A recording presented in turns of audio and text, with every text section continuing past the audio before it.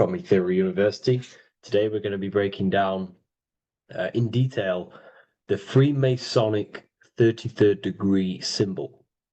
Now, of course, this is a complex symbol, and it's composed of many symbols put together to create a greater meaning. So, as you should know from my previous videos, a bit of context behind Freemasonry, what it particularly is, and I will give you a brief overview before we go into this. It's definitely important to know what Freemasonry is before we break down this symbol, okay?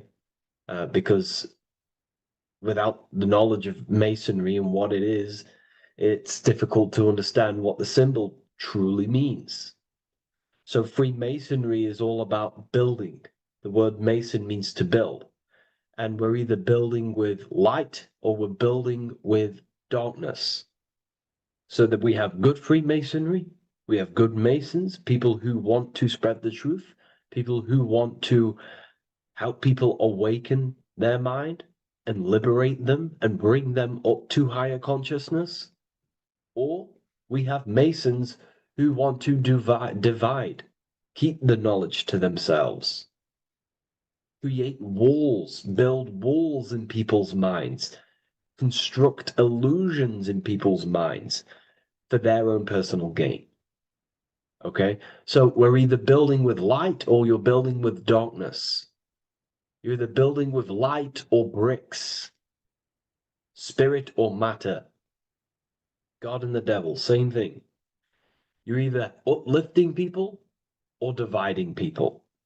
Each and every single one of you is a Freemason. Well, a Mason, not a Freemason, but a Mason. You are a builder.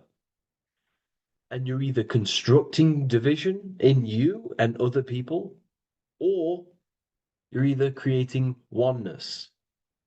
Everyone is doing this. Everyone is building. Everyone is contributing towards the world and building our reality. So Masonry is a craft, and that craft is to craft a better mind and heart, a higher consciousness, a higher understanding of the self, building a higher perception of yourself, getting to know who you actually are, why you are here. Every action, behind every single action, behind every single cause is choice. You chose to be here.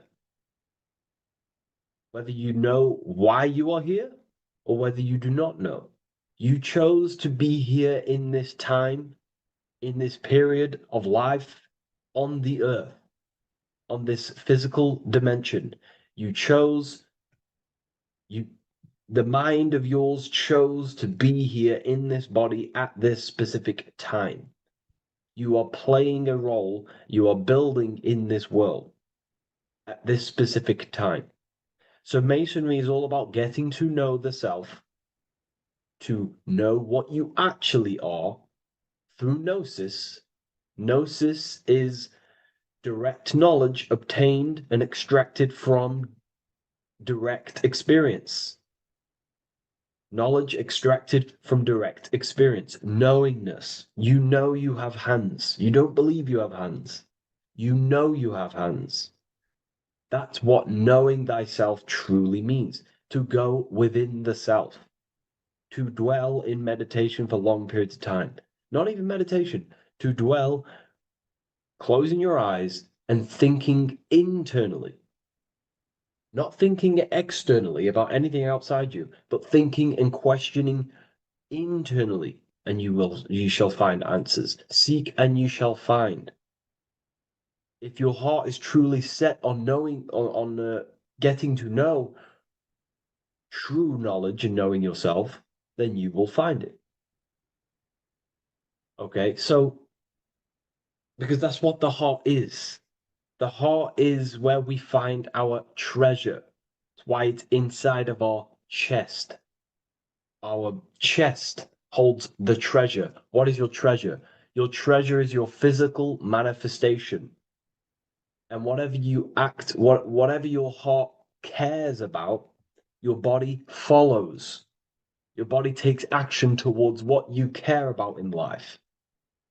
This is why we say follow your heart, because your body follows the heart, what you care about. If you do not care about something, you do not take actions towards it. Whatever your heart loves and has that love energy for, the body follows. If you truly want to become enlightened and truly want to reach higher consciousness, then you will. You truly care for that, then you will find it. You have to go within. Okay, so this is what Masonry is about. It's about going within and finding out your true nature and constructing a higher consciousness by dissolving walls and blockages inside your mind and heart, purifying the self. Because you can care about sick and twisted things. Okay? We can see that in society. People like killing people. It's psychotic, but I know. So we can be corrupted. Okay, so going into this symbol, what does this symbol mean? What is it trying to portray? Okay. Uh, Before we go into this symbol, particularly, uh, we're looking at the Scottish Rite Freemasonry. So we have the first degree all the way up to the third degree is Blue Lodge Masonry. Then from the fourth degree of Freemasonry to the 32nd degree is what we call Red Lodge Freemasonry, the Red Lodge degrees. So again, that is that symbolism of that red and blue, the left and right, masculine, feminine, water, fire. Uh, it's that symbolism again of the two polar opposites of reality, of masculine and feminine qualities, solar and lunar, the left and right hemispheres of the brain, the inner and inner and outer world, the brain and the heart. These are all polarities, okay? Spirit and matter. We have to unify these. But we're looking at the 33rd degree. This is the end of the Scottish Rite of Freemasonry, and it's considered the illuminated degrees. Illuminated. This is when one gets to know the true self, the true knowledge, when one has gone within, mastered the self, got rid of mental blockages, uh, blockages in the heart, purified the self, and they know who they are. They have higher consciousness. And in this breakdown today, I'm going to show you how they have higher consciousness through this symbolism.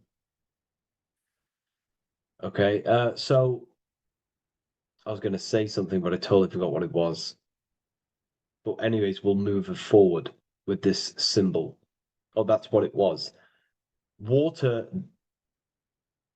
melts, well, ice melts at 33 degrees, symbolizing ice represents solid matter, ego, the physical body, left brain thinking,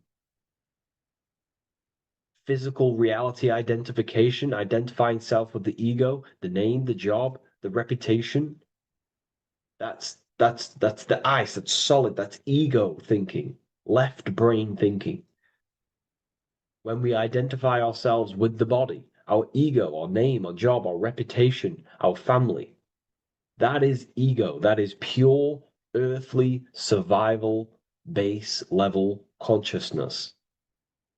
This is the degree, this is the level of state of mind that we need to rise out from and figure out what we are, what you actually are inside you.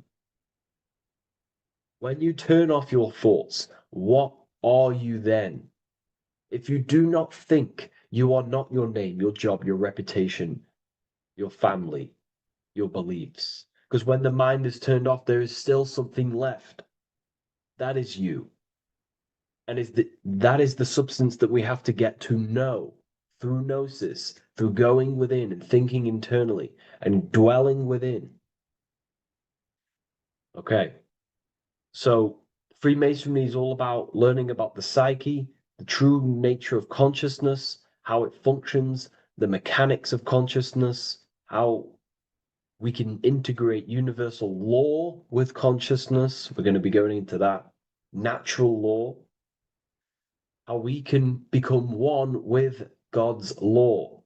We can become one with the universe and integrate universal consciousness into yourself. Okay, so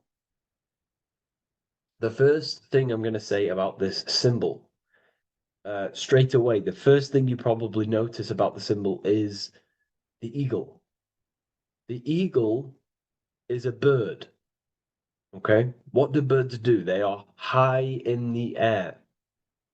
They are above the earth, which represents rising, rising consciousness, rising the mind out of the lower mind, earth-based survival, impulsive, reactive, egotistical mind. And we're pulling us up, we're rising from that. The earth represents that lower base survival consciousness, ego-driven thoughts. And we're rising up. The bird is free. It's free from the earth. Okay? It's free. It's elevated. It looks down upon the earth. So the eagle is a bird which represents higher view of self, a higher understanding of the self. It's elevated. We have a higher view of myself when I reach the 33rd degree. That is what it's showing you. That is what it's symbolizing. Okay? It's above the earth. It is free. It looks down. When you have higher consciousness, you become enlightened. It's impossible not to look down. You do look down on people, but not in a bad way. Not in a bad way. That sounds bad. I understand if that sounds bad, but that's not a bad way. I don't mean that in a bad way or a bad-hearted way. I mean that as when you have higher consciousness, you can see people who are living and dwelling in zombie mode, low level earth based consciousness. They think they're the body, they think they're their name, their job, their reputation, their family. So it represents looking down because I have higher awareness of myself. I know what I truly am. The water is flowing at the 33rd degree. The water melts at the 33rd degree, representing the flowing of consciousness, the flowing of the mind, flowing of light energy entering the body. Because when we reach higher consciousness, when you raise your consciousness, which is just an easier way of saying mastering thoughts, mastering yourself, we no longer give attention to negative thoughts because we understand what thoughts are and why would you let your own mind take away your own power? So again, Freemasonry is about gaining personal power, not in a bad way. Well, it can be used for bad. Gaining mental power, a strong mind. Most people have very, very, very weak minds in this world. Very weak minds. This world is a mental world. We have to gain strength in the mind. It's a mental universe. The stronger the mind, the better your reality. The less affected you are by external things. Nothing external should ever bother you. Okay? uh, so it's about gaining mental strength, mental clarity.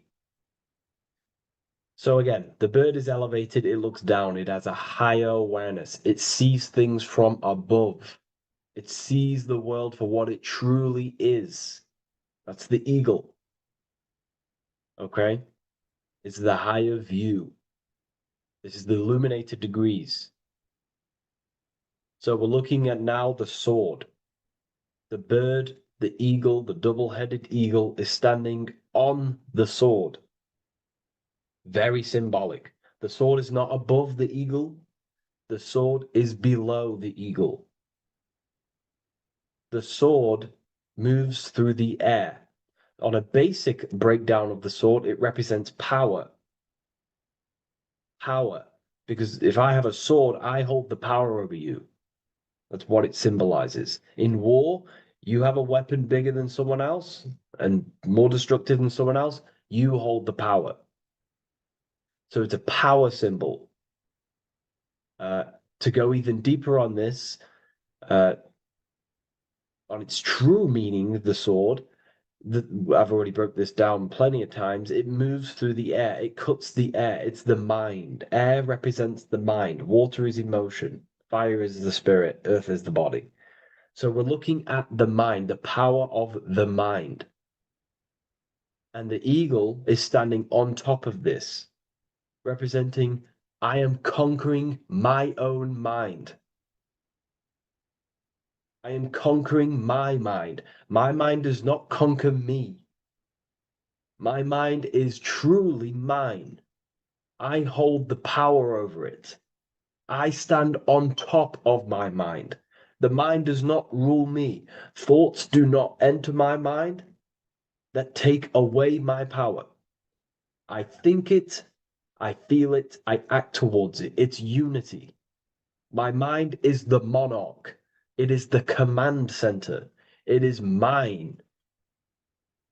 I'm above the mind. That's what it's showing here. I hold full control over this mind. I hold the power. Okay? And I have an elevated view of the mind. The eagle is elevated. It looks at the earth from above. It's the higher perception of the mind. The mind has a higher view of the self. It is conscious. Most people are not conscious. Okay? Most people walk around, they act unknowingly, they don't even know they exist. They don't realize they have consciousness. They think they grew from a monkey. They're born on a spinning ball in the middle of space, and they think they're the body. That is the level of earth-based consciousness. And it's saying, I hold the power. I hold my mind to what I want to direct the mind's forces to. I create with my mind. I carve reality. I shape my reality with my mind and thoughts and my intellect, my communication. Okay? That is what we're looking at here with the sword. It's on top, meaning I control it. When you stand on top of something, you are the top. You are on top of it. You hold the power. You rule over it. When you are the boss of your business, you rule the business. That's what we're looking at here. The sword needs sharpening. It always needs sharpening. You can't use a sword forever. You need to sharpen it. The mind will not stay powerful and strong and and aligned with what you actually want unless you continuously refine the sword. The mind needs to be refined or reminded. If you stop doing affirmations, the mind will fall back to old ways of thinking.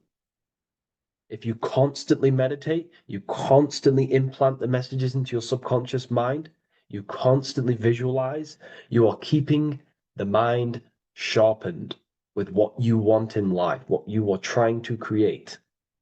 And the mind will continue to think with that power, with them words, with them visualizations. If you fall off, if you stop meditating, you will lose control of your own mind. Okay? This is symbolizing you have to keep on top of the mind. You have to keep control. This is what the world is. The world is like Minecraft. You ever played Minecraft? You're a builder. Okay? What do? You control the man in the world. That's what you are. You need to control this body in the world. It's all about control. You are in a game. It's like Grand Theft Auto. You don't know how to use the buttons. You're going to create chaos, and you're not going to have that much fun in the world in GTA if you don't know how to work the buttons. Same with this world. You are in a world, and you need to learn the buttons of the body, the mind, the soul, the heart. How will these things function so you can actually live a better life and create what you want in the world, aligned with natural law, of course. Unless you want to walk down the path of Satanism. So this is what we're looking at with the sword. Now, moving on, we're looking at this little banner here. This says "God and my right" in Latin. God and my right. What is your right? Natural law is your right. What is natural law? You already know the natural laws. We all intuitively know the natural law. What is natural law? Do good. We all subconsciously, on a soul level, we know to do good. We know to do right. It is wrong to hurt people. It is wrong to control people. What is your natural law? What are the forces that you hold power over, that you have full control over? You have full control over what you think, what you feel, what you act. Thought, emotion, action. If you start to try and control things outside of them three forces, that is now you breaking natural law. If I try to control and manipulate someone else, that is now breaking natural law. I'm going against my inner law. My soul tells me what is right and wrong through emotion.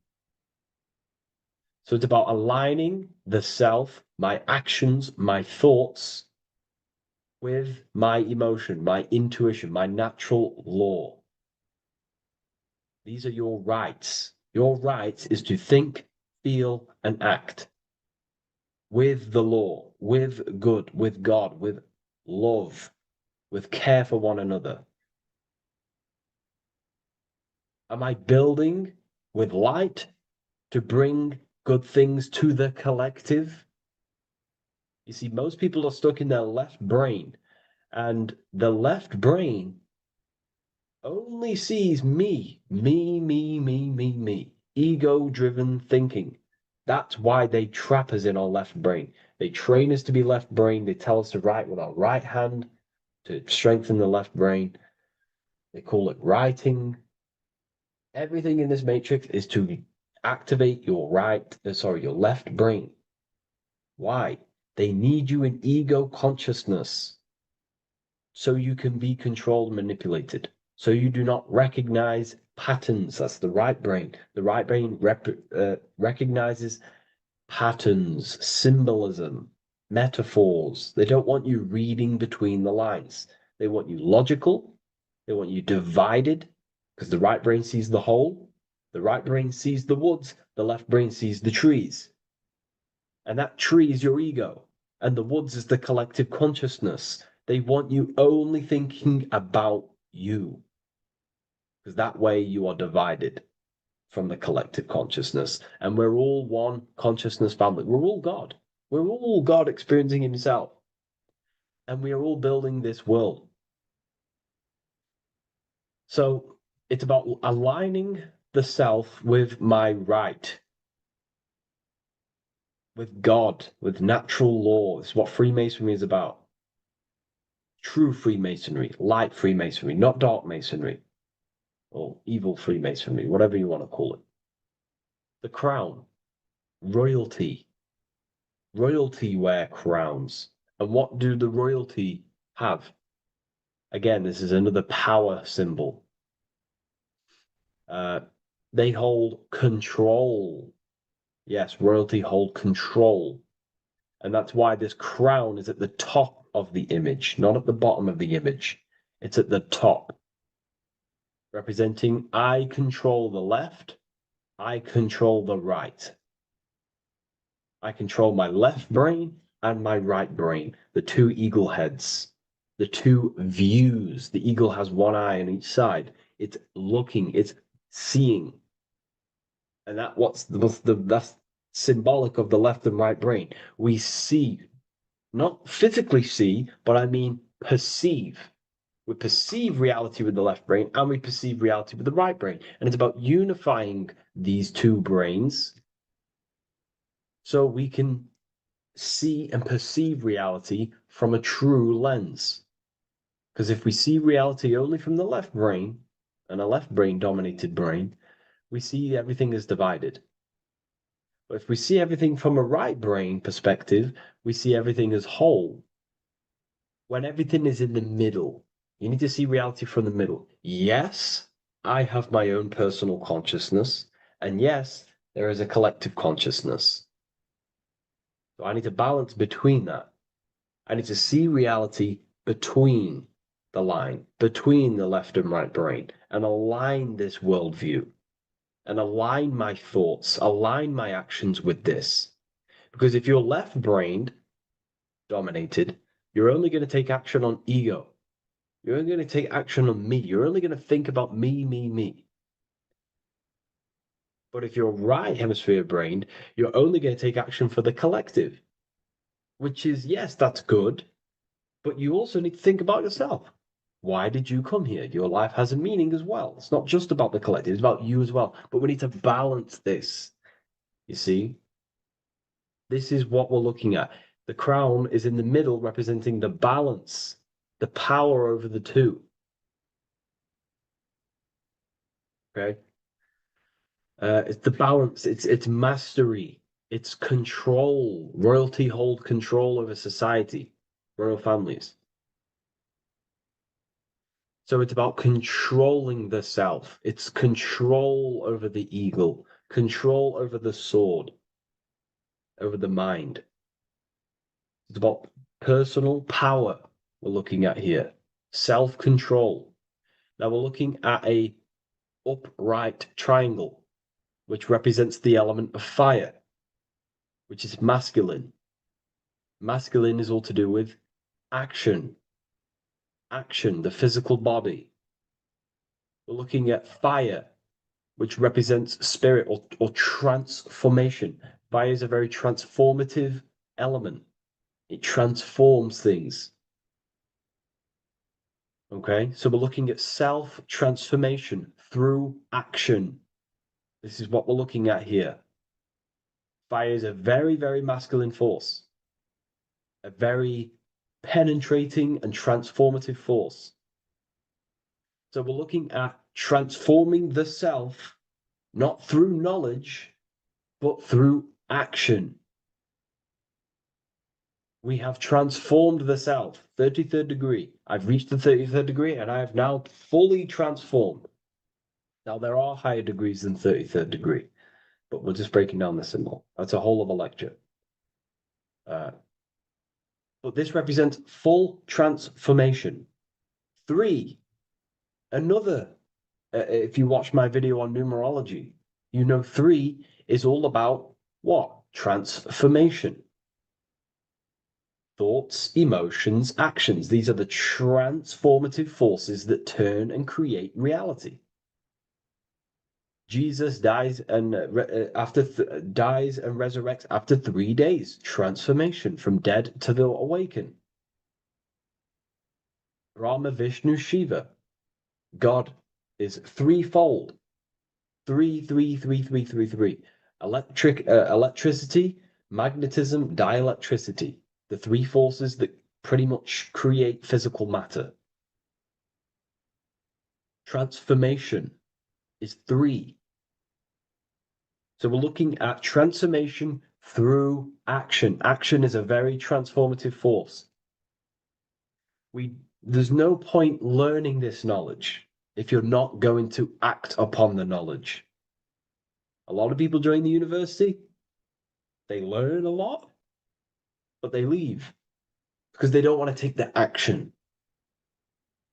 They don't want to do the hard part. They don't want to act towards higher consciousness. They want to dwell in their lower mind. That's fine. That's your path. That's their path. But if you truly want to raise your consciousness, you have to act upon it. You have to actively not take the action. It's about what you do and do not do. Because not doing something is also an action. If you are not participating in the low level pleasures like sex, casual sex, uh, you know, masturbation, going out and getting blind drunk, these are low level pleasures. It's going to keep you on a low level frequency and a low level consciousness. That is also an action, not doing that. It's about what you not do as well, which is very important. You have to act upon it to reach this degree. You will not reach this degree if you have not taken a lot of action towards reaching higher consciousness, reaching self-mastery over the mind, controlling the mind. This is what, again, it's about taking action on actually controlling the mind, controlling the self, gaining your power. Okay? Okay. This is another fascinating part about the eagle head and wings. It also represents the past, present, and future. The crown is, again, symbolic of the crown chakra. This is all to do with knowledge. So we're looking at knowledge of the past, the eagle on the left looking behind, and the eagle on the right looking forward. So we're looking at the crown, knowledge of the past and the future. Looking at your past is very powerful. What has got you, what has led you to this very point in your life? What actions have taken you to this point? And not only you, remember, there is a collective. Remember, you always have to keep that in mind. Every action you take, you have to always align it with the collective consciousness. It's not just you in the world. We have a collective. So, how did you and how did the collective get to this point in life, in this present? How did we get here? How did we get into this mess? Humanity is in a mess, a straight up chaotic mess. And if you think everything is perfect and everything's divine and everything's just, there's some people out there in the spiritual community saying, everything's divine, everything's meant for this purpose. No, there are people actively manipulating and using mind control methods to control this reality. How have we got into this mess? So we have to look into the past to analyze patterns so we can take action now in the present to change the future of the collective and your personal life. That's what we're looking at here. So the eagle looking left is looking in the past, representing analyzing the past, analyzing the actions in my life and the collective life. The actions that led to this mess now, to this state now. And what can I do now with my knowledge to change the future to a better future, aligned with, again, natural law, aligned with goodness, aligned with God, aligned with care and love for one another and the self. So it's all about knowledge of the past and knowledge of the future. And what I can do now to take action, the triangle pointing at the middle, which is the present, what can I do now to change the future? To create a better future, to transform the world. 33, transformation. To transform the future. Okay? This is what we're looking at here with the two double-headed eagles as well. Again, this is more art. This is a lot more complex symbolism here. But again, we have the Earth hemisphere here. And what? The eagle above. It is raised above the earth, above material pleasures, above the material thinking self, above the ego. Not to say we get rid of the ego. We need the ego, but balancing, control, power over the ego, power over the two hemispheres of the brain, power over my past and my future, power over time. What am I using my time towards? Time is your spiritual currency. Okay? It's elevated. It sees things from a higher perspective. It is higher consciousness. We're also looking at the astral body. Birds on a deeper level represent the astral body. So symbols have layers of meaning.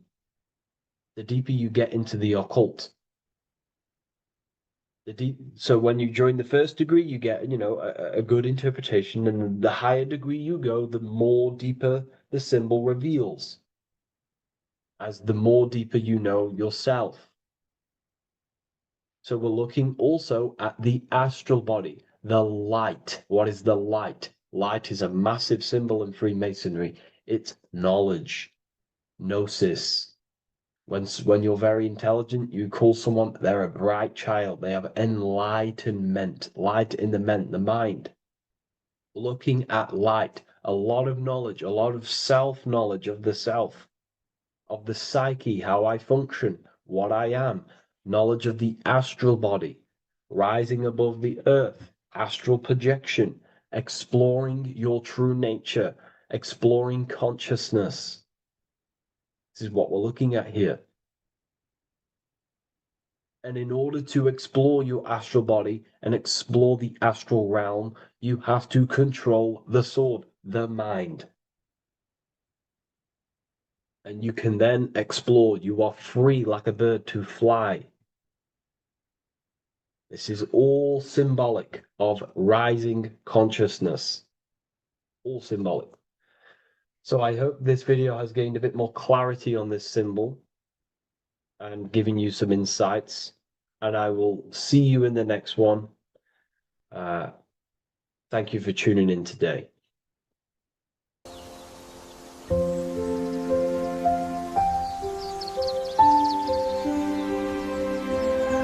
bookofwisdom.com.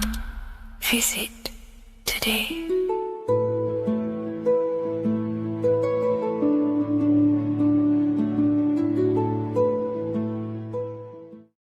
What if God is not watching you every move, not judging every mistake that we make, not deciding in real time who goes to heaven or hell? What if reality does not work through God micromanaging everyone in his creation, but through a law? And what if you are not separate from those laws, but an active expression of them? Once you understand this, everything in your reality will shift. The idea that God micromanages everything and does everything by himself to hold up his creation is illogical. It makes no sense. There are billions of souls and living people in this world. There are plants. There's no way there is an intelligence out there micromanaging everything. If you die and pass on, there's no one waiting in a queue to be judged by God. This is totally, just religion creating up their own version of the Bible or whatever holy book it is. We have to remove that system out of our mind that's being heavily implanted into us. If God were personally judging every soul the moment they died, there would be an endless queue of people waiting to proceed, punish, or rewarded. Reality does not operate like a courtroom with a single judge overseeing every case. Instead, reality operates through systems, through structure, through law. God does not intervene moment by moment. God sets laws into place,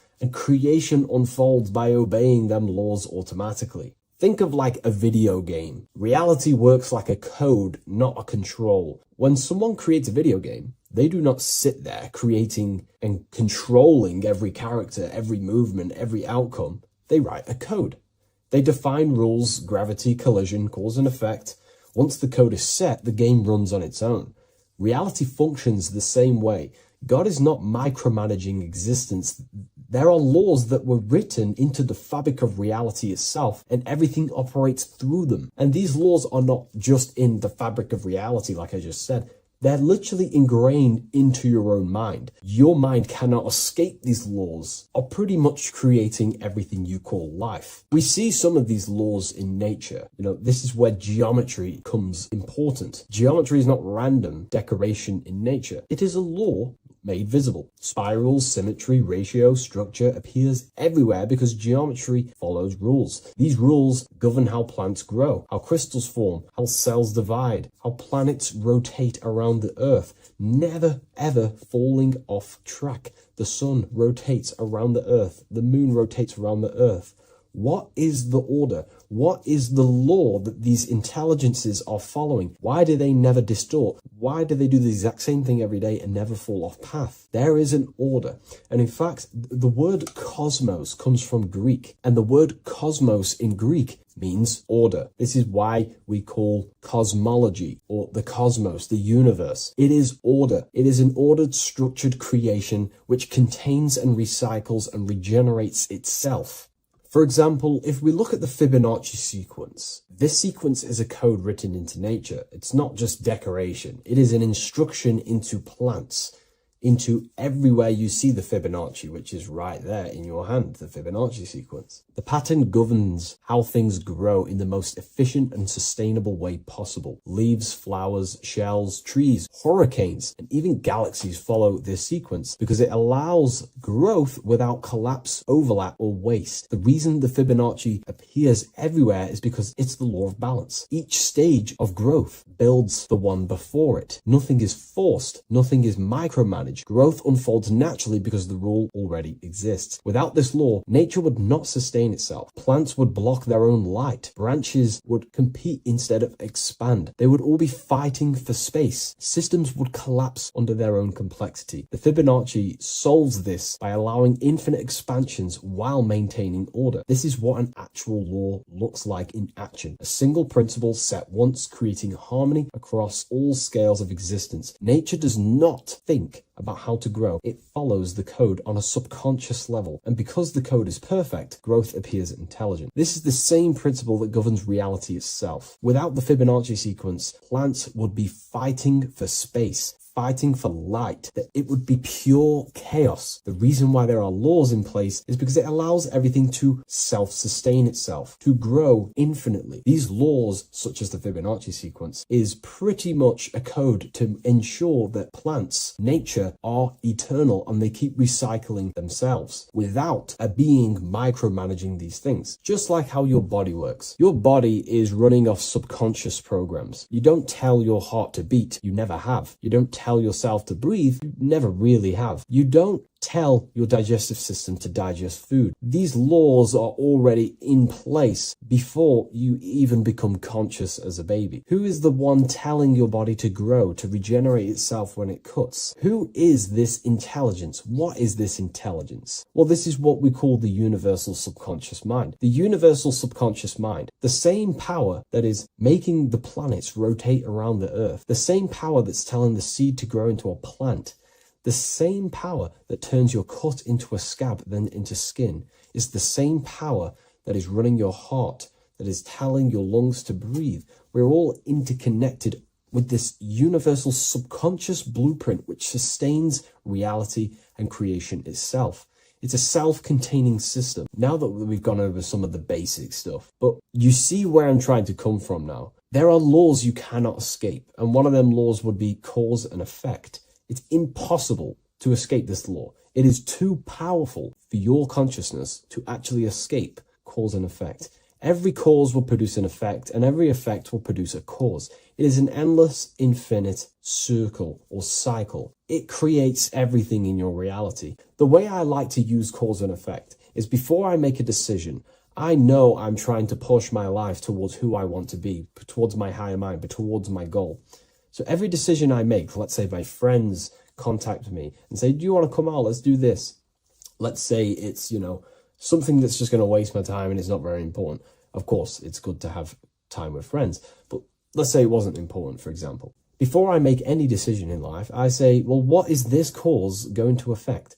Is that effect that this cause I'm about to decide on going to push me towards who I want to be, where I want to go in life, or what I want to achieve? Is it pushing me towards who I want to be?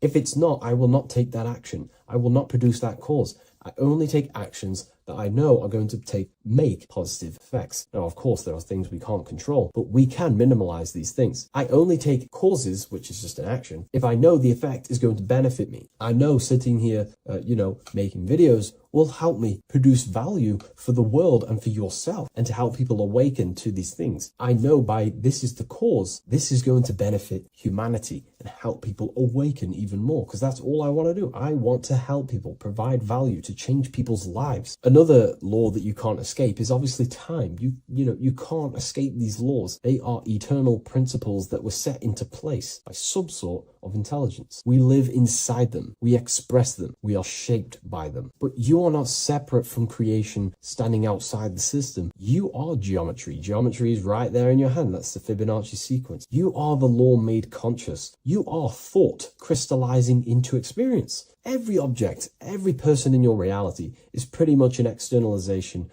of your mind. The friends that you have a similar thought process to you, or they maybe have similar thoughts to you, or similar things that you both like. Your friends are mirrors of yourself. Reality responds to you because you are part of the same structure that governs everything else. Thought becomes action, and action becomes consequence. Consciousness shapes your environment. This is not punishment or reward. It's simply just reflection. It's either punishment or reward depending on how you perceive things in your belief system. Everything you experience is neutral. It's just your mind's perception on whether it's labeled good or bad, because that's what the mind likes to do. It likes to think it's in control. But in truth, if you just observed it without the mind, just with pure awareness, it's neutral. So there are mainly 8 laws that govern your reality, and I've talked about these before in a previous video on my YouTube. This is what creates the seed of life. The seed of life is 8 circles, and each circle represents a law, and these individual circles come together to create a geometric form, which is a flower. So it's symbolic of how nothingness turns into something. When geometry comes together, it creates physical matter. And the reason why they're circles is because circles represent something that is invisible, something that cannot be measured, such as a thought or a law. Anything that is considered spiritual or unseen by the human eyes is symbolized as a circle inside the occult traditions.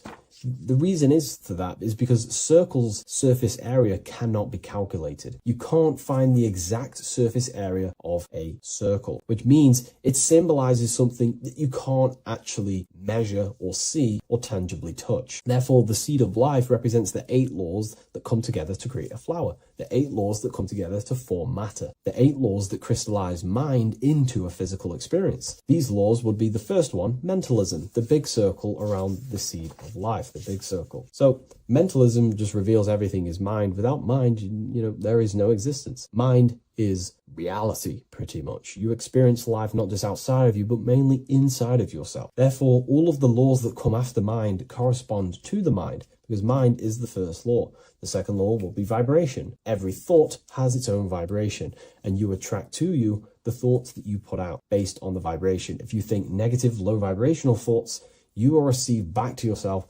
more negative thoughts. If you think positive, you will receive more thoughts. If you think about football, you will receive more thoughts based on that vibration that you put out into the mental field. The third law would be correspondence. Everything corresponds, which means everything is just a reflection of something. Your reality is an externalization and a reflection of your mind. The things that you possess, the things that you've achieved, all comes from the internal mind. Everything corresponds to everything. As above, so below. Your reality is just an externalization of the thought loop that you live in every day, because thoughts work in cycles. 90% of the thoughts we thought yesterday, we will think again today. It's the thought loop that manifests our reality. To change our reality, we have to change our thought loop. And once we change the internal, this will be mirrored in the external, which is the law of correspondence. Fourth law would be gender. Everything is masculine and feminine, conscious and subconscious. These two work together to create your reality. You have masculine and feminine forces of consciousness. Masculine forces of consciousness would be physical actions, willpower, thinking. Feminine forces of consciousness would be intuition and imagination and emotion. These are all aspects of the mind, the first law. The next law would be cause and effect. Very simple. We went over that earlier. Every cause produces an effect, and every effect will produce a new cause. It's an endless cycle. The next law would be rhythm. Rhythm is everything is in cycles, like I just said, day and night, winter, summer. The universe works in cycles.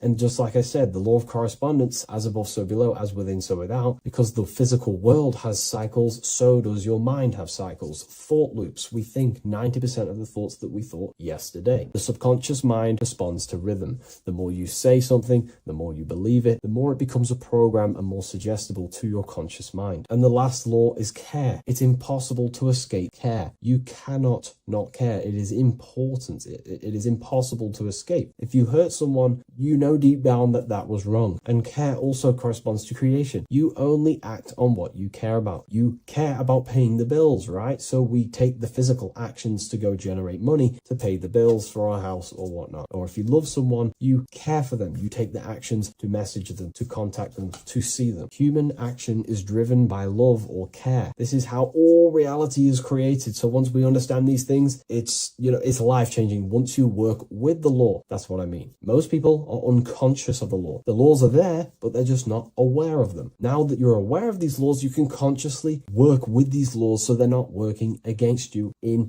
so you can actually make these things and work them in your favor. So let's go into heaven and hell, because there's a massive debate. Now that you understand that you are the laws, you are crystallizing reality, not just in the physical, but in the spiritual dimension, in the astral plane. It's the exact same laws. The law of correspondence reveals as above, so below. Your reality is a reflection of your mind. Everything is a reflection of you. That doesn't mean that other people don't exist. I mean, the way you view other people is through the lens of your mind. You perceive what you have in your mind, your beliefs, your traumas, your memories. This is where heaven and hell are misunderstood. No one is sent anywhere by force. There is no external authority dragging souls into destinations. Consciousness determines the environment that you are in. Environment, it's mental. As above, so below. When the body dies, consciousness withdraws from the physical technology of the body. The simulation of the physical world is no longer being ran by your brain. I mean, your consciousness will go into the astral plane, which is the realm that just sits above the physical plane, which is the realm of imagination and desire. The environment that you go to in the astral plane directly corresponds to your state of thought and your emotion and your desires. If you desire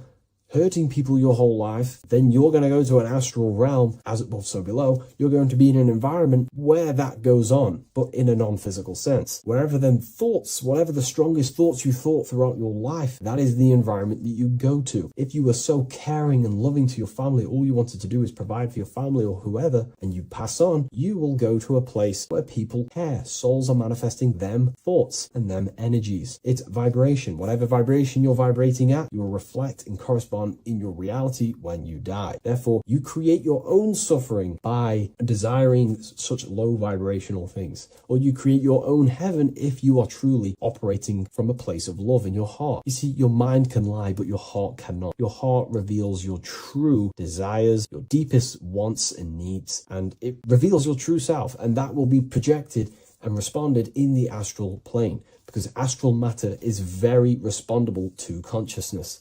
The physical plane is not real. It takes a longer time for things to be manifested in the physical plane. But in the astral plane, whatever you think, whatever you desire, it instantly corresponds to your reality there. So God does not micromanage everything. The law does not judge, it simply reflects. The universe is made of laws. The Emerald Tablets of Thoth even mentions this. He says, the search for the laws that governs man's life are an eternal mystery. Man is always forever searching for the laws that govern his existence. This understanding now changes everything in your reality. It removes fear-based control, it removes blind obedience, and it returns responsibility to where it belongs, to you, your consciousness, yourself. You are not being watched, you are not being mirrored. Reality is not punishing you, it is responding to you. Once you understand that God works through law, not micromanagement, you stop waiting to be saved, judged, or condemned. You realize something far more powerful. You are not separate from creation. You are participating in it. You are the universe. experiencing itself. What a fabulous video, and I really enjoyed this today. Please leave a like, comment, and share on the video, and I'll see you all in the next one. And if you wish to get this book, there is a link in the description. Have an amazing day, everyone. Take care. Welcome back, everyone, to another video.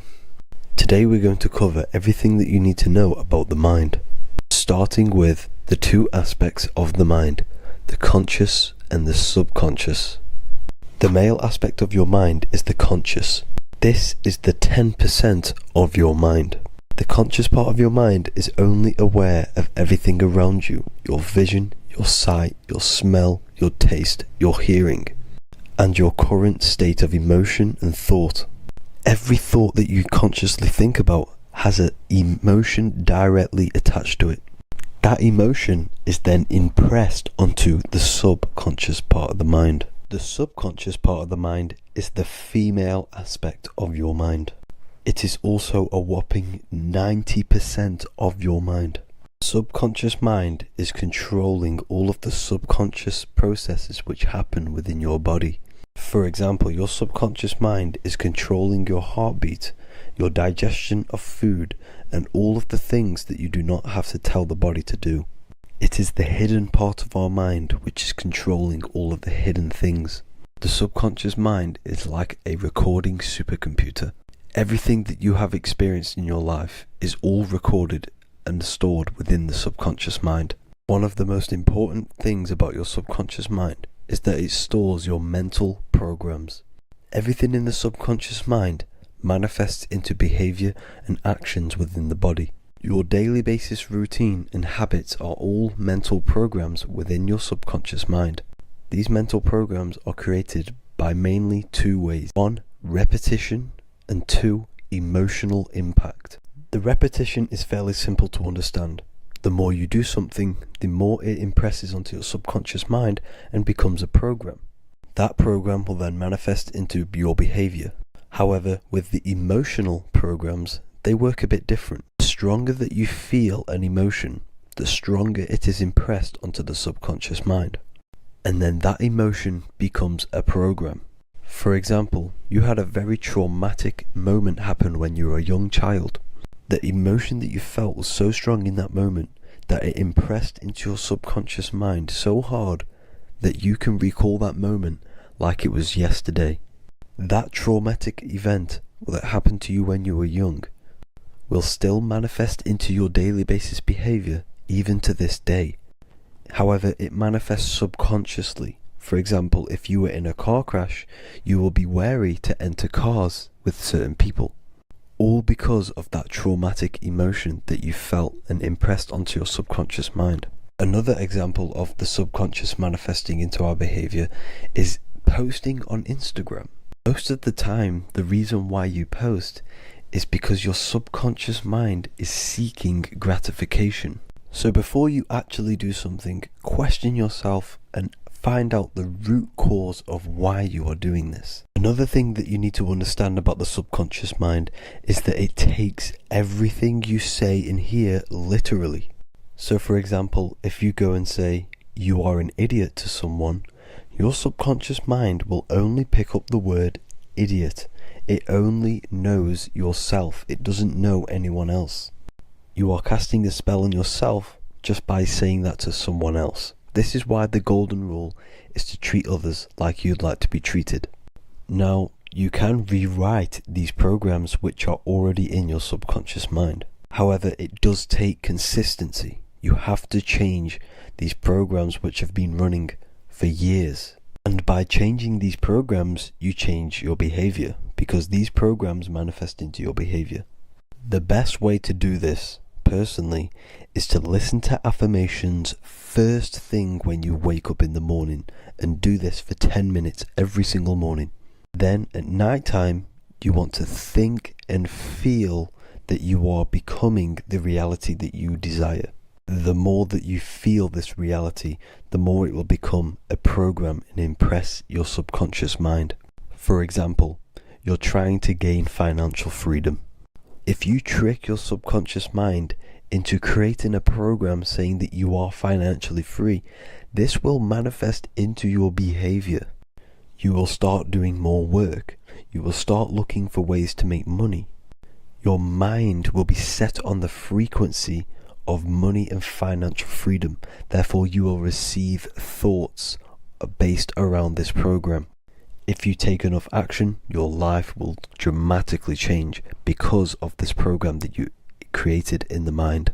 This is why we call it a mindset, because your mind is a frequency tuner which sets its frequency onto different thoughts, because thoughts are frequency.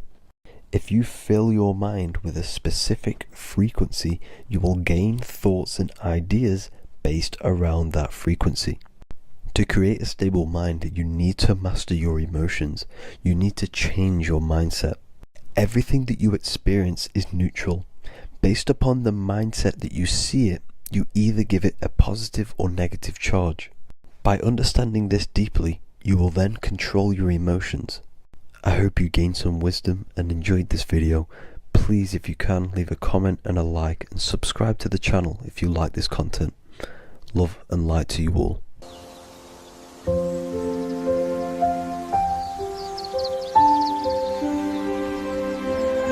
bookofwisdom.com. Visit today.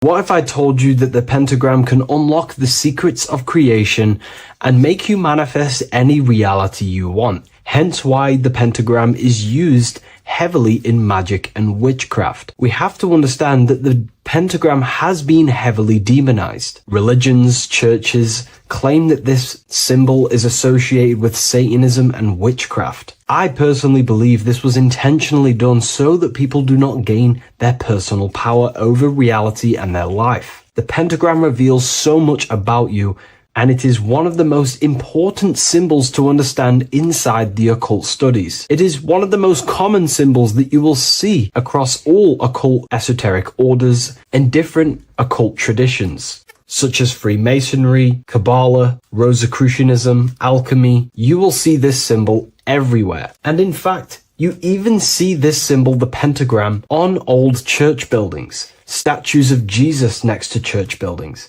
You will see this symbol used by Christianity itself, which is very contradicting about the church. But I'm not here to tell you to think anything.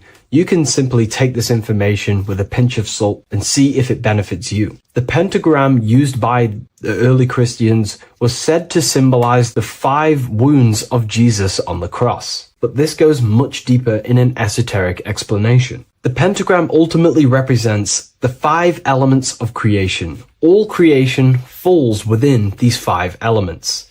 We have spirit on the very top, then you have air, water, earth, fire. This is the correct placement and order of the elements. Air is always on the left, water is always on the top right, earth very bottom left, fire bottom right, and spirit placed on the tip point of the pentagram. It's a 5-pointed star drawn with one continuous line. But this actually reveals much deeper things, and we're going to be going into how to use this symbol for magic and creating your reality towards the end of this video. But now we're going to give you a basic understanding of the pentagram. It's showing you the 4 physical elements symbolized as triangles and spirit symbolized as a circle. The 4 physical elements are made out of the base element, spirit, or what the ancients call ether. Ether is the underlying base of all physical matter. This is the substance that animates physical matter with life force. All physical matter has its origin in the etheric substance, or spirit, what we want to call it. It is simply the life force that animates the physical thing.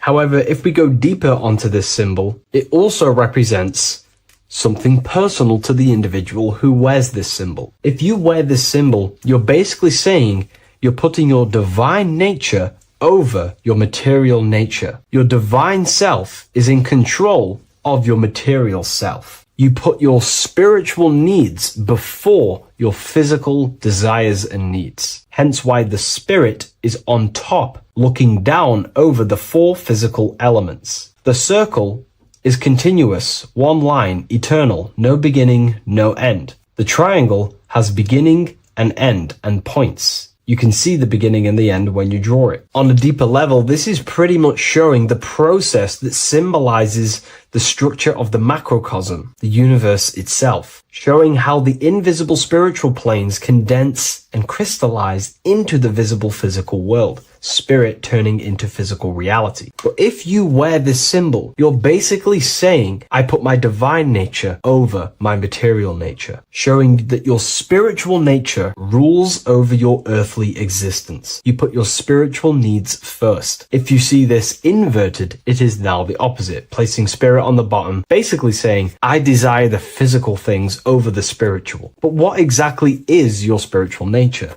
Well, your spiritual nature is simply your internal self. You chase things that are immaterial, such as knowledge, love, experience, expansion, gnosis. These are the qualities of spiritual things that the spiritual person likes to chase and desire, instead of desiring the things that are temporary in the material world and never actually lead to fulfillment. True fulfillment is by chasing spiritual things. God, the nature of creation, the self, gnosis, knowledge. But if we go even deeper, this symbol ultimately represents how reality is created. Hence why this symbol is heavily used in Kabbalistic magic and so-called witchcraft. We are all magicians. Each one of us are creating reality. There are just certain ways you can actually create reality by becoming conscious of them. By becoming conscious of the elements and the qualities of the self that actually create your experience in your life in the present moment. If we look at the pentagram, we see that when you draw a pentagram, it is one continuous line. It is one expressed in 5. The order of the elements are very important. Spirit at the bottom, fire at the bottom right, and so on and so on. Because this is showing you the descent of the spiritual into the material, the invisible crystallizing into a material reality. As you can see when you start to draw the pentagram, you see spirit at the very top. You're descending down to fire. Fire is the closest element to spirit. Hence why in magic and witchcraft, people like to use candles. So you're descending first into fire, then into air, then into water, then into earth, then back into spirit. Because of course, the cycle of creation unfolds itself. When you die, you return back to spirit, and then you reincarnate yourself back into physical reality if you wish and desire to. Everything is under this process of matter spiritual. In the daytime you wake up, you're in your material body. When you go to sleep, you enter your astral spiritual body. Everything's in this continual process, renewing itself in spiritual, then material. But the reason why this is associated with magic so heavily is because each one of these elements corresponds to a different body of consciousness, a different vehicle of consciousness. Consciousness has many different vehicles it uses to create the tangible self, the physical reality. For example, consciousness has a spiritual nature. The spirit element in this case symbolizes the emanation, the descent of the one power, the one force that we are all using. Each one of us is using this one power, the power of the source consciousness,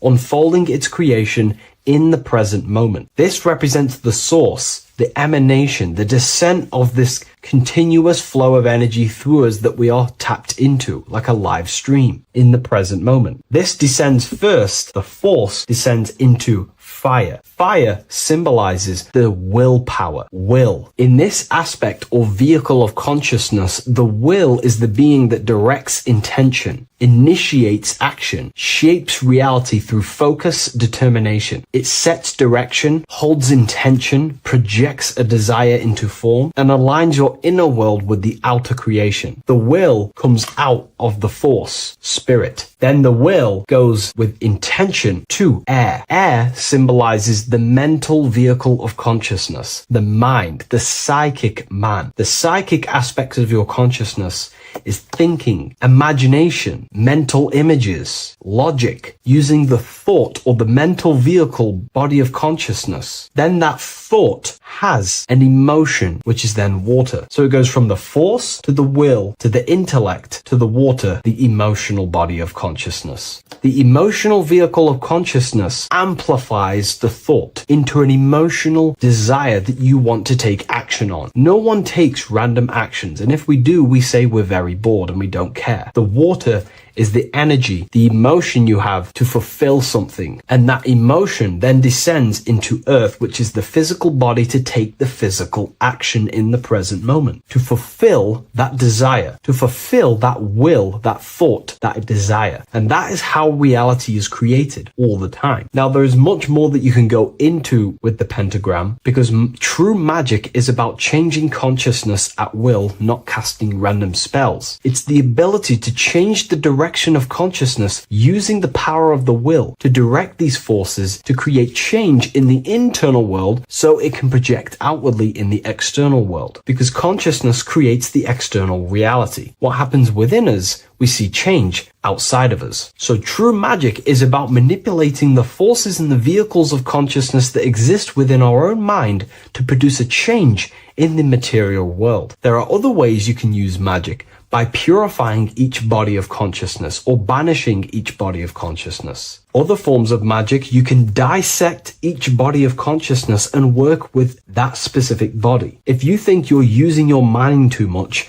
you can start using banishing rituals to banish the power of the mind, to stop overthinking, for example. Or if you have lack of emotional connection with your emotional vehicle of consciousness, we can dissect this body, tap into this body, and invoke this body and strengthen it. We're dissecting each body and vehicle of consciousness so we can work with it to create a specific change inside ourselves, then to be mirrored outside of us. So pretty much this pentagram represents the descent of the spiritual turning into a material reality. Hence why sometimes we see a human figure standing in the point of a pentagram, because it ultimately represents the microcosm. You are the microcosm. You represent the entire process of spirit into matter, the invisible into the visible, the formless into form. The pentagram, drawn in one unbroken motion, captures this divine act of creation, showing how consciousness flows downward through the elements or the vehicles of consciousness to bring forth the material reality. The Book of Symbolism will teach you all about this. It was released November 17th. A lot of people have taken advantage of this. You also gain a free ebook with this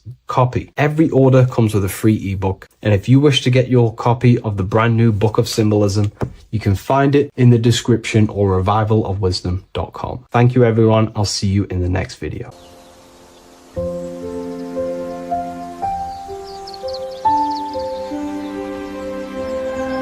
bookofwisdom.com. Visit today.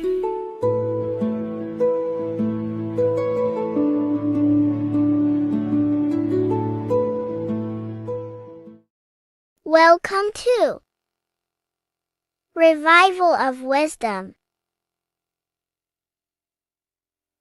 Welcome people, we're back with another video. Please make sure to hit the like, the subscribe button, and turn on notifications to never miss a video.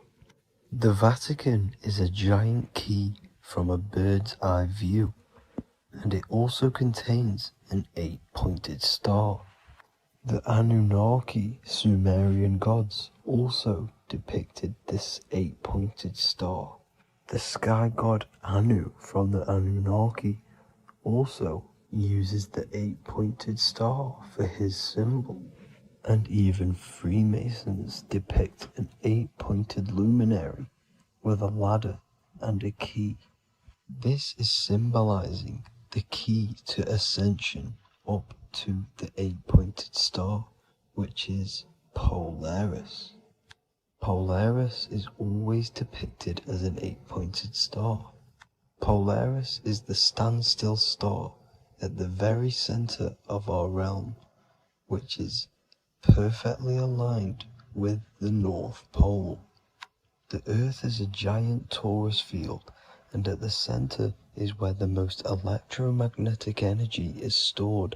This is why all compasses point to the north. Hence why a compass is an 8-pointed star, because it points you to Polaris, which is the North Pole. the center of this realm. The 8 points of the 8-pointed star symbolize the 8 points in space and time. So yes, Polaris is the portal which you ascend through if you outgrow this consciousness by aligning your chakras. Our earthly realm is a macrocosmic reflection of us, and we as humans are the micro reflection, with the earth containing its 7 chakras as well as us. The North Pole is the 7th chakra, which is the crown chakra. So the key to ascension is held by the Vatican, hence why it's a giant key, because they mislead the masses through their religions, which teaches the masses to look outside of themselves. As stated in the 20,000-year-old emerald tablets, written by the Egyptian god Thoth. On earth man is in bondage, bound by space and time to the earth plane. Encircling each planet a wave of vibration binds him to his plane of unfoldment. Yet within man is the key to releasement. Within man may freedom be found. So the 7 planets are associated with each 7 chakras. The lowest chakra being the root chakra, which is associated with Saturn. This is why the elites love Saturn and reflect it in all of their symbols. Because the chakras are an ascension of spiritual principles, starting from the material and ascending up to the spiritual, the crown chakra. However, evil love bondage, and they are trapping souls in the physical realm by stopping and provoking the ascension process. They do this by abusing the energy of Saturn, and Saturn is associated with the lowest chakra. The lower 3 chakras are associated with survival mode, which keeps the consciousness in a constant state of fear and only aware of its surroundings. Once you start to ascend up your chakras, you become more consciously aware of spiritual deeds. And this is the process of returning back to your true spiritual form. Going back to Polaris and its connection to ascension, Kanye West symbolizes this on his music video 24. As you see him rise up into the sky, you see an 8-pointed shape around him, which symbolizes the 8-pointed star, as you see the beam of light. And even NASA symbolize this in their Space Delta logos, a bear holding a key with an arrow up to Polaris, the 8-pointed star. Here's another NASA logo of an arrow from the Earth to Polaris. The series Lock and Key on Netflix is all about portals and doorways, and they have the Kundalini energy as one of their keys. Kundalini energy is the energy which rises up the spine, the 33 vertebrae, and activates the third eye. The third eye is the spiritual gland, which connects humans to other spiritual realms. We are not the body. Our spirit, our soul inhabits the body. We exist physically, spiritually, and mentally. Therefore, we are multidimensional. The intellectual and spiritual inhabit the body. Therefore, this is just an avatar within this timeline. However, within each and every one of us, we all have the key to releasement, as says in the Emerald tablets. This releasement is ascension, up until higher states of consciousness. As stated in the Emerald tablets, man is in process of changing to forms that are not of this world. Grows he in time to the formless, a plane on a cycle above, and another one saying, man is a flame bound to a mountain, but we in our cycle shall ever be free. Know ye, O man, that when ye have progressed into the cycle that lengthen above, life itself will pass to the darkness, and only the essence of the soul shall remain. That's it for this video. I hope you all enjoyed. Please feel free to leave a like, subscribe, and comment any subjects you want me to talk about. God bless you all.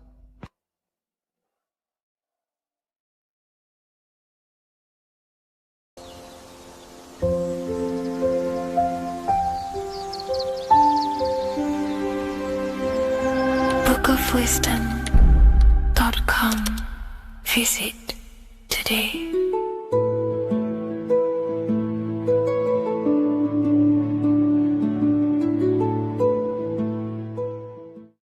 666 is a code, and this code needs to be broken down to fully understand what 666 truly is. In an esoteric view of 666, it represents a state of consciousness, a way consciousness functions within the individual. Now, if we look at the Bible in Revelations, it says that the mark of the beast, 666, is going to be placed on the right hand or on the forehead of an individual. The forehead symbolizes the mind, while the hand represents action or behavior. The forehead represents a belief or a mindset, a way consciousness functions. Therefore, the mark of the beast is not something external. It is actually a way consciousness functions within the individual. But the code reveals the darkest secret about 666. 666 is 3 sixes. The number 6 in esotericism and occultism represents the cube, because the cube has 6 sides. And the physical dimension, everything has 6 sides. Up, down, back, forward, left, right. Everything is 6-sided in this 3-dimensional world. The body is the cube itself. It is the number 6. And the number 6 is the number before 7. 7 is a divine number. It represents divine perfection, as there are 7 functions and cognitions of the mind, 7 energy centers along the spinal column, 7 major planets for the 7 days of the week, 7 days of creation, 7 visible light spectrums, colors. The number 6, therefore, is often understood as imperfection, as the body is imperfect. The physical form is imperfect compared to our divine spiritual nature. But let's decode the 666 code properly so you can understand this. Now you understand that the number 6 represents the material 3-dimensional world, or the physical body of consciousness. We can then look at the number 3, because there are 3 sixes. The number 3 represents the 3 ways consciousness functions. Consciousness thinks, consciousness feels, consciousness acts. We have a mental body, an emotional body, and a physical body. Most people confuse these things to be all one. They think their mind is their emotions and their mind is their brain, and they interlock all of these, but these are actually 3 different bodies of consciousness. Consciousness has many vehicles or bodies it expresses itself in. So the 3 ways that we ultimately create our life, the 3 ways that shift our reality, and the 3 full things that we have full control over are our thoughts, emotions, and actions. If you try and control anything else other than these 3 aspects of life and consciousness, you are then breaking natural law. If you try and control someone else, you are then breaking their will, their natural rights. These are the 3 things you have full control over: your mind, emotions, and your body. Therefore, the number 3 represents the 3 ways that you express consciousness in this life or reality. And the number 6 represents the material body. 666 is the mark of the beast. Therefore, the mark of the beast could be a state of consciousness where your thoughts, emotions, and actions are all directed towards the physical, material 3-dimensional world, leaving no room for true spiritual connection with your higher self, no divine connection to the source or God, giving no attention to your true internal nature, to the self inside the mind. All of your thoughts, emotions, and actions are directed only for physical pleasures, for materialism, for status, for egoism, leaving no room for connection with the divine. And this is the mark of the beast. When people's minds become so obsessed with materialism, chasing desires for the material things, they disconnect themselves from their true internal nature. And we can see this today. People are becoming so obsessed with materialism, money, becoming rich, whatever it is, they're gradually losing connection with their internal self. They think that they are the body. They think that they are these five senses. But ask yourself, if I remove my thoughts, if I turn off my mind, who am I then? Because who most people think they are is a bunch of beliefs in their subconscious mind. Their name, their job, their reputation, their friends. If you remove the mind and no longer think, who are you then? The observer, the pure awareness, beyond the mind, the body, the emotions. That is your true nature. You are the internal thinker. And when that internal thinker becomes so attached to the external physical body and does everything in its power to think, feel, and act only towards the material things, you become disconnected to your true powers, to your divine nature, to literally God. If you don't want to become the mark of the beast, then have balance. Now, I'm not saying materialism is evil. Chasing material things is wrong. Not saying that at all. We all have a different views. But me personally, I like to have balance. Yes, I love reaching goals. Yes, I love living the best life possible for myself, materially. But I also make room for my internal world. I train my mind to have self-mastery of meditations. I try and lucid dream and astral project as much as I can. And I try and perfect my thought processes and my internal world as much as possible. So I live a truly balanced life between my inner self and my outer self, which is what these two pillars, Jachin and Boaz, represent, the inner and outer world. And the middle pillar in the middle represents the unity of the inner and outer world, living in balance. Or you see a person standing in between them, they represent the middle pillar, or a ladder. This is all symbolic of living in balance between the inner world of consciousness and the outer world of consciousness. Yes, this is Freemasonic artwork. You can learn a lot from their artwork and symbolism, but I hope this brings a bit more clarity about the number 666 and the mark of the beast. Please leave a like, comment, and subscribe to the YouTube channel if you want to see more. And one last thing, the Book of Symbolism has finally been accepted on Amazon, so you can now order this on Amazon in pretty much any country.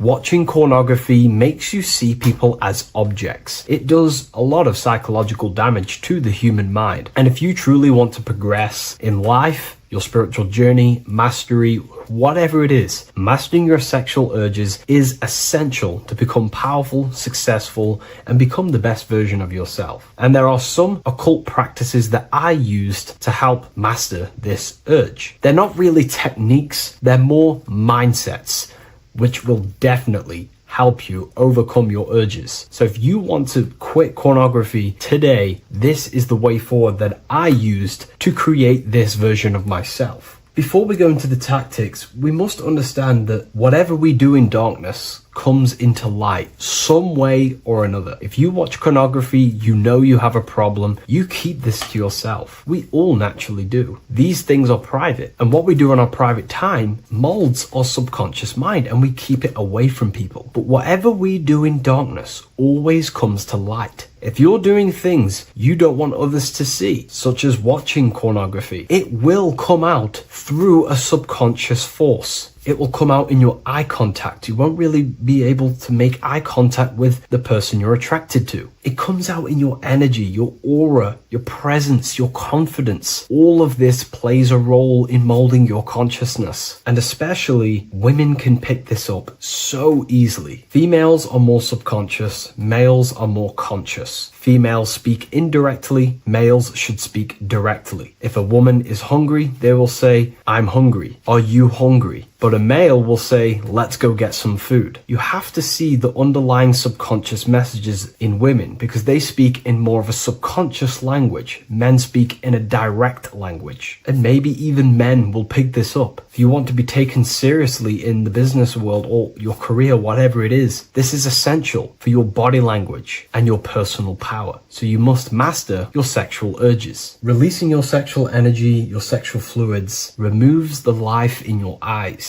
A lot of people get dark bags underneath their eyes. I used to have them years and years ago. My eyes were always half shut. There was no life in my eyes. But as you purify yourself, the life and the energy comes back into your glaring eyes. The first tactic on mastering your sexual urges is understanding that thoughts produce emotions. Whatever we think about inside of our mental body directly corresponds to what we feel in our emotional body. What we see here is a piece of alchemical artwork showing you the light of the mind shining down into the heart. This represents the mental body with the clouds. This represents the human heart, the emotional body of consciousness. What we think about, if we think about sex, or if we watch things that are stimulating to us on Instagram, TikTok, that thought goes into the mind and the feeling gets then produced in the heart and the body becomes aroused. What we think inside of our brain becomes emotional energy in our heart. As above, so below. And what becomes in our heart is what we take action on. We take action on emotion. Human action, human behavior pretty much comes down to what we feel. We only act on what we care about or what we love. If you love that feeling of watching pornography, that is the reason why you're taking the action. So keeping this in mind at all times is very important in your journey of self-mastery. What you think is what you feel, and what you feel is what you act upon. Remove stimulations that can possibly produce that thought of watching pornography. Unfollow the people. Purify your environment so these thoughts do not enter your mind. And if you do become stimulated, remember, thoughts produce emotions. Change your thoughts. Think about something else instantly. The more you think about it, the more you feel, and the easier it is to take action upon it. And the second tactic that I say to myself is that it's all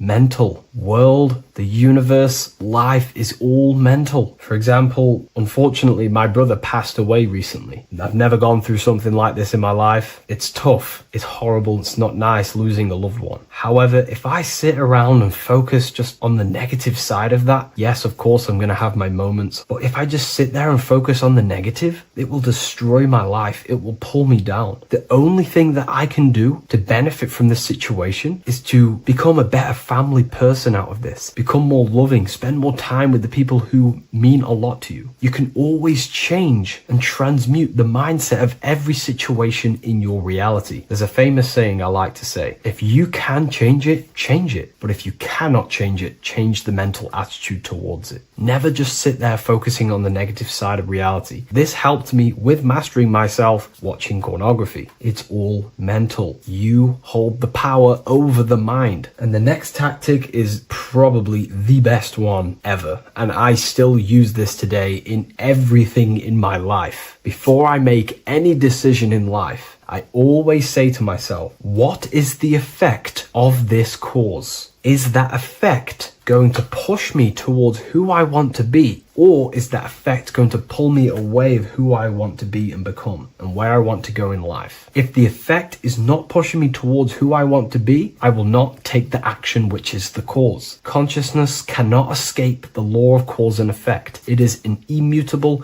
inchangeable law that is governing your consciousness and your mind. You have to keep this law in mind because it is the law that is creating and crystallizing your reality. Any decision you make, what is the effect of this cause? The law of cause and effect is a force that you cannot escape. So you have to work with this law and become conscious of the law. So before you do take the action, what is the effect? Is watching pornography going to push me towards who I want to be and where I want to go? If it's not, do not take the action. That's where willpower comes in. You can do little exercises for willpower, meditation for 30 minutes of not thinking. You can do rituals that strengthen the connection to your mind with your willpower. At the end of the day, the willpower is the most essential force in the consciousness. Another thing is remove any music that talks about it. Even the words will be producing thoughts in your mind. What you feed your consciousness is ultimately what you project back outwards. Don't listen to the rap music. Don't listen to any music that talks about it. Try and remove this from your environment. These tips that I've given you don't just work in quitting pornography. These work in every aspect of your life, and they will dramatically change your life if you become conscious of them and actively use use your mind. Don't fall under the spell of becoming unconscious. Never act unconsciously. Never think unconsciously. Never feel unconsciously. Stay on top of your mind. Be the observing eye in your mind. Never fall unconscious. Of course, we all need to sleep, but I mean in the waking times. And this is why learning about yourself or consciousness is essential for every aspect of life. Business, your career, money, whatever it is. Whatever you're doing in your life comes down to understanding human consciousness. And that's why I wrote these books, so you understand yourself, so you gain your understanding of the functions of your own mind, body, emotions, and how you are creating reality. That's why I wrote the book of symbolism, because symbols are not just symbols. These symbols represent forces and aspects of the human psyche themselves, and they are veils, they are keys that help you remember and become conscious of what has fallen unconscious in your mind. We're simply just becoming conscious of what we are unconscious of, and becoming conscious of them and using these powers. You want to take your life to the next level? Feel free to get the book of symbolism. I'll leave a link in the description. Take care, everyone.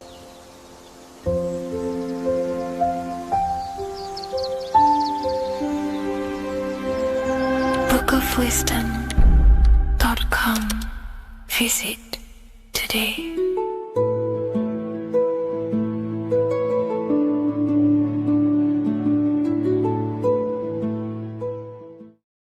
You're living in 4 planes of existence right now, but most people are only aware of one. And that's why they feel lost, disconnected, and stuck in cycles they can't explain. If you don't understand the blueprint of reality, you'll keep trying to fix the physical, while the real causes lie in the unseen dimensions that you have direct access to. You must understand is that the universe only exists in the mind. Everything is a projection of consciousness. Therefore, consciousness produces everything. Our internal world is consciousness. Our external world is this physical body, physical world. Everything is an externalization of consciousness. For example, this was a thought. Now it's made physical. But before this was invented, it was existing in someone's mind, in consciousness, invisible. Then it was made manifest, made physical. So everything in this physical plane is the effect. The cause is consciousness, mind, the mental plane. So now I'm going to explain these different dimensions of consciousness. You don't just exist in this physical plane. The physical plane, in fact, is the lowest plane there is. It's the illusionary plane. So first of all, we have the Buddhic plane.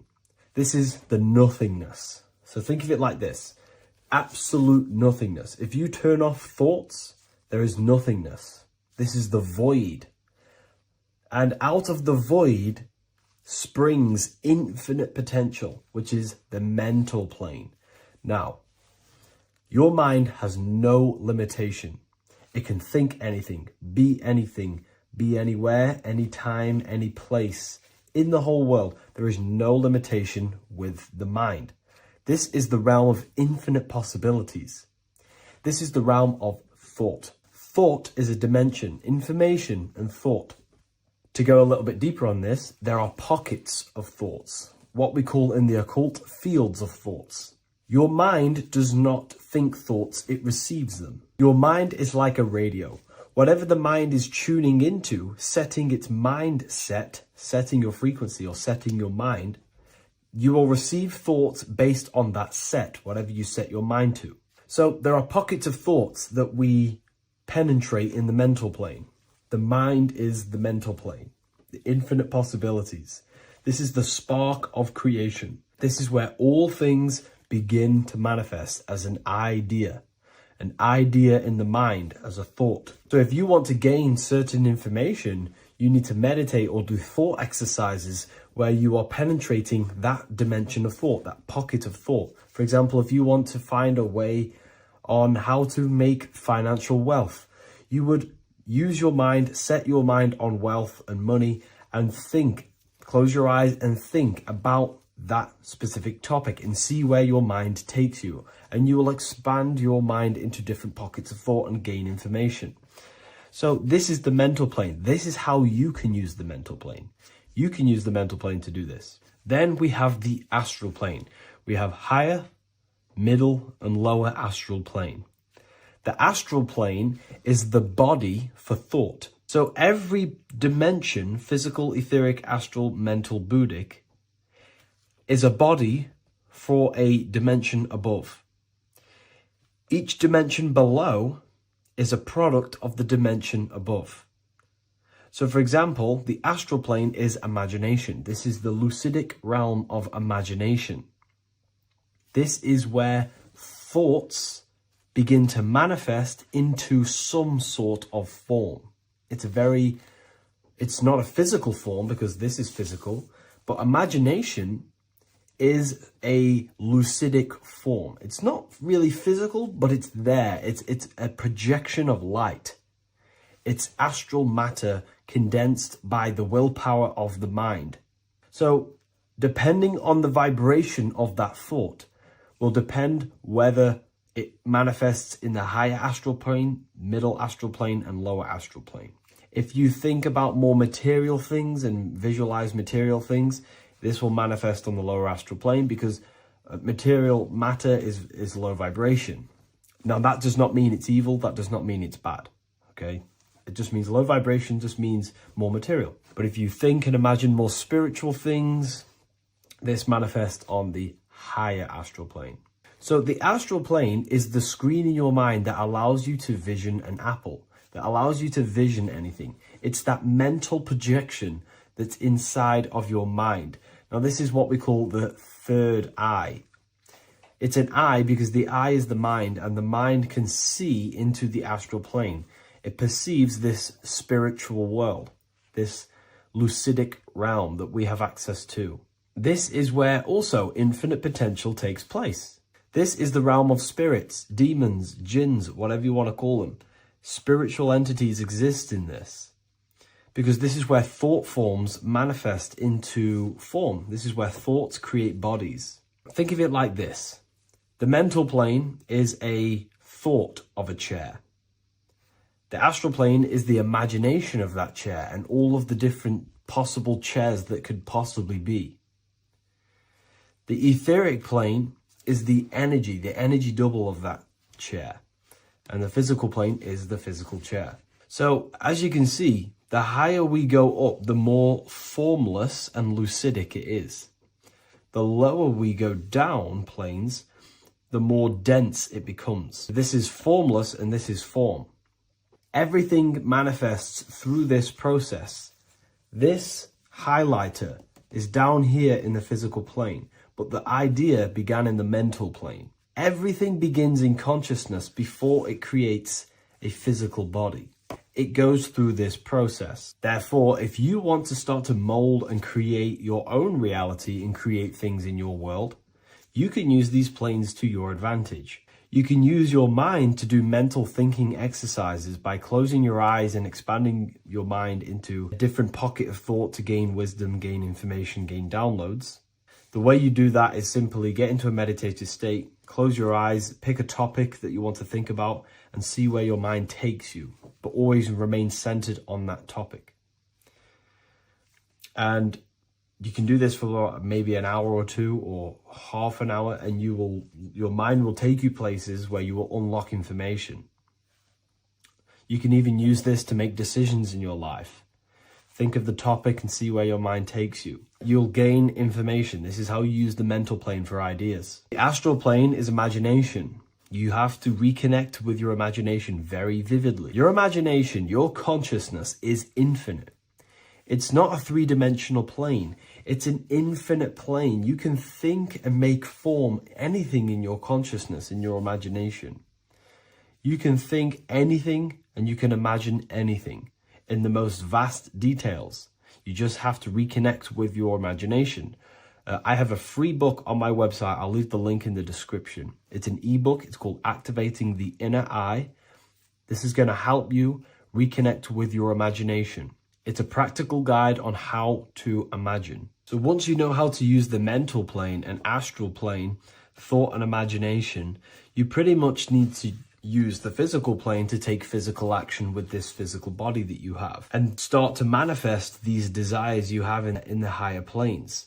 Now, it's very important that we master the mind because the mind is the very fabric of reality. We become what we think about.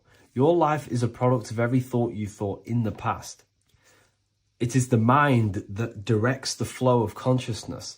And wherever this consciousness is flowing is what you will create in your life. Consciousness is the most potent force in the universe, and the mind is pretty much the universe in a microcosm form. It is infinite potential, and your mind will continue to expand into new realms of thought forever and ever and ever. You are eternal. You are not this physical body down here. You are consciousness, literally dreaming that you are in this physical body. So everything begins with the mind. We need to be conscious of the thoughts that enter our mental field of consciousness. There is a level of self-awareness that you can reach where you can become conscious of pretty much every single thought that enters your mental field. Now, we have over 7,000 thoughts a day. You can gain such mastery over your mind where you can become conscious of every thought you think. And that is when you gain superior power. Because when the mind is fully under control of self, you can direct the mind's potent force into a specific goal. Most people's minds are dualistic. They want something, but their mind is thinking something else. They have limiting belief systems. They have the little voice that comes in and says, you can't do this, you're a failure. That is a fractaled mind. The mind needs to be singular. It needs to be on your team and not an enemy. Do not let your own mind take away your power. Your mind should be on your team, giving you power, giving you the best possible thoughts and the best possible beliefs. When the mind is in this condition and on your team and not taking away your power through the destructive thoughts, it becomes a potent, powerful force used for manifestation to create anything. And the way we get the mind on your team is through constant meditation to learn how to control the mind and turn it on and off. Subconscious reprogramming through visualization, affirmations, cultivating emotions associated with your goal. All these three ways we can reprogram the mind slowly over time so that it becomes powerful and becomes on your team and doesn't give you negative contradicting thoughts. When the mind is fully aligned on one thing, it can create massive empires and things in your physical reality. So I hope this video helps, and I'll see you in the next one.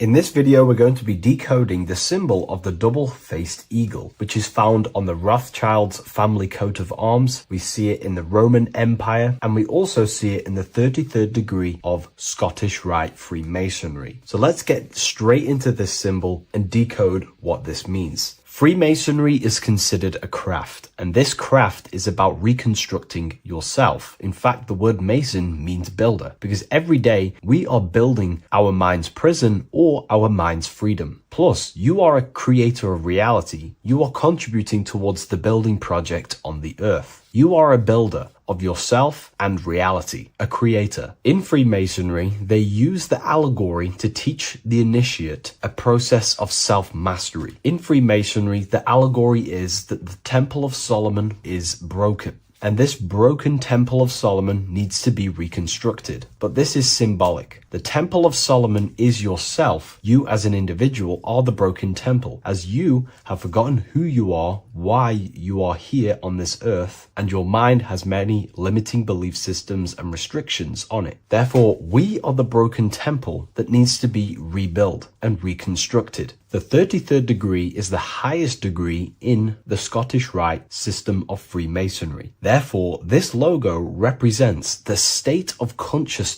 the 33rd degree Mason is operating at. It is symbolic of their level of mind, their level of self-mastery, their level of awareness. This symbol is a very powerful symbol that you can use to also find your personal power. Now, of course, this is my interpretation based off my years of studying symbolism and connecting the dots. If you feel like I miss anything, please leave a comment in the comment section to maybe add to my points. The first of all thing that I see in this symbol that reveals a great power of mind is the eagle. The eagle itself is a bird, and a bird can go on the ground and in the sky. In a symbolic sense, this represents the body and the spirit, the ability to transform from this earth body and then also access astral projection, and the spirit. The bird sees things from a higher perspective while it's flying in the sky. If you're only in the physical body, your perception of reality is limited to the ground. We do not see much from the ground. This is all symbolic to a level of mind. The bird can see things from above. It sees the earth from a top-down view and sees the whole, sees things from a higher perspective, symbolic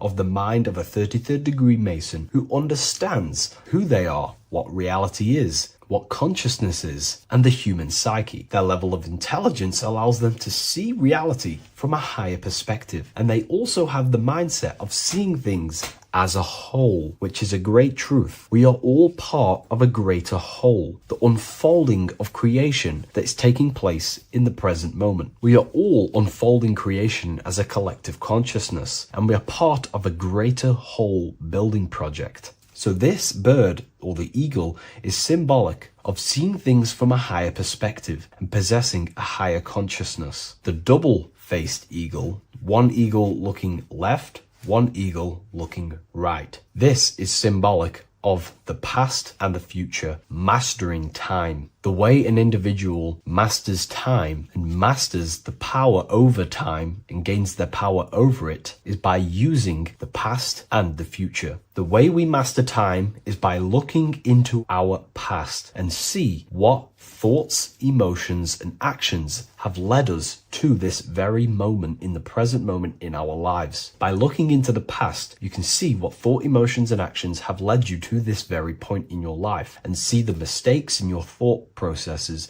the mistakes in your emotions, and the mistakes in your actions. You can extract wisdom from the past of your past and apply that wisdom in the present moment to then change your future to a better future for yourself and the collective consciousness and your contribution towards the creation taking place on the earth. That is how an individual masters time. You can do this through memory work. Every time you go to sleep, go through your day backwards. Follow the events backwards. What this does is literally create new neural pathways in your brain and allows you to strengthen your memory so you can remember more. Memory work is massive in Freemasonry based off my research. They make you do rituals, memorize rituals, because they're trying to develop these different aspects and cognitions of the human mind. We see that the double-headed eagle is looking left and right, but then joins. This is symbolic of unity of duality, unifying duality. And the only way you can do that is by connecting with pure awareness without distortion of the mind and body. If you turn off your body, it goes to sleep. If you turn off your mind, you go to sleep. But if you can turn off your mind and body, then who are you truly? When you turn off your mind, you're no longer your belief systems, your name, your job, your reputation, your status. You are this pure awareness who's observing the mind. So in meditation, you realize you are not the mind. You are the awareness, and the awareness is singular, and the mind thinks in dualism. So this is symbolic of unifying and seeing things through the lens of the awareness and not the mind, because the mind can produce illusions. So this is symbolic of a state of consciousness of the 33rd degree who sees everything as oneness. We are all one witnessing consciousness experiencing itself. However, this witnessing consciousness is molded differently through the mind. My mind has gone through memories, traumas, events, and belief systems, which makes my mind unique to you. But when we all turn off the mind and connect with pure consciousness, the pure awareness, then we are all, on the deepest level,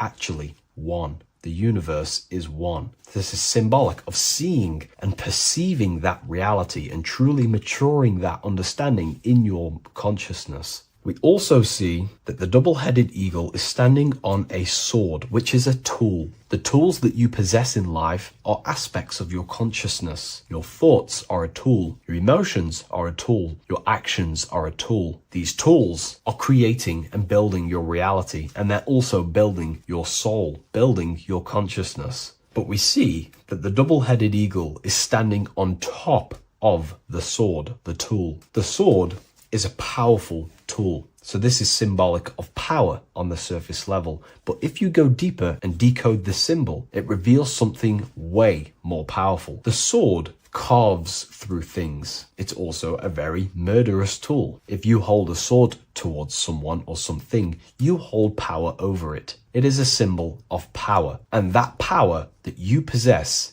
is, in fact, the mind. The mind is the powerhouse of control over reality. The mind is the most radiant force in the universe, as all things respond to the mind. The emotions, the body, and physical reality itself responds to the mind. The mind holds power. Matter is a physical manifestation of mind. The reason why the sword is the mind is because it's associated with the air element. When you swing a sword, you're moving this through the air. And if you've read the Book of Wisdom Volume 2, you understand that each element is corresponding to a different body of consciousness. Air is associated with the mind, the mental body of consciousness. Water is associated with the emotional body of consciousness. Earth is associated with the physical body of consciousness. Fire is associated with the spiritual willpower body of consciousness. Therefore, what we're looking at is the intellect. We're looking at gaining control over the intellect, the mind, thought, banishing all negative thought power from the mind. Think of it like this. You are tapped into a live stream of consciousness, and this live stream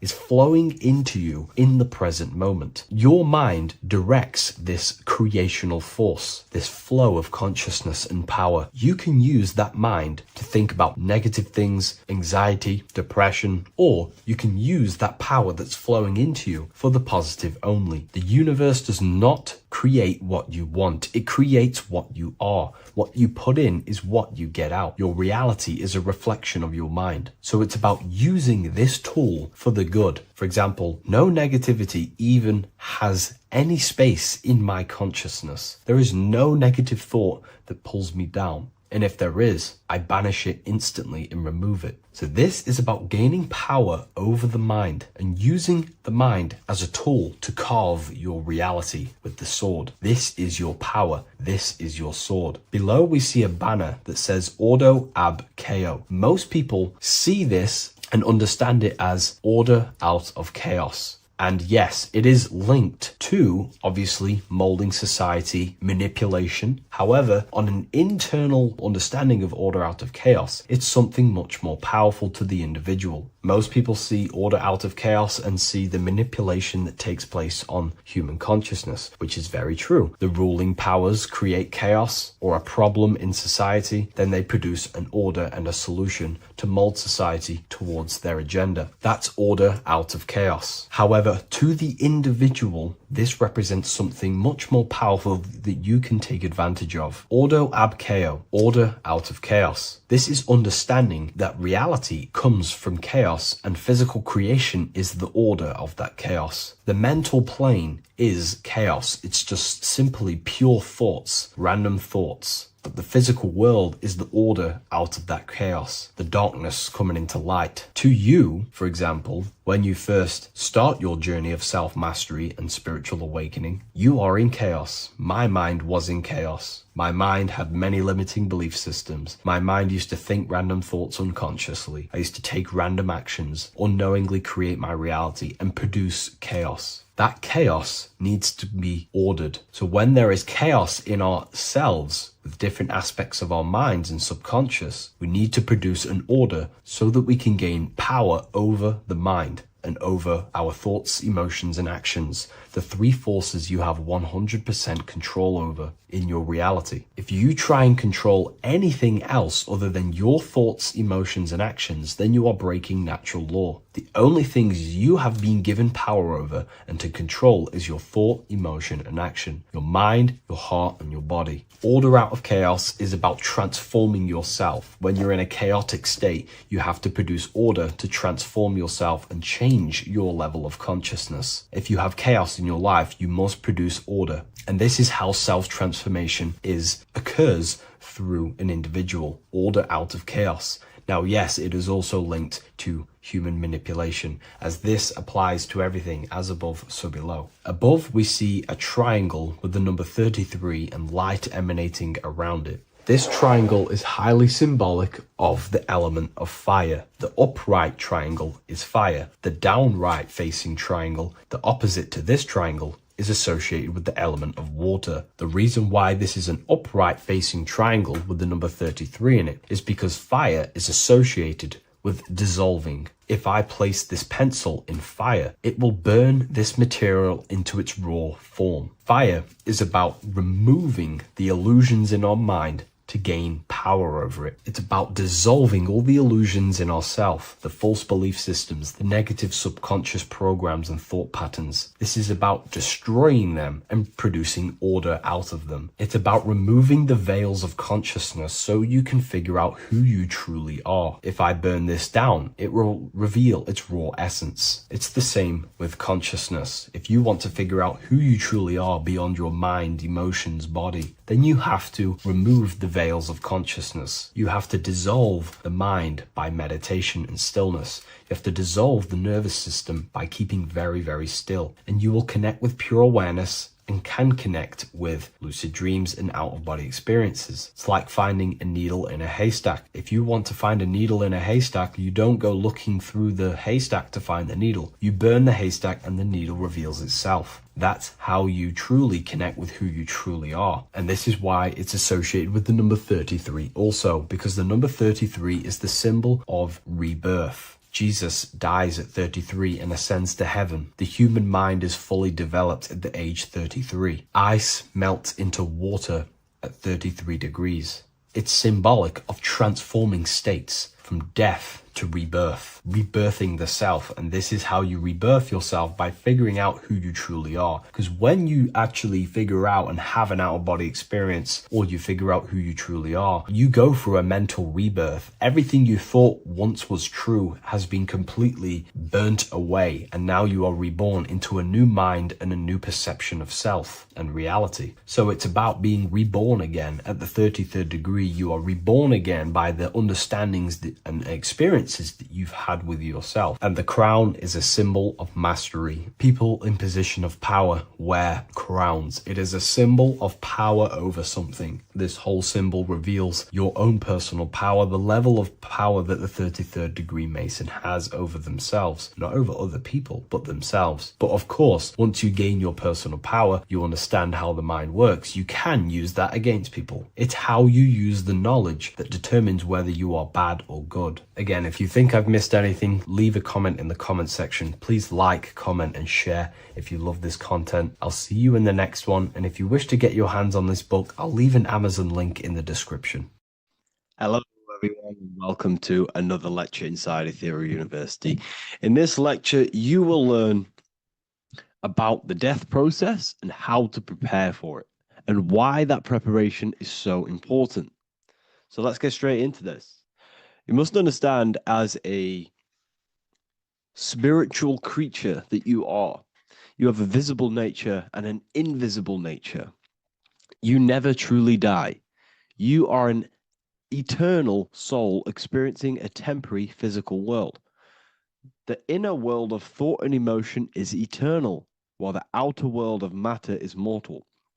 Everything that is seen is mortal. Everything that is unseen by the eyes is immortal.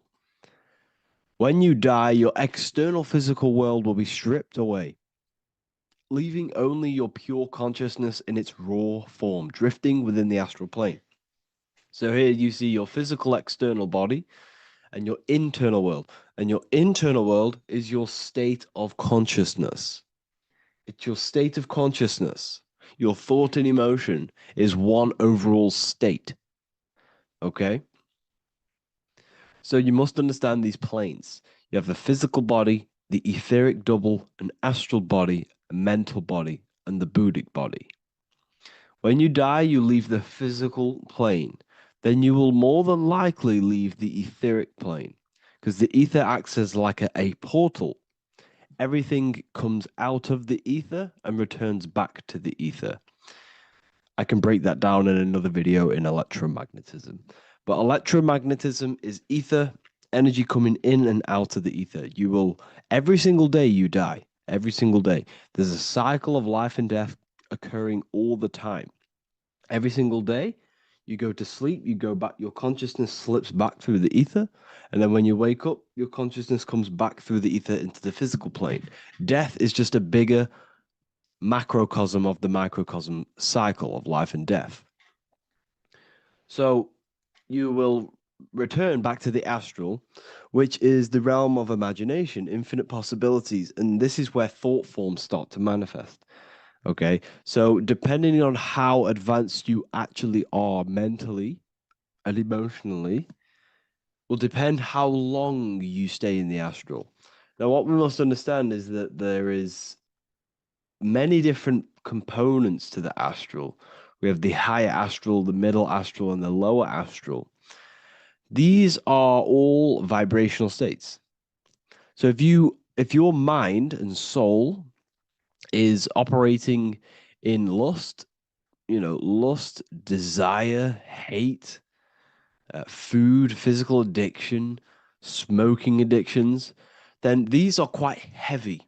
These are quite heavy attachments to your consciousness, and they're quite low level desire, which means they have a low vibration. You will manifest in the lower astral when you're stripped from your physical body. The lower astral is not inherently evil. However, there's just low vibrating things going on there. Low vibration does not mean evil. Okay. So just like bad doesn't mean evil. Okay. In the lower astral, you are going to see lower astral beings. You're going to see spirits, souls with low level desire. Okay. People who are attached to the physical plane, people that lust, people that do these things. Technically, this is hell, but you can escape it by escaping yourself. Now we're going to break all this down. I'll break all this down properly once you understand the full context. So depending on your level of desire, you will manifest in a corresponding layer of the astral plane. If your mind is still attached to the low physical desires, you will find yourself in the lower astral realms. But if you have few desires and have detached from the worldly attachments while you are encased in a body, then you will rise into a higher or middle astral plane, mainly the middle. Okay. The higher astral plane is very formless. So as I broke down here, this is, well, the physical plane is the lowest dimension. This is the most form, the most matter. It's quite heavy.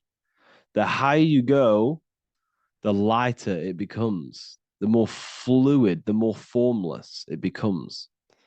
So you see here it says denser down and lucidic up. So this is more lucidic in these higher realms. This is more dense in the lower realms.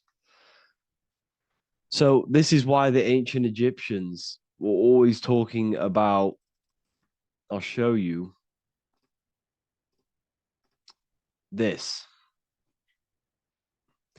This is showing you death. So first of all, we have Anubis, which represents death. Here you have the heart, which represents the soul. And here you have a feather. And this is a scale. You see how this is a balanced scale? So what this is symbolizing, this represents death. This represents your heart, and this is a feather. So when you die, your heart must be as light as a feather, which means your emotions, your soul, should have no attachments to the world. It should be light. It should be detached. This is why the word light and light are the same. Light is in heavy and light is in very bright. Because when you're less attached to the things, your soul shines. You're authentic. You're light. You're very bright soul. And you have no attachments. Your light is in not heavy. So you must detach from the worldly desires. We have to detach from the smoking, the food. This is why we should fast. Smoking, this is why we should detox. We should also meditate. We should also be able to sit with ourselves for long periods of times. Okay? I'm going to break all this down properly. But that's why the Egyptians show you the symbolism here. Okay? So you're stripped of your material body. So that state of consciousness you're in right now, your inside world, if you shut your eyes, that state you're in, that is what you're going to experience when you die. Okay. And you're going to be manifested into the astral. In the physical plane, you can mask or hide almost anything. But in the spiritual realm, you cannot. The astral body, your thoughts and emotions directly shape your spiritual body, your astral body, revealing your true inner state. So your desires that you can hide in the physical plane, your emotions, your thoughts, you can't hide any of that in the spiritual plane, in the astral plane. That will directly shape who you are, your color of your astral body, and your astral body as a whole. So here we have Kim Kardashian. If you could see this lady's astral body, you would run so far that you would be horrified for the rest of your life. If you could see their spirit, their astral form, it would be horrific because their mind is so attached to, physical things, so attached to desire, money, fame, worship, power. These people do not want to die. These billionaires and millionaires will never want to die. They will do whatever they can to stay alive because they understand when they die, they have to face themselves. They have to face their inner world. And their astral body, their true authentic self on the inside is horrible and horrific and so low vibration. So this is where it comes in. You must be as light as a feather. This is what the Egyptians are showing you in their artwork. Your soul must be as light as a feather. In order for the soul to ascend to a higher plane and not look at that physical plane and say, I want to go back or I want to desire things down there, you must detach now and prepare for death. Hell is not a place. It's your own personal suffering born from within.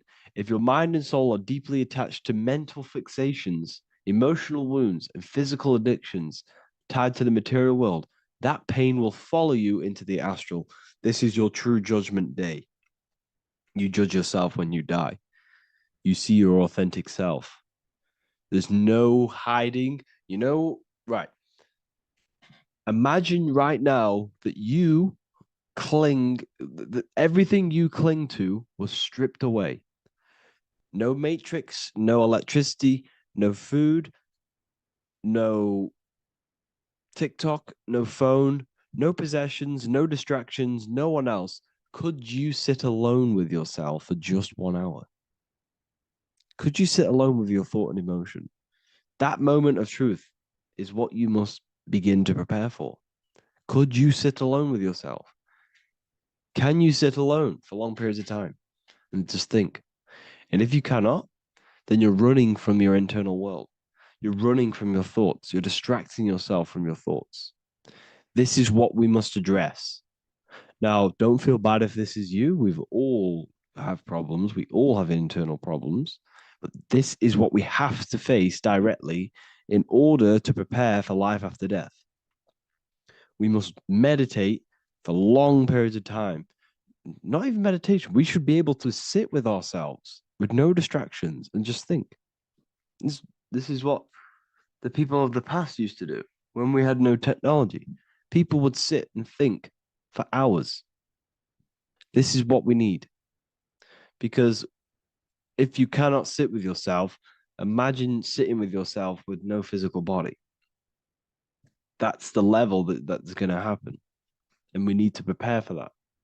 The soul and mind must become as light, as weightless, as radiant as a feather to ascend to a higher plane and move beyond the physical life.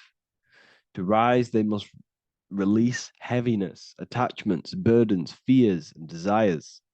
The lighter and brighter your inner being becomes, the more freely it can rise into a higher state of existence. Ascension is not about going somewhere, it's about becoming something pure, clear, and luminous. Okay, this is very important. Very, very important. We must detach from the worldly things. So enough of that. How do we do it? How do we attach? How do we prepare? Number one, you must detach from the material things. Start loosening your grip on things. possessions, titles, even identities. They are temporary. Appreciate them, but don't let them define you. Let nothing outside of you define you. Nothing. Your name is not you. Your job is not you. Your reputation is not you. Your bad past is not you. Your good past is not you. Your business is not you. Everything outside of you is not you. Now, what I'm saying is, I'm not saying go full right-hand path and never care about anything physical, never care about your family, don't love your family. I'm not saying that. What I am saying, love these things, love these outside things, but do not become attached and do not let them define you. You must be okay with losing anything that is outside of you. You must be okay with that, because you must understand the physical plane is, it's promised that everything is temporary. Everything is temporary in this plane. So don't ever think it's going to be there forever, because it's not. And you must remind yourself, not remind yourself, but I think about this sometimes when I start becoming a bit attached to work and stressed. I just remind myself that I'm going to, this is temporary. I'm going to leave this world one day and I'm not going to care. So you must have the balance. Okay. The balance is key. You can go down that right-hand path and just fully cut off from the world like a monk and shave off your hair, disconnect from the physical world. You can do that. That's not wrong. There's different paths in life. You have the left-hand path, purely physical. You have the middle path, which is balance between the physical and spiritual. Then you have the right-hand path, which is monk mode, where you fully disconnect from the world. They shave their hair off to disconnect from the physicality. They meditate for long periods of time. This is what they're doing. They're preparing for death. Monks prepare for death. They understand this. They understand that you don't die. Your inner world is the true world. The inner world is the only world that exists. Everything outside of you is an extension of you. Number 2, cleanse the mind. Watch your thoughts. Are they rooted in fear, anger, regret, or craving?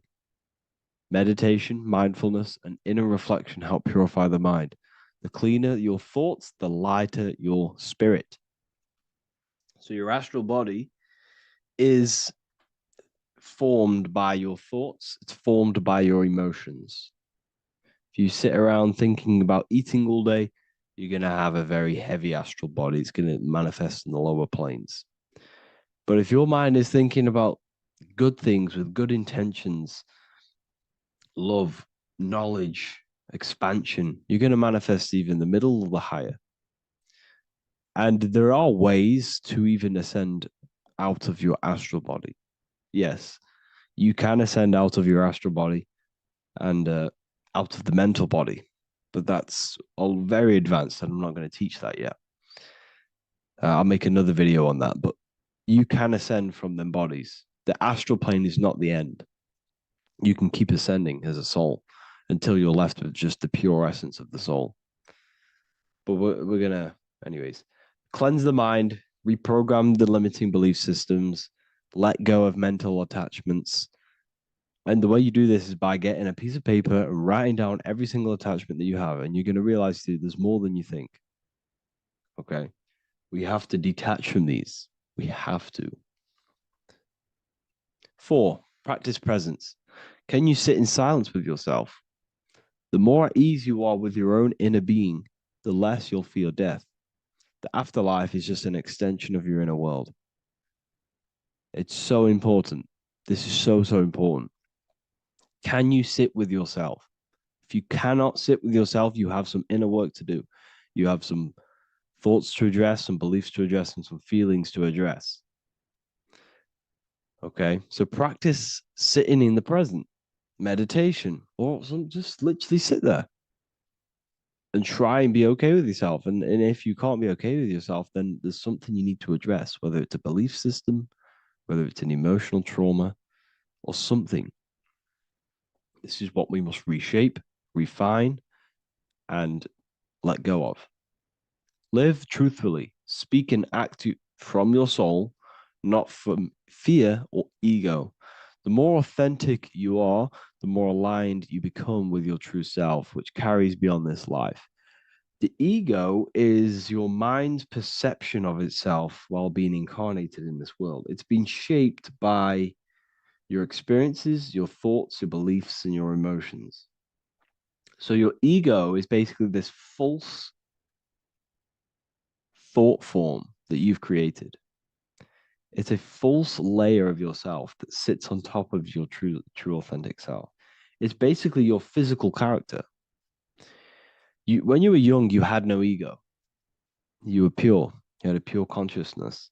But then as you grew older, your ego started to grow, and it still is growing because it was shaped by experiences, things you've gone through, things you said, things you believe, things you think. It's created by you, by your mind. And the ego is close to the word echo. The ego is the echo. It's an echo. It's a layer. It's a false identity. It's a false layer that sits on top of your soul. And if you don't get rid of that ego, if you don't know how, well, not get rid of it, but balance it.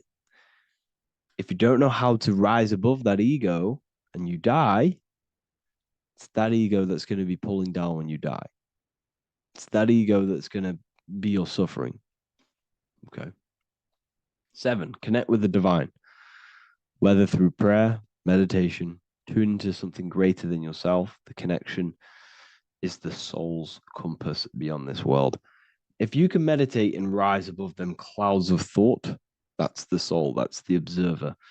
We must connect with that. Okay, this will definitely help with just allowing yourself to connect with your true self. Meditation is great because you can just fully detach from the world.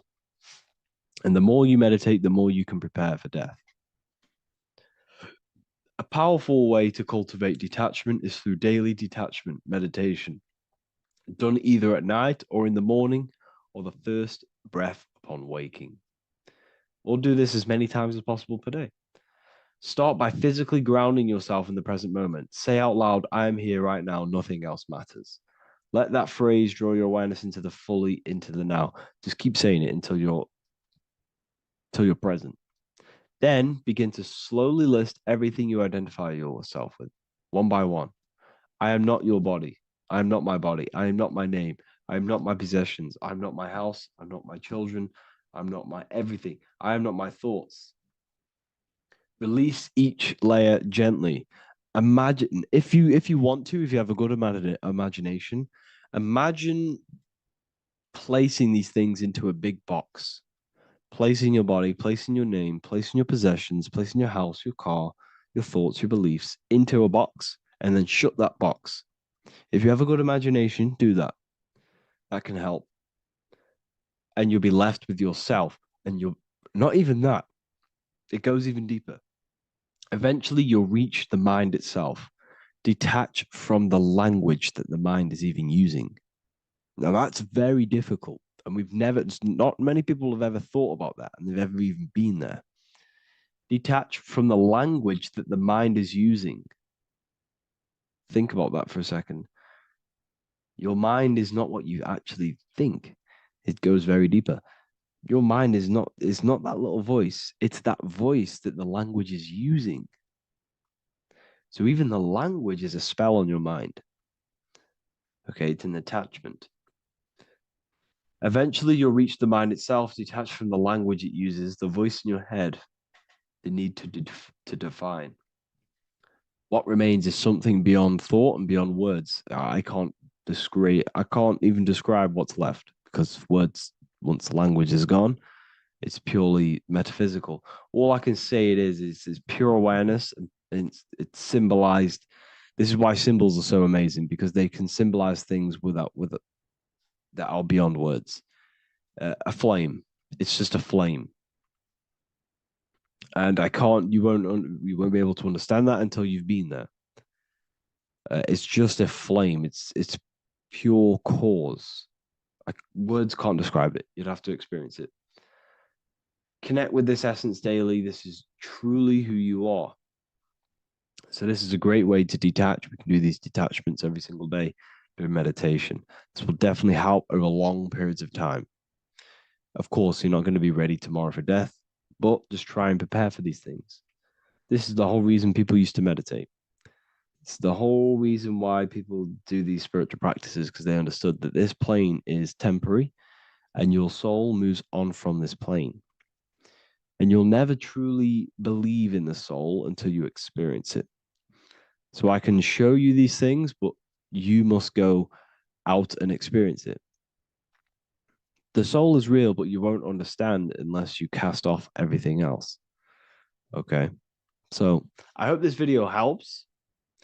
It's a very deep video. I'm going to be making more of these stuff, of more self-mastery. And of course, we've made the self-mastery section now. So I'm going to be start filling up this place with lectures. And I think it's a great time to start this because a lot of people have been asking on how to master yourself, prepare to death. So hope this video helps. See you in the next one.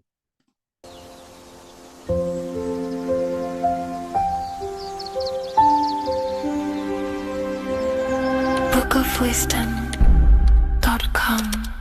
Visit today.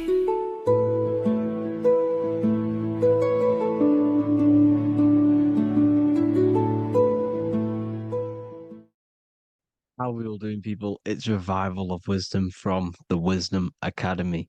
Today we're going to be breaking down God, consciousness, and the higher and the lower self, and how to overcome the lower self. Now, the first thing you need to understand is that you are the invisible intelligence within the brain, within the body. This invisible intelligence is known as the mind. But you are not the mind. You are the observer of the mind, which is the soul, the invisible entity. The mind is your intellect, your intelligence.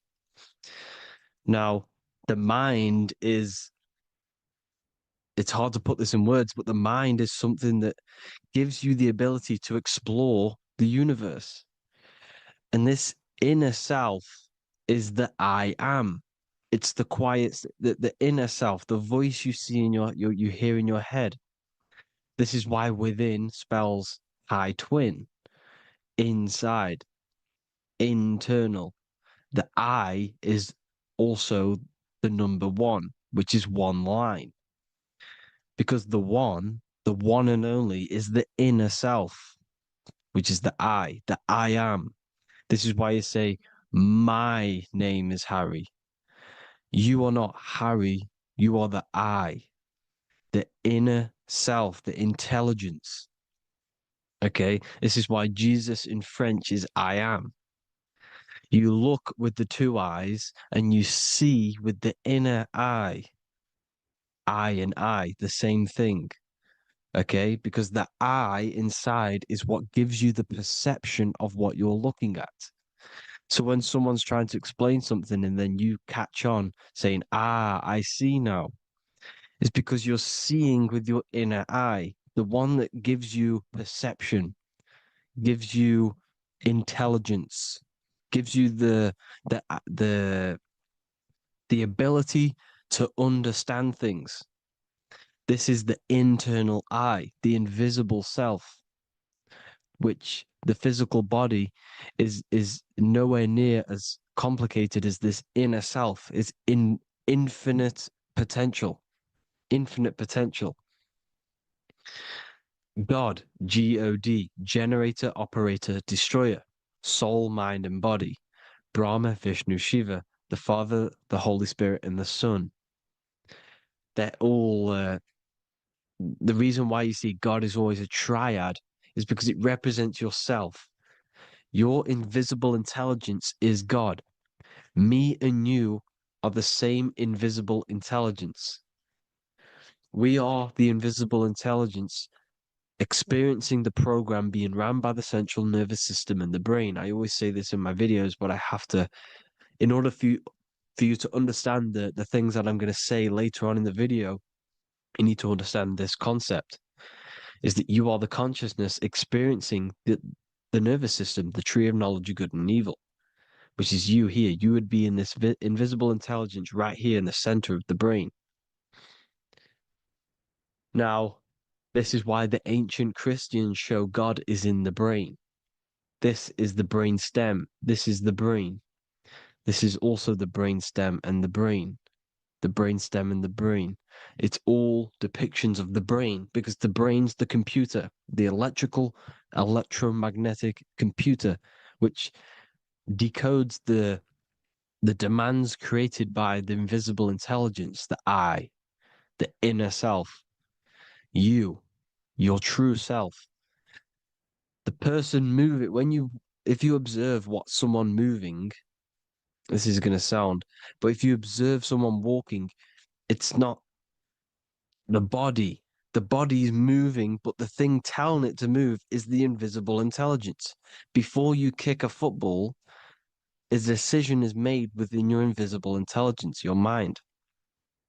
And this consciousness, this invisible intelligence, is either stuck between the lower self and the higher self. Okay?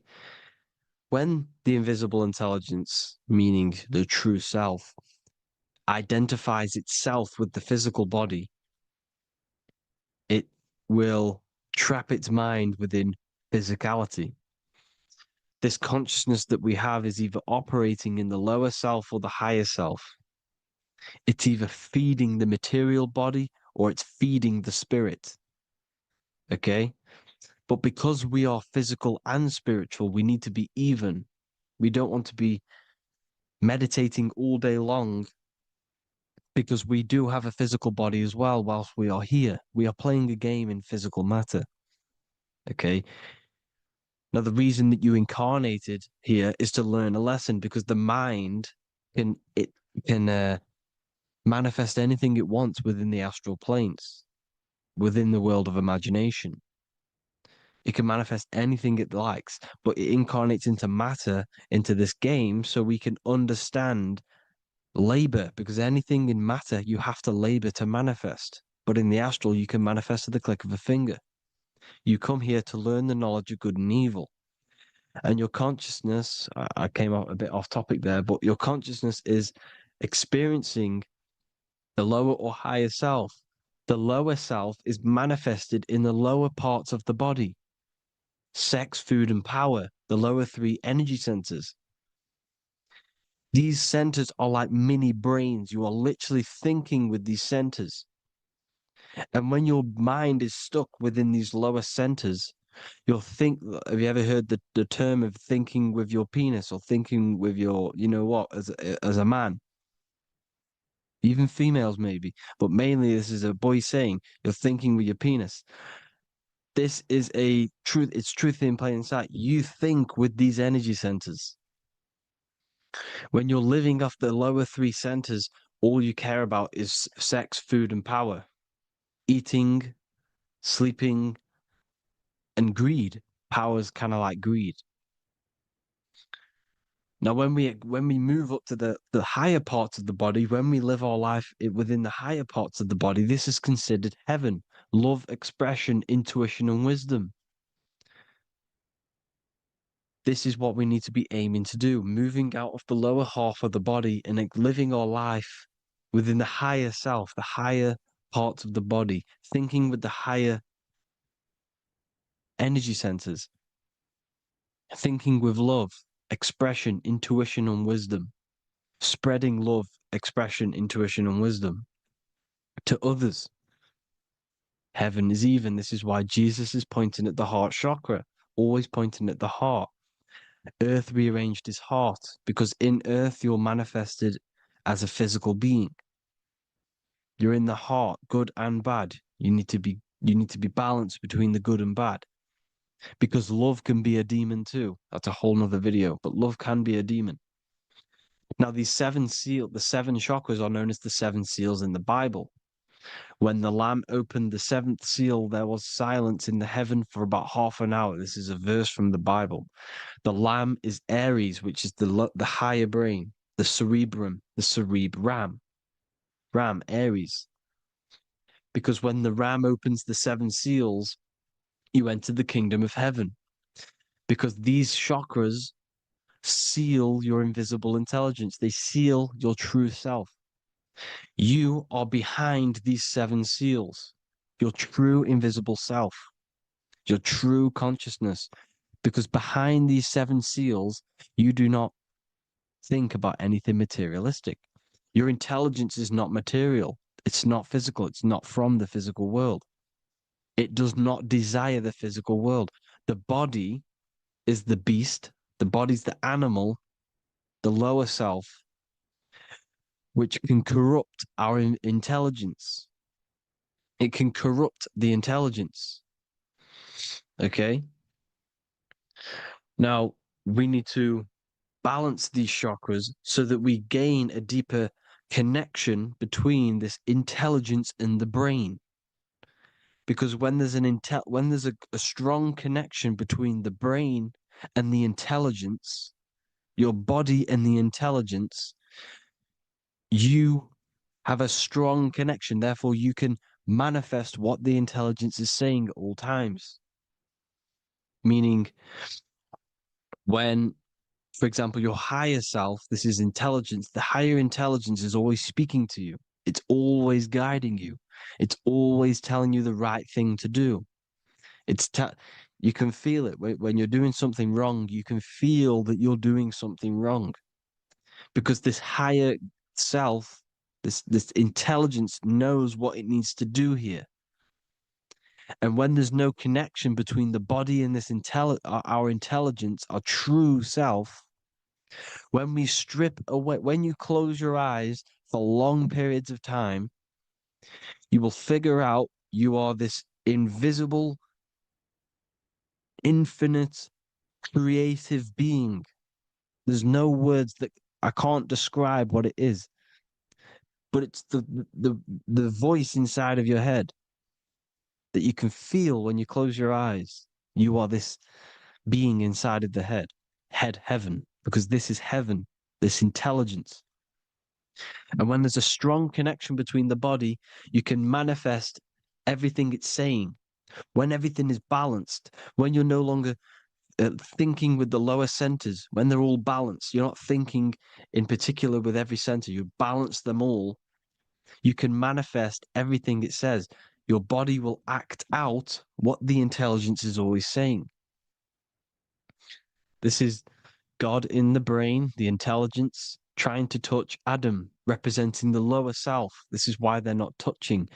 Notice how Adam is resting, but the intelligence is always reaching out, stretching, symbolizing metaphorically saying it's guiding.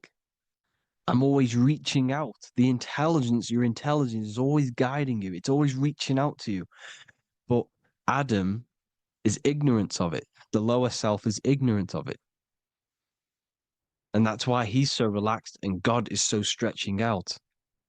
Because at our highest self, that when you think of when you want to better your life, that highest true version of yourself is God. When you're manifesting this, your highest self, this is God. Your truest form, your most perfect form, that is God. Your highest version of yourself, that is God. Emotions are not what you've been taught. Emotions are not something that should be reactive, okay? You should not let the emotion be you, except that you should experience them instead of letting them become you. You need to understand there's a separation in our consciousness. You have the soul, which is the person who is observing your thoughts. When you think a thought, who's the one observing that thought? The soul, you, the I am, the I, the inner self, the one and only. And inside of every single body, inside of me, inside of you watching this video, there is this same intelligence that is inside of me, inside of you. And it's the exact same intelligence, experiencing a different body. And this is what we mean by the universe is mental. We all are all sharing the same ball of consciousness in a different body. The animals, the fish, the cells, all expressing this one consciousness. Me and you are the same. This is why the golden rule is treat others like others should be treated, because I am you and you are me in a different body. Now, going back, you need to identify that there's different levels of consciousness: soul, mind, emotion, and body. Okay? Your emotions are on a separate layer than the body, the mind, and the soul. So when you identify there's a difference between all of these, you do not let them become you. You do not let your mind rule you, because your mind can be corrupted. Your soul is the one that is pure good, pure love, but your mind can be corrupted. Okay? Your emotions can be corrupted. The body can be corrupted, but the soul can never be corrupted, only layered on top.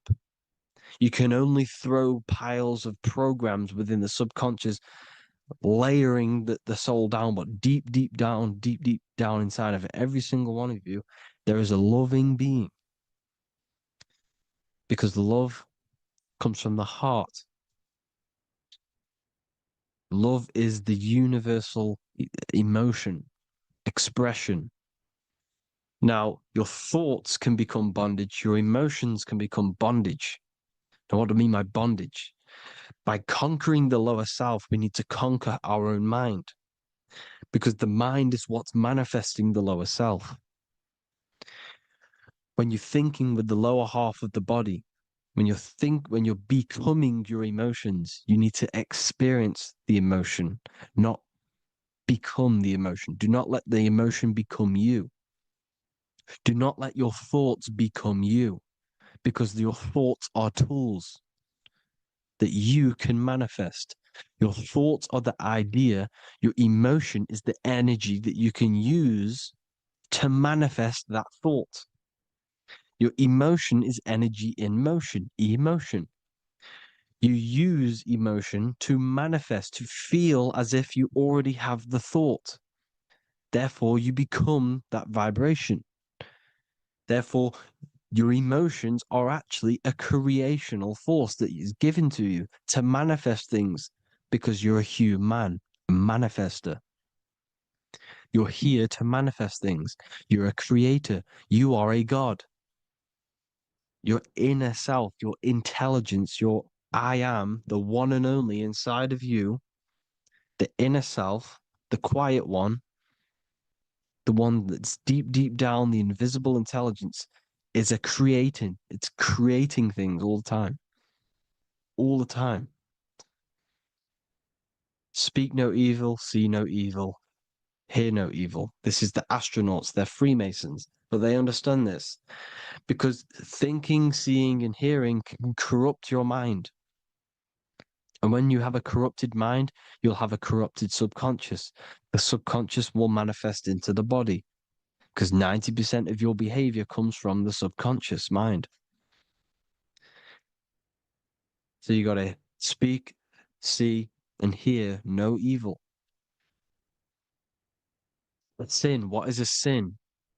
To overcome our lower self, to overcome our lower self, the 7 deadly sins are not something that goes against an external God.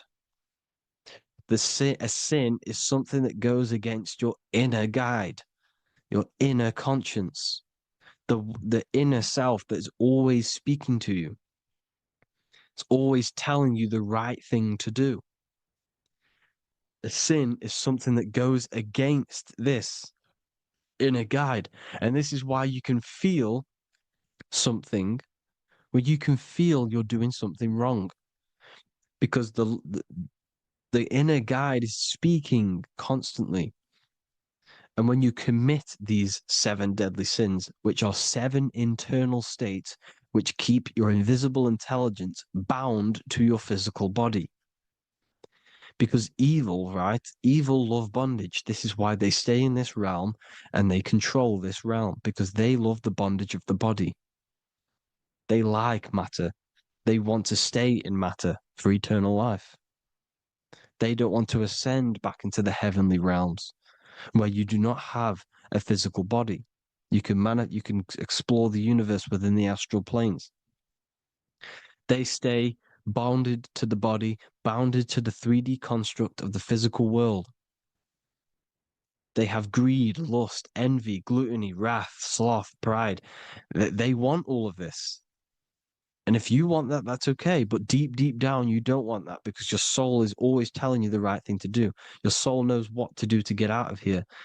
It needs to detach from the external world, detach from all of these 7 internal states which bound you to your lower self, your lower centers. That's what a sin is. You know, you have a left and right brain. The left brain is always analytic. The right brain is metaphorical. So the right brain is producing a holistic view of reality. Now, what do I mean? And not view, perception. When you see, because your eyes are parts of the brain, so when you look at something and you look, that image is produced in the back of the brain in the visual cortex. And then the right brain produces a perception, a holistic, it breaks down what you're seeing into a holistic image, a holistic perception. So, for example, if you're in a woods, the right brain sees the whole woods as one big woods. The left brain is breaking that perception down into individual trees, branches, and leaves. So the left brain's to do with duality, the right brain's to do with wholeness, unified. The left brain's dualistic, analytic. This is necessary so that we can pick things up and manipulate them and break things down. We need the left brain, we need the right brain. I'm not saying any of them's bad, but the left brain, sinister in Latin, means left. Because when you're left-brained, you see everything in dualistic. You see everything is dual, when everything's actually one. We need to be focusing and strengthening our right hemisphere. I'm not saying sit in the right hemisphere all the time, but we need to be strengthening our right hemisphere. And this is why left is sin and right is right. Because when you focus on the right hemisphere, you see the holistic perception of creation. The right hemisphere sees humanity as one unified consciousness. The left hemisphere sees everyone as individual persons and egos. Because the left hemisphere is dualistic. And this is why the Bible says, cast the net onto the right side of the ship and ye shall find. John 21:6. What does that mean? Cast your energy, cast your perception into the right hemisphere of the brain, and ye shall find unified consciousness. You shall find your higher self, the one and only. If then you have been raised with Christ, seek the things that are above, where Christ is seated at the right hand of God. Wow. Powerful. What does this mean? Seek the things that are above, where the Christ is seated at the right hand of God. God is your consciousness, your invisible intelligence between the 2 hemispheres. The right hand of God is the right hemisphere. Seek the things that are above the heart. Love, intuition, expression, and wisdom. Seek the things that are above the heart, the higher self, the higher part of the body. Because when you seek the things of love, expression, intuition, and wisdom, you create a strong aura. You attract the same frequency. And this frequency is heaven, God. This is the Sumerian artwork showing the lamb. This is a step symbolizing stepping upwards, raising up. He's stepping over the lamb up to the bird. His hand is going to the bird. The lamb symbolizes the lower self. Okay? The bird with the wings is in the sky. It represents the higher self. This is why angels always have wings, because it represents the higher self in the sky. The lamb is a ground animal, symbolizing the lower self. He's stepping over the lamb to the bird, his higher self, his invisible intelligence. Horus and Set, Jesus and Satan. Look, Horus has an evil brother, Set, just like Jesus and Satan. Horus is a bird, higher self. Set is a ground animal, lower self, which is the devil and the angel on your shoulder. You see? The right and the left hemisphere, the two wings. So the devil and angels always speaking to you. The higher and the lower self. It's the battle between the higher and the lower self, between the invisible intelligence and the physical body, because the body's the one that wants the sugar, it wants the pleasure, it wants the sex, it wants the porn, it wants all of the materialistic things, it wants the 7 deadly things.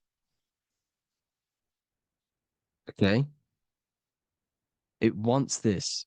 There's a battle between the higher and the lower self, your intelligence and the body. This is why you need to become balanced, so that there's a deep connection between the body and the invisible intelligence, that I am. You need to master your mind with discipline, and you gain a connection between the brain, the body and the intelligence. Resurrection, transmuting sexual energy. Okay, this is important. Res is Resh, which is Hebrew.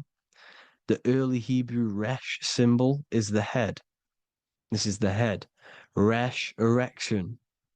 Erection is a sexual stimulation. Resurrection is rise erection. You got to raise your sexual energy up the base from the spine to the head. This is the Christ, the Christos. Because there's a psychophysical germ, psychophysical oil produced in the brain every month. Go and watch my other video on raising the chrism. Okay? And every month there's this fluid produced in the brain, which takes 2 trips, because one's produced by the pituitary, one's produced by the pineal, magnetic female, magnetic and electric charge. And it takes 2 trips down the spine to the solar plexus, the bread of life in the Bible, or Bethlehem in the Bible, because the River Jordan's your spine. Goes down to Bethlehem. It gets born in Bethlehem, just like Jesus. Because when this oil travels to the solar plexus, it creates the seed, the seed of life, and it feeds the body, all the central nervous system, all the cells. It regulates the blood, does all sorts of good things for the body, this oil. Now, when you save your sexual energy and you raise your resurrection, you awake the Christ, you raise it from the solar plexus or the sacrum bone up to the brain, you activate 100% of the brain, and this is the true resurrection of Christ. Instead of wasting the energy and giving away your sexual fluids, because behind the fluids is the energy. So when you release that fluid, the energy is out there. You've released the energy. Your sexual energy is the most potent emotional force a human could possibly feel. Same with any animal or anything. The sexual urge, the sexual emotion is the most powerful, potent emotion that you can feel. It takes over the whole body. When you feel sexually aroused, it takes over everything because it's so potent. And when you fight the serpent, when you fight the sexual energy, which is shown here in the Egyptians, the cat cutting off the head of the serpent, or Hercules fighting the serpent, or in the Greek mythology fighting the 7-headed dragon, the 7 chakras. The serpent is your sexual energy because it symbolizes your kundalini. When you fight it and you transmute this energy, instead of releasing it, instead of acting sexually on it, you can transmute the energy, transfer it from the solar plexus up to the brain. You can do this with other tasks. Instead of releasing it, instead of raising it from the solar plexus to the brain, you can use it for other things. So, for example, you want to think critically. You can use it for critical thinking. You can use it for going to do exercise. You can transmute sexual energy into anything. But you can do this, you can raise the sexual energy, and you can use this energy to push the cerebrospinal fluid from the solar plexus up through the spine, up the 33 vertebrae to the brain, and it'll activate 100% of the brain. And this is the resurrection of Christ. Jesus was never dead. Jesus was never rose from the dead. It symbolizes the Christ, Jesus Christ. Christ is Christos, which means oil in Greek. The resurrection of the Christ, the Christos, the oil. When it activates 100% of the brain when it's raised, and it can regulate all the systems, it can regulate all the blood, it can regenerate the body. And this is the true Antichrist. They don't want us doing this process. The Antichrist is not against Jesus, it's against the fluid in our body that makes us live hundreds and hundreds of years and makes us live as gods. This is the true resurrection. And when you fight the serpent, you fight your sexual urges, your sexual emotion, the most strong emotion that you could ever feel. You can do this process. And this is the true secret of transmuting sexual energy. Because when you transmute the sexual energy, you can become a god. And this is why Hercules is fighting the serpent. Notice how the serpent is low. He's reaching down to it. It represents the lower self. Because the lower self wants the lust. It desires sex. The body desires sex. There's a fight between the higher and the lower self. But when there's balance, there's even. Heaven is even. When there's evenness between these, this is the kingdom of heaven. This is when heaven is on earth.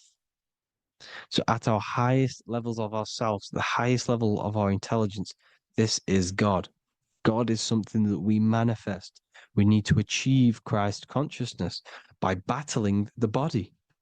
There is no battle outside of the physical body. It's an internal battle. Jesus and Satan have been externalized. Nothing exists outside of you, because I explained in the beginning how you are the consciousness experiencing the central nervous system. Therefore, there is nothing outside of you. It's all internal. Jesus and Satan have been externalized. Why? Because it's business. The church is a business. It's all a business. They've created these figures to be historical when they're not historical. The Bible's not historical. It's all externalized. It's called exoteric, when the truth is esoteric, internal teachings. So anyways, people, balance the chakras, balance the two hemispheres of the brain, balance the conscious and the subconscious. Balance is perfect, the yin and yang. You are spiritual and physical. You live in day and night. You need to be balanced. Oneness. Seek oneness.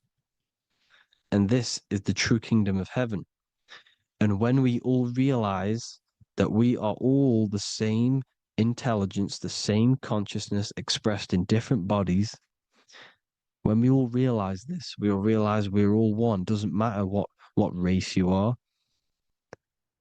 It doesn't matter what race you are, where you're from, your nationality, because none of you are actually from here. None of you are from the physical world. You're manipulating the physical world through the physical body. You are the I am. We all have a soul. Every single one of you has a soul. We all have souls. The reason why they say some people don't have souls is because they're trying to suppress your mind. They don't want you to know that you have a mind. That sounds crazy, I know. But a lot of people haven't realized that they have an infinite intelligence called a mind. And behind that mind, if you can observe your thoughts, the person who is observing the thoughts, you have a soul. Everyone has a soul.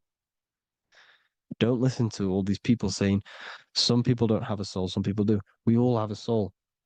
Every single one of us. So anyway, you need to break the lower nature of yourself. At our highest levels, we are gods. Our intelligence, our universal intelligence, the I am, the intelligence that's inside of the brain, is God. Our minds are being corrupted within believing that you are the body, and the result of this is a society like today, because everyone thinks they're the body, and everyone's living in the lower nature of self, where everyone only cares about themselves. But when we realize we're all one big consciousness ball, we're all the same consciousness expressed in different bodies, there will be peace. So thank you all, people. If you do want to learn more, if you do want to read my book, it's called The Book of Wisdom. I'll put it in the description. It's an amazing book, people. It's going to give you the best understanding possible about creation, yourself, and the world. It's amazing. The Bible, everything. I have just launched a new cymatic library. A friend of mine has just added this to the website. He creates beats, and he creates the purest beats. So they are actually the frequency that it tells you. Most of the stuff on YouTube and Spotify and Apple Music it says it's a certain frequency, but we know these major platforms are all playing with the frequencies of the app. So if you want a real binaural beats, solfeggio scale frequencies to meditate on or listen to throughout the day, join the Occult Library. You can get a 2-day free trial. I'll put the link in the description. Thank you all, people. Hope you all enjoyed this video. God bless you all.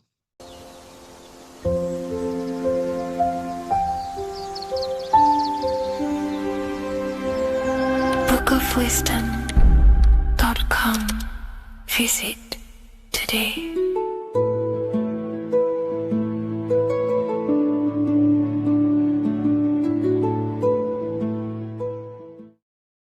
Welcome people, we're back with another video. I will now be keeping track of my YouTube and trying to upload every week. In this video, we'll be talking about the chakras. The chakras are the 7 attributes of God, and they are the 7 planets. These are literally vortex portals within us that connect us to these vices and characteristics of God. Each one of these energy centers are a spinning wheel of energy which controls the cells and organs in that particular area of the body. For example, it's literally a mini brain for that area of the body. Each chakra has a vice which you need to turn to a virtue in order to climb up through the system. They work like a stairway system. You have to go through each chakra in order to unlock the one above. This process is turning matter into spirit, as you descended from spirit to matter. Saturn is Satan, that's why it's the lowest chakra, and that's why the devil is red, because red is the lowest vibrational color. When you are in these lower states of consciousness, you are in your animal nature. This is your physical side of your nature, and you are mainly being driven by your animal instincts, or your ego. Moving back to your higher self or your spirit self is not an easy process, it takes a while. However, with discipline, consistency, and motivation, you can achieve this, and this is what the ancients called Christ consciousness. Once you have achieved this, it is basically a state of mastery of the mind. You no longer lust for the lower animal nature things. Now, let's start with the root chakra. This is located at the base of your spine, and you can feel this chakra by tensing your anus. This energy center is in control of your survival needs, your vitality, stability, and security. Now, if this chakra is unbalanced, you will feel insecure, fear, anxiety, unstable, low self-esteem, anemia, over or underweight, and constipation. In order to balance this chakra, you need to feel grounded, embodied, stable, calm, centered, a sense of safety, and trust in yourself and the world around you. The next chakra is the sacral chakra, which is located around the belly button area. You can feel this chakra just by sucking in your belly. This chakra is to do with relationships, self-worth, creativity, empathy, and most importantly, sexuality. This is the most important one in order to start to raise your vibration overall, is giving up the over-sexualized nature. In order to balance this chakra, you need to come into harmony with all the toxic relationships that you have. Get rid of the fear, the anxiety, the isolation, and 100% get rid of the over-sexualized nature. Lust is one of the most lowest vibrations you could possibly feel. It is literally manifesting hell. In order to work on this chakra, you need to feel self-worth. You need to do creative things, empathy, healthy relationships, and 100% being confident. The next chakra is the solar plexus. This is to do with personal power, will, metabolism, eating, happiness, and your self-esteem and self-identification. You can feel this chakra just above your belly, below your ribs, and you can suck in this area. If this chakra is blocked, you will feel lack of confidence, difficulty in manifesting your desires, low self-esteem, misuse of power, misuse of dominance, weak will, and shame in yourself. Biggest one for this chakra is overeating, as it's to do with metabolism. If you are overeating, you are literally unbalancing a lot of your lower chakras, not just the solar plexus. In order to work on this chakra and balance it, you want to have a positive self-identification. You want to feel happy, a happy self-esteem, effectiveness to people, not overeating, and a strong willpower. Now for the heart chakra, one of the most important chakras. Chakra is to do with love, understanding, trust, hope, openness, compassion, balance, and forgiveness. The most important because your heart is the tree of life in the body. It is the center of the toroidal field. It is the most powerful chakra. Your heart is 5,000 times stronger magnetically than your brain. Once you have hit the heart chakra and you start surpassing the heart chakra, you are now turning matter into spirit, as the lower three chakras are dense and physical, and the above the heart chakra are turning to spirit.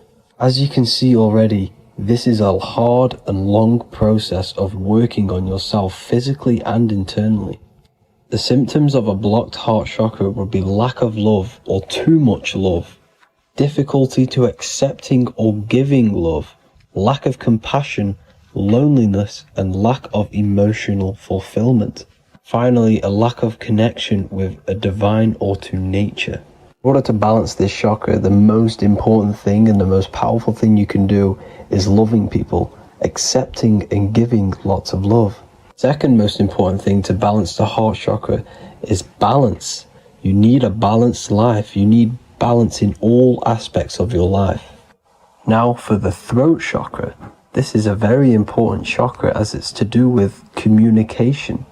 A symptom of this being unbalanced is a lack of self-expression and putting on a front all the time, acting with the ego. In order to balance this chakra, you need to constantly self-express yourself. You can't be putting on a front. That voice inside your head, you have to let it come outward. Don't just block it off with a wall. Self-expression will lead to you gaining friends who actually like you for being you, and not these fake friends that you have to put on an ego for. In order to balance this chakra, you need to express yourself, express the word that's within you. Don't be lying to people, don't deceive or be deceptive. The next chakra is the third eye chakra. This is starting to get very advanced and you are coming very close to spirit. Just before we head on, I want to announce the PDF is now available, containing all the presentations I've ever made, all into a condensed 38-page PDF. The link will be below this video for you to access.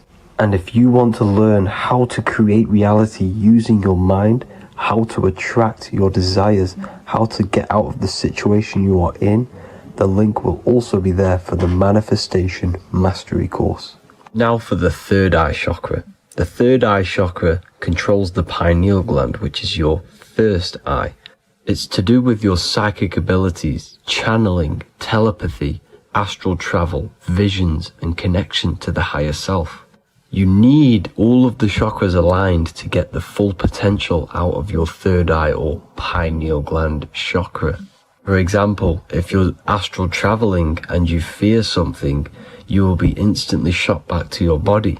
So you need to master all of the chakras before you go on and try and do these higher spiritual activities. Symptoms of the third eye chakra being blocked is lack of imagination, lack of vision, lack of concentration, blocked or clouded intuition, can't see the big picture, and especially overly reliant on logic and intellectual thinking. A good way to work on this chakra is imagining things, vision things, trust your intuition at all times, always follow that inner voice.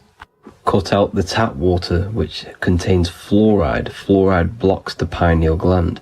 And cut out all junk food because all of this is affecting your pineal gland. When in meditation, you want to focus your eyes and your attention to the center of your head between the two eyebrows. This is where the pineal gland is located.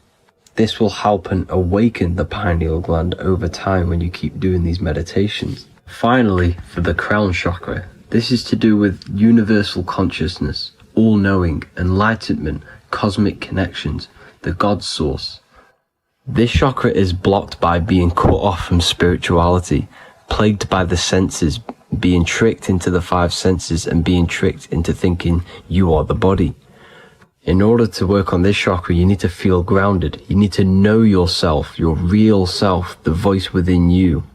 Have common sense, have specific decisions that you're making, be very direct. Now we've got out of the way all of the chakras, I can now introduce methods and meditations which will help you unblock them spiritually. When meditating, you want to get into the present moment in a nice, comfortable position. Bring yourself to the present moment by saying, I am here right now, nothing else matters. Keep repeating this over and over with your eyes open or closed. After a couple minutes of bringing your attention to the present moment, you can now start to breathe in through the nose deeply and breathe out through the mouth slower than you breathed in. Place your attention on the chakra that you want to balance. Think of a high vibrational emotion like love, and think of this while placing your attention on that chakra. You can do this exercise every day for 10 to 20 to 30 minutes. The longer the better. Another practice you can do is by chanting the Bijis for each chakra. They are here starting from the root chakra all the way to the crown chakra. Or you can chant the 7 vowels. There are not 5, there are actually 7. A, I, A, O, U, M. A, I, O. This is the proper way of pronouncing the 7 vowels. These are so powerful because these are the only things that exist. It is literally the sound of God. By pronouncing them right, you can actually create a lot of power within you and align your chakras. That's it for this video, people. I'd appreciate a comment and a like to help the algorithm. I appreciate you all. Love and light.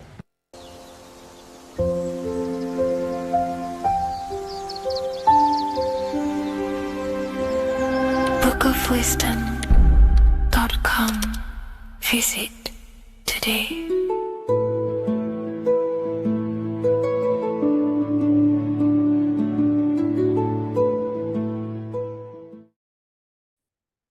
What if I told you that you are under a spell and this spell is controlling you in every aspect of your life and you don't even realize it? Spells are not what you've been taught. They're not fantasy magic wands that are casted over you. No, no, no. Spells are much, much deeper.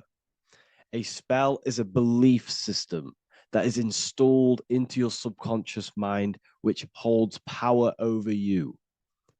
Okay? If I install a belief into your mind and that belief holds power over you and controls you, that is you under my spell. A spell is a belief that someone has installed into you. Okay? You have a subconscious mind. The subconscious holds power over 90% of your daily basis behavior, thought patterns, and overall emotional state. Because the subconscious is the back end of our mind, the mind that we don't really have access to. It's the shadow self where all of our programs, all of our memories, all of our traumas, all of our everything that we've ever experienced is recorded and kept in this vast database called the subconscious. Now, the subconscious is the 90% of our mind. We are only aware of 10% of our mind, which is the conscious mind, which is what you're using now, what you're consciously aware of. But there is a subconscious mind that holds power over your conscious decisions, and you don't even realize it. For example, as a child, you had a very, very traumatic event happen. Let's say as a child, you were not loved enough by your parents. And this feeling of you not being enough for your parents and feeling alone as a child implanted this seed. And this seed was planted by your emotions, a strong emotion. And over time, as you grew older into an adult, this seed grew and grew and grew. And what this seed grew into is you being very needy, you always seeking validation from others. Okay. But you taking this conscious decision 10 years down the line actually stems from this hidden cause within your subconscious mind, within this little feeling, this seed inside your subconscious where you don't feel like you are worthy. So this results in a conscious decision of you seeking validation from others, being very needy from others. Okay. This is what the subconscious is. The subconscious holds power over us. For example, posting on social media. Why are you actually posting on social media? If you take a selfie with your new watch, new car, and you go and post that onto your social media, why are you actually doing that? On the deepest root cause, it's not because you just want to post a picture. No, it's much deeper. It comes from a subconscious belief or a subconscious emotion of you seeking external validation, whether you believe that or not. But that's what it is. If you're posting on social media, you're seeking attention, you're seeking validation from others on a deep level, on a subconscious level. You may not even realize this because it's subconscious. Now, this is what a spell is. Money is a type of spell. Remember, money doesn't actually exist. Money does not exist. Money is a physical object inside of the material plane. But the physical object has a belief in the mental plane. See, the mind is the highest plane. This is the root cause of reality, the mental plane. Okay? So our belief in our mind has given this piece of paper value and a meaning. But in reality, it's just a piece of paper with a belief behind it. But this subconscious belief behind this piece of paper is controlling your daily basis behavior, is controlling your emotional state and controlling your life without you even realizing it. Without you even realizing that it's all an illusion. Money does not exist. It's the belief that gives the piece of paper a power. And the way we break the spell is by realizing that the money doesn't actually exist. The whole world is under the spell of money, and it's controlling all of us. But the spell is the belief. Once we all wake up and realize money has no value, it doesn't actually exist, it's only a belief. There is no actual money. That's how we break the spell. The spell is broken when we figure out that we are under the spell, under the belief, under the illusion of this piece of paper having value, and it's controlling our lives. That's why the word money has mon within it. Mon is moon, And the moon represents our hidden aspect of our mind, our subconscious, and the sun represents our conscious mind. So you have two versions of yourself.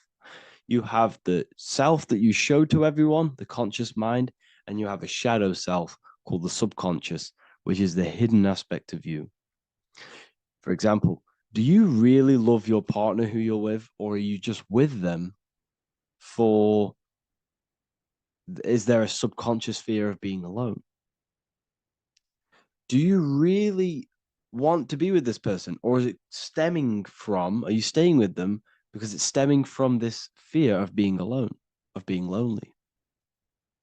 Or are you just with them because you have a subconscious sexual addiction? And all of your conscious decisions are actually coming from this little seed of wanting sex or not being alone. You have two versions of yourself, the conscious mind and the subconscious, the shadow self and the self that you show to everyone else. Okay? And the subconscious is what's holding power over you. When you drive your car, you don't consciously have to think about changing gear. You've done it that many times. It's on autopilot. That's the subconscious doing it. You can be walking down the street. Your conscious mind can be thinking about what you're going to cook for tea later, but your subconscious mind is controlling your body and walking your body. You don't have to think about moving the body. You just do it because you've done it that many times. It's a program. It's a belief in the subconscious that's giving this movement power. You see, the subconscious holds a lot of power over you. Our beliefs hold power over our daily basis behaviors and actions. Okay, like I said, posting on social media, this is seeking external validation. There's a subconscious stem, there's a subconscious urge bringing this desire into conscious reality. So we must break the spell of our emotions controlling us, our traumas from a child controlling us. For example, another example of this, let's say you were in a car crash years ago, and this car crash led you to having a very traumatic event, very traumatic emotion you felt in that car crash. You felt a lot of pain. That was impressed into your subconscious. And even to this day, you're probably scared of going into trains, going onto cars, going inside of vehicles. And you might not even be aware that it's actually stemming from this event that happened 10 years ago. That's the spell. That's the spell that's holding power over you. And you don't even realize it. You realize the spell when you realize you're being controlled by this old belief, this old trauma. That's what a spell is. A spell is not something I cast over you with a wand like Harry Potter. Spell's much deeper. It's the hidden aspects of our mind that hold power over us, that control us. Okay? So how do we get rid of the spell? How do we break the spell? By installing new belief systems, by installing new programs into our subconscious. The subconscious is impressed by repetition and emotion. Everything you do on repeat, for example, tying your shoelaces, you can be looking up into the sky, closing your eyes, thinking about what you're going to create for tea while doing your shoelaces. You've done it that many times, you don't have to think about it. That's the subconscious taking over. Okay? That's the repetition aspect of the subconscious. For example, you could probably run down your stairs. You know exactly how to run down the stairs. If I tried to run down your stairs, every staircase is different. I'd probably fall over. But you've done it that many times, you know exactly how to do it. It's what we call ritual. When you have an evening ritual, when you tidy the house, you do your skincare routine, you wash your teeth, that's a ritual. This is what the ancients called ritual. When we do rituals, we're trying to implant something into our subconscious to either remove an old program, an old seed that is controlling us, for a new one that's going to grow into new light, into a new reality. So you can implant messages, implant new programs into our subconscious, which will then grow into a new reality. Okay? Because if I tell you something over and over and over again every single day, for example, if I say, you do what I say every single day I repeat this statement into your ears, about a month or 2 months in, you're going to start to believe in that statement and you're going to start to be under my spell. You're going to start to do everything that I say. So this is what spells are. Spells are subconscious beliefs that hold power over you, and you don't even realize it. So we need to remove these old programs we have that are controlling us for new programs. And we do that through ritual, affirmation, and imagination. Repetition and emotion is key to impressing the subconscious. They are the two ways that spells are created, that programs are created. The subconscious only knows the now, and it only knows you. So every word you say is a spell. So when you call someone else a name, you're calling yourself a name, because your subconscious takes everything you say as truth because it only knows you. It doesn't know anyone else.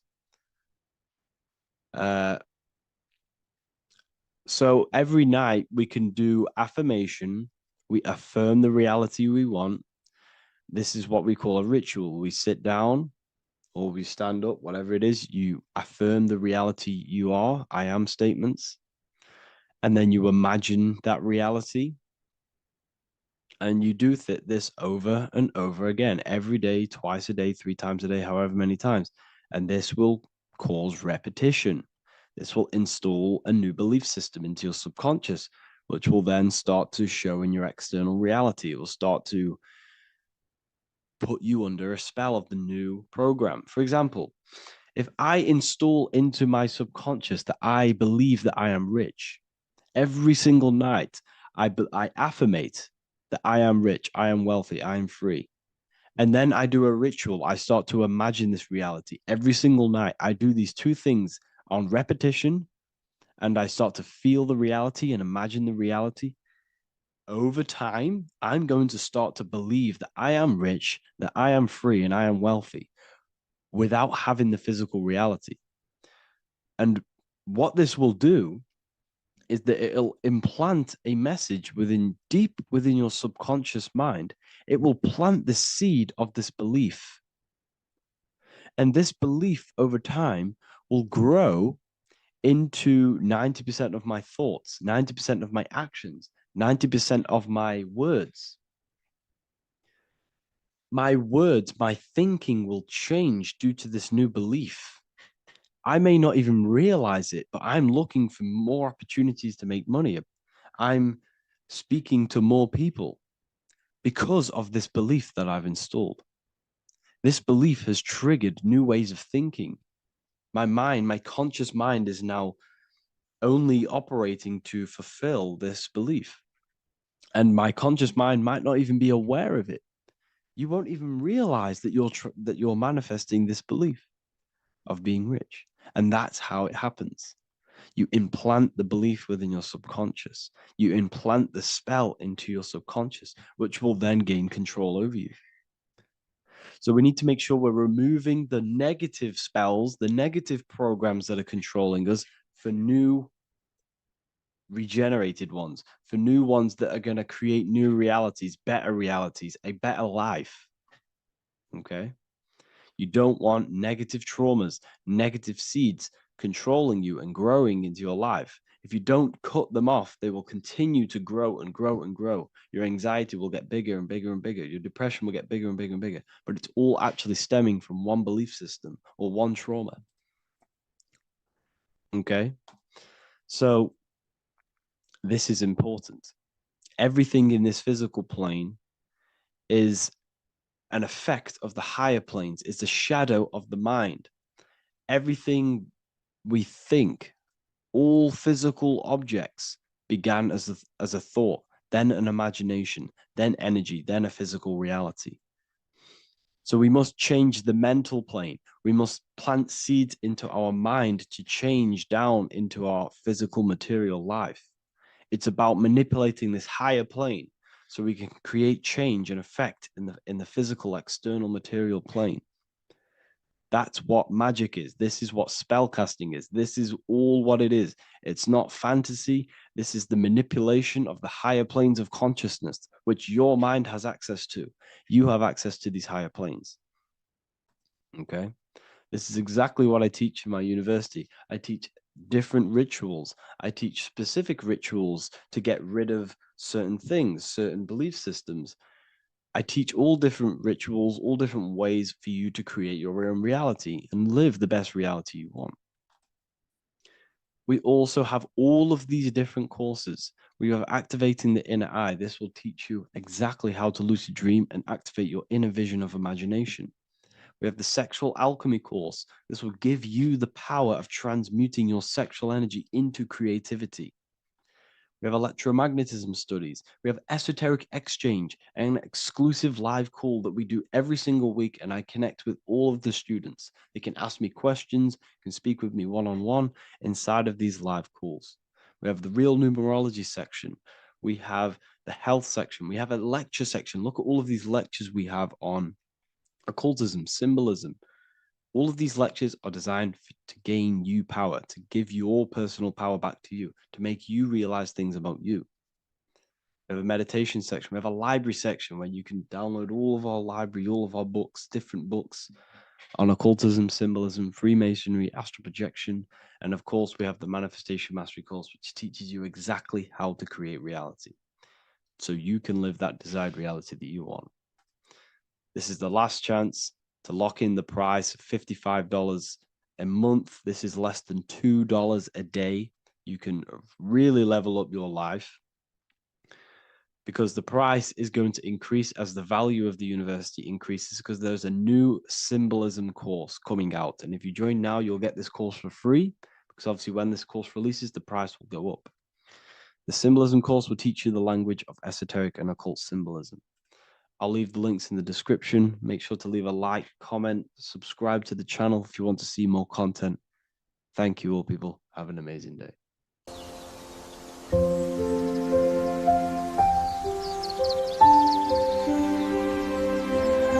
bookofwisdom.com. Visit today.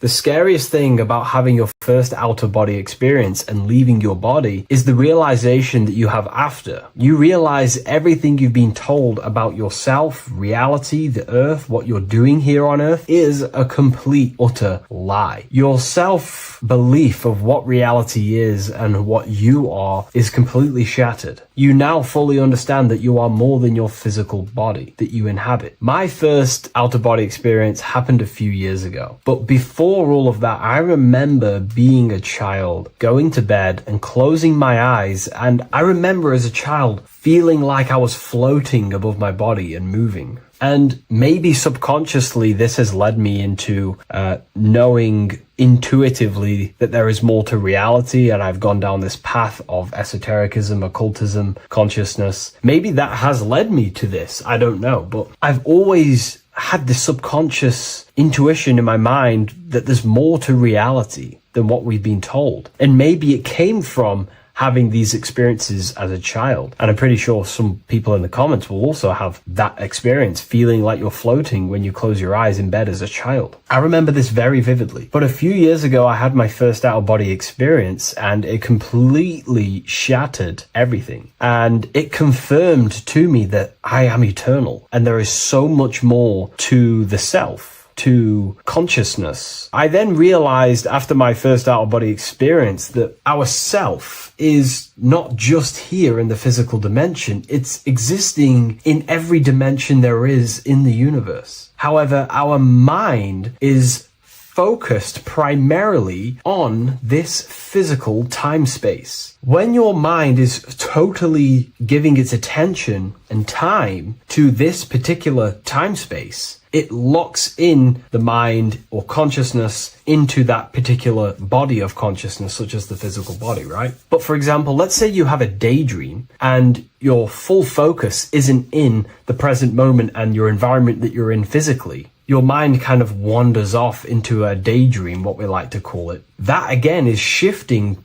time space. Your consciousness is 40% here in the physical plane because your body's there, but then the other 60% is in this daydream, this imagination. So you're shifting time space, and what an out-of-body experience does is allow your mind to reduce that attention to the physical body and access attention to this altered body or dimension of consciousness. So I'm going to give you the story of my first out-of-body experience, because I know when I was researching this, I was always looking for personal stories about someone's out-of-body experience, and there's not many out there, to be honest with you. Well, based off my research, I couldn't find many. You find a few, but I'm going to give you my experience of my first out-of-body experience that happened a few years ago. It was early in the morning. I kept on waking up and falling asleep to my alarms. I went back to sleep after waking up for like the third time in the morning. When I fell back to sleep, that is when I had my out-of-body experience. It's also good to mention that I have been listening before that about podcasts, books about out-of-body experiences, astral projection, and things along them lines. So this was stored in my subconscious, this topic. And I had a desire in my heart to actually experience this for myself. Long story short, I went back to sleep early in the morning because I kept on waking up, and it began with this tingling sensation, a high energy sensation. It was like bursting, intense, high frequency energy. My attention was no longer in the time space of my body, but my attention shifted into this energy body, which I now understand. I didn't understand at the time properly, but I now understand that as my consciousness started to feel like it was being pulled upwards, right now, our time space, our attention is in our body, and you feel all the data of the senses, right? And that's what I'm feeling right now. That's what you're feeling right now. But imagine that was completely stripped. My attention was no longer feeling the sensations of my body, because my body kind of just dissolved as I fell back to sleep. So this was a natural out-of-body experience. I didn't force it. I didn't meditate. I didn't do anything. This was just a natural out-of-body experience that I had. And a lot of people get these that I've read about. So my attention started to feel like I was being pulled upwards, and I no longer felt my body, but I felt this intense energy, frequency, sensation all around my body. It felt like this, it felt like illuminating energy that's moving very, very, very fast. So my conscious awareness was now shifting. I now understand. My whole body faded into this sensation. My whole mind faded into this energy sensation, this tingling free. It was very, very intense. I was not feeling my normal senses anymore, only this energy. This energy was also pulling me up. The more I was lifted up, the more intense the frequency became. So think of it like just a frequency resonator, how it just goes up and down, up and down. But then imagine the frequency resonator just going higher and higher and higher frequencies, and it would just get more and more and more intense. The energy was moving faster. This tingling was faster and faster and faster as I was being pulled up. Part of my mind began to fear this. My arms and legs grew very tense. I started to tense up because at this moment in time of the experience, I was very vaguely conscious. I was half there, half not. And as I was being pulled up, my physical body started to tense. And this is again when I started to feel my body again. But then I remembered what I heard out of body experiences is that you have to submit to the process. If you try and force an out-of-body experience, it will never happen, because an out-of-body experience is not truly out of body. What we're trying to do is trying to find a needle in a haystack. If you're trying to find a needle in a haystack, you don't go rummaging through the haystack to find the needle. What you do is you burn the haystack and then the needle reveals itself. It's the same with an out-of-body experience. We dissolve the senses of the body, so the body falls asleep, but the mind stays awake. As soon as I let go of this fear and I let go of the tensations in my body,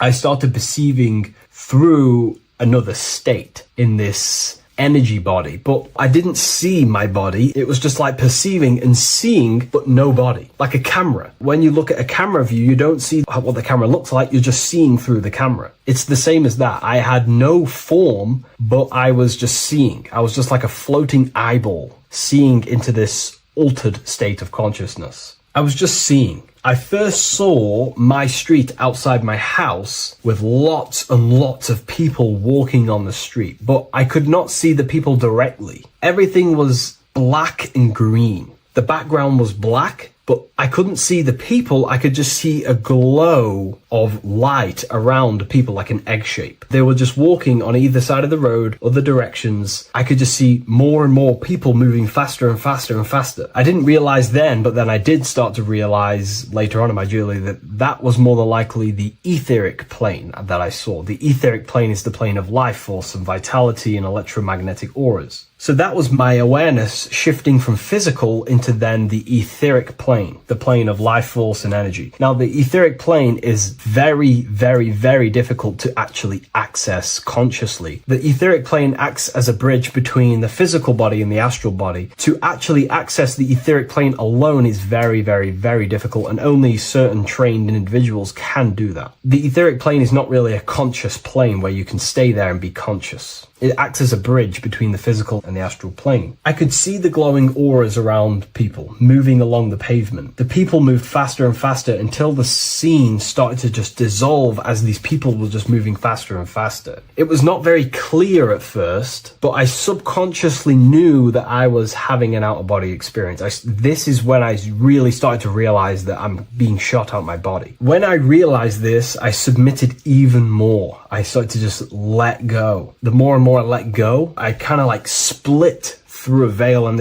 everything became super clear. Before, in the etheric plane that I think it was, the ethereal plane, things weren't very clear. I could only just see glowing auras. However, as I split through the veil of the etheric, this bridge, this place that I was going to, I then split and everything just came super, super clear. I was floating in the sky. I subconsciously knew that I was having an out-of-body experience when I realized this. As I was still being lifted upwards, I then split through the layer where everything just suddenly became super clear. But then I was awake, fully conscious, but I was not in my body. I was just like a camera in the sky. I had no body, no form. I could just see. When I entered this plane, there was some sort of voice guiding me through this whole process. It was a male voice, and it was basically guiding me where I was going. It was telling me what I can do here. This voice was pretty much saying, you can fly, you can think things into reality, you can do this, you can do that. While he was saying this voice, there was no being around me, but I felt a presence of another being. But this voice was just speaking to me mentally. Like, you can't hear it, but I just knew what it was saying.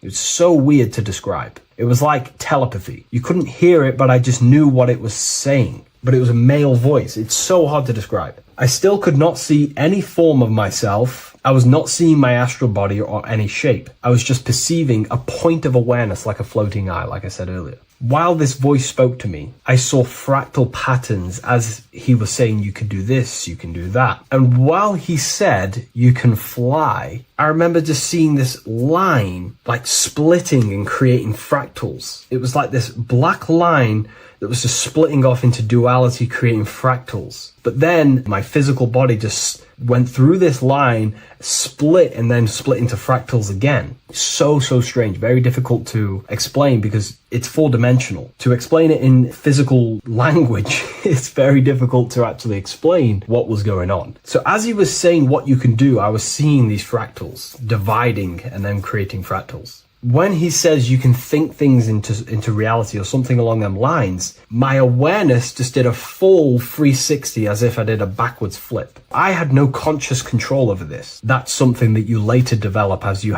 keep having these out-of-body experiences. Your first out-of-body experience, you probably won't be able to control what's going on, but you will have an out-of-body experience if you seek them. I could see all around as I rotated. I looked all the way down and then back to my original angle and point of awareness. During that rotation, when I started to turn upwards to do the backflip, I looked up and it kind of looked like the sun in the sky. It was very dark and gloomy.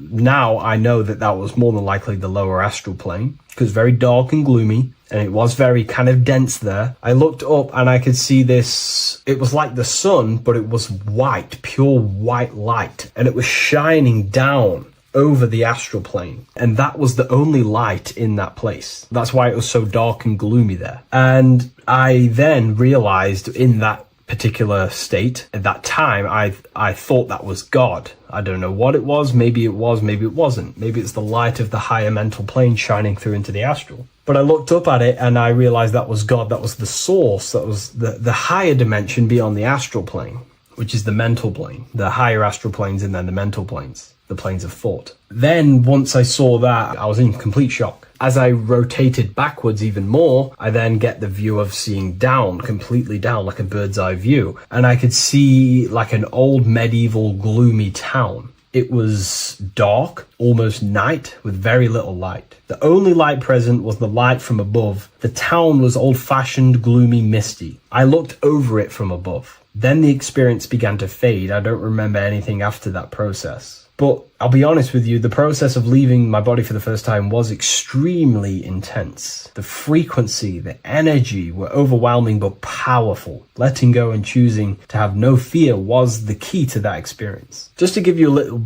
bit more wisdom on what I actually experienced now, what I realized what was happening, I now understand that the voice that I was hearing was not an external being guiding me. It was actually a higher aspect of myself, a part of my own consciousness that is not focused in the time space of the physical world. My physical mind is focused here in this timeline, but once I exited this timeline and focused elsewhere, the higher part of myself guided me towards that experience. This higher version of ourselves that we call the higher self is a higher dimensional being, but we're just unconscious of it. This being exists beyond our ordinary thinking mind. Our self exists everywhere in the universe, and we can unlock higher versions of ourselves as we progress on our journey of awakening and self-realization. Because let's say right now, only 10% of your awareness is actually in the physical plane. Science tells you that 90% of you is actually in your subconscious mind. 10% of your awareness is your conscious mind. So there's 90% of you that your conscious mind is not aware of.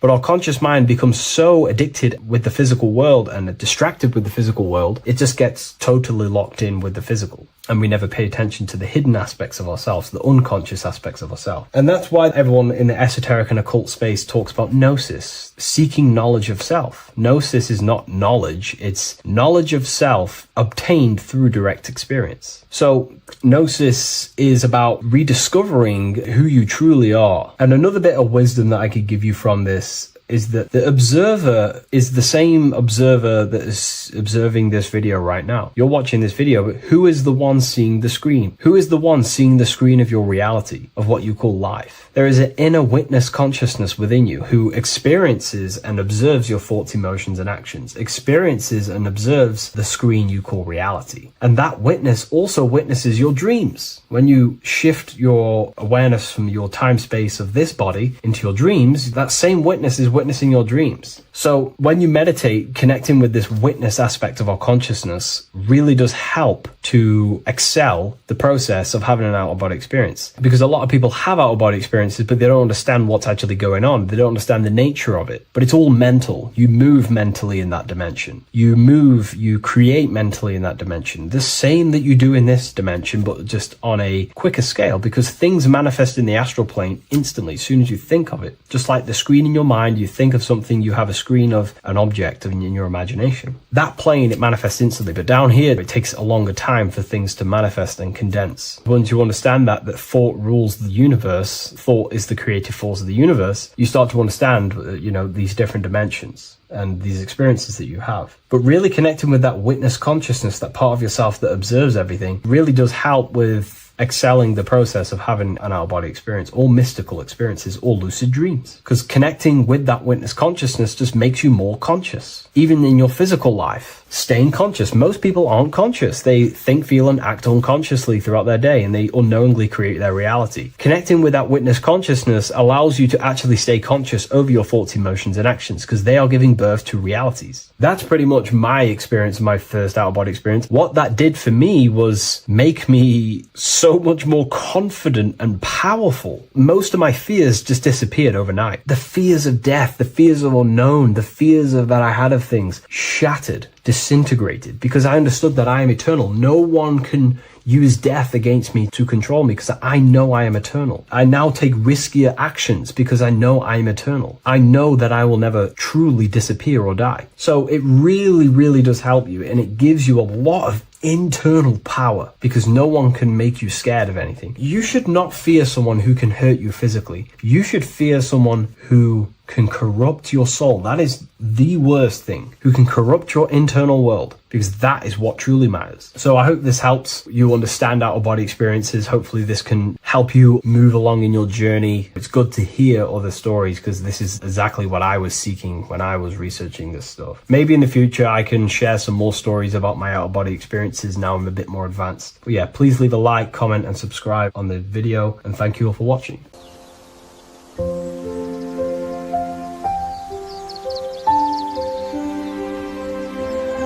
bookofwisdom.com.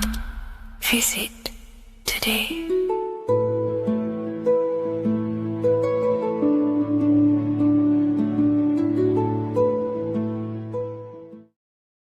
What's good, people? We're back with another video. This is going to just be a quick video. Manifestation, magic, bending reality. So let's jump straight into this. So you have a conscious and a subconscious part of your mind. The conscious is what you're conscious of, what you're actually doing, where you can choose or not. However, the subconscious is the part of your brain which is automatic. So all of the systems in your body, like the digestive system, your heartbeat, these are automatically being ran. And you do not have to tell these systems to do anything. You do not have to consciously tell your heart to beat. It's automatically doing it. And this is what the subconscious mind is controlling. It's like the dark aspect of your brain or your mind. It is the way bigger aspect of your mind. Okay, it controls all the systems in your body. Okay, and this is where all of your programs are. So when you're in it from your childhood, what you've learned in school, all of these things are being kept in your subconscious, maybe traumas and stuff like that. So the subconscious is the female aspect, and the conscious is the male aspect, because the male is all about action and doing, and the female is more about creation, creativity, intuition. So you have a right and a left hemisphere of your brain, and these are obviously male and female. The right side of your brain is your female. It's to do with creativity, imagination, intuition, insight. Okay. And this is one of the most important sides of the brain. This side of the brain is the most attacked by the elites, whatever you want to call them. This side is one of the most important, because obviously your intuition is a massive part of reality. And if you don't have intuition, then you lose track of the things around you. You can't consciously feel if things are wrong or right. They don't want you to have intuition or creativity or imagination. They want you in the left side of your brain, which is just reasoning, logic, and basic things. So they just want you to tell you what you want, tell you what to learn, and then that's it. They don't want you thinking for yourself, which is the right side of the brain. So whatever the conscious side of your mind impresses the subconscious side of your mind. So if you do affirmations, for example, if you consciously do affirmations every day, you're reprogramming your subconscious mind. You're impressing a vibration and a word into your subconscious mind, and therefore it will reprogram it. So the male and female aspect are symbolized by the Star of David as well. The male being the upside triangle, the female being the downside, connected all in one because we both have male and female energy. So every thoughts are electric, which is the male aspect, emotions are magnetic, which is the female. Each thought creates a wave of vibration in all directions. So think of it like a water drop in a pool, but it going out in every single direction. It's not just flat. And these thoughts have a certain frequency, well, has a certain vibration. That vibration has a certain frequency. And this affects your aura. Every thought, every emotion directly impacts your aura and the strength of your aura. So if you're angry all the time, your aura in the astral plane will look red. However, if you're happy, it'll be more like blue and green. So it's very important. Your electromagnetic field is created out of your emotions and thoughts, and that affects reality because you're 60% water, and frequency and vibration create certain patterns and has a certain effect on water. We'll get into that after this slide. So each thought that people are thinking around you, you are actually subconsciously picking up these thoughts because it's emitting this vibration in all directions. So this is why you can pick up thoughts of other people on the odd occasion. However, when you're more in tune with your intuition, your right side of your brain, you can start to pick up on vibrations, thoughts, and other people's auras. You can pick up on the energy once your third eye is open, and you know whether you should be in that environment or not. This is what we call an atmosphere when we go into a room and you can feel the tension if someone's been arguing, for example. This is the atmosphere, this is the vibrations, these are people's auras emitting these certain frequencies and vibrations. Okay. So our aura is contained of multiple layers. Obviously, we have the physical body. This is the electromagnetic layer. However, you have the different planes of existence, the spirit, mental, astral, etheric, and then physical. The physical is the lowest plane of existence. And the physical plane is a product of all of the planes above. So the mental impresses on the astral impresses into the etheric, and then the etheric creates the physical object. So the mind is the root cause of reality. The mind is the cause of everything. Your consciousness is pure cause. There's no effect. Everything you see in this reality is the effect. Everything that you experience is the effect because the root cause was the mind. The decisions you made you experience that certain experience. And that decision was created on the mental plane. And this is just pure thoughts. And thoughts are things. If it exists in your mind, it is a thing. It's a certain frequency. So if you have a certain level of thoughts, if you're thinking positive, for example, you're going to have a strong aura, you're going to have a higher vibration. And that attracts like. Like attracts like when it comes to thoughts and vibrations and electromagnetism. So if you're thinking positive all the time, speaking positive, doing positive, you're then creating a higher vibration, and that's going to attract people on that similar frequency to you. Everything is electromagnetism, frequency, and vibration. Everything. You see, so this is why, for example, if I put my hand to a TV screen, if my finger was the same vibration as the TV screen, it would go straight through it. However, the particles in my hand and the particles on the TV screen are two separate vibrations, and this is what causes the friction to stop and not my finger to go straight through it. So, like I said, when you don't feel the vibe of someone, when you don't feel right, you don't really get along with someone, this is a vibration. Your vibrations are not matching, they're not similar, they're two complete different vibrations, and they're not aligning properly. So music has a massive part on this. Music is a massive, massive tool for the elites because music is frequency. And in 1975, the musical instrument are all tuned to 440 hertz. So Spotify, Apple Music, most of the music on YouTube is all set to 440 hertz. And 440 hertz is not divisible by 3, 6, or 9. And when you can't divide a frequency by 3, 6, or 9, it's not a natural frequency. As you can see here, this is 432 hertz. This makes a nice geometric pattern. However, 440 hertz is a distorted pattern. So when you listen to this actually shuts off the whole right side of your brain. Like I said at the start, this is the most attacked side of your brain. It's to do with creativity, imagination, intuition. When you listen to 440 hertz, it shuts off the whole right side of your brain.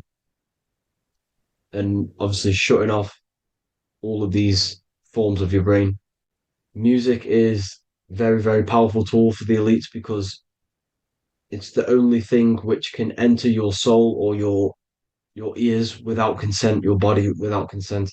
Everything else has to be through consent. You choose whether to eat something, you choose whether to drink something, but frequency, you're going to hear it no matter what. This is why it's so powerful. And music influences the body in many different ways. It's the most powerful imitator of everything. It directly affects all listeners. It directly affects intentions, gestures, movements, and actions. It stimulates your mind, and certain songs, certain catchy songs, can reprogram your subconscious mind, invoking certain emotions. This is why when you listen to slow beat songs, it makes you feel more sad.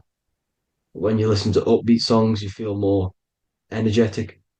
This is because these frequencies have a profound influence on reality and on how you feel. Because, like I said, you are 60% water. And as you can see here, each frequency creates a different geometric pattern. And inside of you is 60% water. So, like I said, 440 hertz is going to make a distorted pattern in your water. And this is going to have a profound effect on your emotions and your reality. So, like I said, health is not just the body. It's you are made of body, mind, and spirit. You need to look after what you put in your body. You need to look after your spirit and look after your mind. It's very important to keep all these in balance because once one of these are unbalanced, it affects the other two. So if you're eating wrong, it's going to affect your spirit and mind. If you're thinking wrong, it's going to affect your body and spirit. These are all interlocked. You have to look after them all. So it's very important you understand music. Stop listening to low vibrational music. To be honest, you want to listen to music without any sort of speaking inside of it. You just want pure uh, frequencies, which are the solfeggio scale, like one of these, for example, 432, 528 hertz. These are all good frequencies. It's called the solfeggio scale. And these frequencies make you more in tune with nature. 528 hertz is what the earth vibrates at. So it's very important. And the Rockefellers are the one who changed this to 440 hertz. The Rockefellers, one of the elite families. So if you want to manipulate reality, it's very important to have your chakras aligned and having a high vibration, because the higher your vibration, the more powerful your words and your intentions are on reality. So the lower your vibration, the harder it is to affect reality because you're in a lower state of consciousness. Like I said, you have the mental, astral, etheric, and physical. Everything is a product of the one above. As above, so below. This is what Hermes Trismegistus was saying in the Egyptian days. This is where it comes from. As above, so below. If you affect above, it directly affects below. So, like I said, meditation helps on this, helps align your chakras. Think positive, feel positive. Like I said, your feelings are magnetic, your thoughts are electric. So once you combine these two together, you're then creating an electromagnetic frequency, and that will have profound effect on reality. So the law of cause and effect. Every law, so the law of cause and effect. Every effect has the root cause. Like I said, your mind is the root cause of everything. Every decision you make is having a different effect on reality. Everything happens for a reason due to the root cause, which is your mind. You choose everything that happens in your life. Okay. So it's very important you understand this and you constantly make the right decisions, the good decisions to have good effects on your reality. You have to be very conscious of this law because nothing escapes this law. This is the law of all consciousness.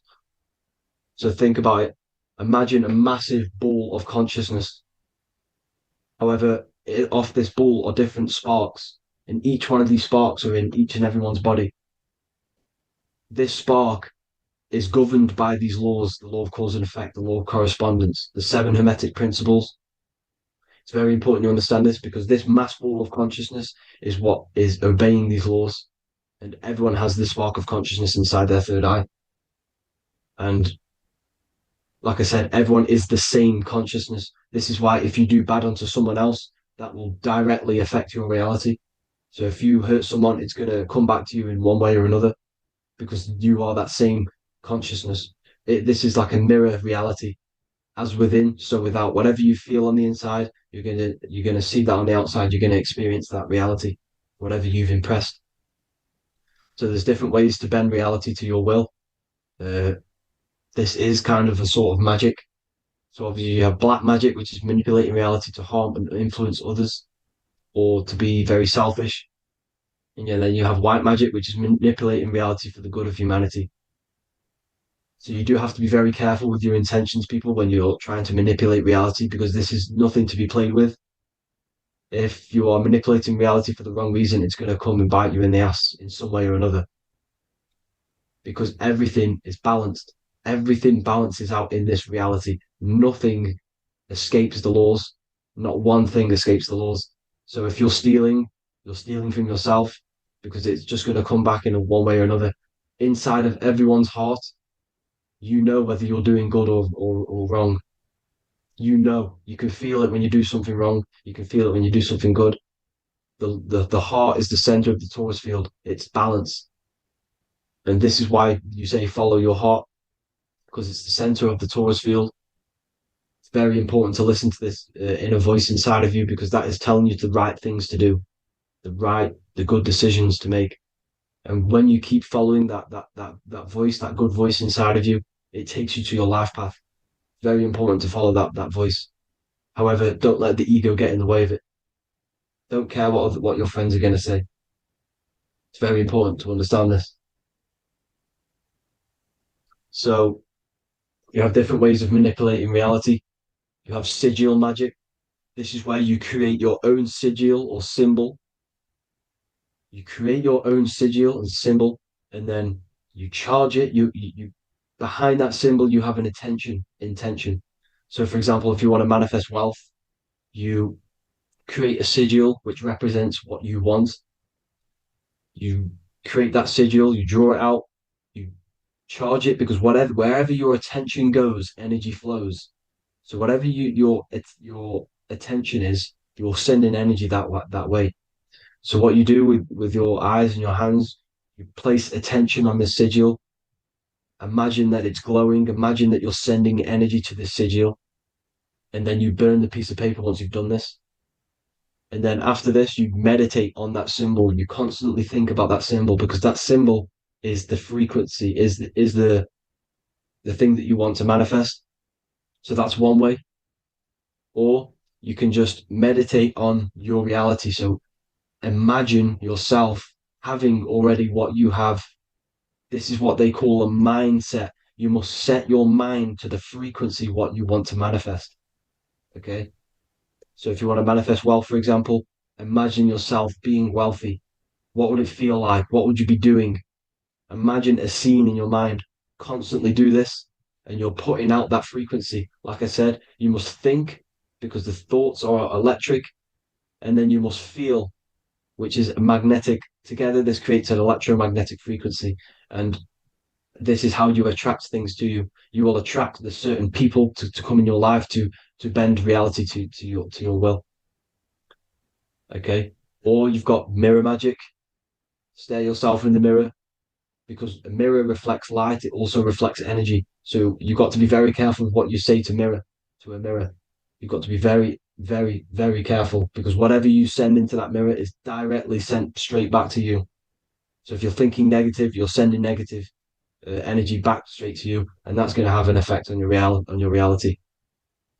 Affirmations are very important because your words are frequency, your words are vibrations, and each word you say has a certain frequency. If it's positively charged, it's going to affect you positively. If it's negatively charged, because like I say, your brain and your mind is like the director of energy. That's what your brain is, and it directs energy into certain things. You can either positively charge it or negatively charge it, and this brain is creating your reality constantly. It's manifesting your reality constantly in the present moment. So this is what the government knows. The government know your mind is the root cause of reality. This is why they call themselves a government. Government. The New World Order is not being manifested by them. They are controlling the information. They are controlling your perception of this reality. And they know the mind is the root cause of reality. Therefore, if they control your perception of reality and your information, what you believe, you're going to manifest that information, that perception. So we, the people, as a collective consciousness, are the ones uh, manifesting this new world order. You see, so this isn't black magic. They're actually tricking us into manifesting their own their plans. This new world order. You see, this is how smart these people are. They know how to get around the laws of reality. They know how to bend reality to their will without facing the consequences. They're getting humanity to do it. You see, there is a collective consciousness. As like I said, we all have that same spark of consciousness, right? So as a collective consciousness, we are on a very low vibration at the moment. However, we are waking up rapidly. There are more and more people waking up at the moment, and light always chases away the shadow. Light is a lot more powerful than darkness, you see. So one person waking up has a massive effect than one person being asleep. It has a profound effect. Because, like I say, the light always chases away the darkness. It's more powerful. The light is always more powerful. High vibrations are more powerful than lower. So that's it for this, people. I hope you all enjoyed. This is a short, quick video. God bless you all.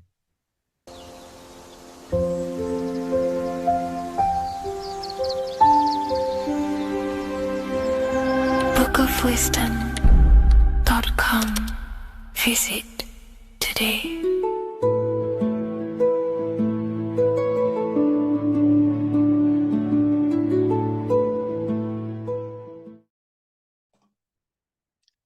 So this is known as the bag of the gods. This symbolism is widely known, but no one knows what it truly symbolizes. We see this in ancient Sumerian artwork. We see this in the Mayans' artwork. We always see this bag with the gods. What does this actually represent? Okay, so the bag itself represents carrying. Carrying what? It represents information. It represents knowledge. Your mind is the carrier of the information. So this is why in his left hand, he carries the bag. And the right hand has the pine cone. This represents carrying of information. Why is it a bag? A bag can be passed on to someone else. The information can be taught to someone else. This is the information of activation of the pineal gland or higher consciousness of humans. Because as humans, we all possess an animal nature, the nature that tells us to eat, to steal, to gain material wealth, to survive, to hate. This is our animal self. This is our animal behavior. But we also have a divine nature of consciousness, which we have access to, the higher planes of consciousness, the planes that manipulate this material world and create all things in this material world. The human mind has access to. The animal does not. The animal has no idea he exists. The animal has no inner dialogue, but humans have the inner dialogue. Humans can create infinitely. We can expand our minds infinitely into new realms of thought. So we have this higher divine nature and a lower nature. This bag of the gods is basically just representing the knowledge they possess of higher consciousness, of the higher aspect of life. Okay? Which is the activation of the pineal. The pine cone. The pine cone is in his right hand. The right represents wisdom. The left represents intellect, knowledge. Knowledge and wisdom are two separate things.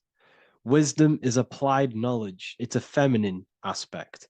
Knowledge is just gained information that you know, which is masculine. So in his right hand, he holds the pine cone. The pine cone can be opened and shut. The shut pine cone represents the asleep human being, the human being that exists in his lower nature, that just basically survives, lives on eating, consumption, material lust, living in chaos with his emotions, living in a place of hell. This is the animal nature. Then we have the awakened human, the one who has consciousness of himself, the one who looks within himself, the one who knows there is more to him when he looks in the mirror. He is far more than just the physical body. He is a divine spiritual being, a divine being who has limitless potential of creation into the material plane. So this represents the awakened. This represents the asleep. This is why he carries the pine cone in his right hand. It represents applied knowledge. This is the information. This is the intellect he possesses. And this is the applied knowledge of the awakening, of activation of the pineal gland. Because remember, the pineal gland is not your consciousness. The pine, pin, pineals, the same root word. Pine cones were always symbolizing the state of consciousness one was living in, whether he was asleep or awake. We see this at the Vatican. We see the pine cone over the two pillars. This is the two pillars of Freemasonry, and the dome. This is the Royal Arch of Freemasonry. This represents your head. This is the two pillars, the two hemispheres, and the pine cone in the middle, which is the pineal gland. What is the pineal gland? The pineal gland is not your consciousness. It is not the third eye, and it is not the mind. It's not the mind's eye. The pineal gland is a radio receiver. This is your body. Your body is an antenna. Most people think they are this body. This body is nothing but a receiver and a downloader of consciousness. Your brain does not produce consciousness. You are not this brain in your head. This brain is a downloader of consciousness. Consciousness comes from a way higher divine plane, which is what this image is showing here with the clouds. The mind is light. Consciousness is light. And this light is coming down into the material plane, and your body is basically a crystal antenna which is receiving and downloading this consciousness. So you can experience a three-dimensional reality. So God can experience himself in a divided, separate state. This is what this represents.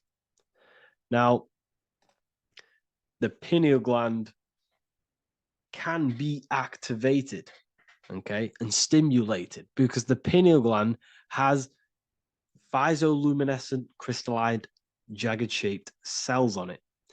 And obviously, these are crystals. Crystals are on your pineal gland. And what do crystals do? Radios use crystals. Your phone uses crystals. They tell you that crystals are woo-woo and pseudoscience because they don't want you to know the power of crystals. Your body is basically a giant crystal. Your pineal gland is a radio receiver for your consciousness. So if they can ruin your pineal gland and damage it, this will damage your connection to the divine, to your true self, to consciousness, to God, whatever you want to call it, the source. There is all one source consciousness, and we're all collectively connected to it. And this is our connection. This is our antenna. So what a radio does, a radio has an antenna, and the frequencies are all around us because all the radios are playing in your ear right now. But what the antenna of a radio does is tune into a specific frequency to pick up that frequency and play that frequency. It's the same with your consciousness. You're all a fraction of God's consciousness. So that is essentially what we are looking at here. We're seeing knowledge, intellect in the left hand, and applied knowledge, activation of waking up to higher consciousness, to the higher human form. Because we can reach beyond our physical form. We can turn our animal self into a divine being, into one of these so-called gods. These gods are nothing but human beings. The Anunnaki were not gods. They didn't come from the sky. These are normal, regular human beings who activated their higher consciousness. This is what we have here. This represents spirit. Birds represent spirit. So do we have any questions? I'll take some questions now. That was just a short lecture on what that symbol truly means. Okay. So if we have any questions, feel free to go ahead and ask some questions. Anything that you don't understand, anything that you want to know.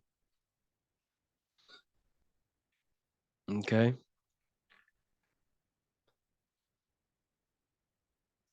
So base reality would be where source resides. Yes, the base reality is your consciousness. Are these lectures available in the university? There's a whole section, basically inside the university, there's a whole section with like over 30 long form lectures like this. So the base reality is where the source resides. Yes, the base reality is your inner world, your consciousness. That is the only thing that exists. Your outer world is just an effect of your consciousness.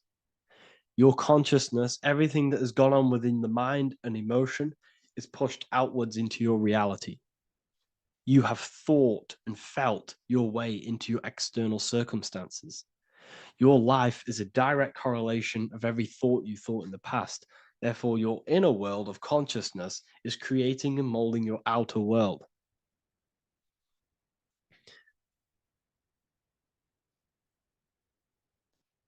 The best way to keep connection consistent, the best way to keep your connection to the divine or the higher planes of consciousness is through meditation and through imagination.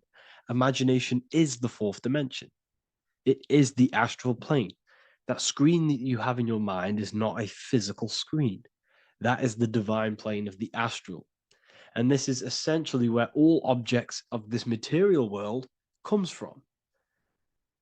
The phone that you are holding, the laptop you're watching this on, whatever you're doing, every single object you see in your room that you are in right now began inside of the plane of imagination. This is not a physical plane. This is a metaphysical plane that you have access to.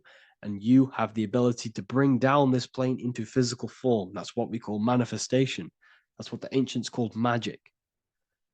This is what we now call in science metaphysics. It's all the same thing. So yes, you all have access to the divine planes. Unlike animals, this is why humans are so advanced.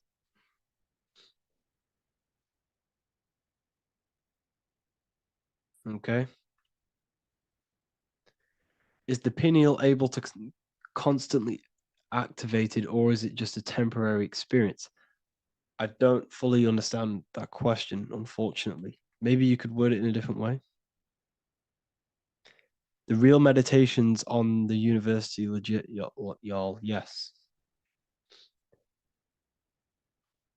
In order to connect to consciousness, you need to sit in meditation and turn off your feelings, and the feeling of unity will come. Do I understand correctly?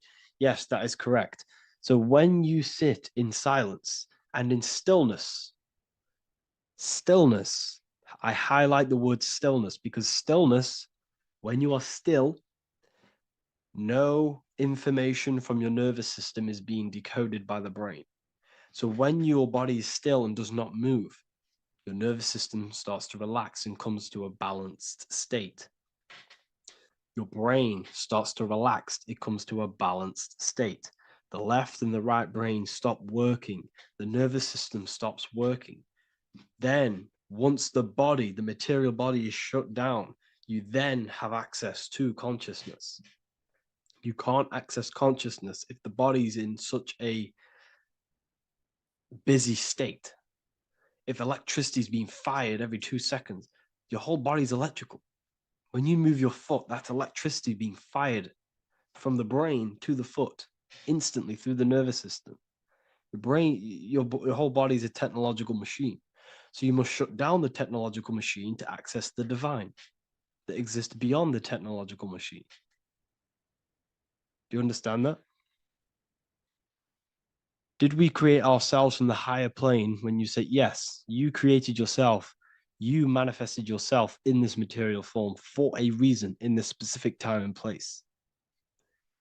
Wisdom books, are these available inside the university? Yes, they are. So anyone who joins the university, they all gain 50% off the store. So you can get anything off, anything you want inside the store for 50% off.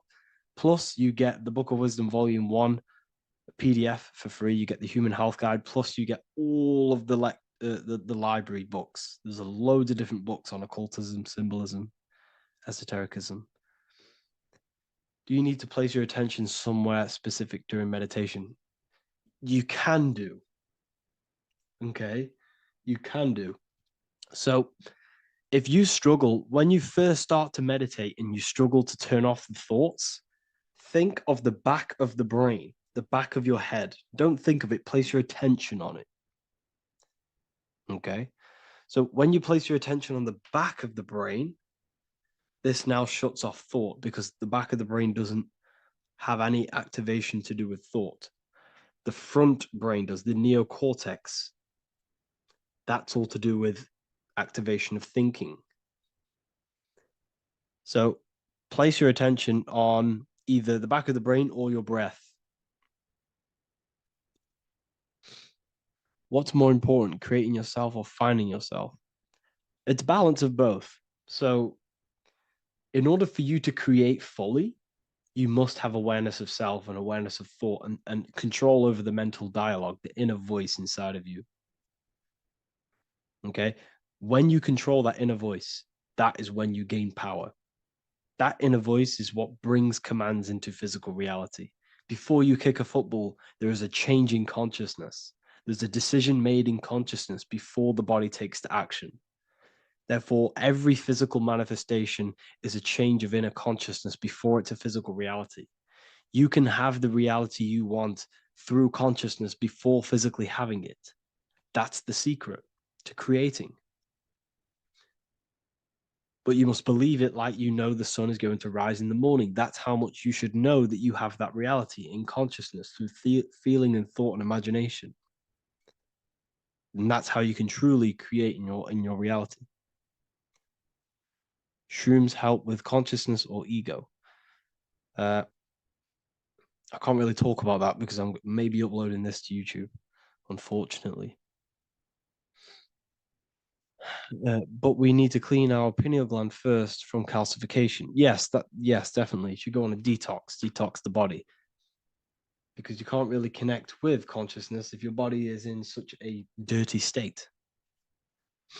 Because the brain is, your nervous system is in a state of fight or flight, trying to fight off all these toxins. So when you meditate, you're probably going to be having thoughts all the time because your brain's firing, your nervous system's being attacked through toxins. So you must detox to have a true connection with the divine. Your diet plays a big role in your spirituality and mentality. What is the most optimal food for pure consciousness? Fruits and vegetables. They possess consciousness. So when you place them inside of you, they're syncing with your consciousness.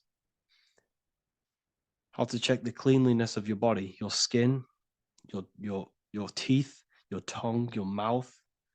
If your skin has spots, different colors on it, You're not clean because your skin is a reflection of your inner organs.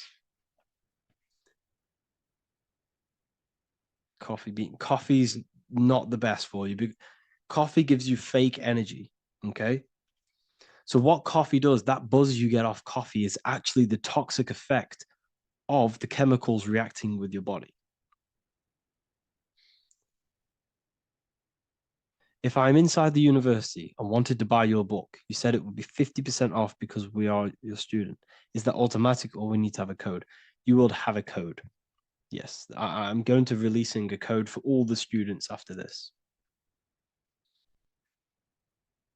Caffeine equals neurotoxin. Yes, it fries your brain. It fries your nervous system. It fries your dopamine receptors.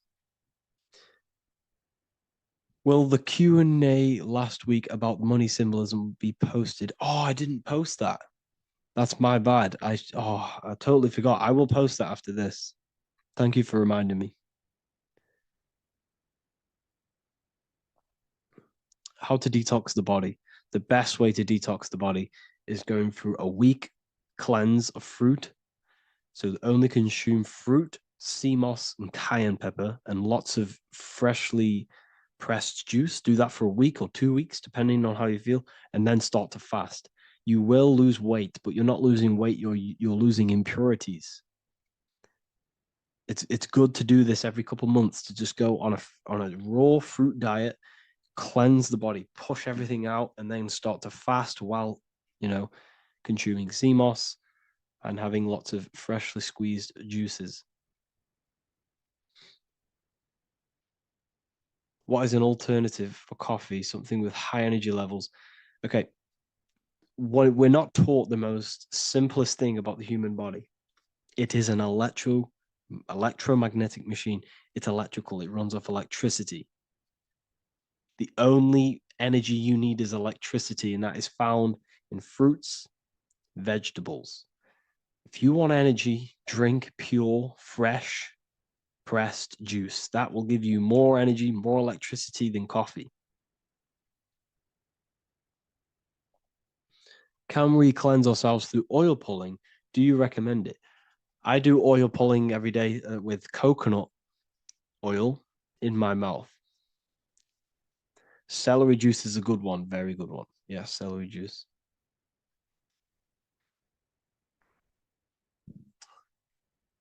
Any more questions? What kind of music do you listen to when lifting? For me, rap, hip hop push me work harder, but I know it's terrible for my subconscious. Yes, very. At least you're aware of it. You should be definitely try and stay away from the hip hop music.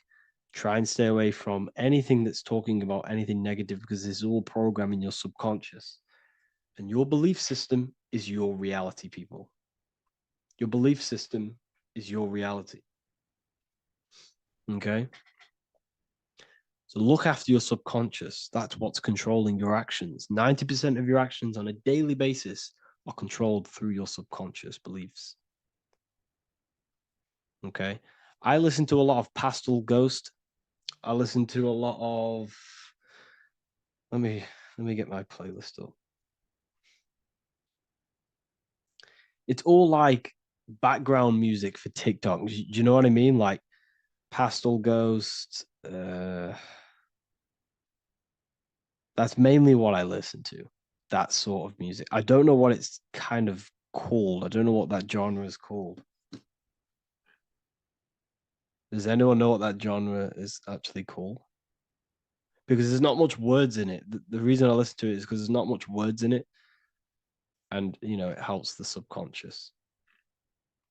And I just love that music.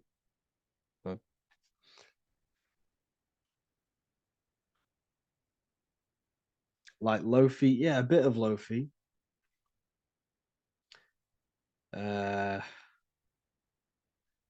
Most people won't even know this type of music.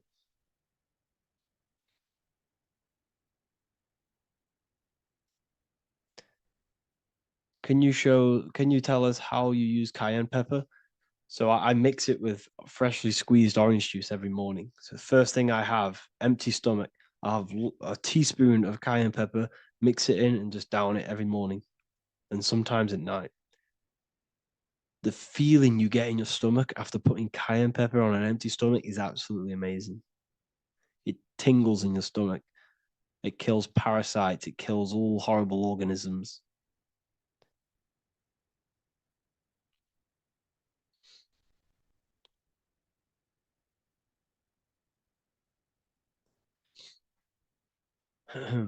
Mix it with hot water. Yes, hot water and key lime water. That I bet that's powerful. If you mixed warm water with key lime with cayenne pepper in first thing in the morning, I can imagine how powerful that is. I've never done that, but I'm going to try that.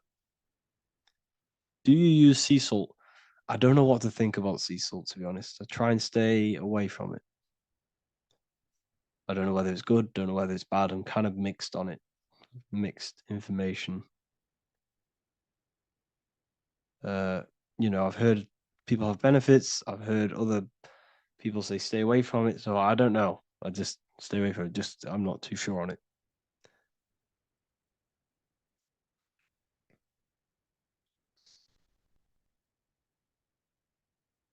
I drink fresh pressed celery juice every morning. Yeah, definitely. Is there any chance we could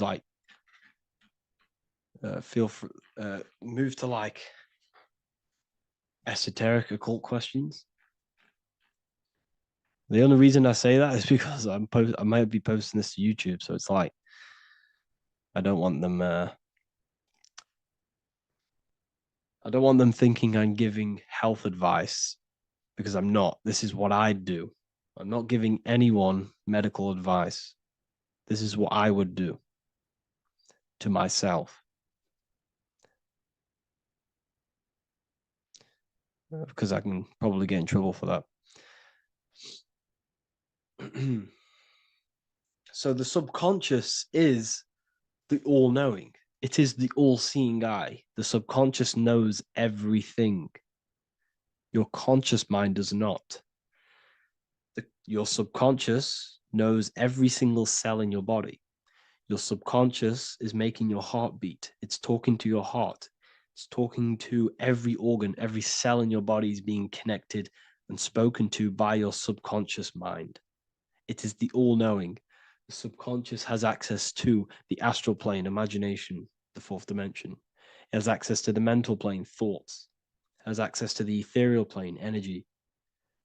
And has access to your physical body. It's the door. It's the portal. The subconscious is the portal to the divine. You must go through the subconscious in order to access the divine.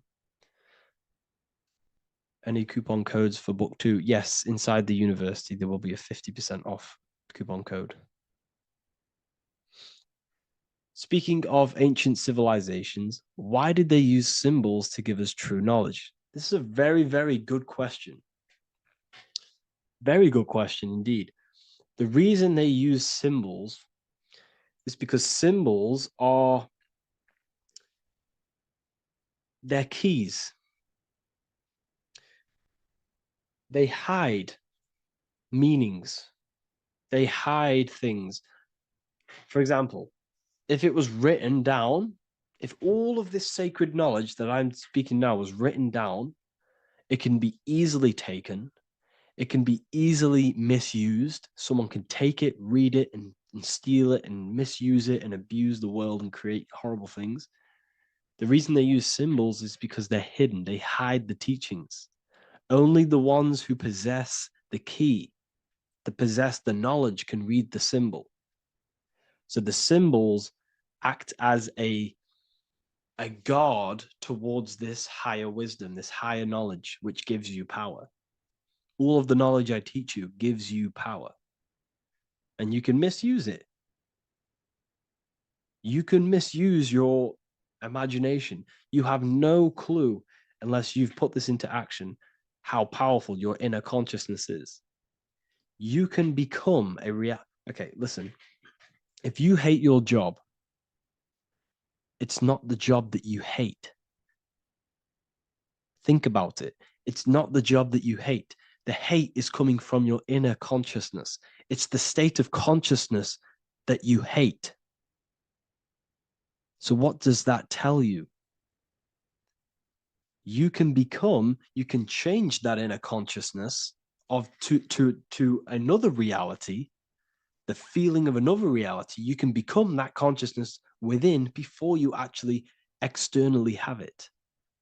And by becoming and knowing that reality, that's what produces effect on shaping your outer world. When you really truly know that reality inside of you, of being free, of being wealthy, of having abundance, your outer world has no other choice but to rearrange itself to your new inner state of consciousness. That's what magic is. It's manipulating your inner state of consciousness. It's convincing yourself that you already have it, not believing it, knowing it. Okay? Knowing is different than believing. Believing is a lie. You should know thyself. Okay? So we can say that human overpopulation is intentional. There is no human overpopulation. We're all cramped in these cities. We're all cramped into one little place. We're not supposed to live like that. We're not supposed to live so cramped. This is why there's so many weirdos out in public. So many weird people doing weird things. This is when things start to go weird, and we shouldn't be living in this state, in this condensed state. We should be spread out. Okay. There is no overpopulation. It's just an illusion because we all lived in such. Have you ever been on a plane? Have you seen how much land there is? It's crazy. There's no overpopulation. And how many people do they say there's in the world? There's not that many people in the world that they say. I think it's like 8 billion. I think they say there's 8 billion people. There's not 8 billion people. There's probably more like 2 billion. And the reason I say that is because I have a friend who only has like 300K followers. That's a lot of followers, okay? And he gets recognized everywhere he goes. And he's into all this stuff. And he says, listen, the population is definitely not 8 billion or whatever they say. I think it's like a couple billion. It's probably more like a billion.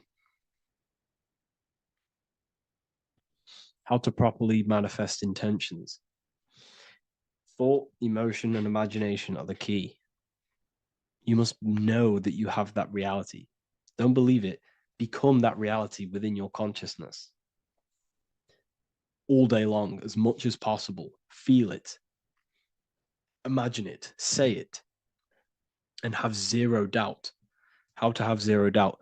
You can't, well, okay, so the doubt, that little voice that will seep into your mind saying, you can't do that.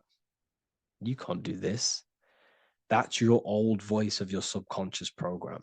Listen, the reason why most people fail in life is because they have trained their subconscious that they will fail. They have told and believed that they will fail. The reason I will succeed for the rest of my life is because I have trained my subconscious to say, I will win, I will succeed, I will solve any problem. That's my belief system. And if my belief system is that, then my external reality, my conscious mind will seek a way to fulfill that belief. It will seek to control and create that belief in my external world. It will seek to solve any problem. I've trained my subconscious mind to know that I already have the reality, to know that I'm abundant, to know that I have everything that I already need. Therefore, if any problem comes, I can sort it straight away. But most people have a different belief. It's not your fault. We've been kind of manipulated and told this, that they will fail, that they can't do anything, that it's too hard. And that basically casts a spell on the conscious mind, where your conscious mind is just like, no, I can't do that, because of this subconscious belief that you hold. So you must reprogram your subconscious that you can do it, that you will solve any problem, and that you are abundant. That's the reason why successful people succeed. It's because they have a complete different mind state, a complete different belief system in their subconscious.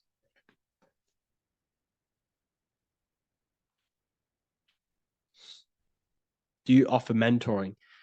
Yes, I do offer mentoring, but it's mainly for people who want to grow their online presence, and for the amount of value and transformation that I can place into your life, and the time that, well, the price of my time, it will be a higher price tag, but your life will completely change if you join my mentoring, because I will transmute your life. I will transmute your mind, and I will transmute your whole reality, because I could tell you exactly what you need to do. How to have super genius power pulling information from the source. Okay, so you can do this. I talked about this in Book of Wisdom, Volume 2, if you've read it. This is a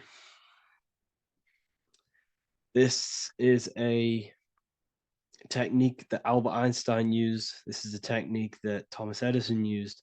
This is a technique that all of the ancient geniuses have used. So you get on a chair, you place metal below you or plates, and you hold a metal ball in your hand, and you fall asleep. And every time you fall asleep on the chair, you're going to drop the ball because your body will become unconscious. And you will basically drop the ball, and it will wake you up because it's going to hit and make a loud bang on the plate.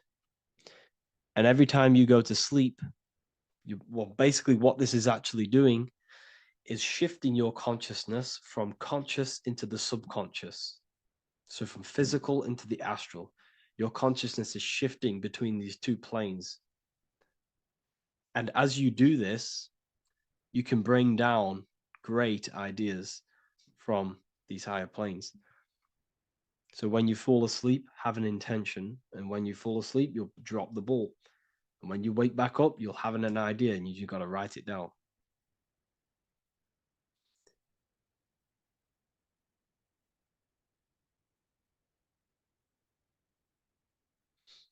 How to balance chakras. Don't focus on balancing your chakras. Focus on the mind. The mind is the cause of the chakras being blocked. If you have a blocked throat chakra, this is a problem in your mind, not the chakra. You see, the chakras are a result of the mind. You transmute the mind, you can transmute the chakras and cleanse them.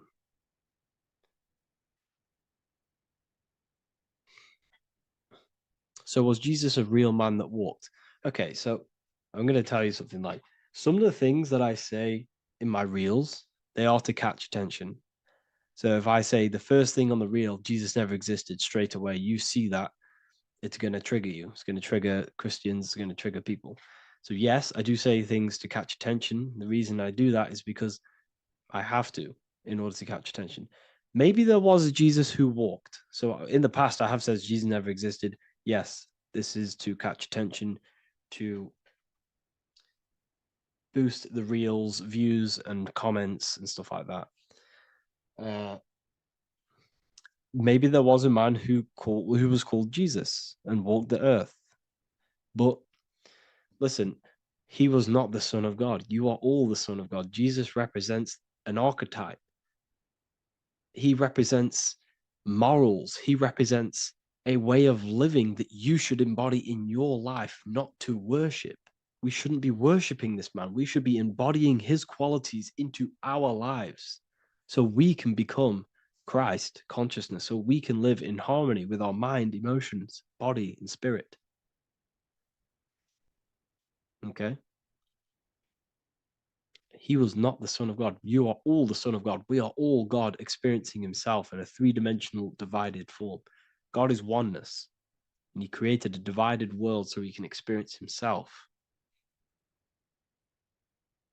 Why do you quote from the Freemasons oft times? I don't recall me looking at Freemason quotes and quote them. I just simply, when I post a quote, I literally just, whatever comes to my head, I just whack it into Telegram or Twitter.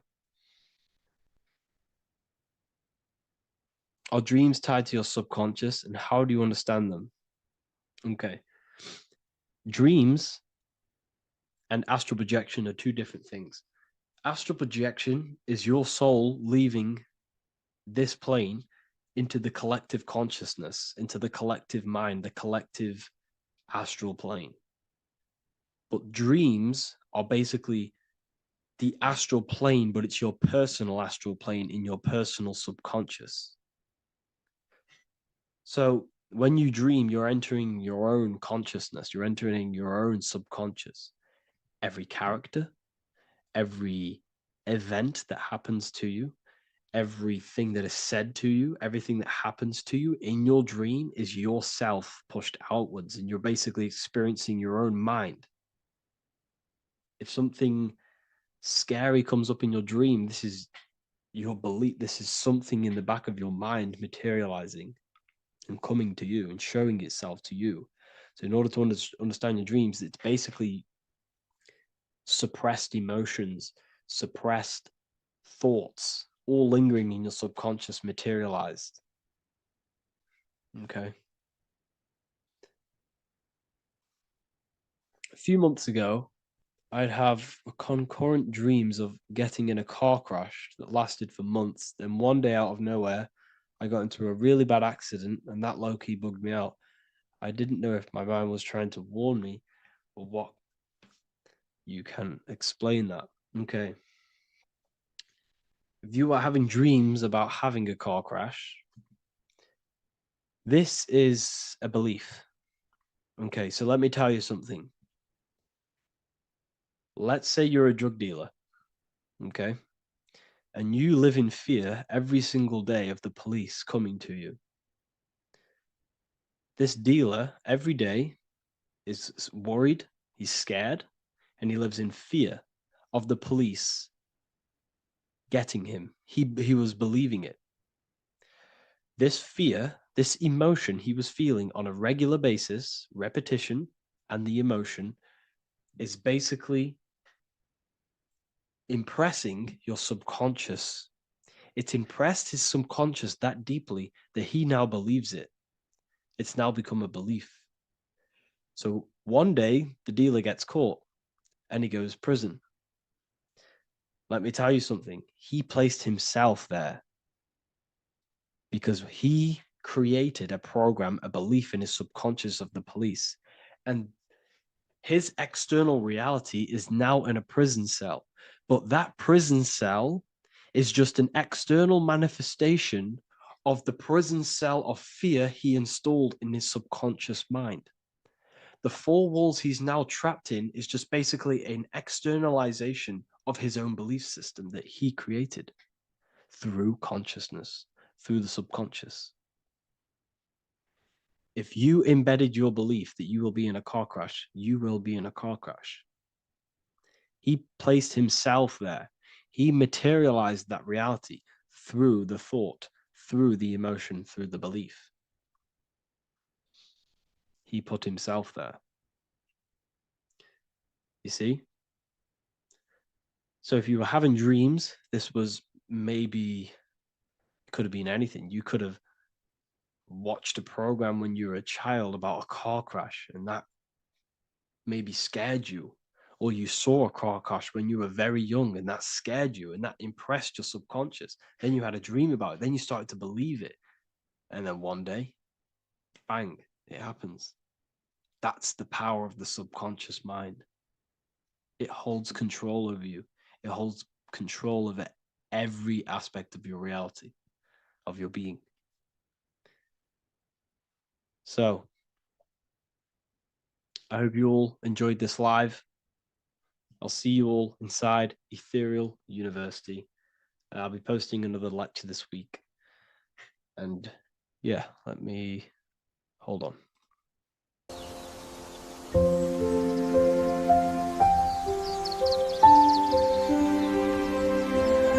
bookofwisdom.com Visit today.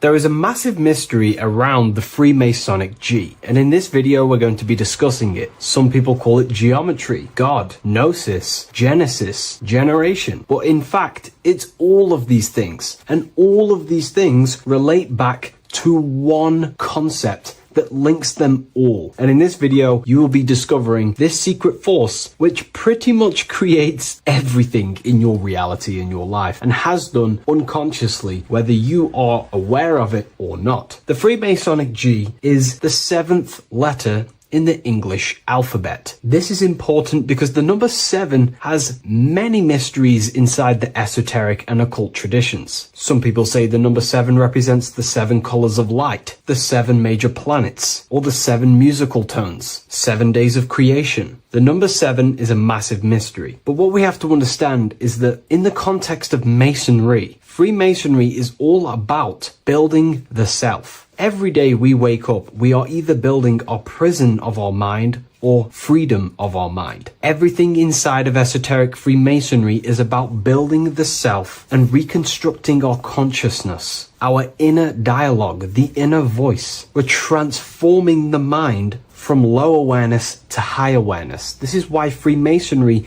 uses the allegory of stonemasonry, stones, chipping away at stones. The stone is in fact you, and we are perfecting the stone, which is your very own mind. Because the universe is a mental construct. Life is happening to us inside our minds. We are all the universal mind expressed and clothed in a different body. Therefore, now we understand that everything is about the internal inside of Masonry. This G relates to something inside of you. Hence why you see the G inside of the square and the compass. It's something internal in you. G is the 7th letter of the English alphabet, and the number 7 symbolizes the 7 cognitions of the mind. In esoteric and initiatory traditions, the 7 psychological cognitions of the mind refer to the 7 distinct modes through which human consciousness perceives, interprets, and transforms reality. Different schools use different names, but across Hermetic, occult, Gnostic, and mystical systems, the same underlying pattern emerges. The mind has 7 functional powers, each representing a layer of awareness and a stage of inner development. Number 1 would be perception. The first cognition is the raw reception of sensory and subtle impressions. It is the gateway where the outer world enters the inner world of our minds. Perception involves learning to see without distortion, to notice the symbolic dimension behind ordinary appearances in an occult interpretation of perception. The second one is interpretation. After perception comes the act of making meaning. The mind organizes impressions into patterns, beliefs, and judgments. Esoterically, this cognition determines whether a person interprets life through the ego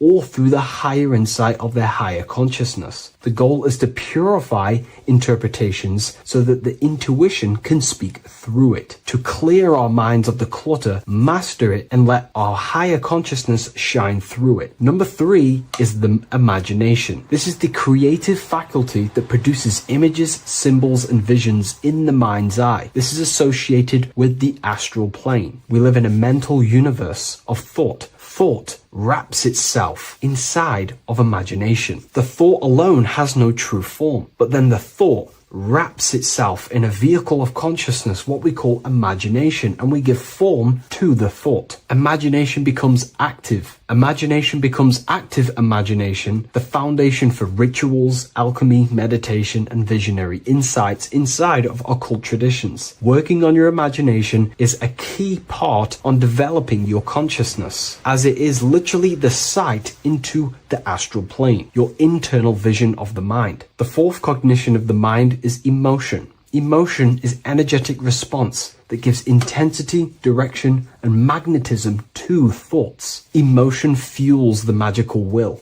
Unrefined emotion binds us to lower impulses. Refined emotions become devotion, compassion, and the inner fire to transform thought into a tangible reality, to become a conscious creator. The fifth cognition is will, the faculty of intention, decision, and directed energy. Will is the power that aligns personality with the higher self. It is the driver of discipline, transformation, and the capacity to act consciously rather than react unconsciously. Most people walk through life as an unconscious zombie, living day to day, running off subconscious programmings, never actually using their conscious mind. We develop our will and try to align our will with the highest will possible so we can align our will with our higher mind. So the higher mind can manifest through us in the material plane. The sixth cognition of the mind is memory, the storehouse of experience, impressions, and archetypes. It shapes identity, determines how one repeats and transcends past patterns. Memory includes not only personal memory, but also a deep strata of the subconscious and the collective subconscious field, what we call the Akashic records. Memory is a massive quality that you must work on inside the Masonic system. You are required to remember certain rituals and certain things so that you can regurgitate them to pass on along the degrees. Based off my research, I myself personally am not a Mason. The seventh cognition of the mind is intuition, the highest cognition possible. It's direct knowing. It bypasses the linear reasoning and reveals truth as the inner illumination. Intuition is the voice of the soul. It is the guiding force, guiding our physical vehicle of consciousness through this physical experience, providing revelations, insights, and even sometimes gnosis and higher understandings.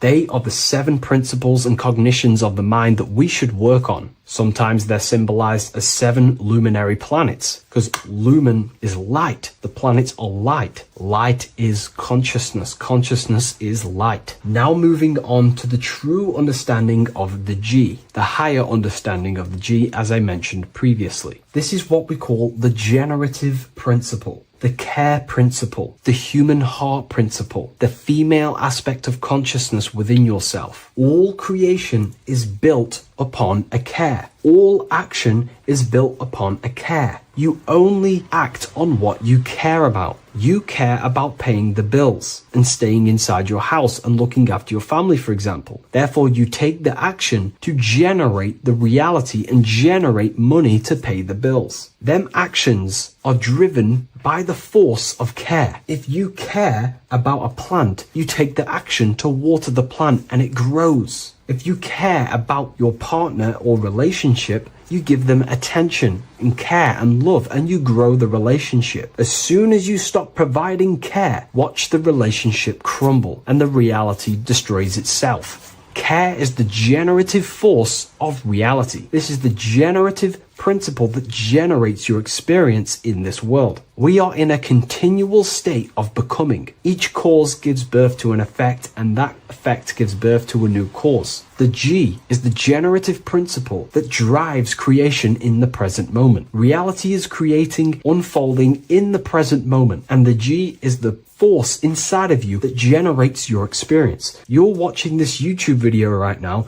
because you have a care in your heart for the information I have provided in the past, and you have a care about watching this video. As soon as you don't care, you take action to do something else with your time that you actually care about. The G is the generative force of the heart. It is the love energy. You only take action on what you love or care about. The whole world is built upon this principle. This is why we say money makes the world go round, because the whole world has a G or a care for money, and it's making everyone wake up in the morning, take actions, and make the world go round. It is the G, the care for that principle or money object to generate that reality. It is the force that drives you, hence why the G is sometimes surrounding with light rays, because it represents a force, emanation, something that is invisible but driving the physical body. The G is the internal force that focuses thought into an action. We can think many thoughts, but the thoughts you don't care about, you don't take action on. But the thought you care about, that you have a G for, intensifies that thought, focuses and directs it into an action to generate that experience and reality. The whole world is built upon this principle. The sun is a perfect example of the generative principle. The sun gives all of its life, light, never asking for anything back, making everything grow and generate on the earth. Everything in your life is built upon this principle, and gaining control over your care gives you control over your actions and your reality and what you generate. Once you see this, it is truly beautiful that the world is actually built upon love. This is why they say love is the force of God. It is.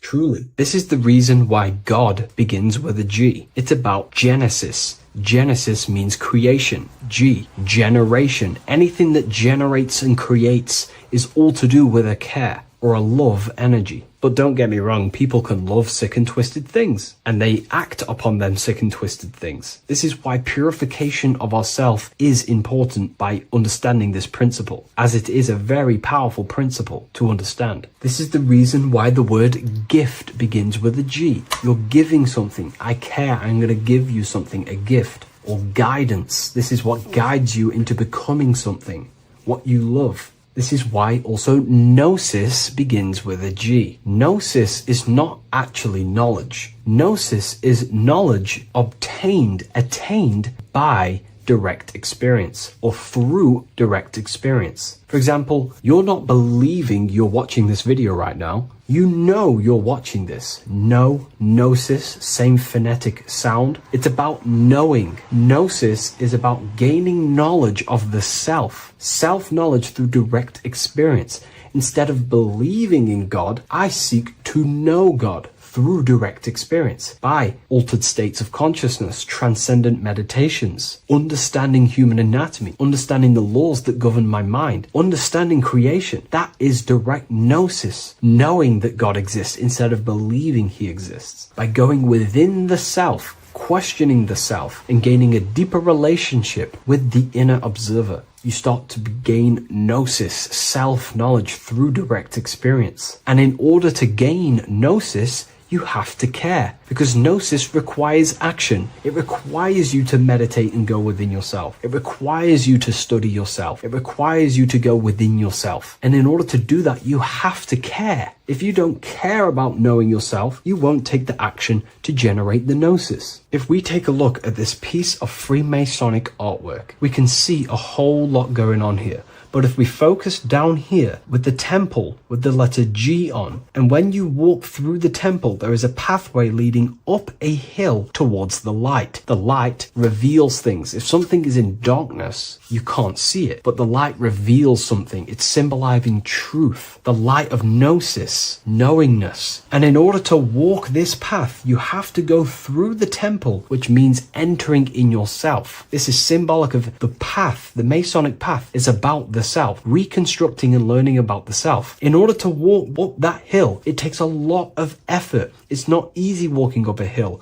You're going to be tired. It's not easy. It's horrible. Who likes walking up a hill? I know I don't, but people like hiking and stuff. I understand that, but it's symbolizing this is hard work working on yourself, because the labor of working on your mind is the hardest labor you will ever do. It's called the great work or the Masonic work. And in order to climb that mountain, you go through the G. You have to have the care. If you do not have the care, you will not walk up that mountain. You will not generate the gnosis. You will not get close to the light. You have to have the G to walk that path of self-mastery and working on your mind. This is very, very important. If you want to gain the light, you have to have the G inside of you. You have to have the care to generate a higher consciousness. If you want to earn more money, you have to have the care, or else you will not take the action necessary to generate that reality. This is why we have to master ourselves and write down everything you love. It could be even the bad things. It could be lust. It could be anything you're wasting your care energy on. Try and remove them one by one. Master them and become disciplined. And then you'll have more G energy, care energy to direct towards something else in your life to generate and grow that experience or reality. Again, the word grow, G. It is a growing force. What you place your love and care into grows and expands. What you have a G for is what you spend your time and attention on, your two spiritual currencies. So this is the Masonic G, and I hope you gain a deeper understanding of this. So that is pretty much everything about the Masonic G that you need to know, and hopefully this has helped you. If you wish to learn more and gain guidance through your life and understand yourself on a deeper level, the book I've used today is called The Book of Symbolism. I'll leave a link in the description.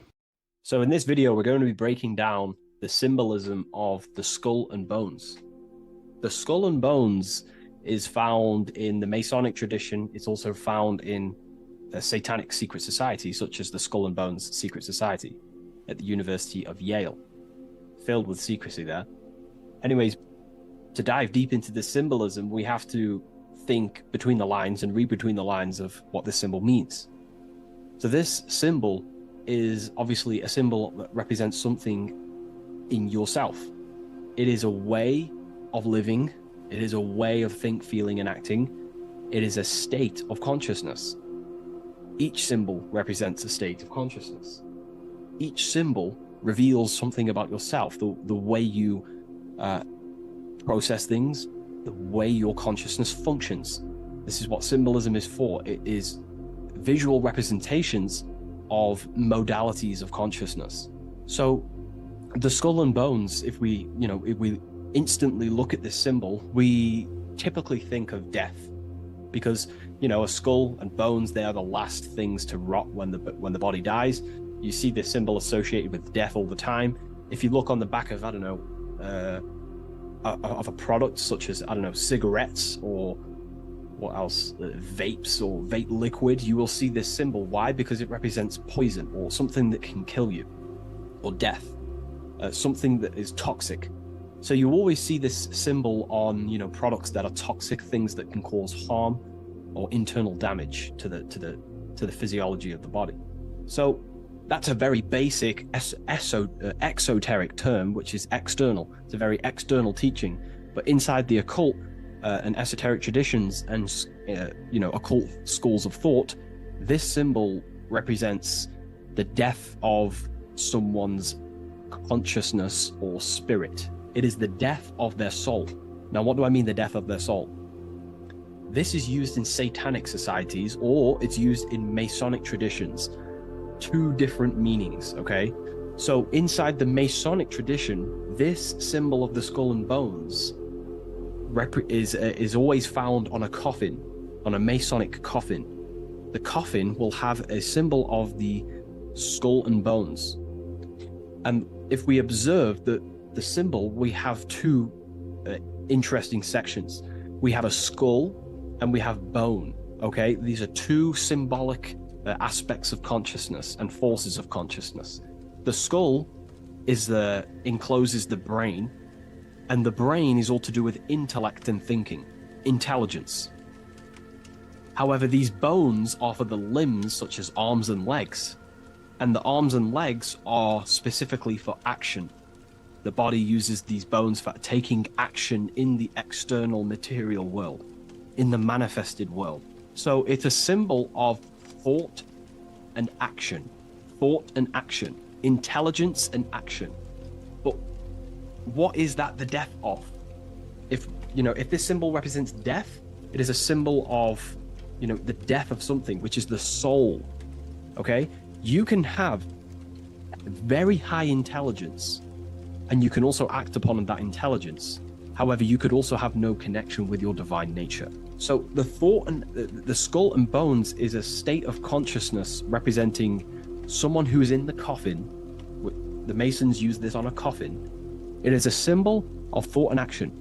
Mainly, it represents base consciousness.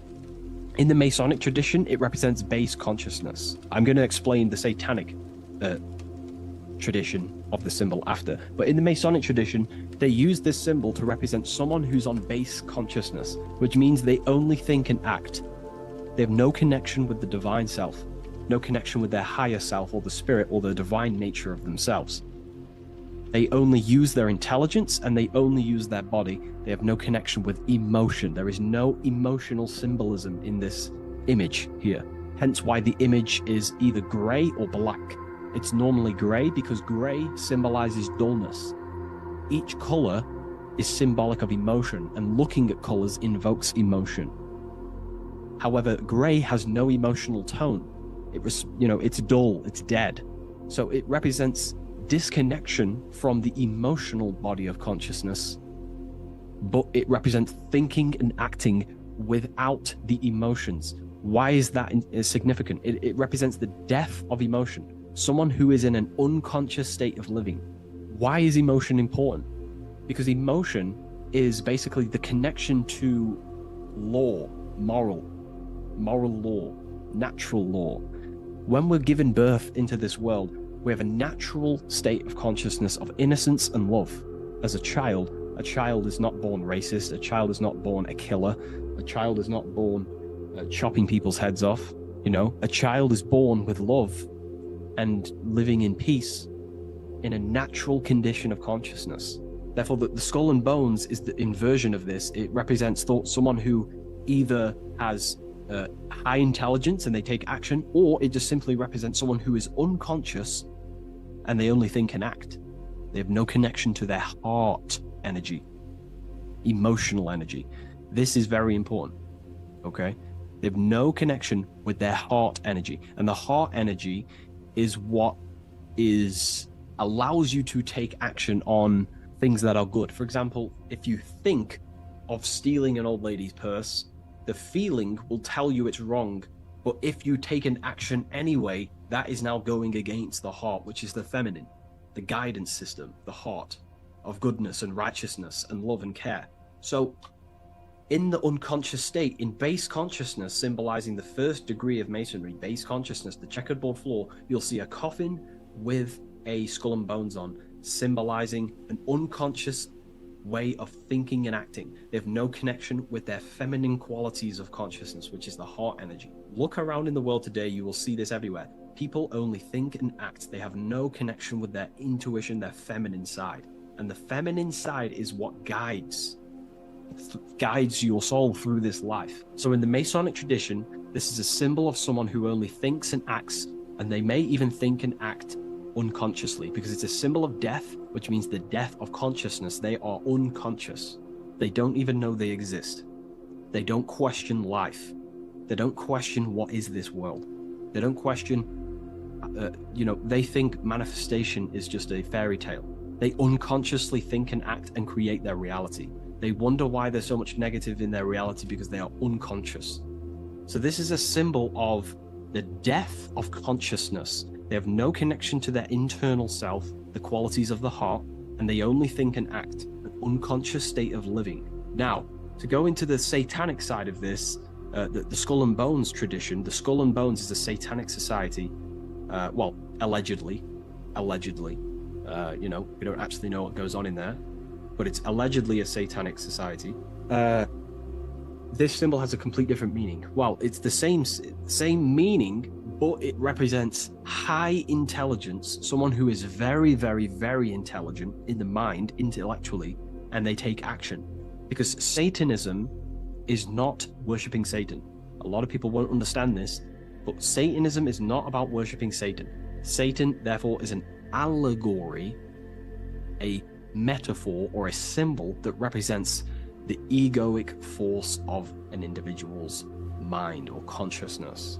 Satan is a symbol representing the ego of man, of an individual. And like I broke down earlier, when we think about stealing an old lady's purse or punching someone in the face, the heart tells you that's wrong, but the body takes an action anyway. That little voice inside your mind that says, do it anyway, even though you know it's wrong internally, that little voice that says, do it anyway, that is what the ancients or esoteric societies call Satan. It's not a deity, but it's an aspect of our own mind, an unchecked aspect of ourself that is always trying to rule and gain, is trying to conquer you. This ego tries to conquer and take full control of you. And that's what we see in today's world. So therefore, in the Satanic Society, this is a symbol of head consciousness, no heart consciousness, because Satanic societies do not want to connect with their heart. They prefer to live in their personal consciousness. What do I mean?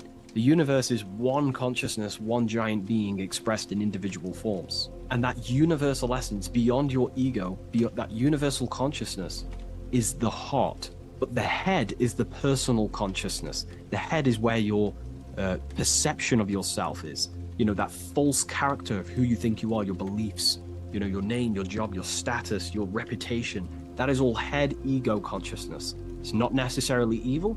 However, in Satanic societies, they do not connect with the divine. They would rather live in their personal consciousness and become their own God instead of connecting to the God of the heart, which is the God of the universe. They prefer to become like a material God. They want head consciousness, and they think and act without heart. They will think, they'll have high intelligence, they'll develop their mind, they'll develop the power of their mind, but they'll never develop with their heart. They'll never connect with their heart. So this is what the symbols represent in Satanic societies. They live in Satanic consciousness, which is simply head consciousness, thinking, acting, high intelligence, high IQ, no connection with the divine. Okay? And today, this is what this, you know, the world is being pushed upon. This is, you know, the world is 80% Satanist, and people are walking around they're Satanists and they don't even know. This is how the dark occult has influenced the world to become so vain, lost in vanity, ego, lust, materialism, status, money. They've made the world unknowingly become satanic. Most of the people in the world are walking around Satanism. They're satanic.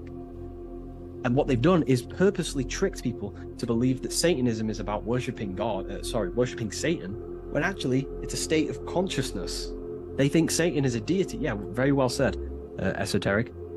Yeah, they think Satanism is about worshipping this man in the sky or this negative force. But it's a state of being, because we are all God. We're all co-creators of God. We're not the God, but we are expressions or emanations of God. And our soul is the thought force of God. Just like when you think about a certain thought and you dwell upon it for a while, that thought becomes literally an entity or an energy form within the astral plane, and the soul of that elemental being or a thought force is your thought force. That's the soul of that being. Your soul is the thought force of God. You were thought into existence by the mind of God. I hope you gain an understanding of what this means in the two different ways, the Masonic tradition and the Satanic tradition. The Masonic tradition is a symbol of base consciousness, someone who only thinks and acts. They may have high intelligence, they may not. They're living in the death of their feminine side of consciousness. They're emotionless, have no connection with their moral compass of the heart. They have no intuition. They only think and act. They go against their heart. They take actions against their guidance. Someone who lives unconsciously, creates their reality unconsciously, thinks, feels, and acts unconsciously. And then in the Satanic tradition, well, going back to the Masonic tradition, that base consciousness that I've just explained is the state that we must arise from, because that is the coffin. You'll see this symbol on a coffin, because the coffin represents the death of the spirit, the death of the feminine side of consciousness, and the death of conscious, being actually aware. And that's the state we must rise from, out of the coffin, into higher consciousness. And that's why Masons, not just Masonry, you have this whole story of death and resurrection is in everything. It's in the Bible. Jesus dies and he is resurrected. In Masonry, when you're initiated, they symbolically kill you and then you are resurrected.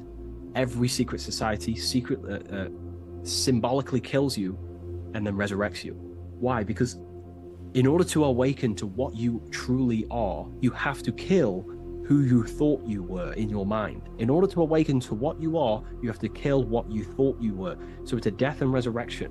Okay, so this is the state we arise from, but in the Satanic tradition, This is glorified, this state of consciousness. They are conscious, they have high consciousness, but they only have intelligence and action. Their intelligence and action are one, they think and act instantly.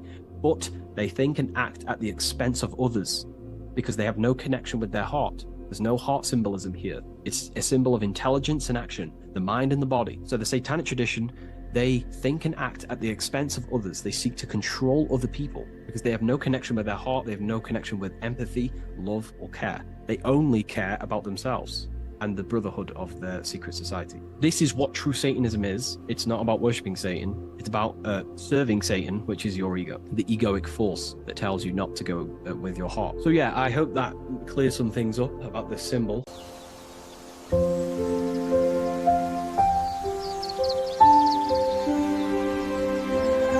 bookofwisdom.com. Visit today.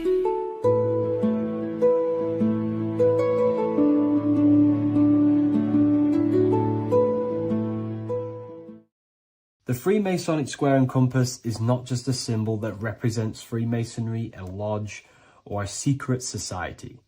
It is a symbol of gaining your own personal power. Now in this video, I'm going to be breaking down this symbol in the most detail I can possibly go into. Most people live in a state of illusion. They live their life impulsively, acting based on their five senses, tasting. They want to feel a certain thing like an orgasm, or they're basically just slaves to external things and their five senses, which leads to a very dark path where you'll never actually become a conscious creator and you'll never actually be internally happy. The Freemasonic square and compass reveals some deep wisdom about this. Now let me break this down. If you want to gain your personal power, listen up. The Freemasonic square and compass is a compass which is used to create circles. Now, if you notice something about the circle, they have no beginning, no end. You can't tell where it begins and ends. It's eternal, which means this represents consciousness. Now, if you don't know what consciousness is, if you close your eyes, you have an internal world. You have thoughts, emotion, visualization. This is all consciousness, spiritual. Then we have the square. The square creates squares or lines, which represents matter. It has a beginning and an end. You can quite see where the beginning of the end is, right? So we can even link this to Leonardo da Vinci, the Vitruvian Man. We see the man in the square with the circle. The circle is the eternal consciousness and the man is the square, limited to the physical world.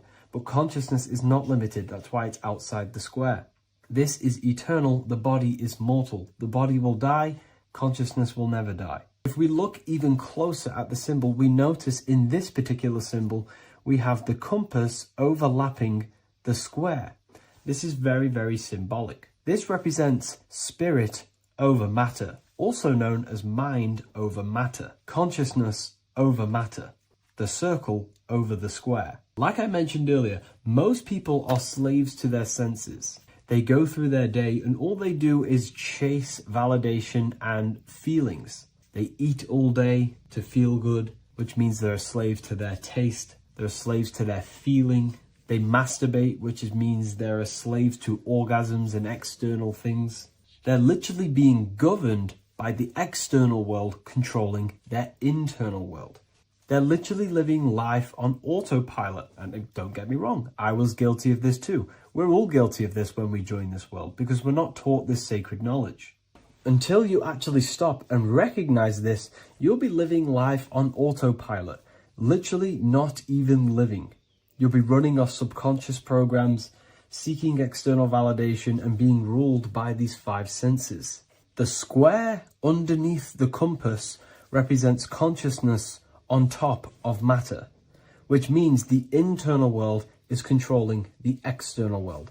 It is the mind controlling matter and not matter manipulating the mind. In the occult and esoteric world, it's very important that you are conscious of every action that you are taking in your day-to-day life. Never act subconsciously. Always be conscious. What are you thinking? What are you acting? What are you giving your attention? All of this is contributing towards creating, because you are a creator. Consciousness is a creative force. You need to make sure that the compass is on top of the square, that your inner world is controlling the outer world and not the outer world controlling the inner. As I've mentioned in many videos before, the internal world of consciousness is what's producing the external world. Your life is just a result of every thought and emotion that you felt in the past. Everything you own, everything you possess, your friends are all reflections of your consciousness. They're all reflections of what you are thinking about. When you change your thinking, your external world starts to rearrange itself. On a basic level, this symbol represents the combination of spirit and matter. You are a spiritual being and a material being. You are heaven, the sky, and earth, the ground. You are heaven and earth, spirit and matter infused into one. You are a bridge between the divine and the earthly worlds. And you can bring down these higher realms of consciousness, thought, imagination, and emotions into a physical, tangible reality. To do this consciously, we need to make sure the external world is not manipulating the inner world. Because if your internal world is being controlled by external circumstances, for example, you have a circumstance happen in your reality, an emotion triggers inside of you, and that emotion is a command to create more of that. And the thoughts that you think are creating more of that negativity. So it's a constant cycle of negative manifestation if you let the external world control your internal world of consciousness. So we need to make sure the compass is on top of the square, that the internal world are commands and not reactions to create your external reality. And not only just to create, but to actually enjoy life. If we let the external world bother our internal world, this means that we have some sort of mental or emotional attachment to the external world. We need to detach from the external world.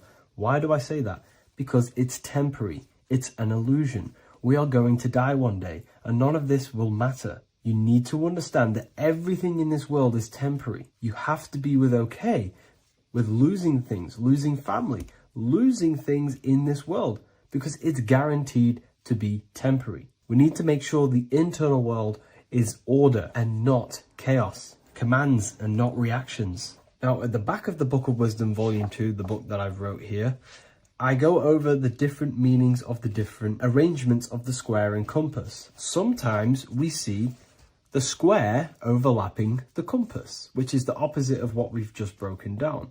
Or sometimes we see one leg of the compass on top of the square and one leg of the square on top of the compass. These are all highly symbolic. When we see the square overlapping the compass, this pretty much represents the beginning of the Freemasons' journey, when their internal world is being controlled by the external. They have a lot of spiritual growth and a lot of learning and inner work to do.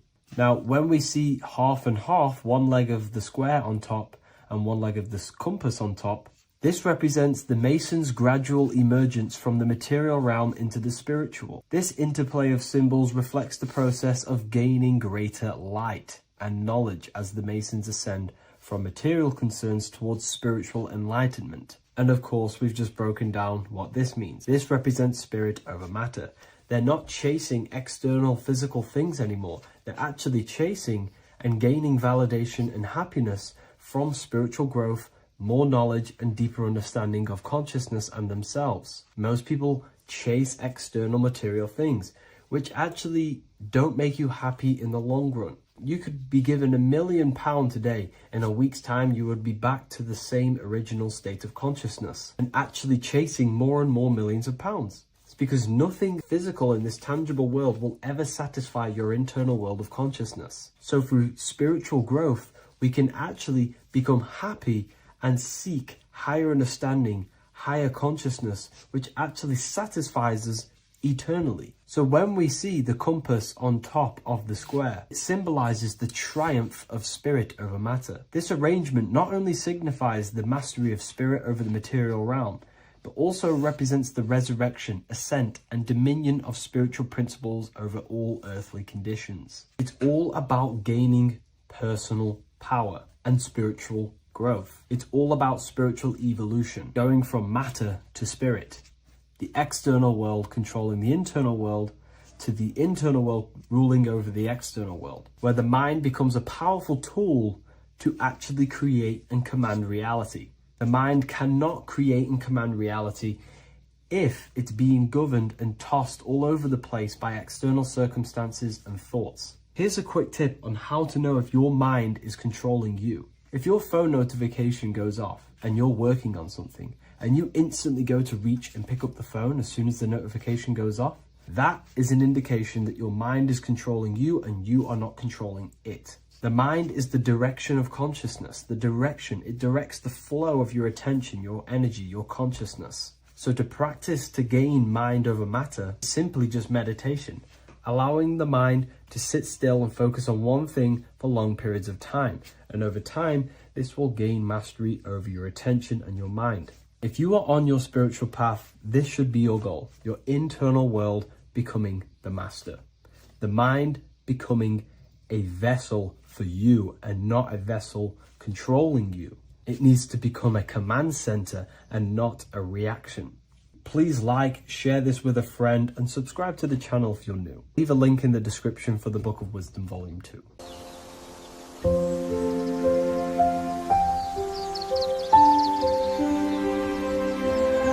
bookofwisdom.com. Visit today.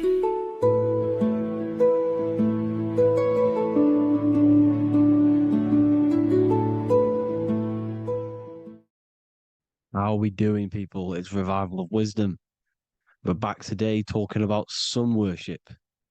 Okay? And please enjoy. Sit back and enjoy the video. First thing we need to understand is that the sun is the risen Savior. It's the light of the world. Without the sun, we have nothing. Now, the sun is the Son of God. We didn't make the sun. No one owns the sun. But who created the sun? Obviously, the Creator created the sun. Therefore, it is the Son of God. And that is what Jesus is symbolizing in the Bible. The Bible is a metaphorical story. That's why it's called the greatest story ever told. Because it is a story about the sun, the zodiac. It's about you, the systems in the body. It's about everything that is sacred in this creation. Now you can see the suns behind Jesus' head in all of the ancient portraits. Even the ones that are more modern, you still see a sun on the back of his head. Because he is the sun. He's the light of the world, our risen Savior. And this is what Christians are lost, because they don't realize it's a symbolic story and they think Jesus was a historical person. He's not a historical person. Okay? This is what we need to get out of our mind. This wasn't a historical person. It's the Son, our risen Savior. The Son is the soul. It's the soul of this creation. Because what is a soul? A soul is pure life force, pure energy. Whatever a soul inhabits, it gives life to. Like our soul feeds our body. The sun feeds the earth because the sun is a soul, and that's why the ancients called it Sol. Because it's the soul and it's in you and it's the light of the world. It's the light of everything. It gives life to all things. Here's Jesus and his 12 disciples. The 12 disciples symbolize the 12 zodiac signs. Aries, it rules the head region because the 12 zodiac constellations rule specific regions of your body. Aries, the ram, you have a cerebrum in your head. This is Aries on the head of the table. His Gemini rules the arms and the lungs. The two twins, Gemini. He's holding up 2 hands for the 2 hands and arms. The twins. Cancer has a knife in his hand. It's not so clear, but he has a knife in his hand. Cancer is the crab. Crabs have claws. And he's pointing at Virgo's Adam's apple, saying there's no Adam's apple there. It's a woman.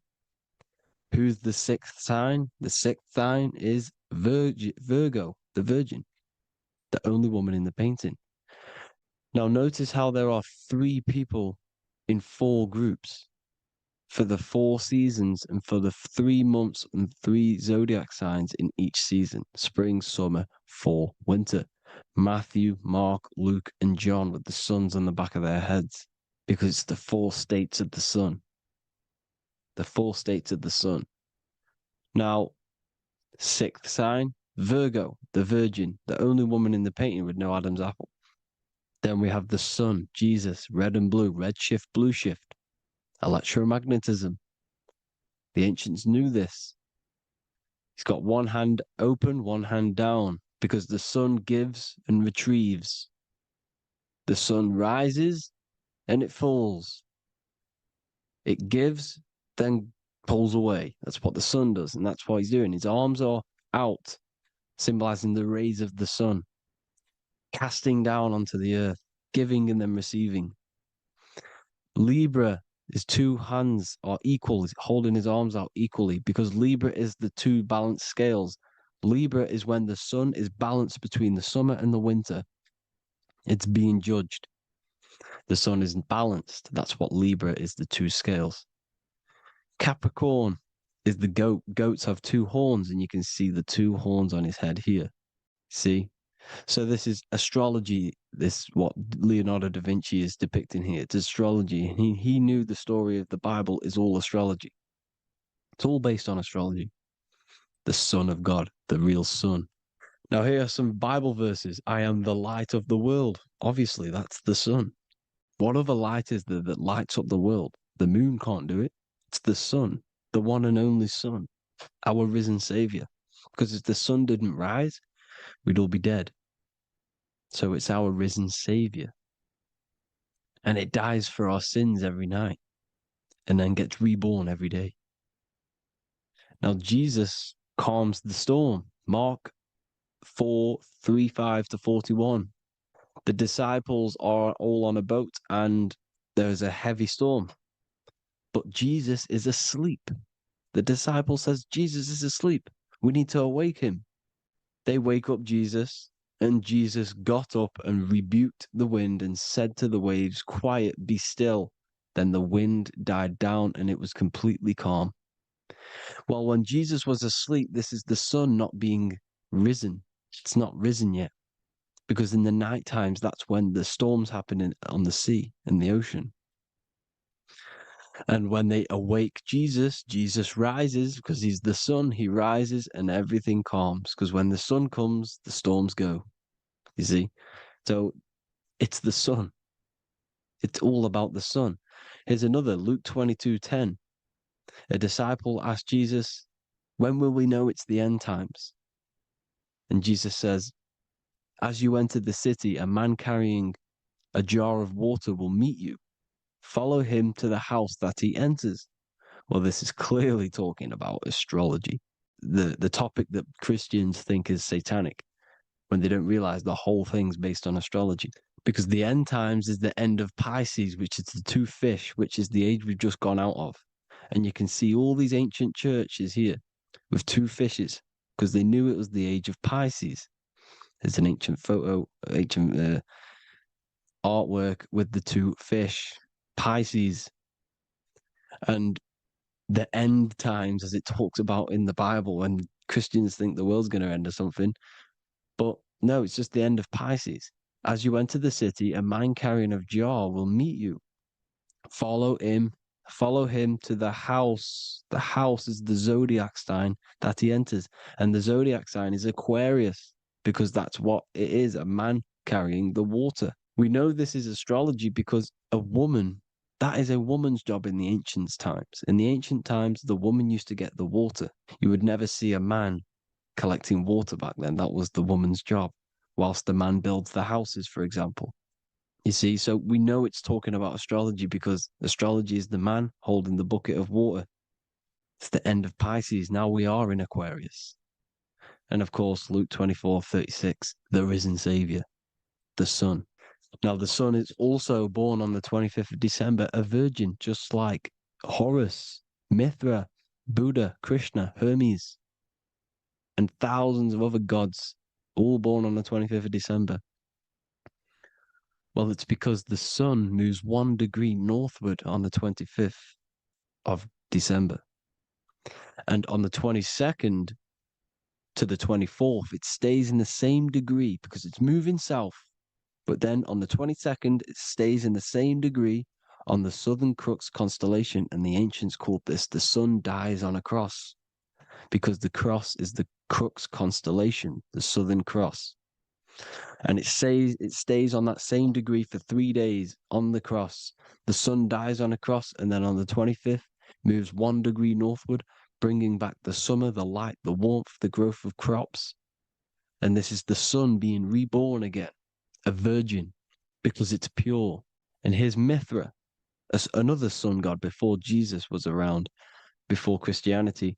It was Mithraism, and Mithra, Ra is Ra, the sun god, Egypt.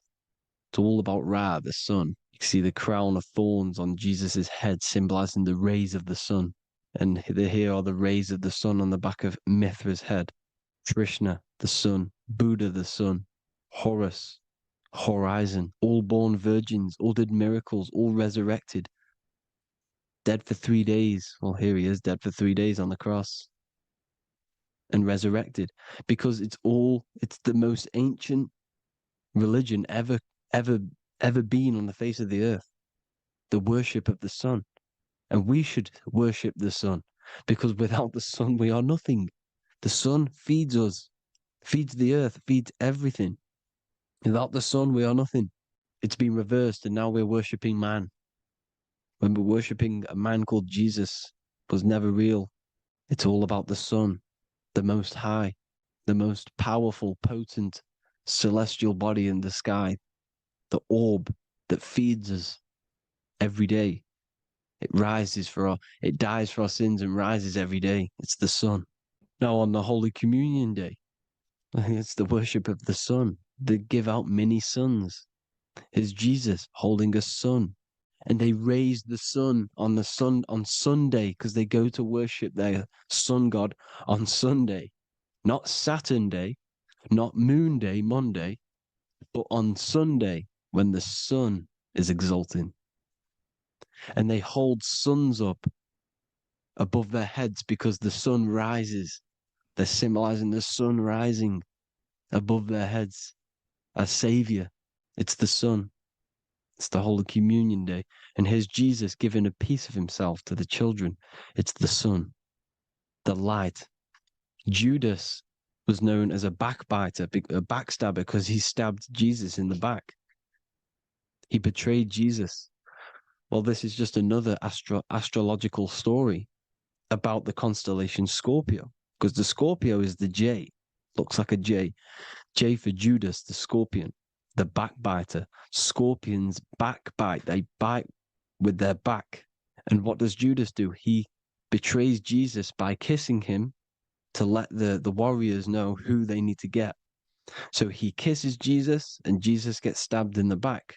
Well, when you get stung or bit by a scorpion, they leave like a kiss. So Judas kisses him and gets betrayed. Well, this is because the sun, when it hits Libra, it's balanced. The sun is balanced because it comes through summer. Now the sun's starting to die. The sun's starting to die. It hits Libra. And then as soon as it hits the Scorpio, it gets betrayed, because now the sun has to fall to winter, and Saturn is there waiting to take over the darkness of the winter. So he gets stabbed in the back by Scorpio, Judas, the scorpion, the backstabber. You see, it's an astrological story. Here's Mary. Mary means marry, which means pure. The sun is pure. No one gave birth to the sun but the God. And it's born every day. It's born every day on every year. It's born pure. There was no controversy. There was no, activity for the sun to be born. It's pure. Now, the 7 metals come from the 7 planets. The sun gives you gold, and this is why the sun is golden. It looks gold. And this is why the banks are backed by gold, because gold is the most valuable metal, because it's the sun, the most valuable celestial orb in the sky, in the heavens. Well, here's Jesus, another ancient symbol of him being crucified on the cross with the big sun, the Southern Crux constellation. The sun dies on the cross constellation. And if you go to the old etymology dictionaries, you will see sun and son is the same word. They come from the same etymology roots. You can use them for no matter what, but they've been confused today. But if you go back to the old dictionaries of etymology, they are interchangeable. You can use them. Son, sun, sol, it's all the same thing. The 12 disciples, 12 brothers of Joseph, 12 tribes of Israel, 12 breastplates on the stones. Because it's all the 12 astrological signs. They could have used any other number, but there's 12. Because 12 is the mind, which is God. 7 is the number of matter, which is man. 7 energy centers in the body. 12 cranial nerves in the brain, because it's the mind. 12 is the 12ness. The zodiac is literally the mind of God, the signs of God. Now here we see here, Job 38, 31 to 33. Can you lead forth a constellation in the season? He's asking you, can you read the sky? Can you read the heavens?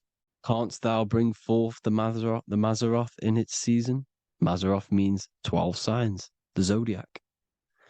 Why did they translated every single Hebrew word in the Bible into English, but they decided to leave out Mazzaroth? Why? It's because if that said zodiac, Christians would have a different view on the Bible, but they leave that out. But Mazzaroth actually means the 12 signs, the zodiac, and the stars means sign. The word stars means sign because the stars are signs, things to come, which is off in Hebrew, which means sign, things to come. You see a sign on the road, it's something coming. But God is saying, no, what does he say? To qualify as a director, a judge of man's life on earth, one must be able to govern the heavenly bodies that rule the earth. It's telling you to read the heavens. We need to read the heavens. Astrology, the 12 zodiac signs, the mind of God. It's telling you, read the Mazzaroth, read the zodiac, because they are things to come in your life. They are signs. It's not satanic, it's made by God. God said, let there be lights in the firmament of the heavens to divide the day from the night, and let them be for signs. Signs are things to come. The 12 zodiac signs. It's all about astrology. Here's Mary holding the sun. His son, her son. It's the sun in the sky. The one and only, the most high. The soul, the solo because it's on its own. The most powerful, Ra, radiance. Here's the Pope holding the sun. All 3 popes holding the sun because they're sun worshippers and they know the true meaning and origins behind Christianity. Sun worship. Here's the Vatican is a sundial. Yes, this is literally a clock. Your clock, your watch is a sundial. It's got 12 sections on it for the 12 zodiac signs. 12 hours, 12 Horuses. Now here you see Jesus walking on water. Well, it's the sun. And here's the beard of the sun. Here's the pyramid of the sun, the illuminated one, the all-seeing eye, the sun. Here's the Ankh. The sun creates these symbols. The ancients knew this. Now, when you see these headdresses, these are actually the days of precession of the sun. Aries, Cancer, Libra. It's all about the sun. Here's some more sun worship going back to Egypt. Ra, Horus, Osiris, and Set. Jesus and Satan is Horus and Set. The sun and Saturn. Saturn rules the winter, Satan.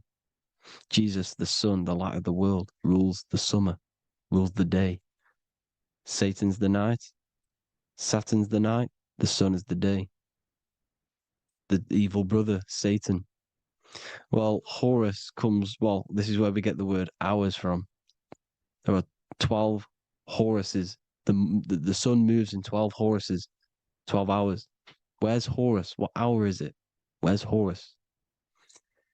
His Ra, 12 noon, Ra, radiates, powerful, the most high sun. That's why he has a sun on the top of his head. These are the 4 states of the sun. Set, sunset. This is why we say sunset, because the sun is setting. His sunset, his Horus, horizon. The Horus is rising, Ra radiating, and the sunset. Then midnight is Osiris. Here's another ancient symbol for the sun, the scarab. Ra, the sun. Scarab. It's got the word Ra in it because it's the sun. And here's the sun on top of the scarab with the wings. Because scarabs roll dung up hills and then they'll let it fall down the hill to gain more matter. To gain more bigger, like a snowball effect. And this is, the ancients saw this as a process of the sun, because the sun climbs up the hill and then it falls. So they used the scarab to symbolize the process of the sun. The sun climbs and falls. Here's an ancient Egyptian cat cutting off the head of the serpent. Well, the cat is cutting off the head of the serpent, symbolizes the sun cutting off the nighttime. When the sun rises, it cuts off the nighttime. It cuts off the serpent. The serpents represent darkness or evil. Oh, there's some more symbology of the sun and the heavens, the arch, the royal arch, the firmament, the sun inside the firmament.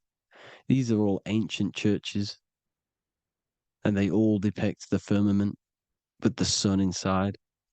Is the ancient cosmology, you see, because it's all about the sun. Everything's about the sun, because the sun is our orb made for us to sustain life in this, inside of this creation, inside of this firmament, the royal arch of heaven.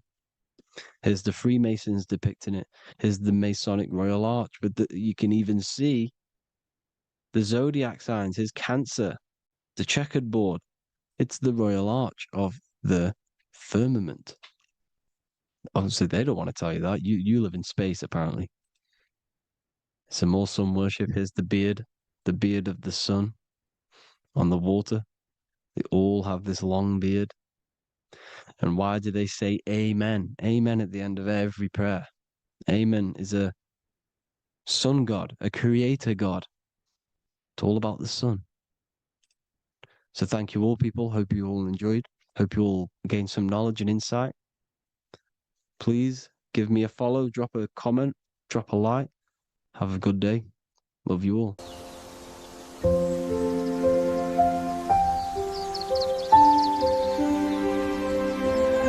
bookofwisdom.com. Visit today.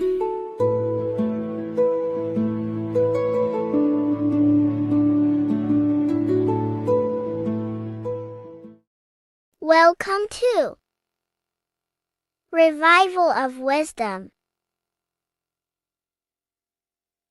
Welcome people, we're back with another video. Please make sure to hit that like button, subscribe, and turn on notifications to never miss a video. The Earth is a giant torus field consisting of a positive and a negative pole. The sun being the cathode with a positive charge and the moon being the anode with a negative charge. This is why the sun rules over the day, giving you lots of energy, and the moon taking your energy from you, making you go to sleep. Now, the plane that we live on is called the plane of inertia, and at the center of this plane of inertia is the North Pole. This is where the two electromagnetical energies meet. Now, this is where the most electromagnetic energy is stored. This is why all compasses will point north, because it's the most magnetic place in this reality. So the sun and the moon is spinning around this center point, which is stirring the ether of this reality and making everything move in circles, meaning this is a cycle. Everything's recycling itself. It's an organic simulation. The ancients also knew about this sacred land at the center of this reality, known as the North Pole. As you can see on this map from the 1500s of the North Pole, you can see 4 islands around this center black rock. Ancient civilizations like the Mayans, the Buddhists, and ancient Chinese also depict these 4 islands. The endless symbology of these sacred lands at the center has been going on for thousands of years. These sort of secrets are now kept by the elites, but as always they have to show the truth in plain sight, and this is what they are doing with the Windows symbol and also the Wizard of Oz. Now in the Wizard of Oz, as you can see, there's something called Munchkin Land. Munchkins are these unusually short people. Then on the ancient 1500s map it says Pygmy, and then the Pygmy people in mythology are also these unusually short people. Just like Santa and his elves, they come from the North Pole, and elves are these unusually short people. These stories that we are told about Santa and Munchkins are putting truth in plain sight about this sacred land. This sacred land at the center of the earth is where the aurora borealis comes from and is being emitted from this black hole in the center, also known as the black sun. The aurora borealis is the Earth's aura, hence why it has the word aura inside of it. It is the life-giving essence to all life within this realm. As this dualistic reality we live in consists of both physical and spiritual, the black sun is like our sun for the spirit. It's our spiritual umbilical cord, connecting us to the spirit realm. And the rising sun is the opposite. It's our sun for our physical 666 carbon suits, known as our human body, our physical aspect. As it states in the 40,000-year-old emerald tablets, deep in Earth's heart lies the flower, the source of the spirit. The flower of life is as thine own place of spirit, and streams through the earth as thine flows through thy form, giving off life to the earth and its children. So the North Pole is the core of this spiritual reality, and the closer you get to it, the more spiritual and lucid it becomes. So the elites have covered this up in order for us to forget the true nature of this reality. And they did this cover-up by introducing the globe model. Nicholas Copernicus was around in the 1400s, and he introduced the globe model. As you can see, he is a Freemason. He depicts himself with a globe and a Masonic compass in all of his paintings and portraits. Galileo was also a Freemason, as you could see in all of his portraits with a globe and a Masonic compass. He was also a massive part of introducing the globe model after Nicholas Copernicus. So yes, the globe model was a spiritual and political move to gain more control over the masses. After the globe model was then introduced, they introduced the theory of evolution by another Freemason, Charles Darwin. See how these two theories go hand in hand? They both degrade humanity, and they make you confused of where we actually came from. By hiding the true form of this divine creation and hiding the true power of each and every one of us, they maintain control over the masses. Now this is order out of chaos, known to be the 33rd degree slogan of Freemasonry. Now this is the Masonic cosmology, and as you can see, you have the checkered board for the duality, the 5-pointed star for the 5 elements, the 4 corners for the 4 pillars, the all-seeing eye, which is Polaris, the sun, the moon, and the 7 stars. So even Freemasons are taught the flat earth cosmology and the true form of this reality. Now the true nature of the sun, the moon, and the earth is shown and reflected through the Masonic compass. The Masonic compass is the sun, the moon, Polaris at the top, and the black sun at the bottom. It makes sense why all the scientists who introduced the globe model all used the compass and the globe together, because it's truth in plain sight.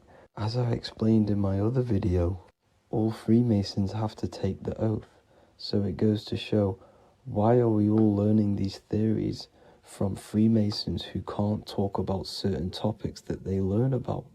Why should we believe their theories when they're holding back the real truth about this reality? Now going on to NASA. NASA means to deceive in Hebrew, and they are also funded by the government. They are not a private company. The old owner of NASA, Werner von Braun, On his grave has the Bible verse Psalms 91. The heavens declare the glory of God, and the firmament showeth his handiwork. Now why would the owner of NASA put this on his grave? Seems a bit suspicious to me, alongside with the NASA astronauts are all Freemasons. And not to mention the countless mistakes they've made on their live videos in space stations, the moon landing, and the CGI footage of the Earth, which is obviously photoshopped. Just by tricking the masses that they live on a spinning ball, the elites gain the perception of the masses. Not only does it hide the divine creation we're inside of, it hides the divine spark within you. It hides the creator, the source. And by believing in space and we live on a spinning ball, it makes people come to the interpretation of that we are a coincidence and we do not have any purpose. And of course this is false. When you come to realization that we are all a divine creation and we can create our own divine life in this reality, life becomes more sacred and you start to enjoy little things. The elites want you to believe everything exists only in the five senses. They want you constantly looking outside of yourself because they know that will keep you on lower states of consciousness. Now this brings me to our next point. By tricking the masses into the heliocentric model, the elites started to advertise aliens in the movies, in cartoons and magazines in the late 1940s. Now this is subconsciously programming us about aliens and extraterrestrial threats, which then they can use to their advantage. And this is something called Project Bluebeam. They are more than likely going to fake an alien invasion to push this 2040 agenda, which is for one government and one ruling currency. That's it for this video, guys and girls. Hope you all enjoyed. Please make sure to leave a like and a comment. God bless you all.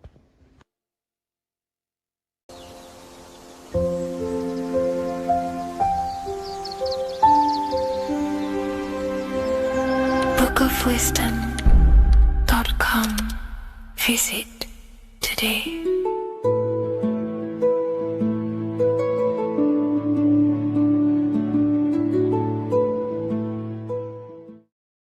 What is good, people? It's Revival of Wisdom. I hope you're all doing well. And this video is how to raise your holy oil or your kundalini. Let's get straight into this. So this is a monthly cycle. Every month, when the moon is in your zodiac sign, this oil is released. Now, the moon is in control of monthly cycles. For women, it's the menstrual cycle, and as well, this holy oil cycle.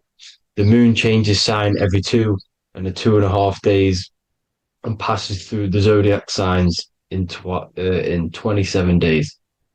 So the moon tells the day, the sun tells the time, the stars tell the month. This reality is a massive clock, if you like to say. It's a cycle. Okay. The moon controls the night, emotions, water, fluids, and the mind. Okay. So this oil is produced in the claustrum. It's produced in the claustrum, which is here, right? This is where you get Santa Claus from. Now, the claustrum is at the center of the brain, and it is next to the pineal gland and the pituitary gland. Once it starts in the claustrum, this is the holy present. This is the present that Santa gives to us, Santa Claus. And it goes to the pituitary gland and the pineal gland. And what's connected to the pituitary gland and the pineal gland is the Ida and the Pingala. The Pingala is the pineal gland's nerve, which is the honey, which is the positive charge, electric. And the pituitary is the Ida nerve, which is the magnetic charge. This is the milk, the land flowing with milk and honey. This is the brain, the heaven, heaven, okay? and it travels down the spine using these two nerves, these electromagnetic charge. And this is what the ancients symbolized with the two serpents wrapped around the spinal cord, the Ida and the Pingala. And this travels down to the sacrum or the solar plexus. Okay. So once it's here, okay, the spine is an elongation of the brain. So the spine is pretty much the brain. It's an extension of it. And it's kind of a microcosm of how we descended from heaven to physical reality, to physical matter, which is our consciousness has done. Our consciousness has descended from heaven into physical matter. And this is a microcosm of it. Okay. So once we're in the sacrum bone, this holy oil, like I've just explained, this holy oil starts in the Santa claustrum, goes down the chimney to the sacrum.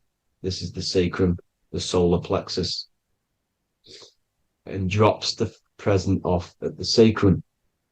Now, once we're at the sacrum, we need to raise our vibration to take this oil back up the spine.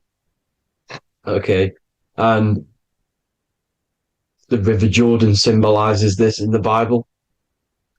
King Herod wants to kill Jesus in Nazareth, which is here, this is the River Jordan, is Nazareth. He goes to be born in Bethlehem and then goes back up to Nazareth to Joseph and Mary.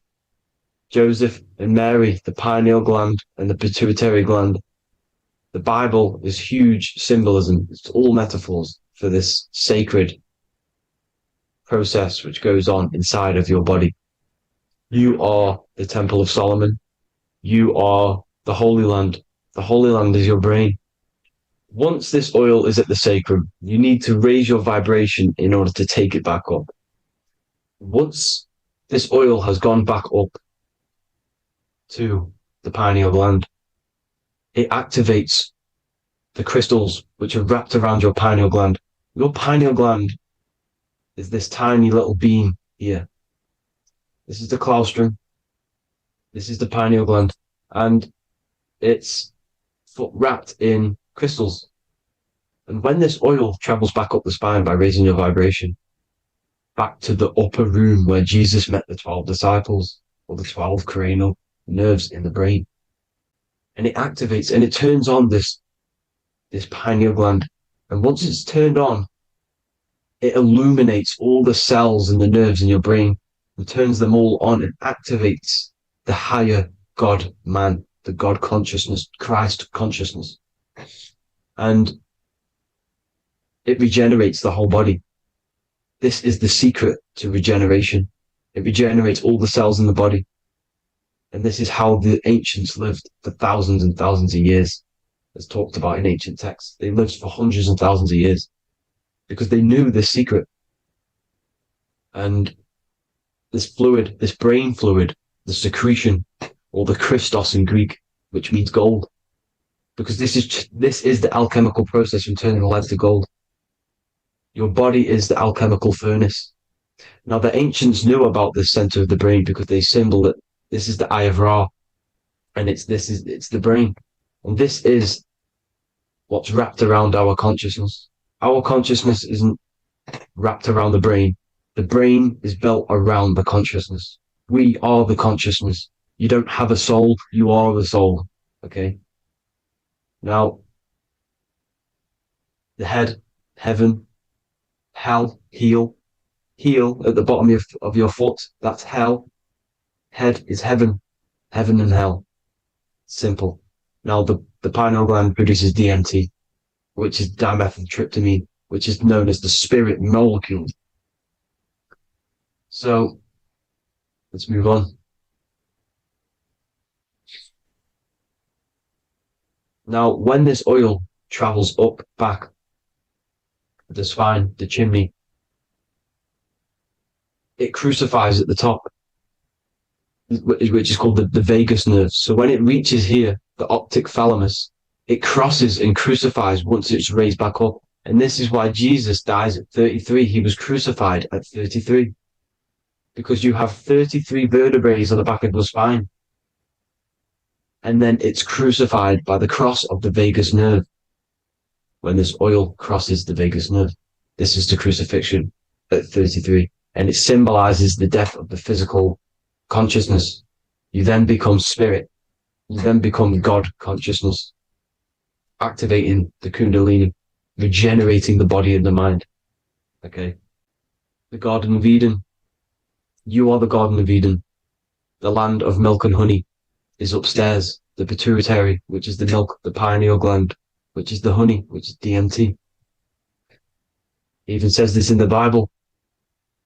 As he brought us into the place, and he has given us this land, a land flowing with milk and honey, which is also symbolized as the sun and the moon. The Bible also says, the light of the body is the eye, not the eyes, the eye. If therefore thine eye be single, thy whole body shall be full of light. This is the activation of the pineal gland by raising this oil back up to the pineal gland, to the center of the brain. Neither shall they say, see that here, or see there, for behold, the kingdom of God is within you. So he's saying, don't look out there. Nothing is out there. It's all inside of you. Everything's inside of you. You're the universe. Now, how to raise this oil back up to the pineal gland? Every month, like I said, the moon controls the cycle. The moon controls monthly cycles.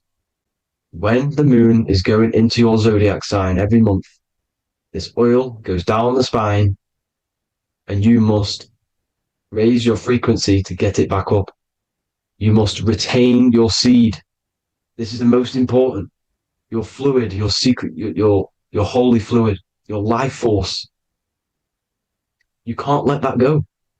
That life force is the reason you're alive. This holy oil is the reason you're alive, because it feeds all of the systems in your body. It feeds all the systems in your body. You have to retain your seed, alkaline diet, positive thinking, and meditation. Okay? When you retain your seed, you will live longer.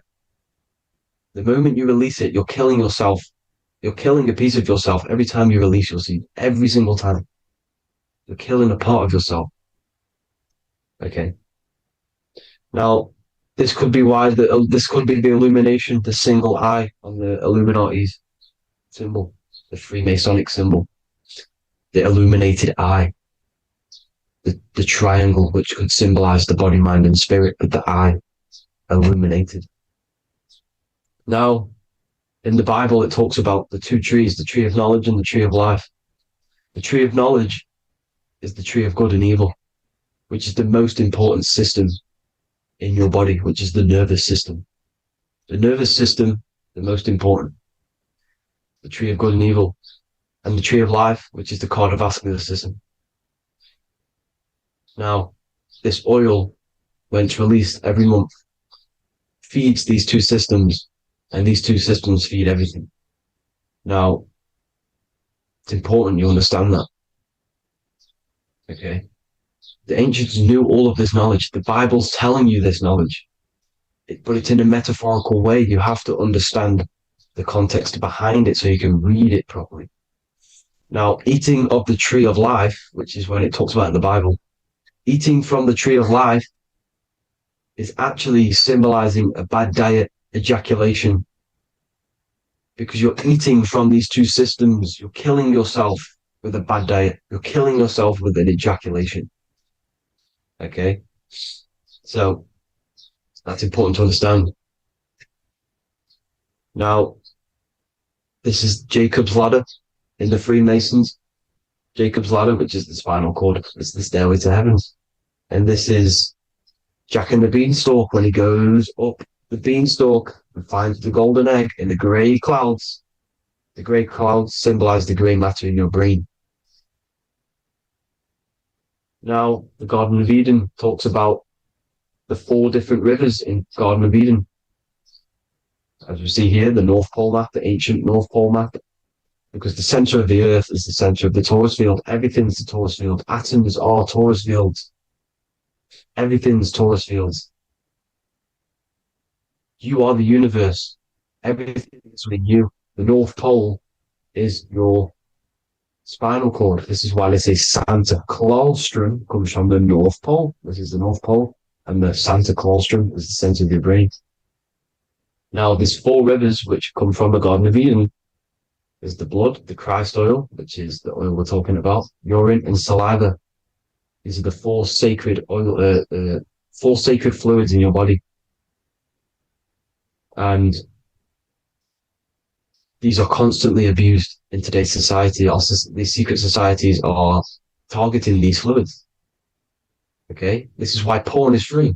They sexualize society through Disney. Go and look at some of the Disney movies. There's so many subliminal messages which sexualize these children because they want you sexualized. So you release your seed, which is one of the holy fluids in your body, especially your semen, your sexual energy. So important you retain this. So important because it's your life force. It keeps you alive. Okay. Now, let's recap on this. If you want to raise your oil every month, you can't just retain your seed for the month. You have to retain your seed forever. Don't just do it for a couple of days. You have to do it. It's a lifestyle. You want to become God consciousness, you got to do what it takes. It's hard in this society because this society is made around, it's designed to kill you pretty much. It's designed to keep you in these lower states of consciousness with all the bad food, the chemicals in the food, the chemicals in the water, the sexualized TV programs, sexualized adverts, sexualized TikTok and apps, videos, subliminally stimulating you because that is your weakness, sex. It's your weakness. Now, you have to retain your seed, meditation, and an alkaline diet. Why alkaline? Because acidic is low vibrational. This is the color spectrum. And what's the highest vibrational color? Violet. It's the lowest, red. You have to have an alkaline body in order to raise this oil. When you drink, when you have a bad diet, when you drink alcohol, when you smoke, this destroys the oil. It destroys the oil in your sacrum and it can't be raised again, can't be raised up. This is why it's so important. Without that oil, you don't live. That oil makes you live. It feeds everything in your body. It's crazy how we're not taught this. It's insane. But that is how you raise the oil, people. I hope you all gain some knowledge out of this video. And I hope this assists you on your journey, your spiritual journey. And please like and share this video. We need this knowledge out to the public to wake up humanity. Thank you all, people. God bless.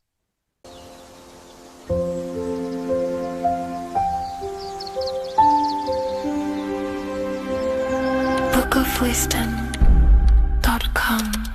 Visit today.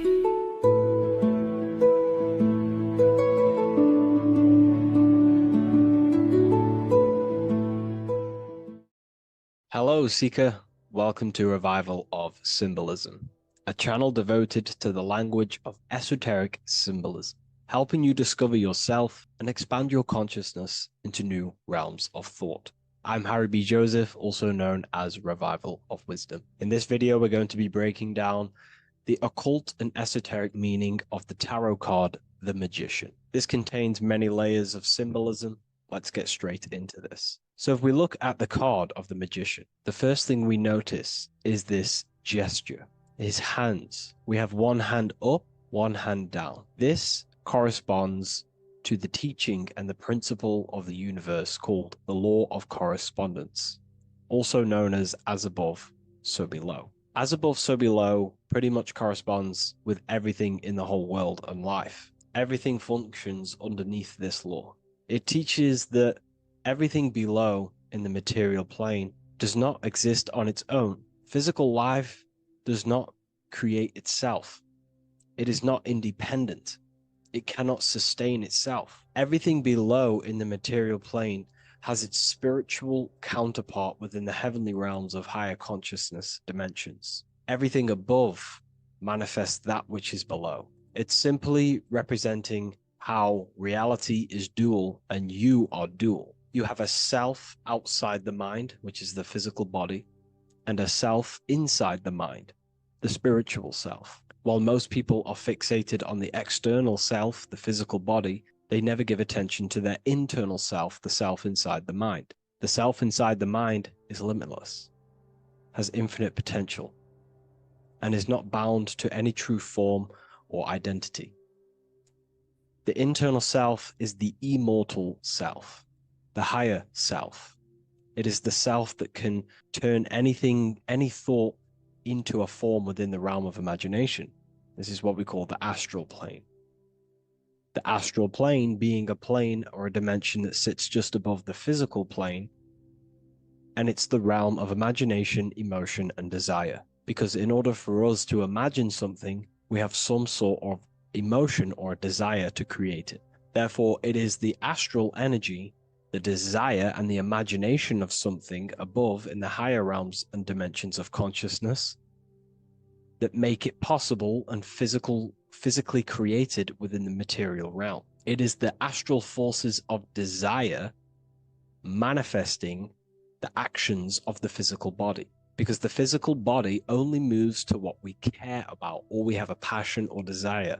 These forces, what we call passion and desire, are not just chemical reactions in your body. They are astral forces directly coming from your astral body. We think with thought. This is the beginning of all creation. We think, we imagine, we desire, then we act. It is the higher realms first, then the external realm, the material. Higher dimensions over the lower dimensions. This fits in perfect with the magician, because a magician is not someone, like Harry Potter shows you with wands casting spells. This is fantasy. The real magic is about changing consciousness at will, because consciousness above creates that which is below, the material, as within, so without. Reality is created from the inside out. So the magician understands that by changing consciousness, we change our external circumstances. You see this reflected in your life, and I've seen this reflected in my life. When you change your consciousness, for example, you start to spiritually awaken. You start to think differently, see the world differently. What happens to your external reality? Notice your friends start to say you've changed. You may not fit in with your current friendship circle. Your friends will change and you will outgrow them, and you will have to seek to find new friends that fit with your new internal state of consciousness. This is teaching that the internal world rearranges the external world. While most people stay in a cycle of trying to change the external world, not realizing that they must first change the internal. This is what magic is about. Magic is about changing consciousness at will. Because when a magician holds the ability to direct all forces of their consciousness to a specific reality within them, to create that form and reality within the internal self, they can actually start to produce change in the external reality. We have masculine forces of consciousness, feminine forces of consciousness. The feminine forces of consciousness are imagination, intuition, emotion. The active masculine forces of consciousness are willpower, actions, and intellect, thinking. When we combine the imagination, seeing the reality within our mind, forming the reality within our spiritual vision, the internal vision of the soul, because imagination is the expression of the soul. It is creating with astral light, astral vision. Freemasons, occultists call imagination spirit vision. When we see that reality with our spiritual vision, this is why we have to increase our ability to vividly see within our imagination or the astral plane. If we do not develop these faculties of consciousness, we will struggle. This is what the esoteric is about. We have to increase and develop every part of our consciousness to develop spiritually, to try and reconnect with the internal world, while our whole past life we've been focusing on the external. When we combine the soul's vision of imagination with a feeling and a desire of creating that reality, that's then the internal world pretty much sorted. Then we have to combine that with willpower and actions. The masculine and feminine come together to give birth to a child. The masculine and feminine come together in your consciousness to give birth to a reality. It's about changing what's inside the self to produce change below. This is what true magic is. Look at the word magic, magi, and the word imagination, imagination. Imagination is about working with the forces of the soul and the forces of consciousness, producing change in consciousness at will to produce change in the external. This is what this represents. Changing above so we can change below. No point trying to change the external world, because the external world is already formed. It is a form, it is an effect. So to produce true change in the external world that lasts long term, we must first gain control over ourselves and produce change internally. This is why the magician is called to gain mastery in every element of their being. They have to gain control over every aspect of consciousness and develop every faculty of the soul. This includes developing strong imagination, developing a very strong willpower. We can do this through exercises such as imagination exercises, holding one specific vision for a long period of time, meditation, thinking on one specific thing for a very long period of time. This will increase the willpower. It's also about gaining control over the subconscious impulses, the subconscious thinking patterns that seek to control us. It's about gaining control over every aspect of our consciousness. This is what a true magician is. And this is what the true spiritual path is. Developing every faculty of consciousness. It's a never-ending journey of self-mastery. If we look at the magician, we see this infinity symbol rising just above his head, symbolizing the mind being filled with higher knowledge. The mind aware of higher dimensions. You see, the mind is the cause, physical reality is the effect.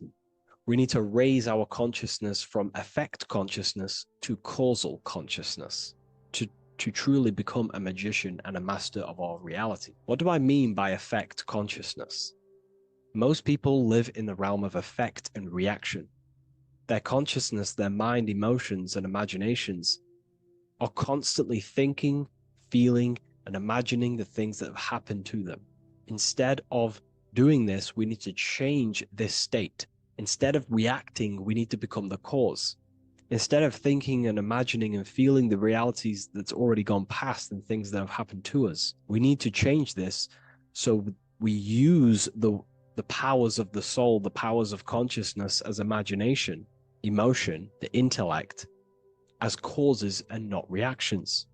This is how we truly become a magician and apply this principle of as above, so below. We need to think, feel, act, imagine, and use all the faculties of consciousness and the creative powers of the soul to cause things, to create a better future, to imagine a better outcome, instead of dwelling in reactivity, because reactivity will create a constant cycle of negative manifestations. If we sit around and moan, complain, think, imagine, feel the things that have happened to us in the past, the mind is the cause. And if the mind is in that state of reactivity, it's just going to constantly create more negativity in your external reality. This is what it's all about, as above, so below.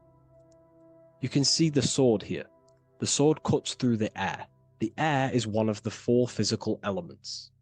Fire represents the spiritual body of consciousness. Water represents the emotional body of consciousness. Earth represents the physical body of consciousness.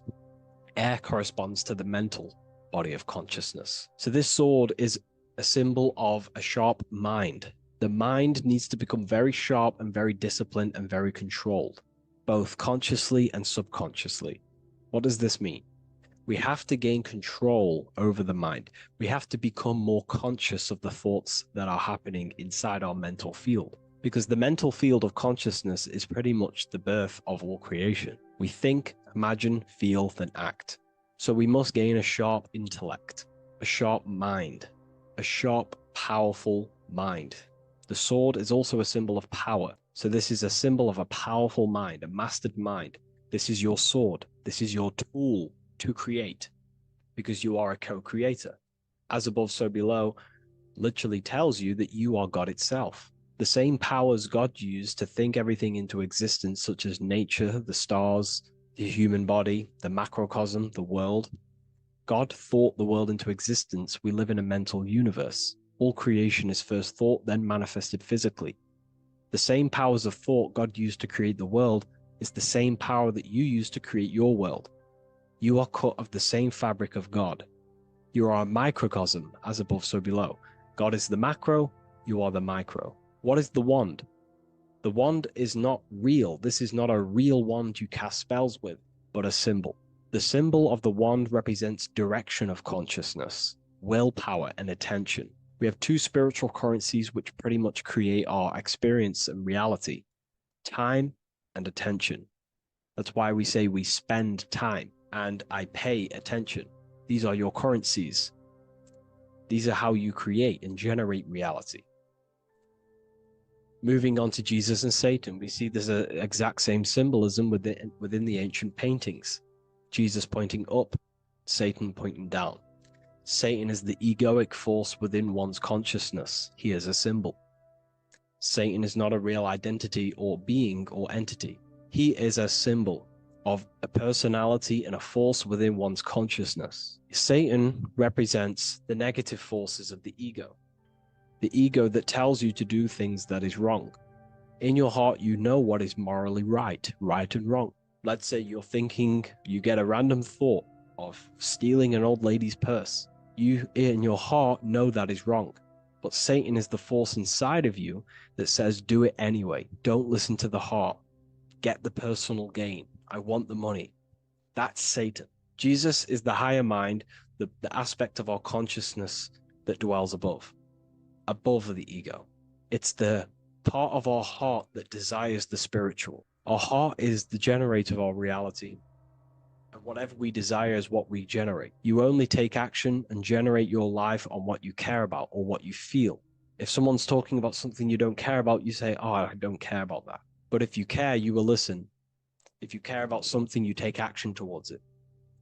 If your heart desires the material, you have been taken over by the egoic force of Satan. Not a real entity, a part of your consciousness, a part of your nature, the dark side of yourself. Jesus represents a heart that desires the spiritual wisdom, the things that cannot be seen. The heart must desire the things that can't be seen, because this is what gives true satisfaction to ourselves. We feel void when we chase material things, because nothing material can satisfy our hearts. So this is as above, so below. Jesus is the higher mind. Satan is the lower mind. We must place our hearts on the higher things and give our hearts and desires to knowledge, the things that we cannot see, because this is what gives us true fulfillment. We also see this symbolism in the Baphomet. As above, so below. The material realm below and the fire up here. The fire symbolizes spirit. The spiritual made manifest in the physical. This is all the same symbolism. It corresponds to everything. You can use as above, so below to determine truth. If someone tells you something, tries to make you believe it, and it does not correspond with the law of correspondence, then you know it's a lie. You can use as above, so below to manifest things. You can use as above, so below to see the world as a reflection of God. We are in God's kingdom. This is God's world, and you are creating in the world through the same powers of God, thought. You are a small version of God, co-creating a world and reality in earth. You yourself are an earth. Your body's the earth. Your consciousness is God and heaven.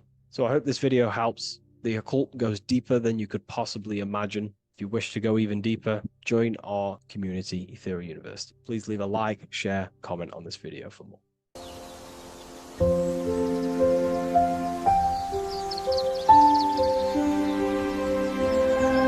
bookofwisdom.com. Visit today.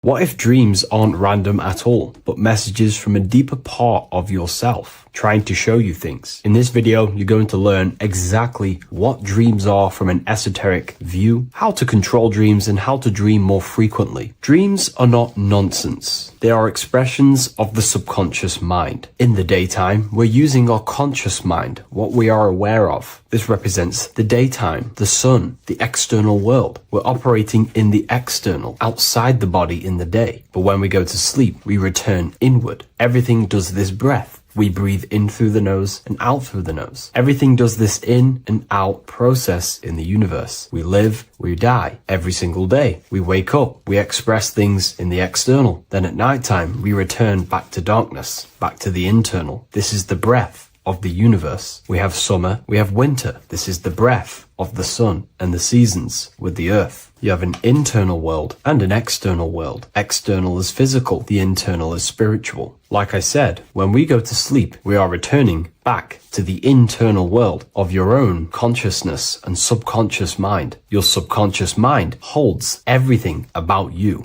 your memories, your traumas, everything you've ever learnt, your language, your name, your job, everything you identify with is stored within this vast network of the subconscious mind. It is your own personal consciousness. Therefore, when we dream, we return back to the subconscious mind, and we are in fact thinking, but in a subconscious way. The subconscious does not speak the same language as the conscious mind. The conscious mind uses language, thoughts, and all things that are very logical and very easy to understand. The subconscious is the complete opposite. It is very indirect, metaphorical, and symbolic. The subconscious communicates and works in symbols. Ultimately, symbolism is the language of consciousness. This is why in occultism and esotericism, it is filled with occult symbols, because symbols are used to communicate directly with the consciousness within the subconscious mind, and the subconscious mind is ultimately connected to the collective consciousness. We are all connected and tapping into the mental plane, where we receive thoughts, ideas, depending on what we attune our mind to. That's why we call it a mindset. But getting back on topic, the subconscious mind is your own personal network. It is like a net, an interconnected web of your thoughts, memories, traumas, emotional blockages, and all the things you identify with and have experienced in your life is stored within this network. It can be seen as a web. One example of the subconscious mind using symbolism is this next story I can tell you. Let's say I was in a very traumatic car crash as a young child. I experienced a lot of emotional trauma in that car, and that deeply impressed my subconscious mind with that trauma of emotion that I felt. Therefore, every time I see a car in my external world, that car is now a symbol that represents the state of consciousness I was feeling in that particular time of the traumatic car crash. The car is a symbol for a state of consciousness within my subconscious mind. Just like when you see a word, that word triggers what you believe that word to be in your subconscious mind. Symbols are the language of the subconsciousness. Therefore, when we dream, we are basically seeing symbols of our own personal subconscious mind. Our higher mind, which is basically our subconscious, the higher version of you that exists beyond your human thinking mind, communicates using symbolism. The higher mind does not speak human thoughts, human language. It speaks the language of symbolism. Therefore, when we dream, every event, every person, everything that happens, and everything you see is your own personal subconscious mind materializing within the plane of the astral plane. This is a dimension that sits just above the physical world that everything is pulled out of. For example, look around you. Everything you see around you was thought, then imagined. Imagination is the astral plane, and this astral plane sits above the physical world. As above, so below.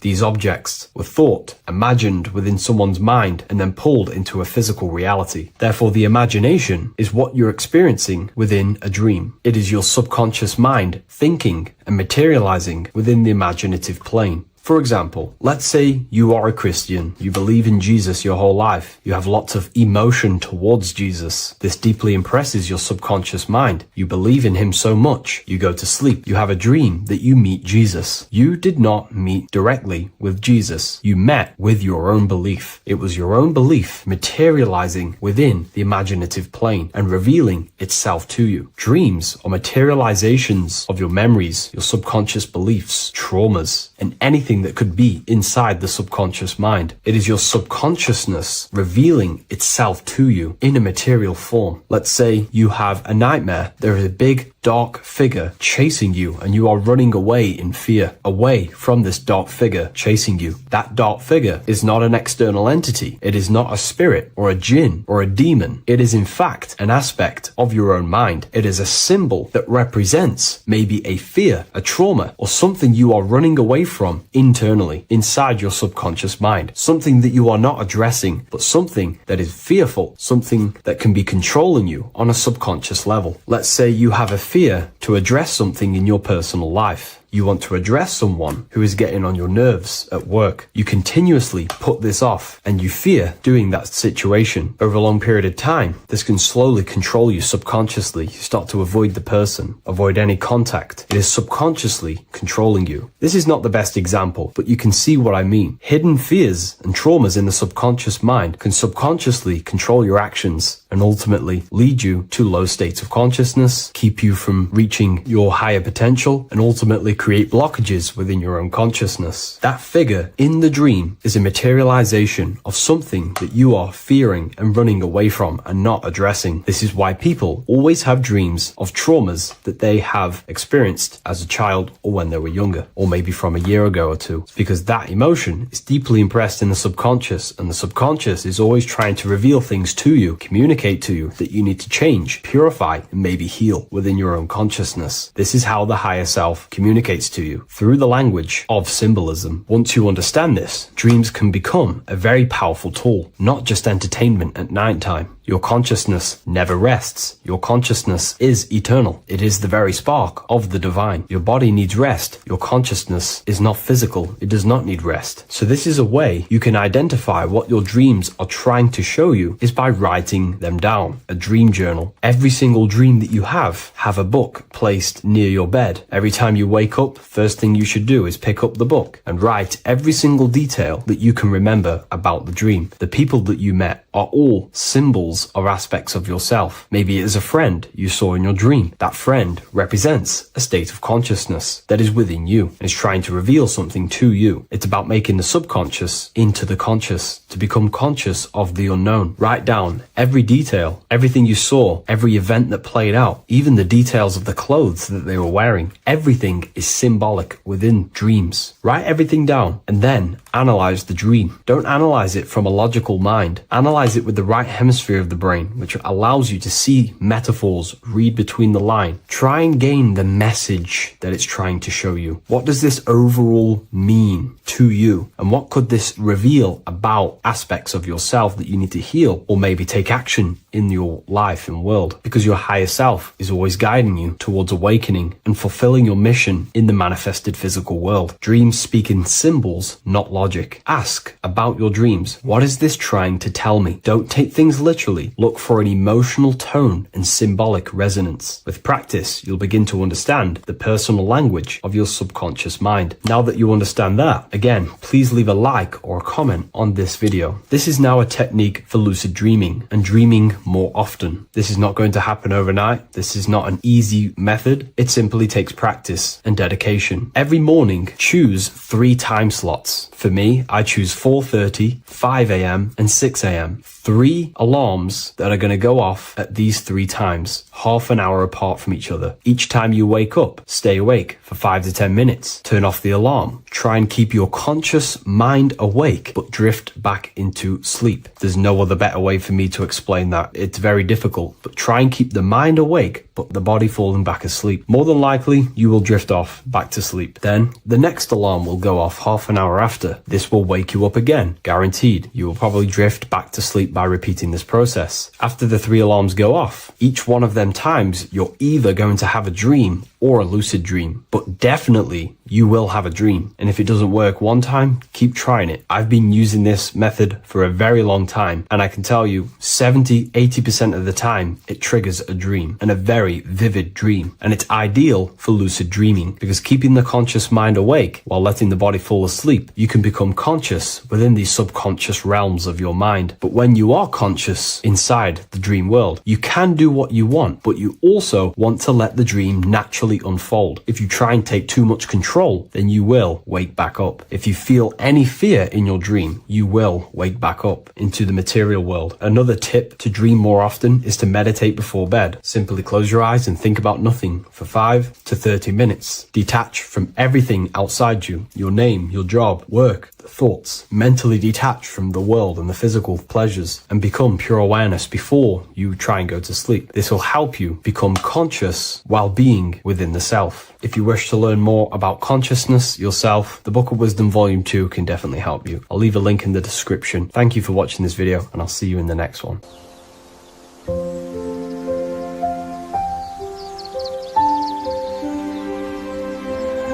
bookofwisdom.com. Visit today.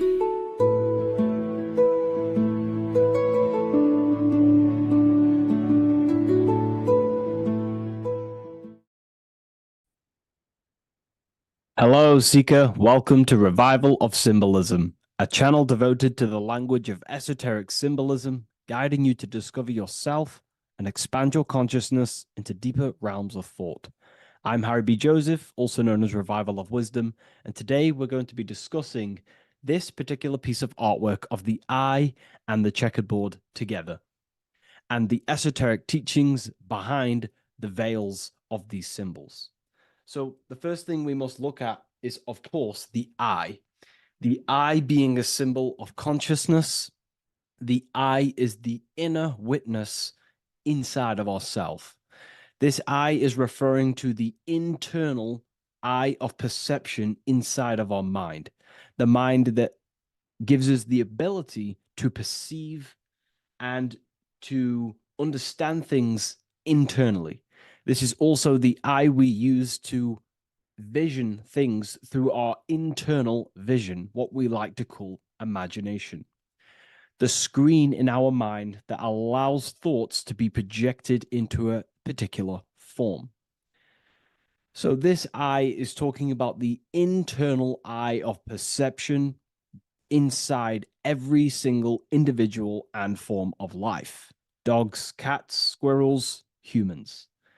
Every single form of life has this internal dialogue, the inner being that no one else can listen to but themselves. This is a symbol of consciousness.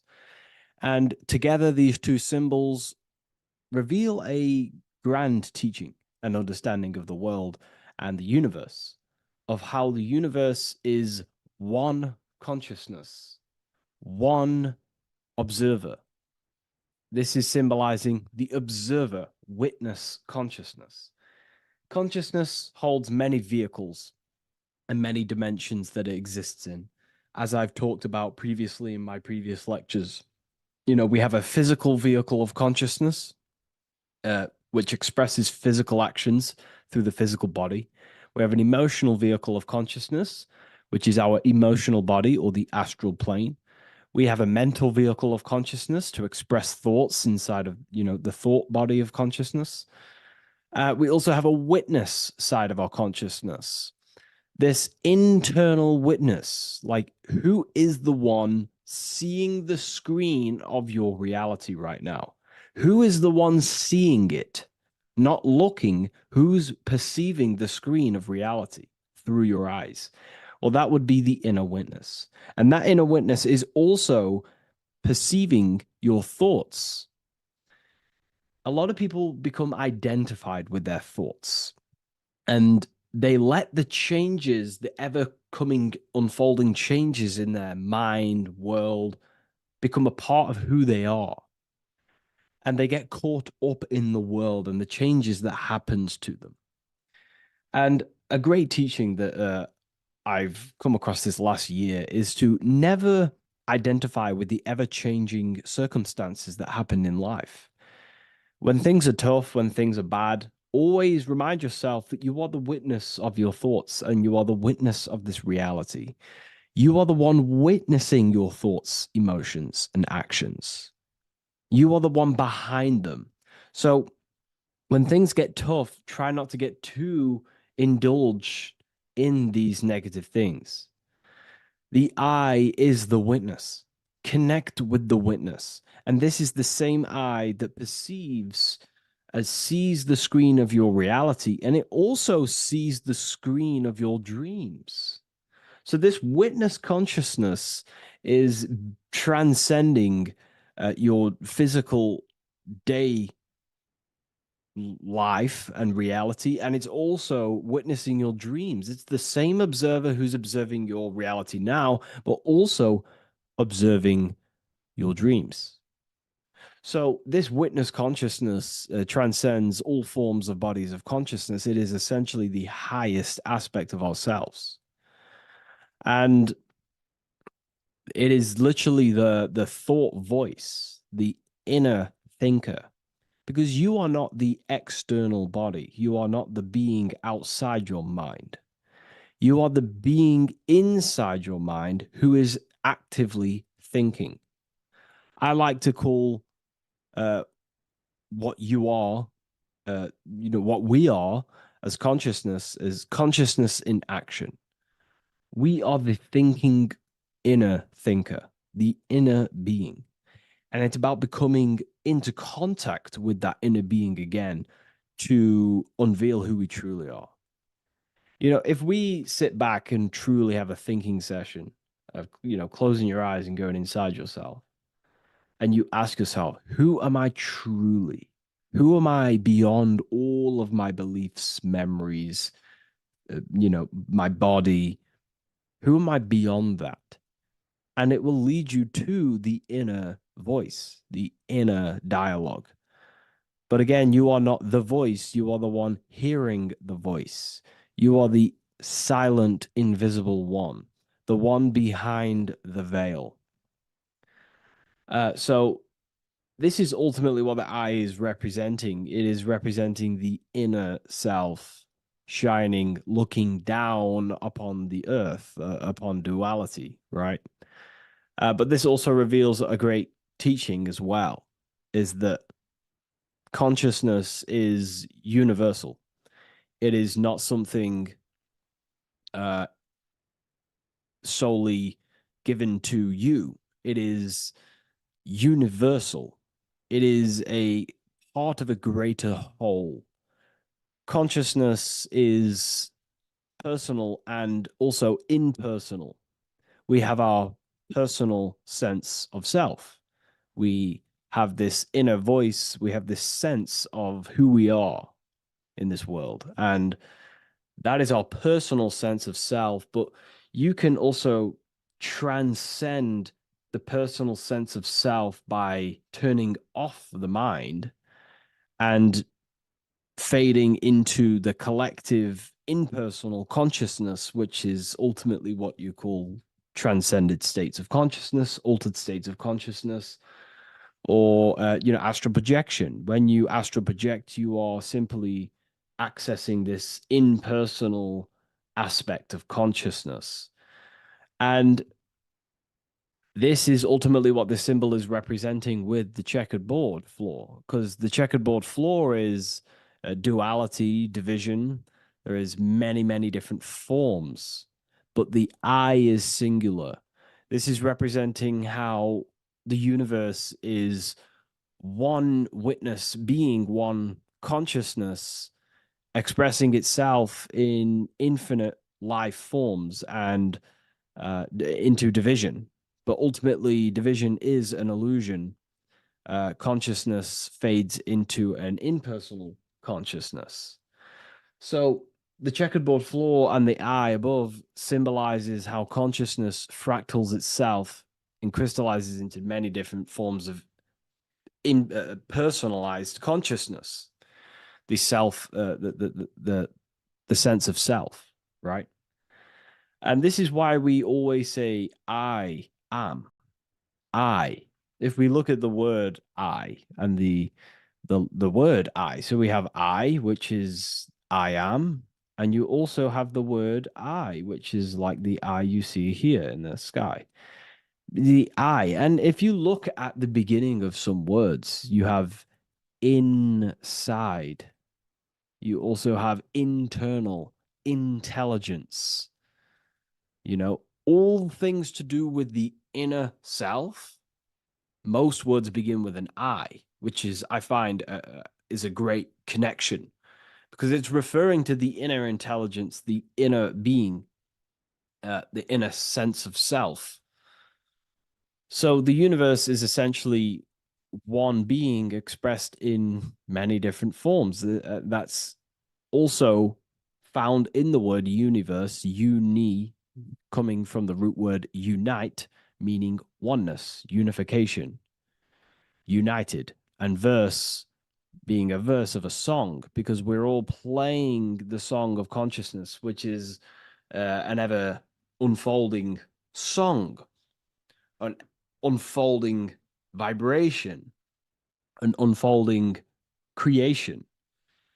So this is simply representing how consciousness fractals itself into many different forms. And when we identify with our self consciousness, our sense of self, we no longer realize that we're a part of a greater whole. We're part of a unified field of consciousness. And there is only actually one true being in the universe, and that is the inner witness. And that inner witness is inside of every living form. And in order to truly process that, it takes a lot. You have to disintegrate who you truly think you were before you wake up to this universal truth. Before you understood this, you just think, I am me, you are you, and everyone is divided and everyone is their own being. When in fact, we're all not. We're all one consciousness expressing itself infinitely. And it's kind of like a social system. Consciousness is always interacting with itself. When you interact with someone else, you're interacting with yourself. It's a very mind-boggling concept to truly understand. But again, in order to truly understand this, you have to let go of who you thought you were. And when you do no longer identify with your personal consciousness and you identify with the witness consciousness, you become unified with the whole, with the greater, with the collective consciousness. And this changes the way you think, you feel, and act, because you then realize that we're all playing a part of creation on this earth. We're all contributing towards the building project of Earth.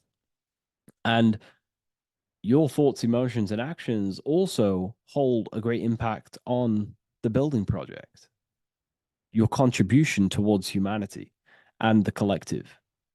And you start to have empathy for other people and you start to care for other people naturally by understanding this concept. And it's a very important concept because if the whole world truly understood this, we would live in a better reflection in the material world. The world would be reflecting a better place because the world is simply just a reflection of consciousness. And the world today is so bad because people's thoughts and consciousness is not in the greatest state of mastery, of self-realization, and people don't understand who they truly are. And a religion plays a massive part in this. Our whole lives, we're stuffed with someone's going to come and save us. Jesus will return and save the whole world. It's, to me, to be honest, it's complete utter nonsense. We have free will. We are the ones holding we hold responsibility for the creation that unfolds on the earth. Us as a collective consciousness are God manifesting, unfolding this creation and steering it in the present moment. And that's another thing. Reality was never created thousands of years ago. God is creating the world right now through the present moment, and it's unfolding. It's in a continuous state of becoming, just like you are in a continuous state of becoming. Time is evolving. time evolves our minds, it evolves our sense of self. And we evolve over time as an individual and as a collective consciousness. And so does the earth go through this change as we change. So it's important that we are becoming more self-aware in the world so we can actually start to reflect a better world. But the checkered board floor, again, is just reminding us of the duality and the illusion, because it looks like an illusion, a checkered board floor. It's an illusion. The physical world, if you only look at the world through the eyes, you will live in the veils of illusion and never see the light, the higher understanding of the world. You will see everything as divided. You will see everything as I am me, you are you, and live in division. But in truth, we are all one. We all come from the same source, and we're all the same infinite witness expressed in different forms. And this brings me back to the concept of love. Love is the force that unifies consciousness. It unifies yourself. It unifies your relationships with people.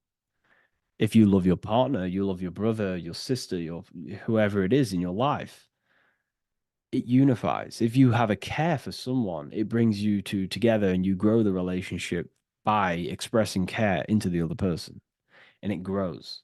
So love is a very expanding, it allows things to grow, and it unifies things. And when you start to love yourself, you start to unify with yourself. And when you start to when you start to love nature, you start to unify with nature. So if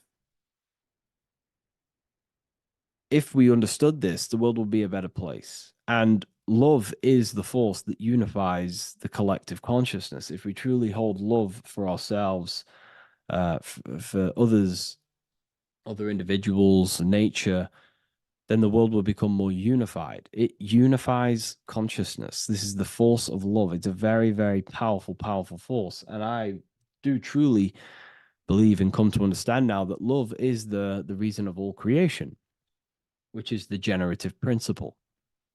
All action is coming from a place of love or care. We only take action on what we care about. So even the sun is a symbol of love. It just expresses life, gives away all of its light, life, and energy to the earth and asks for nothing back. It is love, it is the expression of care. And that is what unifies consciousness. So, again, this is just talking about the inner witness and how consciousness expresses itself in many forms.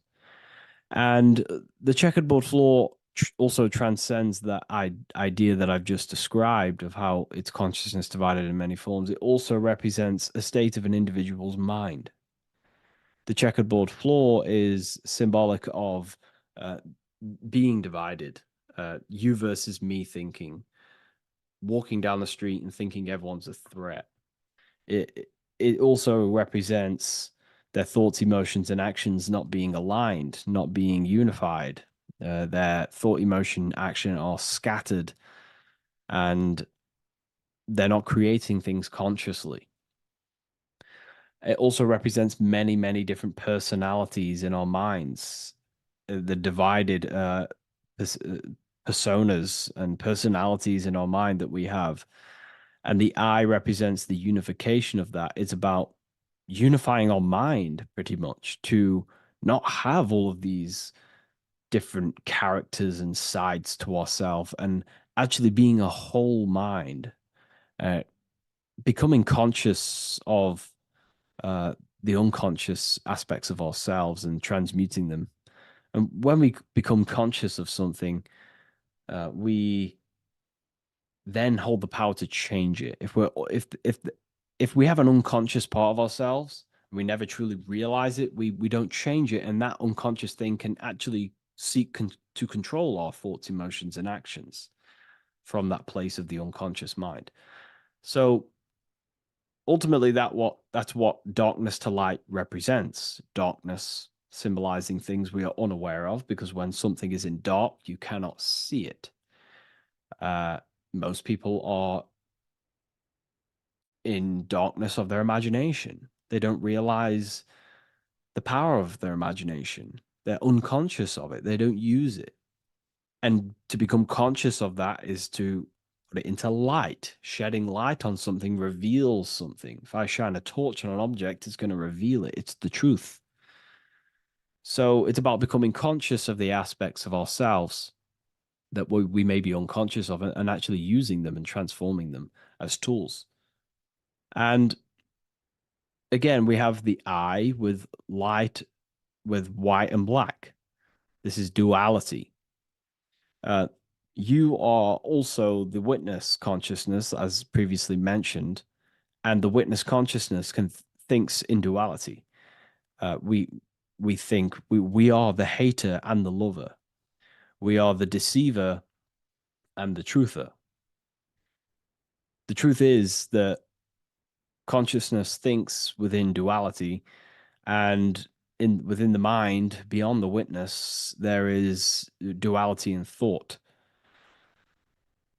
But in truth, you are not either. You are neither the positive or negative thought. You are the witness of it.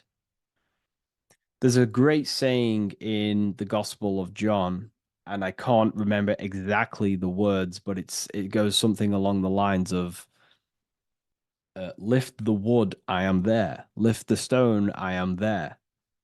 It's basically saying that everything is the I am, everything is the same consciousness.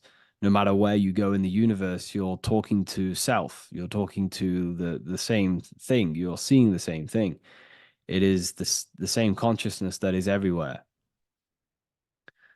So consciousness thinks within duality, and it is the light and the dark, and we have the ability to transform between them.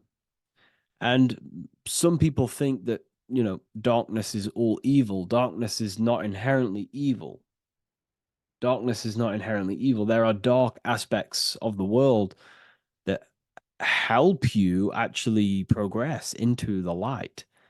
Without the darkness, consciousness can't move into the light, into knowingness. Without bad, there is no evil. They are needed. Both of them are needed. So, in order to understand the light, you have to understand darkness. And there are some forces of some forces of darkness in the universe that are purposely there to cause certain things to then push you and activate the good or the light. Some Gnostic texts talk about how there are beings very powerful beings that purposely descend themselves into darkness on purpose to make things happen in certain people's lives, so it actually pushes them towards the light, towards the good. So, this is ultimately the whole allegory of Satan is. Satan was created by God, and Satan is necessary, which is symbolic of darkness. It's symbolic of evil, the evil forces of the universe, because the universe is simply just one force of consciousness, and that one force can express itself in good and evil. The power of the mind can be used to kill, or the power of the mind can be used to create amazing things. So there is only one force in the universe, symbolized by the one eye, the one force of consciousness, and that one force can be used for light and dark, which is the checkerboard. It's also symbolic of the checkerboard being on the ground, symbolizing the earth, which is base awareness, duality thinking, base consciousness, stuck in division consciousness. And the one eye symbolizes unification of the mind, a balanced internal perception. We're rising from the ground to the sky, symbolizing from heavy to the light, from darkness to light. The eye is also symbolizing perception, what we perceive, And this is ultimately the end goal of all occult and esoteric research, is to gain more light, to gain a higher perception of the self, to gain a higher I, a higher perception. That's why the I is always raised above, symbolizing you're chasing the I, you're chasing a higher perception of yourself and reality and the universe. It also reveals the teachings of the I that is always watching you. There is an I always watching you. And then that I is the laws that governs consciousness. Consciousness, or your mind, is governed by certain laws that your mind cannot escape, such as cause and effect, vibration, mentalism, correspondence, rhythm. The 8 universal principles that pretty much crystallize consciousness into a reality. Your mind cannot escape the law of cause and effect. That force is too powerful to escape. Therefore, this is the I watching you. This is the I that has governance over you. It is the laws. But then again, on a negative context of the I can then become a symbol of surveillance. Hence why certain organizations and companies in the world use the symbol of the I, symbolizing surveillance, gaining, manipulation and surveillance over humanity and certain things and data. So there's light and dark of every symbol. It's just depending on how you use it. But ultimately, that is the teachings of the checkered board and the eye in the sky. If you wish to learn more about yourself, because that is the only thing that matters in the world, learning about yourself. The only thing you take with you after death is the knowledge that you hold in your mind. You can't take your car, you can't take your possessions, you can't take your money. The only thing you take is your consciousness, your level of mastery, and the things you know. With that being said, I'll see you inside Ethereal University if you decide to join, and I'll see you in the next video.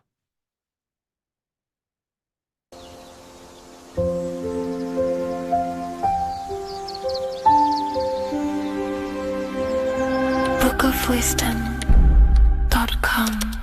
Visit today.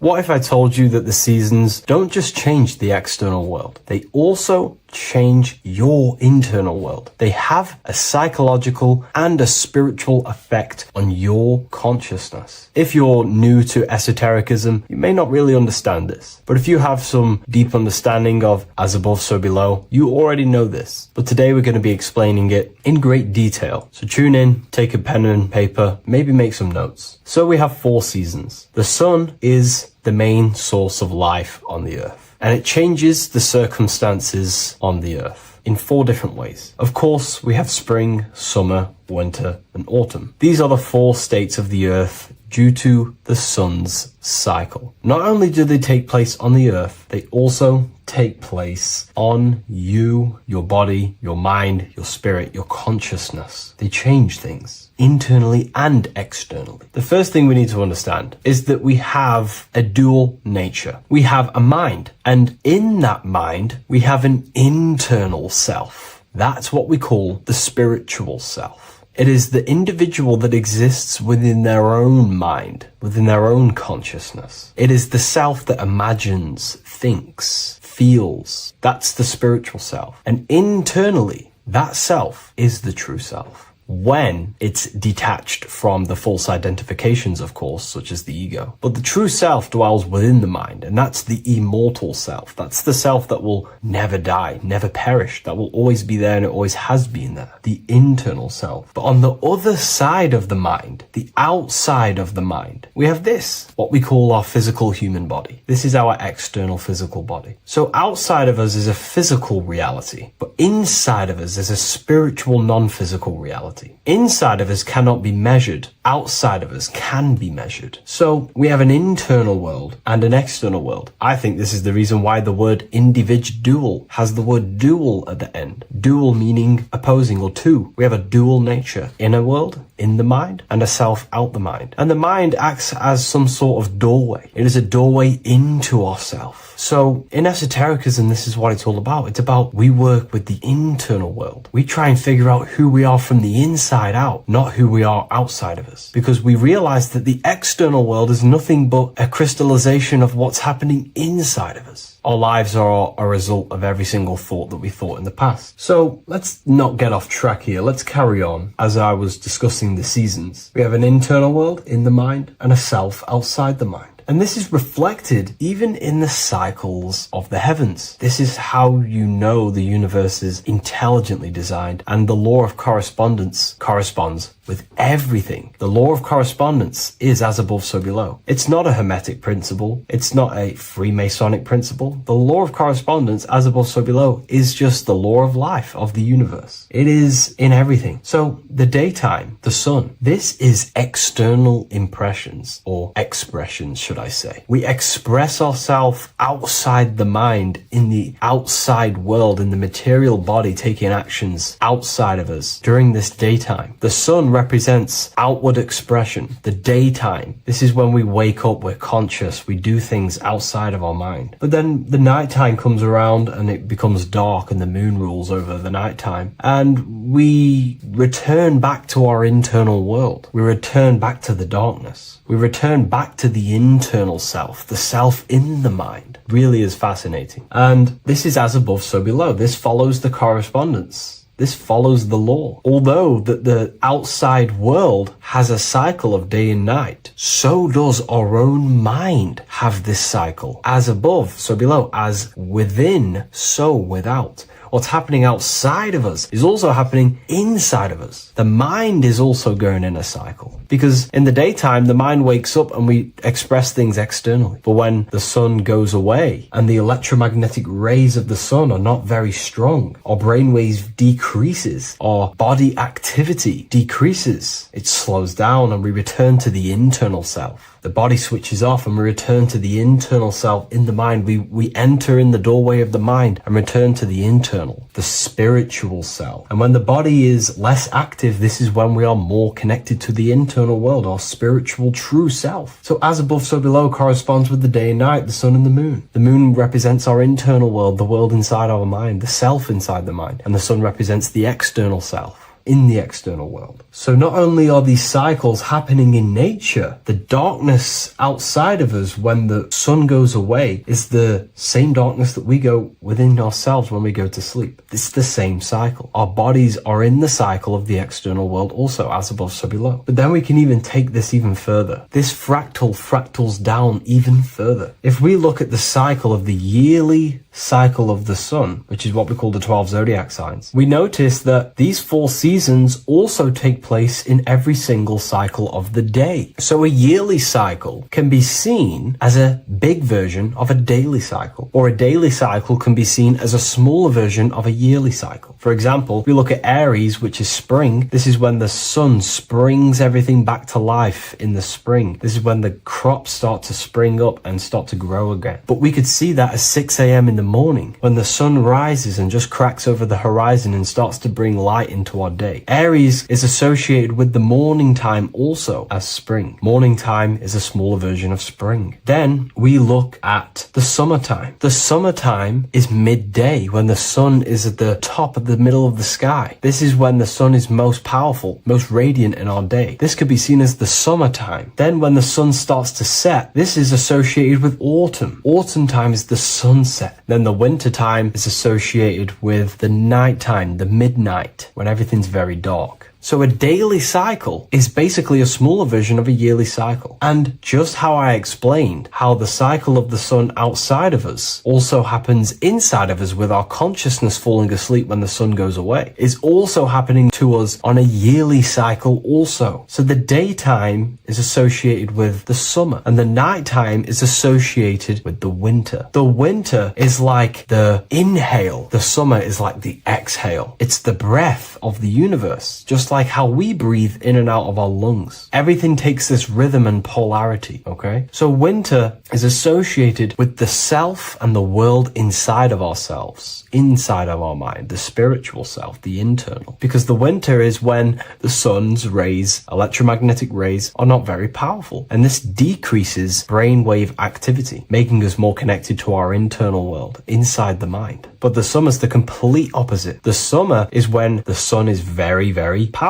And the sun's powerful electromagnetic rays increase brain activity, making us more actionable in the physical world outside of our mind, in the external world. So summer is the daytime and winter is a big version of the nighttime. Vice versa. Just like how in the winter, we're more in the house. We're inside buildings because it's very cold outside. Animals hibernate. They go inside. They go into little places. They collect all their food and prepare for the winter. They go inside. They go in darkness to hibernate. So does our consciousness, our spirit, the self inside of our mind. We can use these cycles to our advantage, to evolve spiritually, to connect and be more balanced. You know, I've mentioned a lot of this inside the university to my members, to the family inside of there. We discussed this. We had a great discussion about this. And, you know, the live calls we have are priceless. The conversations you can have with someone when they're awake, you never forget them. You always have deep, meaningful conversations. And we discussed this deeply, and we were going into some interesting things about how we can use these types of changes in the seasons for our spiritual growth. We even discussed about spring and autumn and how they're associated with the different spiritual bodies that we have. But anyways, let's not get off track. Lucid dreaming,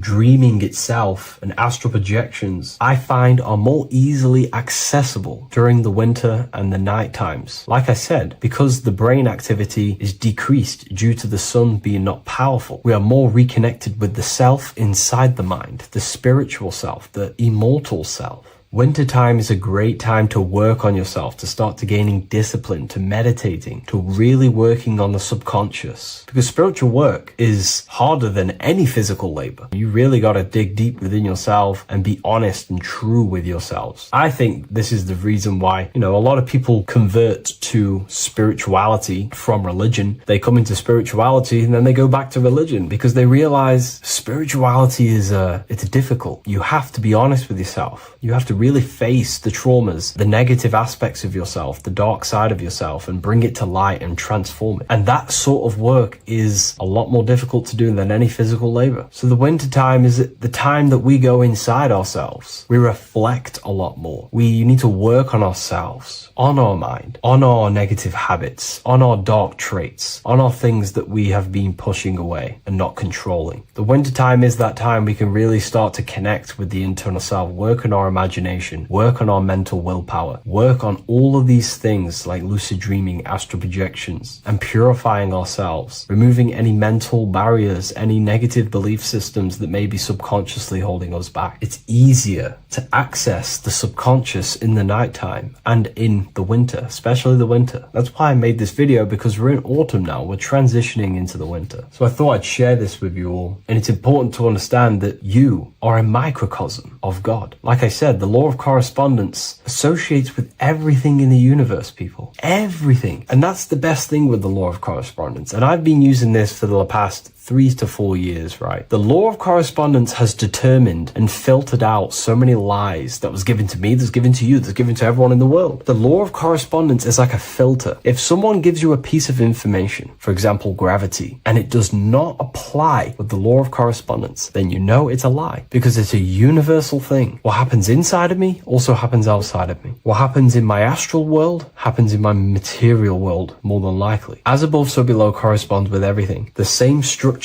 in my veins, in my nervous system, is the same structure in the trees, in galaxies, in everything. As above, so below, the universe is a fractal universe. Therefore, the point that I was getting at is that you are a microcosm of God. The same mind that God manifested things through thinking. He thought the stars, the earth, nature, the human body, designed everything with the God mind. He thought everything into existence. And that mind then powers that God used to to manifest everything into physical existence through the power of thought is the same mind that you possess, but on a smaller scale. God manifested the macrocosm through thought, as the universe is a mental universe. Everything you see around you was thought, then manifested into physical reality. God manifested the macrocosm, the world, through thought, and that same force of thought you use to create the microcosm, to create your own world. You think your life into reality, your world into reality. Your body is a microcosm, a miniature universe. Every thought you think commands 50 trillion cells in your body, and your cells religiously execute on every command that you give it. You're in charge of 50 trillion cells. You're literally commanding a whole civilization inside your body.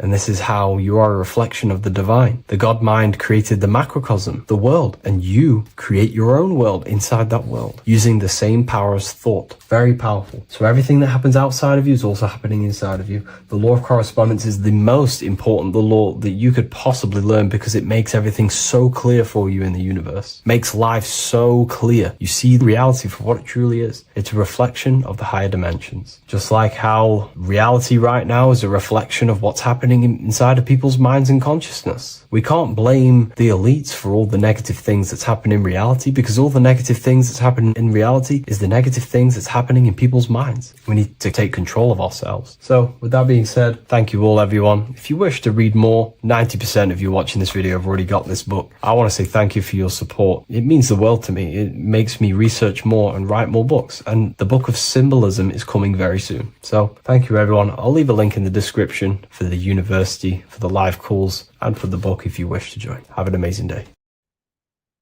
You don't just have a physical body. You have a physical, mental, spiritual, and emotional body. Each one of these aspects are a body of its own. Body does not just refer to a physical substance. You have a mental body for thinking, an emotional body for your emotions, a spiritual body for your energy in your astral form, and a physical body to encapsulate all of these. Each four of these aspects are essential for the human experience and essential to balance. Now, today we're going to be syncing the four aspects of your consciousness with the four seasons and the four elements, and how this ties into the Bible. So we have four physical elements. We have 5 elements in total, spirit being the most important, but spirit is pure invisible.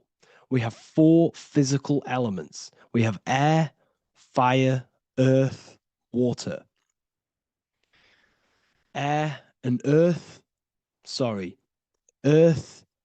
and water are feminine. Air and fire are masculine. Air and fire are active. Water and earth are passive.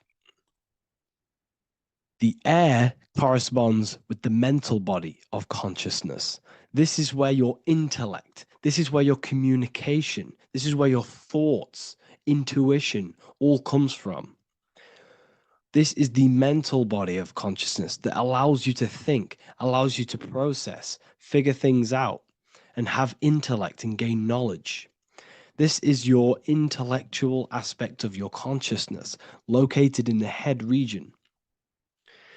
We have a fire nature, a spiritual nature. This is our astral body. Our astral body is all to do with the subconscious realms, the higher realms of consciousness. This is the body that allows us to be free from the physical body. Our spirit is more of our energy. Water is our emotional body. This is what allows us to feel things, that allows us to gain intuitive feelings of conscience.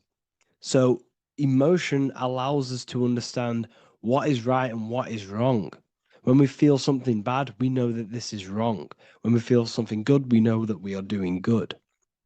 Emotions are a creational force that allows us to feel certain things to bring them into existence.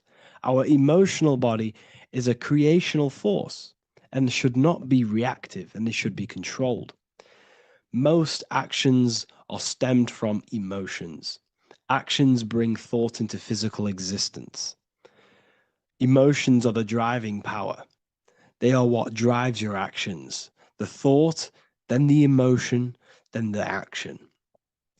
Earth is your physical body. This is your physical state that allows you to take mind and emotion into action, into fruition, into physical matter. This is what your physical body allows your consciousness, your soul, to interact with the physical world and bring things into physical existence. The physical body, the physical world, is an outcome and an effect of the thinking mind. All physical substance comes from the thinking mind. The pen, the phone you're holding, the microphone I'm speaking into, all began as a thought in the thinking mind, then it was brought into physical reality. Earth is the most dense. So it goes in this order: body, emotions, spirit, mind. The higher you go up, the more lucid and fluidic it becomes. The lower you go down, the more dense and dull it becomes. Air is the mind, fire is the spirit, water is the emotion, earth is the physical body. So this is why you are a microcosm. You have these four things within you. You contain of these four elements, which correspond to the four bodies of your consciousness, the four bodies of the soul. You are the soul. You are the spirit. So this is why in Theologians 4:17 it says, "Caught up together with them in the clouds to meet the Lord in the air." You don't meet God or the Lord in the physical air, in the clouds. This is clearly a parable. A human being cannot go up to the clouds and meet a mystical man in the clouds. This is obviously a parable, a metaphor. The air is your mind. You must raise your consciousness beyond the body, beyond the emotions, beyond the spirit, and enter in the mind during meditation, turning the mind inward to connect with the Lord. The Lord is the highest aspect of your consciousness, the one that exists beyond the physical body, beyond your emotions, beyond the thought. So you meet the Lord in the air, in the mind. The mind represents the air. This is why in America there's a saying called an airhead. You're an airhead. This means that you are stupid, or you don't think, or you have nothing in your mind. You have nothing in your head. When someone's very stupid, you call them an airhead, because air represents the mind. The air is elevated. The air is invisible. The mind is totally invisible to the human eyes. It is a metaphysical substance. In fact, it's not a substance at all. It's so fluidic. It's everywhere. The mind can be everywhere at all times. It can be anything. Nothing is impossible within the mind. Now, this is synced with the four seasons. The four seasons represent the four aspects of human consciousness, the four bodies of your consciousness, the four bodies of your soul. The sun is your soul, okay? And the sun travels around four seasons. Summer, when the sun is the most hottest point. Autumn, when the sun starts to move away from the hottest point. Things start to die. Then it goes to winter. This is when everything dies. This is when things enter in within itself. This is when darkness occurs. Then spring. This is the reignition of the sun. This is when the sun starts to bring back the warmth back to the summer. You have four seasons which correspond to the four bodies of consciousness. Fire is the spirit. This is when you are passionate. This is when you are taking action. This is when you are fiery. The sun is blazing. You're taking action. You're very passionate. You're very spirit. You're in the spirit. Autumn is water, emotion. This is when you start to become very reflecting. This is when you start to feel emotional, because in autumn there's lots of water. This represents the emotional body of consciousness. Winter is the mind. This is air. Winter, what happens in winter? Everything enters within itself. The leaves die, the trees die, everything dies and goes within. This is the mind. The mind is the darkness. Remember, you close your eyes to enter within the mind. The winter represents meditation. In the winter, what do people do? They stay inside of their house. They research more. They read more books. They become more intellectual. They think more in the winter because we are so we're stuck inside. So we're more reflective. We're thinking more. We're more communicative. We're more intellectual. In the spring, this represents the earth, the body. This is when we start to come out of the mind and we awaken to the body, and things start to grow again. The plants start to grow. The earth is growing again and reborn again. This is the body. This is when you become more active in the spring.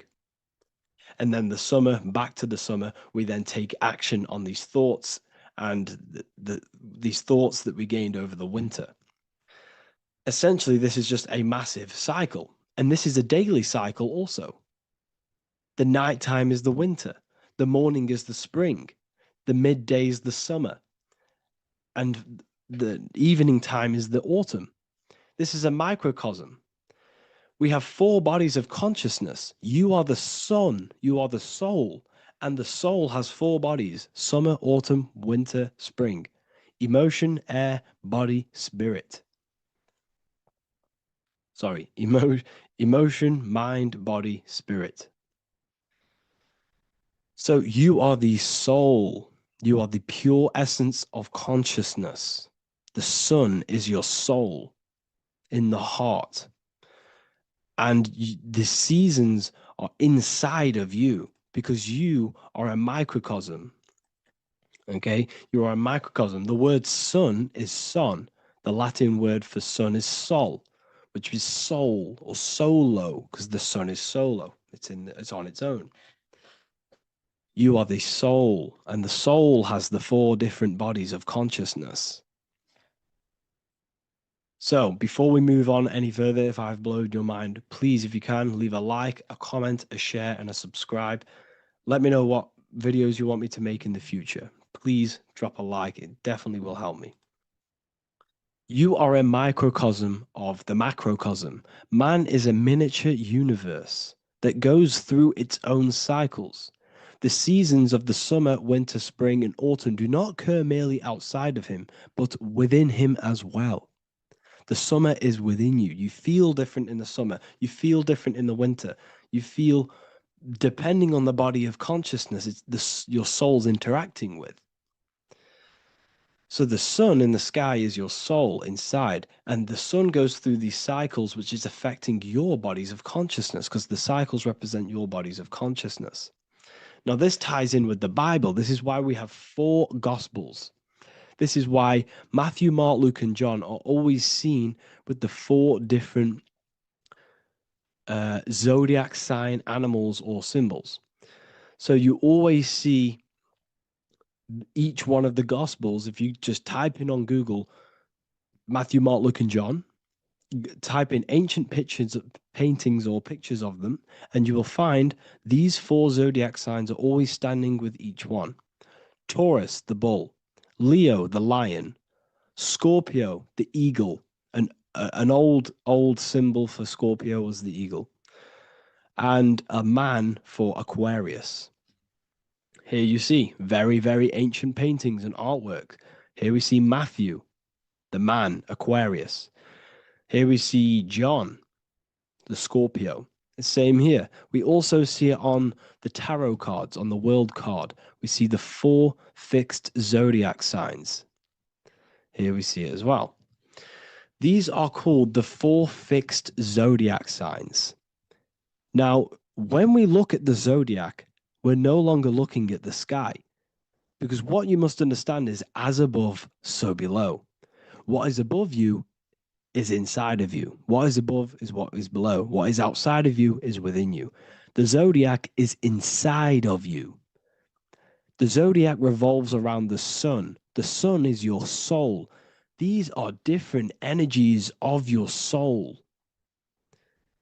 Like I said earlier, the 4 seasons are the 4 bodies of your consciousness. And in each body of consciousness, you have these different energetic energies that you can work with. Okay, so this is the true astrology. This is the true astrology. the internal esoteric astrology. You can't find much information on this at all. Very hard to find. So what we're looking at are the four bodies of consciousness. Obviously, when you look in the middle of each, when we look in the middle of each season, spring, the middle of spring is Taurus. The middle of winter is Aquarius. The middle of autumn is Scorpio. The middle of summer is Leo. These four signs are known as the four fixed signs. Okay, Scorpio is fixed. It's the middle of autumn. Scorpio is a water sign, emotion. Aquarius is the air sign, the mind. Taurus is an earth sign, the body. Leo is a fire sign, the spirit. This is why we see Matthew, Mark, Luke, and John with the four fixed signs of the zodiac, which represent the four bodies of consciousness. Leo, the spirit, fire. Luke, Taurus, earth, body. Matthew, Aquarius, air, mind. John, Scorpio, water, emotion. Each gospel is depicting Jesus and showing Jesus in each gospel. Each one of these gospels is showing and depicting Jesus according to the different body of consciousness. In John, this is when Jesus starts to turn water into wine. Water is emotion. Wine is transmuted emotion. This is when he does miracles with his emotions, water into wine. Aquarius, which is Matthew, air, the mind. Inside of the Gospel of Matthew, this depicts Jesus as an intellectual person, a person who's communicating and using his mind, his mental body a lot inside of the Gospel of Matthew. Go and read it, and you will see this. Luke, Taurus, earth, the body. Luke shows and depicts Jesus according to the body of consciousness, the physical body. He shows Jesus as a human, being a human being, helping people physically and helping people's physical needs, like giving away food and doing all sorts of good things for other people. Leo, Mark, inside of the Gospel of Mark, this shows Jesus as a spiritual teacher, a passionate person who is taking action. Each gospel is showing Jesus according to the different body of consciousness. And Jesus represents you, the Son. That's why it's called the Son of God, the light of the world. Jesus represents your soul, and your soul has these four gospels, the four bodies of consciousness, the four fixed signs, the four elements, and the four seasons. These things all correspond to your consciousness. So this is Leonardo da Vinci showing you the exact same thing. Jesus is the I am, the Son, the soul, in the middle, on his own. Luke, spring, earth, body. There are three people in each group. There are four groups, and there are three people in each group. 1, 2, 3. 1, 2, 3, 1, 2, 3, 1, 2, 3. Fall, winter, summer, spring. These are according to the four bodies of consciousness. Here we see Aries, which rules the head region. He's on the head of the table. Gemini, he's holding up the two hands because Gemini rules the two hands, the two arms. Gemini is the two twins, which is the two arms and two hands, and the two lungs. Here we see the beginning of summer, which is Cancer. You see the big knife here. Cancer, him here, this gray-haired guy, holding a knife for the crab. Cancer, they pinch. You have a knife, symbolizing the crab. Leo, the middle of summer, showing dominance. The sun is very dominant. He's got his elbow on the table, showing dominance. Virgo has no Adam's apple. Cancer here is pointing at this woman's neck, saying there's no Adam's apple. This is Virgo, the virgin, the only woman. Jesus, the sun. This is Libra, the balancing. He's holding his arms out balanced, showing the balancing of the sun, because when the sun enters Libra, the sun is balanced between winter and summer. So it's balanced. This is all astrology, but this is internal. Okay. This is Ezekiel's vision. Ezekiel had a vision in the Bible, and he saw the face of a man, the face of a lion, the face of an ox, and the face of an eagle. The eagle, Scorpio, the ox is Taurus, the lion is Leo, and the man is Aquarius. He saw the throne of God, and he saw the different bodies of consciousness. This is all symbolic for the different bodies of your soul. So when we look at the zodiac, we are actually looking at a map and the energies of our soul and the energies of our bodies and the energies of our consciousness. This is what we are looking at. Each zodiac is an aspect of our consciousness and an energy that we can work with and that we must purify. Balance and purification is essential. Imagine playing a brand new video game. Let's say a brand new video game came out and you had to play it. What happens when you play that game? You don't know the controls. You cause chaos in that game. You can't really run properly. You can't do anything properly. You're getting destroyed by other people who are playing that game. It's the same with your physical body. When you are born, you must learn how to play the game. You must learn how to balance the mind, learn how to balance the spirit, the emotions, and the physical body. We must balance and purify each body of our consciousness. We must look after our physical body with our physical health by eating physical, electrical food like fruits and veg. We must look after our minds by being conscious of what enters our eyes, enters our ears, enters everything. Whatever enters our five senses is affecting our mind, our mental health, our environment, mental. We need to look after our thoughts, control our thoughts by purifying our thoughts, only positive thoughts.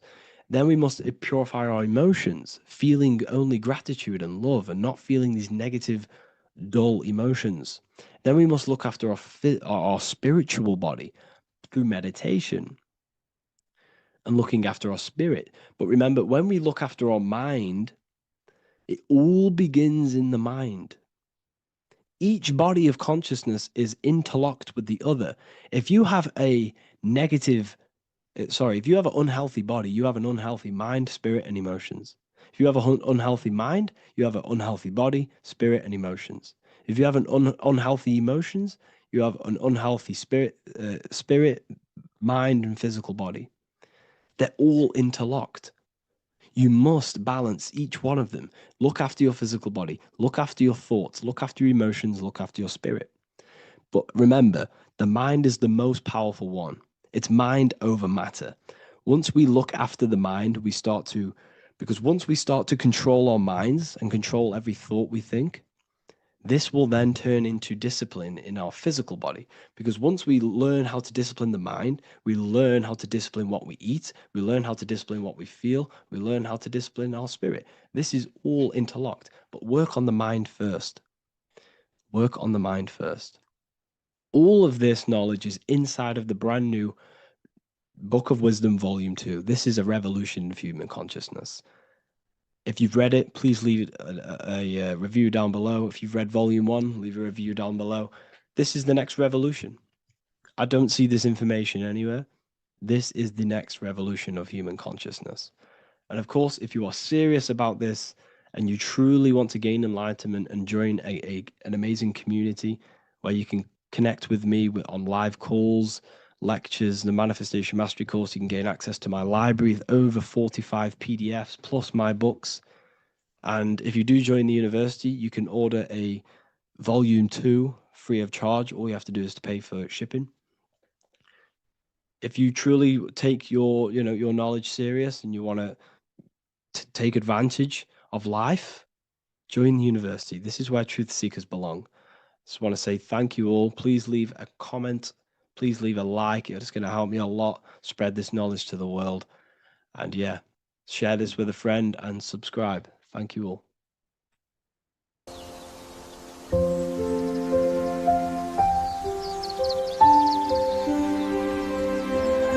bookofwisdom.com. Visit today.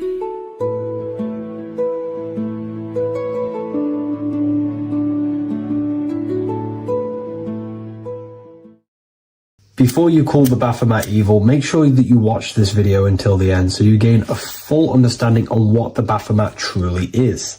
No, I am not a Satanist. I am simply an esoteric and occult researcher.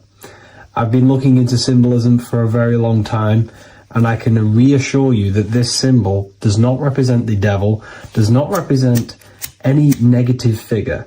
It's a very deep, occult, esoteric symbol. What we first need to understand about the Baphomet, it is indeed a symbol. Every symbol we see around us is neutral.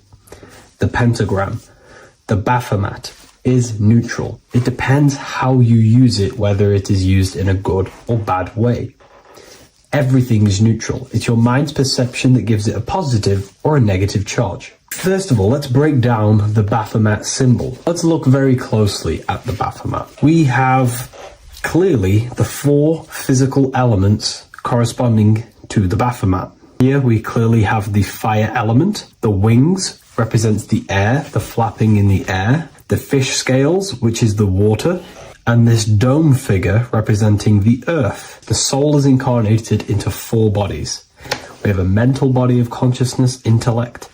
We have an emotional body of consciousness, which is all to do with intuition and energy.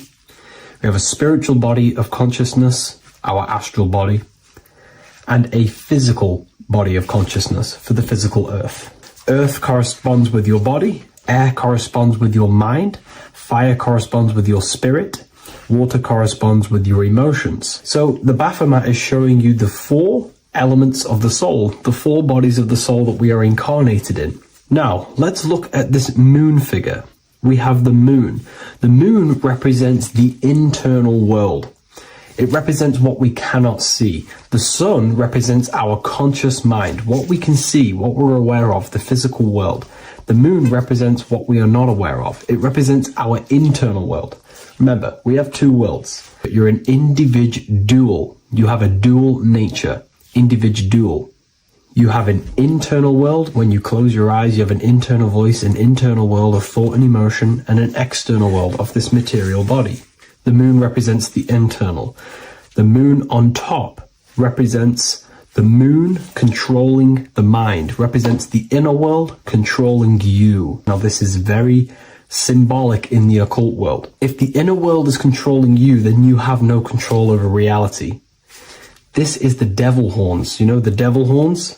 The moon crescent? This represents you are the devil. You're being controlled by your thoughts, by your emotions, by your psyche. Then we have the moon below, which represents control over the inner world. We have control over our thoughts, our emotions, our impulses. So you're either being controlled by thought and emotions, or you're controlling them and having self-mastery. In alchemy, we always see this symbol of the man or woman on top of the moon, representing emotional control and self-mastery of the internal world. The journey of the occultist is to gain full mastery over their consciousness. They want to be conscious of every single thought that enters their mental field of consciousness. We get over 7,000 thoughts a day. It is possible to achieve a certain level of mastery where you are conscious of every single thought that enters your mind. This is one of the end goals of self-mastery and occultism, as this gains your personal power. When one achieves this, they are then able to direct the mind in one place and one place only, becoming more effective in manifestation and creation, because we are microcosms of the divine. We are creators. This is the gesture of as above, so below. The inner world and the outer world are mirrors of each other. The inner produces the outer. Your physical life circumstances are a result of every thought you thought in the past. The inner projects the outer. If you want to produce a change in the outside world, you got to produce change in the inner world of consciousness first. As above, so below. As within, so without. This corresponds with absolutely everything in the universe. Now we have the goat head, which represents the animal self. This represents the lower carnal mind. Lower carnal mind, which is earthbound, because a goat is on the ground. It's not a bird, it's on the ground. It represents the lower self, the beastie nature, the one that tells us to hate, to steal, to eat all the time, to consume.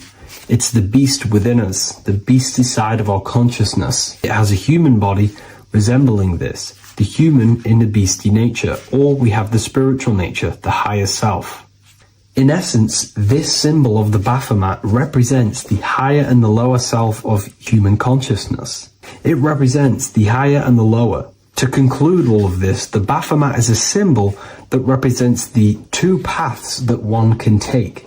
We can take the beastie path and become an instinctual animal, our body, or we can take the divine path of reaching our higher self. It is a symbol that represents the higher and lower self and the four different bodies of consciousness. In essence, this does not represent Satan or the devil. The devil represents the lower aspect of our human psyche. The war between Jesus and Satan is symbolic and allegorical for the war that happens within our mental field of consciousness. The internal war between good thoughts and bad thoughts, positive emotions and negative emotions. It is the constant war inside the battlefield of your own mind. Jesus, Satan are symbols, characters that are symbolic of aspects of your own consciousness, because the universe is mental. The only thing that truly exists is your mind. Therefore, all of these ancient spiritual texts like the Bible, the Bhagavad Gita, the Quran are all symbolic of what's happening inside of our mental body. It is the inner chaos that can destroy our life, or when we create structure and restructure our inner world, we can live a peaceful life. If you are struggling from the internal world and you want to gain mastery of yourself while learning the occult secrets, join Ethereal University, a community of like-minded individuals who are all striving for the best versions of themselves. We host live calls and we have an abundance of lectures that you can watch. Or check out the Book of Wisdom. This is volume 2. I'll leave all the links in the description. Have an amazing day. Hello, Seeker. Welcome to Revival of Symbolism, a channel devoted to the language of esoteric symbolism, guiding you to discover yourself and expand your consciousness into deeper realms of thought. I'm Harry B. Joseph, also known as Revival of Wisdom, and today we're going to be discussing the symbol of an eye inside of a triangle. So the first thing we need to understand about symbolism is that symbolism is a subconscious language. We don't just look at these symbols and get a basic understanding. Like a word, for example, if I wrote the word hello here, you look at this and you have an instant understanding of this word in your mind. It has no deeper meaning, or veil, what we like to call it. There's no deeper meaning of this beyond a veil. It's simply just a very logical thing to do and understand. But symbolism, on the other hand, goes deep within the subconscious mind. It forces the individual to go inward on themselves. This is why symbolism is so powerful. It makes you turn inward. When you look at this eye in a triangle, you're not just looking at a word, you're looking at a picture. And this forces you to go inward so you can start to try and figure out what this symbol means. You start to think critically. You also start to follow the chains of thought. This is very important inside the occult. Symbols have many layers and veils of meaning. They don't just have one layer or meaning. On the surface level, it has a surface level understanding. But then as you follow the deeper chains of thought, you start to unveil and unravel its deeper meaning. As you awaken in your journey, the deeper levels of consciousness you access, the higher levels of understanding you access, the deeper meanings of these symbols start to reveal themselves. So studying yourself and studying symbolism go hand in hand. So when you're studying symbolism, you're actually studying consciousness. This is what we need to understand, is that these symbols represent forces of consciousness and aspects of consciousness. So what we need to do is to follow the chain of thoughts. Now, what do I mean by the chain of thoughts? If I think of a triangle, it instantly in my mind, I get the number 3. Then if that number 3 leads to another thought, for example, father, mother, child, father, mother, and child. Father, mother, and child then leads to another thought, then another thought, then another thought. So this is the chain of thought that we have to follow. This is why symbols must be meditated upon. We meditate upon symbols to unravel the deeper meanings of these, so we can unlock deeper levels of awareness. Okay, so we're diving straight into the subconscious mind with the language of symbolism. That's why it's so powerful, because it forces the individual to go inward and actually use their mind. Symbols train you to think critically. They train you to think in a subconscious way, unlike words. So these symbols represent thought vibrations or thought forms within the individual's mind. So let's jump straight into this symbol of the eye in the triangle, and let's go, very surface level, and then towards the end, we'll go deeper into the deeper mysteries of this symbol. On this channel, I don't give spiritual fluff. I give very deep esoteric teachings. Okay, so it would be amazing if you could show some support. Simply just leave a like, comment, and a share on the video. Share this video to a friend. So, first of all, let's look at the number 3, because this triangle symbolizes the number 3, okay? 3. We have a father, we have a mother, and together they unify to create a child. So that's a triangle. So what does this actually represent? Father, mother, child. In order for creation, it takes 3 steps. We are born, we grow, we die. So this is how creation unfolds in a 3-step process. In order for you to have a child, you must have 2 people and then give birth to another. Number 3.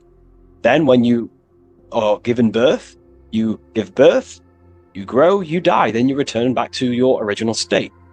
So the number 3 symbolizes this transformation or creation itself, how creation is a 3-fold. We see this in Brahma, Vishnu, and Shiva.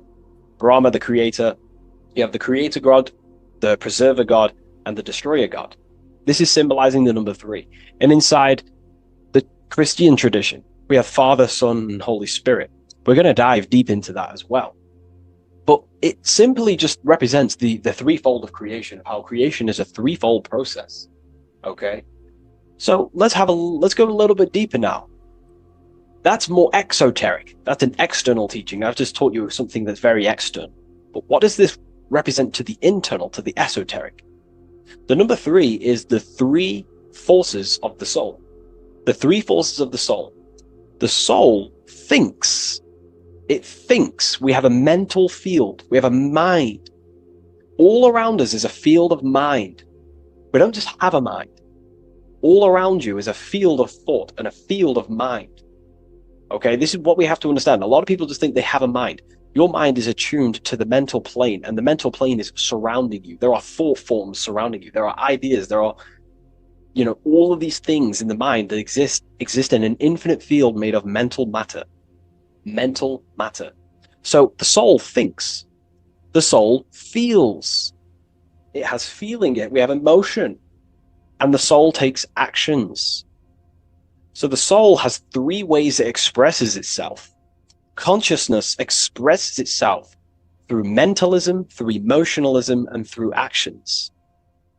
This is how the soul is creating, through 3 different dimensions. Before you take a physical action, you don't just take the action. You first think, you feel, then you act. You only take action on what you feel, what you have a love towards, what you have a care towards. This is what the Freemasons call the generative principle. It's about, this is what generates your reality, your feeling. Because you can think infinite thoughts, but if you don't care about them, you don't take action on them. As soon as you have a care about a specific character of thought, your body then takes an action. Okay? So this is representing the 3 expressions of the soul. Now, the number 3 is actually the number 1. Because this is all one line, remember. This is all interconnected. And here we have the number 1 in the middle, one eye. We'll go deeper into that. So the number 1 is symbolized by the eye because there's one eye. So pretty much what this symbol is the number 1 and the number 1, 2, and 3. So it's 1 and 3.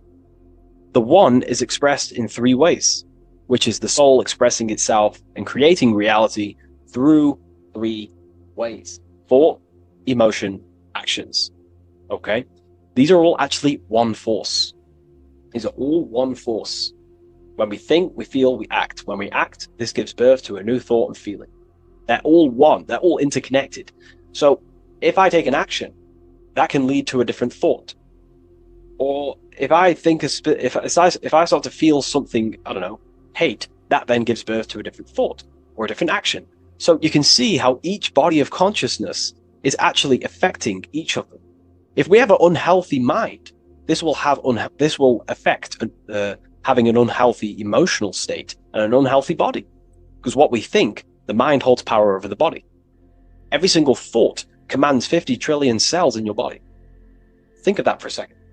You are governing 50 trillion cells, and these cells religiously obey every single command you give. You are governing a whole universe.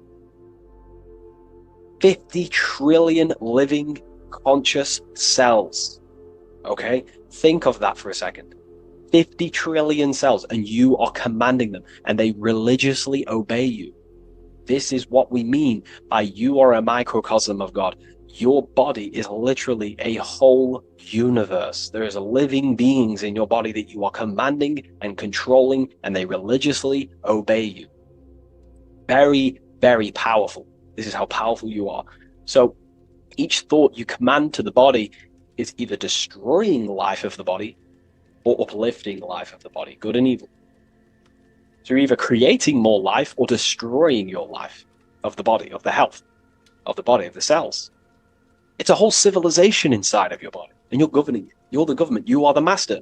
This is why in the occult they say you are the master. Everyone is a master of their own being, their own microcosmic universe that they govern. You govern a whole reality, don't forget that. But we've lost this knowingness and understanding, and we're now giving our power to the external government, man-made government. Okay, so that's what the word government means. Government, govern mind control. But you are the government. You control your own being. You control your own universe. You control your reality.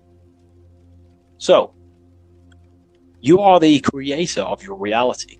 This is the context behind the symbol here.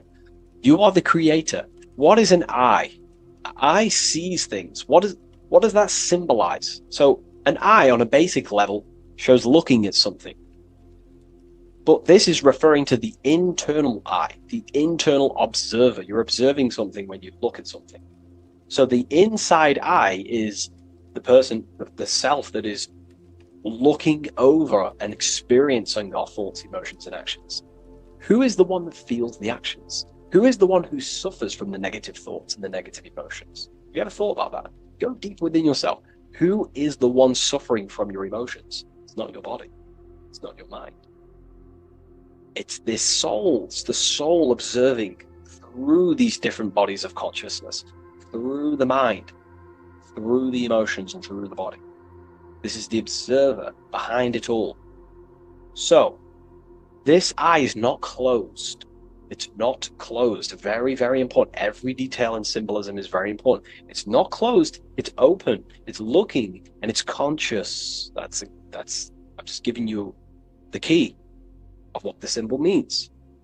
It's about remaining conscious. Now, this will go over people's head. You may not even understand this. Most people are unconscious, and it's fine if you are unconscious. We're all on a different level of our journey. All on a different level. I'm not trying to offend you. I'm just stating these facts. Most people are unconscious. They only think, feel, and act out of, reaction. They're not even aware they exist because they're so caught up in the external world. They have no idea they exist. They've never deeped how they exist, why they exist, what life is, what this piece of technology they're inside of is. So I'm giving you a bit of an insight of a person with a higher consciousness. A person with a higher consciousness is always looking. This is what the symbol means. Always looking, not with the eyes, but with the internal self, because they understand these three powers, the triangle, is creating their reality. Thought, emotion, action. Person with a higher consciousness who knows mastered themselves is someone who is always looking and observing their thoughts and emotions and the actions they take in the world. I'll give you a bit of a key here. I'll give you a key. In my life, I like to govern myself, be my own master, through this way. Every action or decision I am about to make, every decision, I always say to myself internally, I remind myself of this symbol. This is what symbols are. You're meant to remember these things. There are tools to help you in life. and gain control of yourself so you can ultimately live a better life and create your own reality. I remind myself, if I take this action, what is the effect that's going to come from this action? Is this action going to benefit me, or is it going to pull me away of what I'm supposed to do? And through that, I live through this law of polarity, law of cause and effect. We cannot escape that law.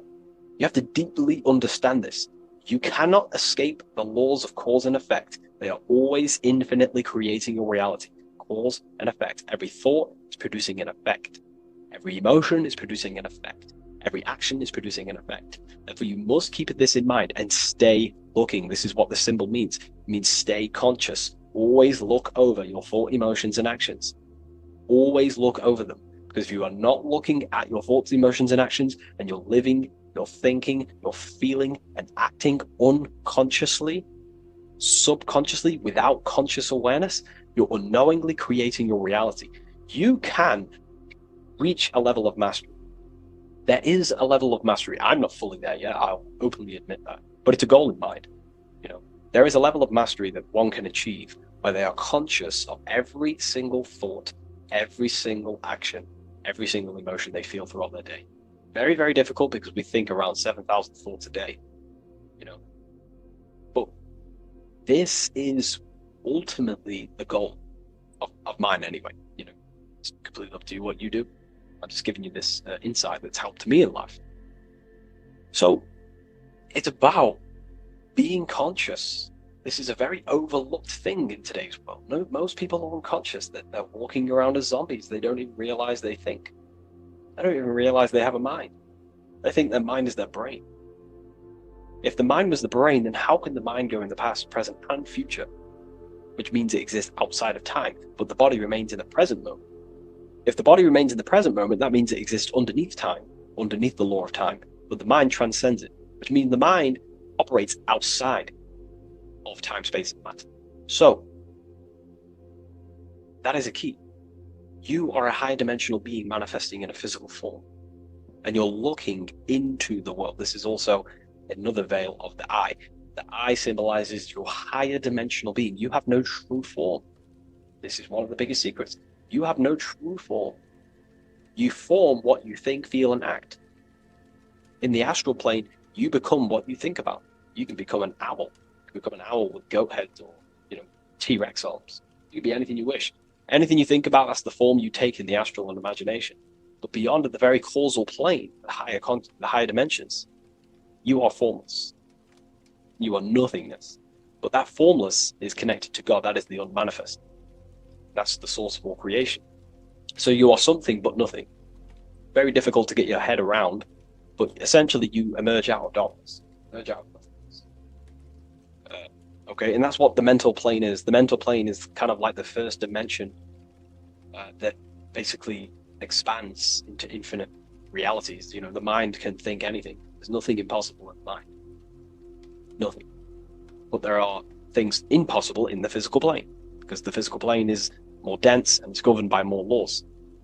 So, again, this is symbolizing staying conscious of your thought, emotions, and actions. Now, another veil, if we go deeper on this symbol now, another veil, another chain that's connected to this symbol, a chain of thought, is that this symbol represents unity consciousness. Person who thinks, feels, and acts in unity. Their soul is operating in one force. Their soul is operating in one force, which means they think, they feel, they act. For example, I'll be writing my book sometimes. The book of symbolism, my third book, is coming out very soon. I'll leave a link in the description for you can sign up to the email, the waiting list. We've got a lot of people in there already. This next book's going to be insane. But yeah, you can get notified when that comes out. I'll put a link in the description. When I'm writing my book, I'll get an idea to, go play Call of Duty or go play the Xbox. But then I instantly remember this symbol, thought, emotion, action. Instantly, I then unify my consciousness, my three powers to create reality. These are your powers. These are your rights. These are your things that you have full control over. These are the biggest gifts in life. This is so overlooked. so overlooked because people are so unconscious. These three things are your biggest gifts. They're so beautiful. You have been given the gift of creation. You can mold a whole world, your own world. You govern it. You can think infinite thoughts, no impossibilities, no limitations. You can feel. Feeling is a life essence. Without feeling, you'd be an AI robot. And you can act. These are your three gifts. These are your three creational powers. You hold the power of creation. You hold the power to kill another life, or you hold the power to spread love in the world, to spread the light.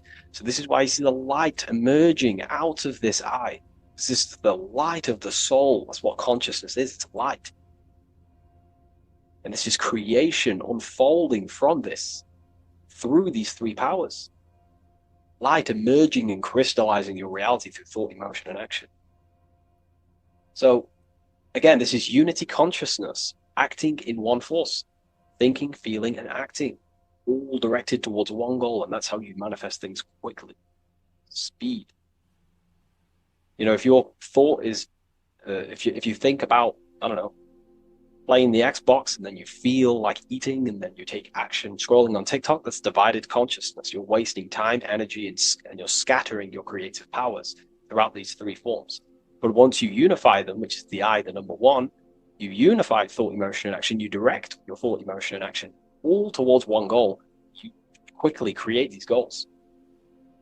You know, so this ties in with time and attention. These are your two spiritual currencies. You spend time and you pay attention. These are two spiritual currencies that pretty much create your reality, your experience. Thought, emotion, action. And this is what the Holy Trinity is on the deepest level. You know, this may trigger some people, but if you believe in religion, then maybe this account, this YouTube isn't for you. But religion is an esoteric. It's esoteric. It's not meant to be taken literally.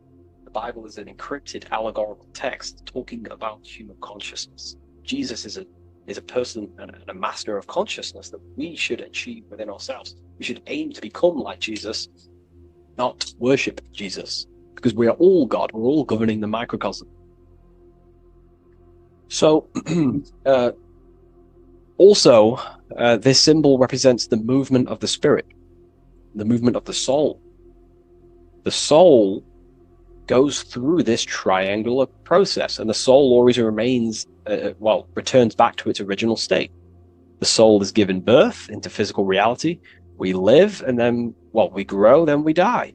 Then it moves in this three triad form. The soul, wakes up in the morning. It grows throughout its day. Then it dies at nighttime to return back to its original state, to spiritual state. And everything goes through this process. Birth, growth, decay. Birth, growth, and death. And everything returns back to its original state.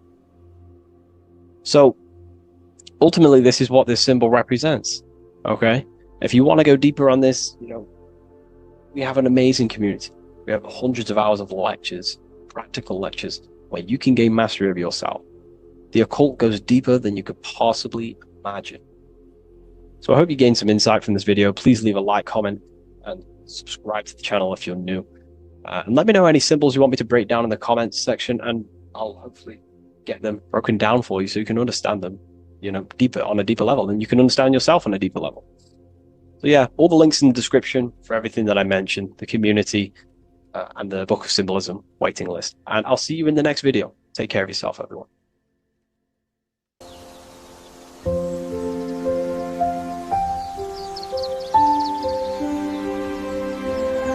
bookofwisdom.com. Visit today.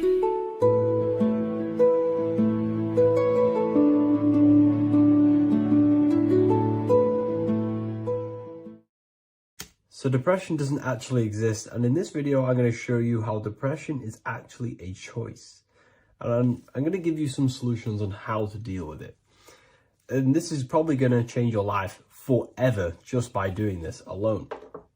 Okay, so the first thing you need to understand about depression is that it exists in your conscious mind. It exists in your thinking mind. So what is inside your thinking mind? You have your body, your name, your reputation, your trauma, your memories, your family, your worries, your interests, your bills, your passion, dislikes, goals, right? Most people identify their lives with this. They identify their lives with their thinking mind. They think they're their name, their job, their reputation, their memories. But this is not who you actually are. Who you actually are is the observer of that. What happens if you stop thinking? What is left? You're left with unconditioned consciousness. You're left with the self, which is what we refer to as I. We are the consciousness, not the thinking consciousness. You are not these labels. You are not your thoughts. You are not your job, your name, your reputation. Okay? And the reason why I'm telling you this is because it's very important, is that we are something beyond this body, beyond this name, beyond our thoughts. We are the consciousness. So depression exists inside of the thinking mind, the conscious mind. Okay? So if you want to get rid of depression, you must learn how to escape the thinking mind. And not only just escape, but that's step one.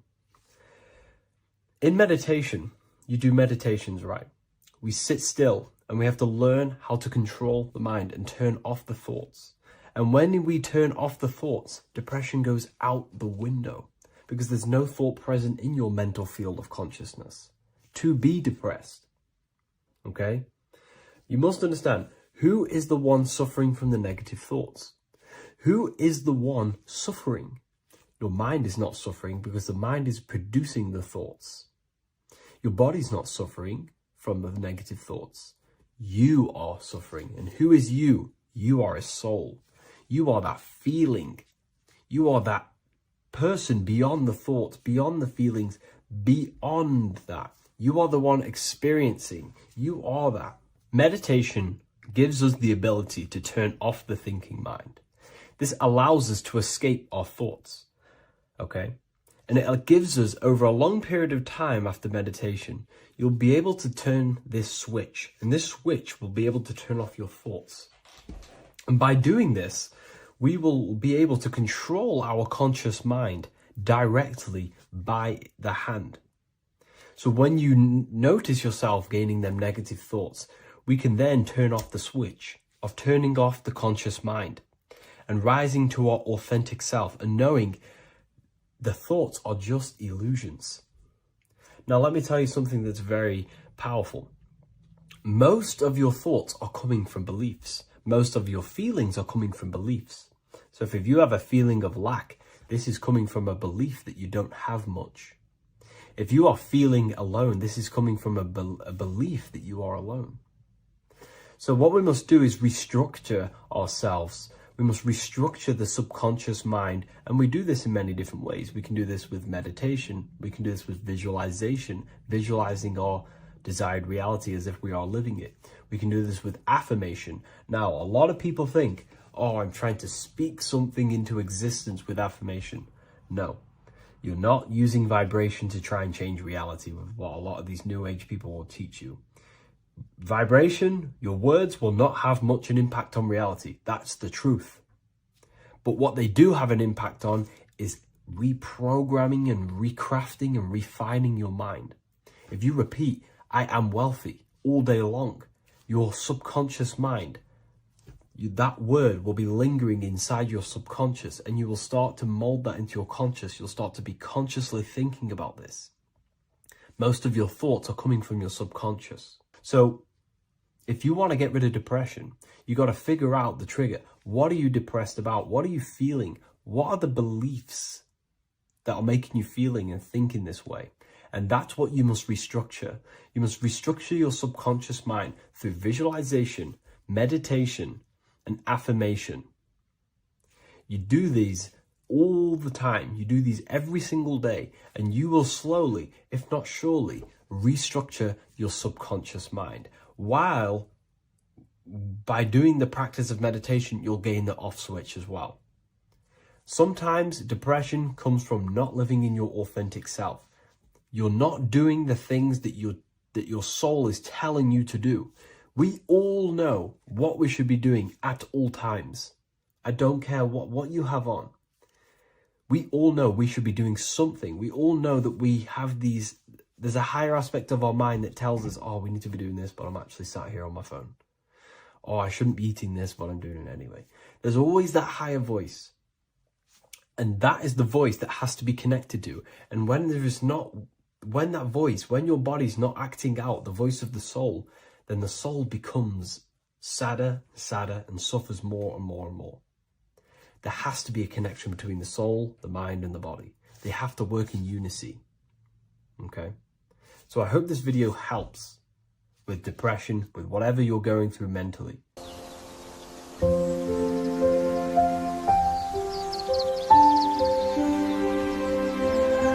bookofwisdom.com. Visit today.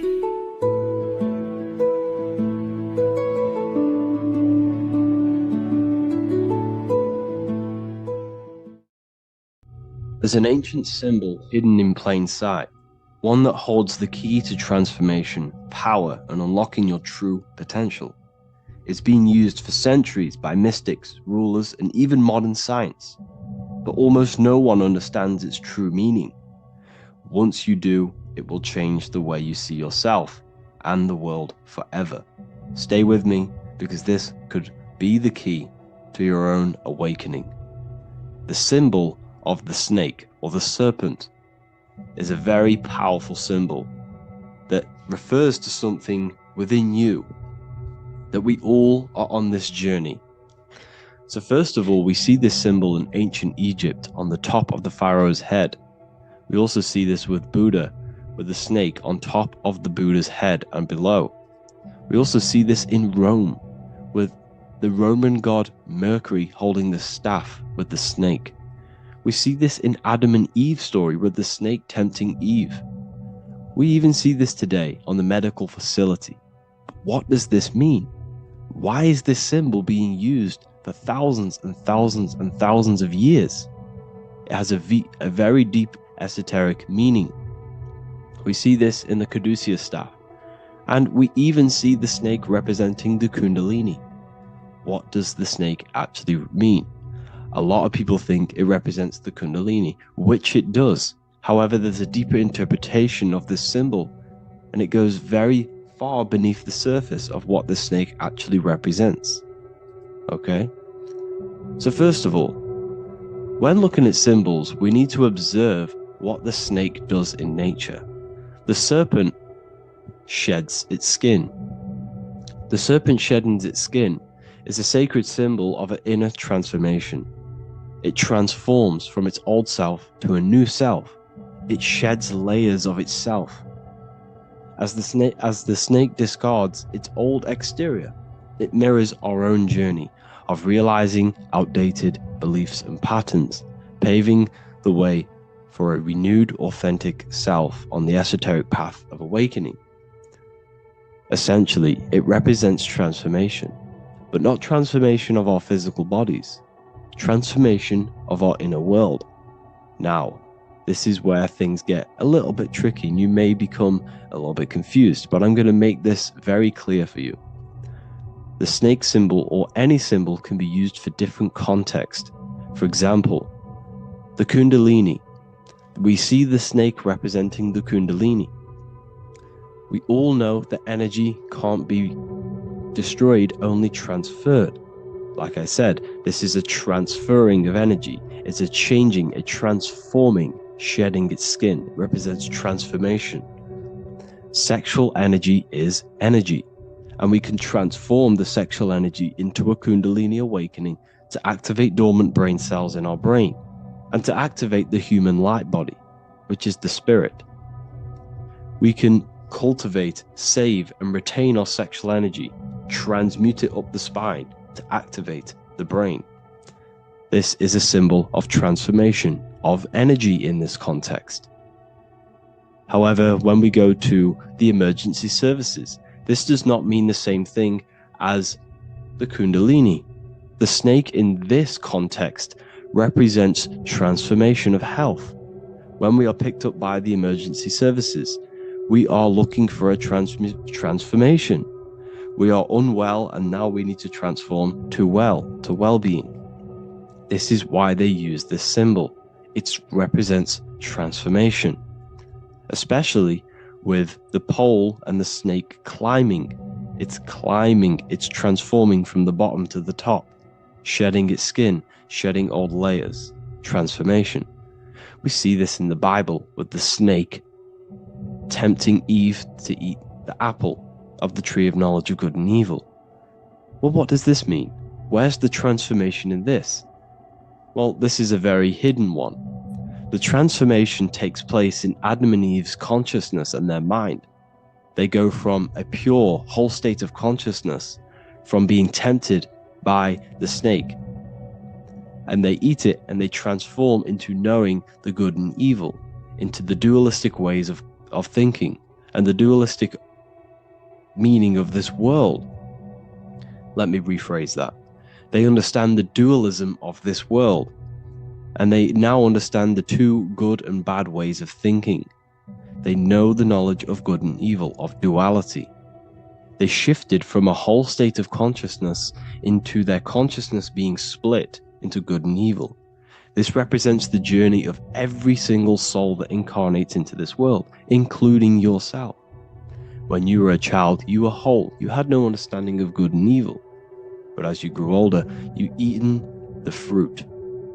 You grew to understand the knowledge of good and evil. Your consciousness split from a whole into a separate and divided way of thinking and divided understanding of the world. We suppressed aspects of ourselves to fit in with society norms. And we just limited ourselves with limiting belief systems. We knew the knowledge of good and evil. Our consciousness split from a whole state. This is what Adam and Eve is symbolic of. We see this with the Roman god Mercury, with the snake. Mercury represents intellect, communication. He's always flying in the air, which represents the air, the mind, the intellect. He's holding the snake to represent transformation of the mind. This is what we call mental alchemy, turning base metals into gold, turning the unenlightened aspects of our mind into enlightened ones, turning our negativity into power and control. We see this with Buddha, and Buddha is all to do with transformation of the inner world, transformation of the mind and the soul and the emotions. And it also represents the Kundalini. We see this in ancient Egypt. We always see the snake on the head, representing the place where the third eye is, representing the intellect or the mind, the mind's eye, the third eye, whatever you want to call it. This is the place of the invisible intelligence within us. This is our mind or intellect. And this is the transmutation of the mind. This is why the snake is on the head, representing the transformation of the mind, going from the unenlightened into the enlightened, going from the uncontrolled to the controlled mind, so that we can control the very fabric of reality. I've kind of just given that away. Why is this important? Humans are creators. We're the architects of creation, endowed with the divine power to channel the fourth dimension, which is the imagination, into reality. Each thought and intention is a seed. When nurtured with focus and clarity, transforms the unseen into the tangible experience. This creative process bridges the gap between the ethereal and the material.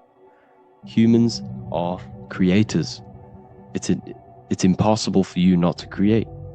Whether you're doing this consciously or subconsciously, you've been creating your whole life, turning non-physical thought into physical reality. We are creators. However, the mind cannot create in a state of chaos. The mind cannot create with limiting beliefs. The mind cannot create with thoughts that come and destruct our minds. The mind cannot create consciously and effectively if there are impulses within our mind and we have no control over the mind. So this is where self-transformation comes within. This is where the snake comes in. The snake represents the transmutation of our mind from the uncontrolled to the controlled. in this context of the Egyptians with the snake on their head. It's all to do with mental alchemy. In the occult tradition, the mind is seen as a delicate instrument that demands constant vigilance. Left unchecked, it reverts to archaic and destructive thinking patterns. Like a finely honed blade, it must be continually sharpened through discipline and self-refinement. In this unending process of unveiling and mastery, we learn to shape reality, harnessing the power of our thoughts to manifest the highest potential. It's all to do with mental alchemy, and this is how the snake is connected to you. And what the snake represents to you, it represents the transmutation, the changing of ourselves, of our consciousness, so we can gain control in this 3D world. If we lack control, then we'll constantly be manifesting chaos. Now, there are 3 ways that we can transform our world, and we can slowly transform our mind. Now, this is not an overnight process. It takes periods of time of purification. And number 1 is affirmation. Let's say we have this dirty cup of water and we have a tap of water. And in this tap, it's pouring in more water, clear water. Over time, if I keep pouring clear water into this cup, it's going to slowly purify this cup. And then in the end, it will look like the cup on the right. It's the same with your mind. The cup represents the limiting beliefs, the negative thoughts, the negative mind, the uncontrolled mind. But if we keep repeating affirmations over and over and over again, such as I am disciplined, I am powerful, I am limitless, over time this can purify our subconscious and we can gain control over the mind, and we will become conscious of the thoughts that we are giving attention to. The second way is meditation. Meditation allows one to develop an off switch for the mind, providing a sense of control over it. Over time, we gain the ability to filter our thoughts and become more conscious of the ones we choose to engage with. Meditation, over a period of time, will give you this button that allows you to filter out negative thoughts. If you have a negative thought in your mind, you'll be able to become conscious of this and redirect your mind's attention. This is all about self-control, because remember, we become what we think about. The snake represents the transmutation of the self. And another way is visualization. Visualization allows your subconscious mind to experience the reality you desire, accepting it as truth. As the subconscious becomes more immersed in this imagined reality, it works to manifest it into your conscious experience. Your visual eye, visual eye. You're using the mind's eye to see and mold your future. That's what imagination is for, to create in your future. You can become your future now in your imagination. And this can slowly purify your consciousness, slowly purify your mind, which will then, if you do all 3 of these over periods of time, you will see great transformation from the inside out. And your outer world will start to mirror your inner transformation, because it's as within, so without. You change your inner world of consciousness, of thought and emotion, you'll change your external reality and your circumstances. So I hope this lesson has gave you a great understanding of what the snake actually represents. And now that you see it, you will see this everywhere. Every time you see a snake, you know it represents the transformation. So please, if you can, leave a like, comment, and subscribe, and turn on the alerts to make sure you never miss a video. And if you have any video suggestions, feel free to make a comment and I can make a lecture on it. I appreciate you all watching this video today, and I'll see you all inside my university if you're inside, and I'll see you all in my Telegram if you join, and I'll see you in the next video, of course. Thank you and take care.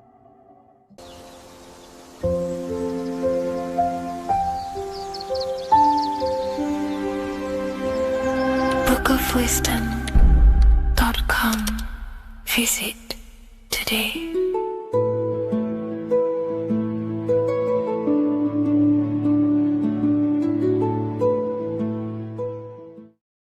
Welcome to Revival of Wisdom. Welcome people, we're back with another video, and this video is about Freemasonry and the connection to the Illuminati. Please, as always, to make sure to hit that like and the subscribe button and turn on the notifications to never miss a video. On May the 1st, 1776, the founder of the Illuminati, Adam Weishaupt, founded this secret organization, and this date can be found in Roman numerals underneath the all-seeing eye pyramid on the $1 bill. This $1 bill also says Anu Coptus Novus Ordo Secularum. This is Latin for announcing the birth of the New World Order. This New World Order will be headed by Lucifer, the all-seeing eye, and followed by the 13 layers of bricks for the 13 elite bloodlines. So your Orsini's, Rockefellers, Rothschilds, Soroses, and the other 9 elite families. So when Adam Weishaupt created the Illuminati, he made it consisting of high-level degree Masons, French and Latin philosophers, and many more powerful people to all become one society.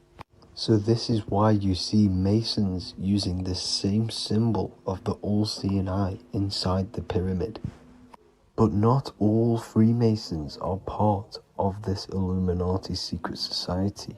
As the 33rd degree Freemason Manly P. Hall said in his book The Secret Teachings of All Ages, Freemasonry is a fraternity within a fraternity, an outer organization concealing an inner brotherhood of the elect.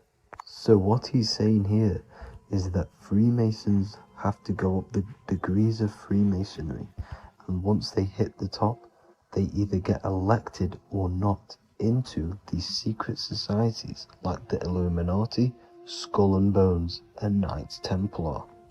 So when you see celebrities doing this one-eye symbolism, either covering one eye, doing the triangle, or doing 666 over one eye, this is showing and reflecting the symbolism of Freemasonry. They have taken the oath to never speak on anything they learn about Freemasonry. Duncan's Ritual of Freemasonry book states the oath they have to take. Quote, I ... of my own free will and accord, that I will hail, ever conceal, and never reveal any of the secrets, arts, points of Master Mason's degree to any person whomsoever. All this most solemnly, sincerely promise and swear. Now, this is what happens when they break the oath, stated in this book, quote, myself severed in two, my bowels taken from thence, and burnt to ashes. So this states that Freemasonry comes first, before any law of the land. It has the right to kill you if you break your oath. This is the hand gesture they have to do every time they enter the ritual room inside the Masonic lodge. This is the cutthroat symbol, showing you and reminding you of the oath and what will happen if you break it. Now in this book, Richardson's Monitor of Freemasonry, it states, if you break your oath, binding myself under no less penalty than to have my throat cut across, my tongue torn out by the roots, and my body buried in the rough sands of the sea. If they do not decide to kill you, this book states this by pointing him out to the world as an unworthy vagabond, by opposing his interest, by dearranging his business.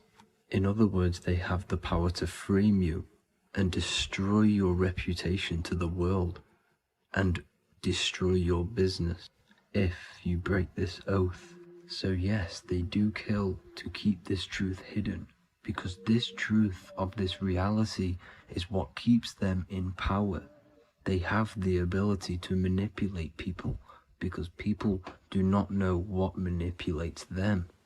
This is why they call themselves the government. They govern the ment, which is the mentality, because the mind is the root cause of reality.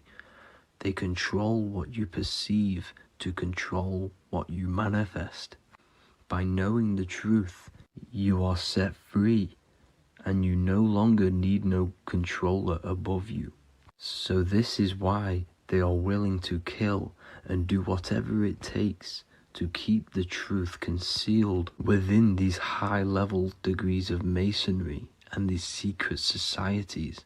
However, going back to Manly P. Hall's book, it states, part of the symbols are displayed here to the initiate, but he is intentionally misled by false interpretations.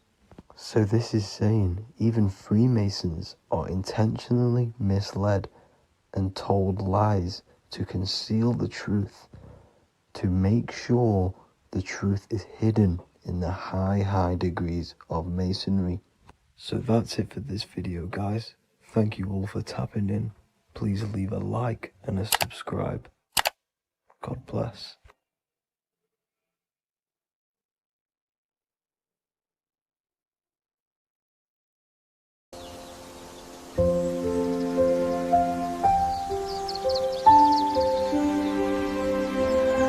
bookofwisdom.com.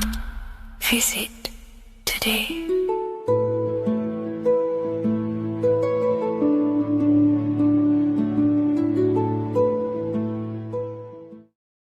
This isn't just spiritual fluff. Your words are vibrational commands that teach your subconscious what to believe and what to create in your reality. Now, I'm not going to sit here and tell you how words are these vibrational things that create reality. In fact, they are. However, the power of words does not hold in the vibration of the word. Yes, it has a little effect on plants. Yes, every word is a vibration that speaks to every cell in your body. However, this is not the main power of words.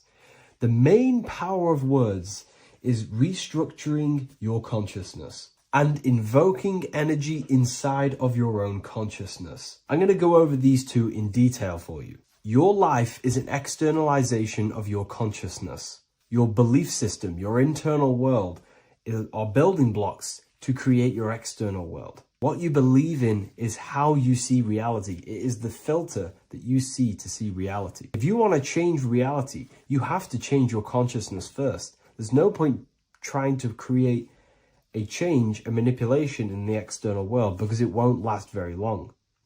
You have to restructure your inner temple, your inside world of thought and emotion.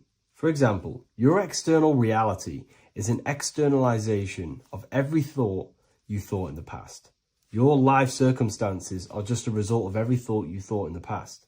You become what you think about. So if we can control what we think about, we will control who we become. Words are a powerful way to restructure your subconscious mind, which will then restructure what you think about. For example, if I said the word chicken all day long, I'm going to be thinking about chicken all day long. The words we repeat enter our subconscious mind, and our subconscious mind molds our conscious mind of what we are consciously giving attention to and thinking about. And that becomes our emotion. Our emotion becomes the energy, the charge behind our action. And all of this creates who you are and your reality. If you want to create a change in your external world, you need to repeat the end result as in an affirmation. I am abundant. I am disciplined. For example, if you're trying to stop a certain addiction, don't say, I am going to stop smoking. Say, I am disciplined. By saying discipline, the subconscious mind accepts the word discipline and not the word smoking. If you repeat smoking, I am not smoking, your subconscious mind will just pick up smoking and then do more smoking. So if you are trying to create discipline in your life and trying to stop something, say, I am disciplined. The reason for this is powerful because you're conditioning your consciousness. You're conditioning your subconscious mind and filling it with the word discipline. And I'm not going to say do this a certain amount of times a day or do this in the mornings. I want you to do this as much as possible. I did this as much as possible. Whenever I had free time, Whenever I had a free minute, I would say these words either physically or mentally, just to condition your consciousness. Words are the most powerful way to restructure your belief system and restructure your inner world, which will then mirror in your outer world. Words are also a powerful way to invoke energy. This is why when you see these magic occult rituals, you see people chanting and doing these things. It's because if you slowly chant a word, you can actually invoke the emotion. There are three aspects of creation: thought, emotion, action. Emotion is energy in motion. By repeating a word over and over again, you can actually begin to invoke that energy, that emotion inside your heart. And you can start to feel the reality as if you are already living it. And this is just another powerful way to condition your consciousness to become a certain thing before you have it. This is what magic is. Magic is all to do with reprogramming the subconscious mind, aligning the subconscious with a certain belief or reality, which will then produce an effect in our thoughts, our emotions, and our actions, which will then create that reality. So if you want to create something in your life, literally just repeat, I am something. I am is referring to your consciousness. I am is the highest aspect of you. It is the true self. Whatever you condition your consciousness will be mirrored in your external reality. I am abundant will condition your consciousness to feel and believe you are abundant, which will then seep into your thinking. And then you will start to act more on this because you are thinking about it, which will then change your external reality. Words are vibration, and vibration is powerful. However, if you truly want to change your reality, you have to change your inner world of consciousness. And words are the best way to invoke feelings to become the reality you want. And words are the best way to condition your consciousness to a certain belief or a thought. And by doing this, you're actually creating a root cause. The cause is your consciousness, your mind, and you have to restructure the mind to create that reality. Words are a great way to restructure your consciousness and create reality.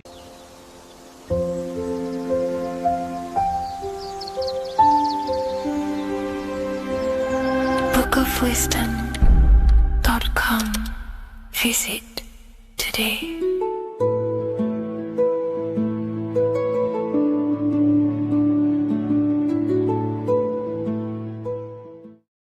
Welcome back, people, to another occult lecture by Revival of Wisdom. Today we're going to be talking about magic and how it's being used on us for the New World Order. Magic has the word mag within it, which is magnetism. Magnetism is the force. Magic is influencing forces, natural or supernatural forces, and using it for a certain agenda to gain something out of it. Now, magic is not what everyone's being thought. It's not some sort of fantasy thing. It's actually very common, and we all do it, whether you believe it or not. Magic is all to do with the mind. As I said, always say in my lectures, your mind is what creates matter. Your mind is what creates your external world.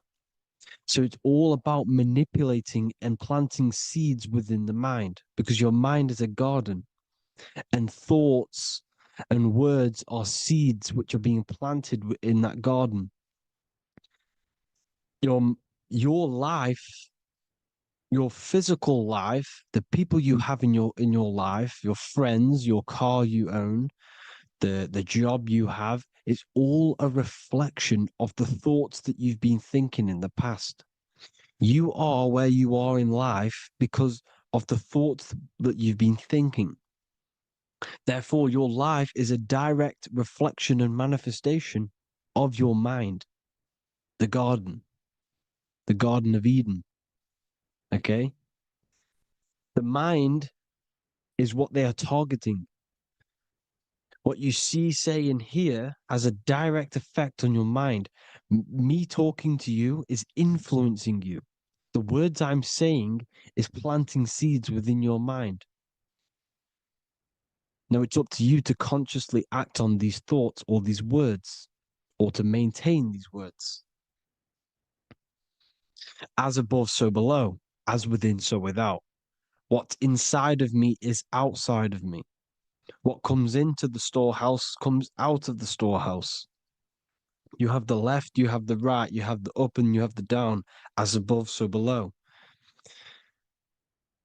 Whatever is in your mind will be expressed in some sort of way, consciously or subconsciously, spiritually or physically. The mind is what manifests everything. And this is what we need to understand. We need to understand is that the mind is not physical. All things spiritual manifest physical. All things seen come from the unseen. The words you're thinking, that everything you have is coming from the unseen. The actions that you do come from the unseen mind. Another expression for as above, so below is you are the universe itself. You are a universe, a mini universe. But just because you are mini does not mean you are the whole thing. If I take a little piece of infinite, let's say there's an infinite light source. Let's say I take a little chunk of that infinite light source. That little chunk I took is still infinite because it's been taken from infinite. You are the universe. Your awareness, your mind is the universe. It's information. You are the universe experiencing itself. This is why we say we are all God. As above, so below. What is in me is outside of me. The sun, the physical manifestation of the sun is your soul. The 12 constellations are manifested in the physical body. The 5 elements are manifested in the physical body. They're manifested in the 5 fingers you have. As above, so below. This is manifested, well, this is a symbolized in Freemasonry and secret societies as the 2 pillars. The mirroring reflection, the reflection of reality, the mirror, as above, so below. What happens in the mind, what happens in the astral, happens in the physical. This is Aleister Crowley. This is all symbolism. This is the 2 pillars with the all-seeing eye and the triangle at the top. Aleister Crowley was a master magician, very powerful dark magician, black magician. There's 2 types of magic. You have white and black, just like the checkered board, the Masonic checkered board. You have white and black. You have good and evil. White magic is influencing natural forces to gain something that will help the collective consciousness, help the collective, help the earth, help other people. Black magic is something you manipulate something so you can get something personal out of it. Doesn't matter if it's good or bad. It's still considered as black magic because you're being selfish. Everything you do should be contributing towards the collective consciousness and helping others. And this is why the ancients lived in a system where everything was in unity. We understood that I am you and you are me. What I do to you happens to me because I am you and you are me. We are the same mind substance on the inside. We're all the same mind substance being expressed in different bodies. So what I do to your mind will have a ripple effect on my mind because all of our minds are connected within the mental plane. So this is why they know all this knowledge. They know all this knowledge. So yeah, this is the mirroring effect of reality, the 2 pillars, or symbolizes the number 11. The number 11. We'll go deeper into that. The technology we're using is magic. It's a form of magic. Television is tell-a-vision. They're telling a vision into your subconscious mind, into your memory. And when you turn on the television, you get a program because they're telling a vision to create a program within your subconscious mind. You see, the conscious mind is only 10% of your mind. which is to do with your, what you're aware of, your five senses. What are you consciously aware of? Well, I'm aware I'm here, I'm talking. I'm aware of what I'm wearing, the five senses, what I can hear, taste, smell, hear. What I'm wearing, I'm aware of what I think of. But the subconscious mind is the 90% of your mind. It's the hidden part of the mind, which is telling your heart to beat, telling your body to breathe. It's storing all of your emotions. It's storing everything you see, storing all the belief systems that you have. It has everything. It stores all of the habits you have, the values. It stores everyone's name that you know. All the words that I'm speaking right now is all coming out of the subconscious. Everything is subconscious. And it literally manipulates 90% of your daily basis behavior. Most people don't know this. What you did yesterday is what you will do today because of these beliefs and mental programs within the subconscious, stored within the subconscious. So the subconscious is what they're aiming at. They're trying to create programs within the subconscious because the subconscious manifests 90% of your thought patterns, 90% of your actions and words. They know all this stuff. So the subconscious mind is the most powerful part of the mind. Another way the subconscious manifests and influences your life is, let's say you were in a car crash years and years ago, 10 years ago. Let's say you're in this car crash, right? And you really hurt yourself. The emotion you felt in that time when you were injured in that car crash had a great impression on your subconscious mind. You see, the stronger you feel something emotionally, the stronger impact it has on the subconscious. You can remember and recall that moment and very vividly because of the impact it had on the subconscious. For example, you become that terrified of cars that it manifests into your life today, that you are wary to go in certain cars. You don't want to go in cars at all, maybe, because of that moment that stood within the subconscious. And it will manifest into anxiety. It will manifest into not going into cars. It will manifest into depression, maybe. These things, these emotional, very emotional, traumatic events have a great impression on our subconscious and they control your life. This is why you need to meditate and let go deep within yourself and let go of these internal, deep emotions that you may have repressed and keep pressing down and ignoring. But you need to address it and let go of these subconscious impressions you have, which are controlling your life, like anxiety, depression. All of these things are stemming from things that are stored within your subconscious years and years ago, more than likely. Broadcasting. They're casting spells to a broad audience, to news, north, east, west, and south. They're casting spells. No, if you watch the news, everything's red.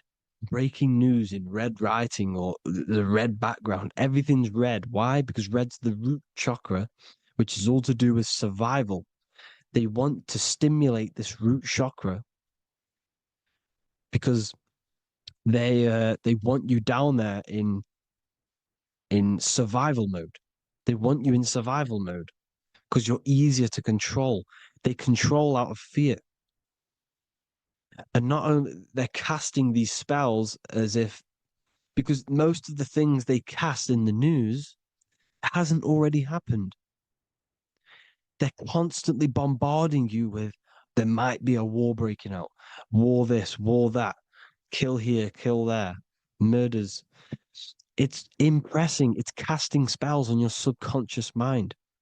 So when the event does turn up in real reality, in physical reality, you're less emotional, You're less surprised. You're not as surprised because you've already heard it before. Your subconscious has already heard it all before. If you never heard of a war and then a war broke out, you'd be going crazy. So they subtly program your subconscious mind through the words, because the words they say is impressing your mind. It has an effect on your mind, which will have an effect on your behavior, your words, your conversations you have with people.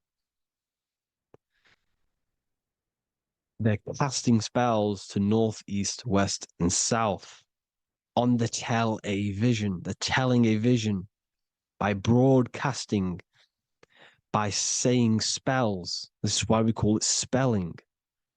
Even the word, listen, the words we say cast spells. Bless. Oh, bless you. That's be less. The subconscious mind only picks up literal things. You see, when I say bless you, your conscious mind picks that up as, oh, thank you, you're blessing me. But your subconscious picks up as be less. You see? Because the subconscious it has no filter. It's just, it is what it is. Everything is factual in the subconscious. Therefore, if I call you an idiot, your subconscious, my subconscious will think I'm talking to myself and calling myself an idiot, and it will take that as true. That is truth. Everything is truth within the subconscious. And the subconscious manifests your behavior. The devices this is the biggest one. Black scrying mirrors. Device, the devil's vice. The device. Okay? Black scrying mirrors, black screen is scrying. Black scrying mirrors were used to communicate with spirits within the astral plane in the medieval times. They're still being used now by black obsidian mirrors. And look at your phone, it's a black mirror. And there's some sort of, I'm not saying this is fact, but personally, I believe these are portals for spirits and ethereal entities to come into your life, to come into your surroundings. So this is the next big thing: the TVs, your iPhone, your iPod, all black mirrors, and mirrors are very, very powerful. Even just a normal mirror. Mirrors have an effect. Whatever you say into a mirror, what you say is energy. And when you say something into a mirror, you're saying it into yourself. It's an infinite cycle of words of energy because it's being reflected infinite times.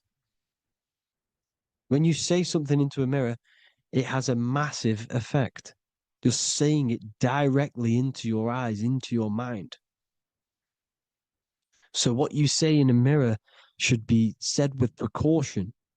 Never say anything negative into a mirror, because mirrors are very, very powerful ways for you to reprogram your subconscious mind for the good. You can say very positive things into mirrors and it will reprogram your subconscious mind. Okay? Manifesting is all magic. It's all magic. Everything is magic. But consciously doing it is what they're doing. They hid this knowledge. Your phone is magic. It manipulates your mind. The iPhone, okay.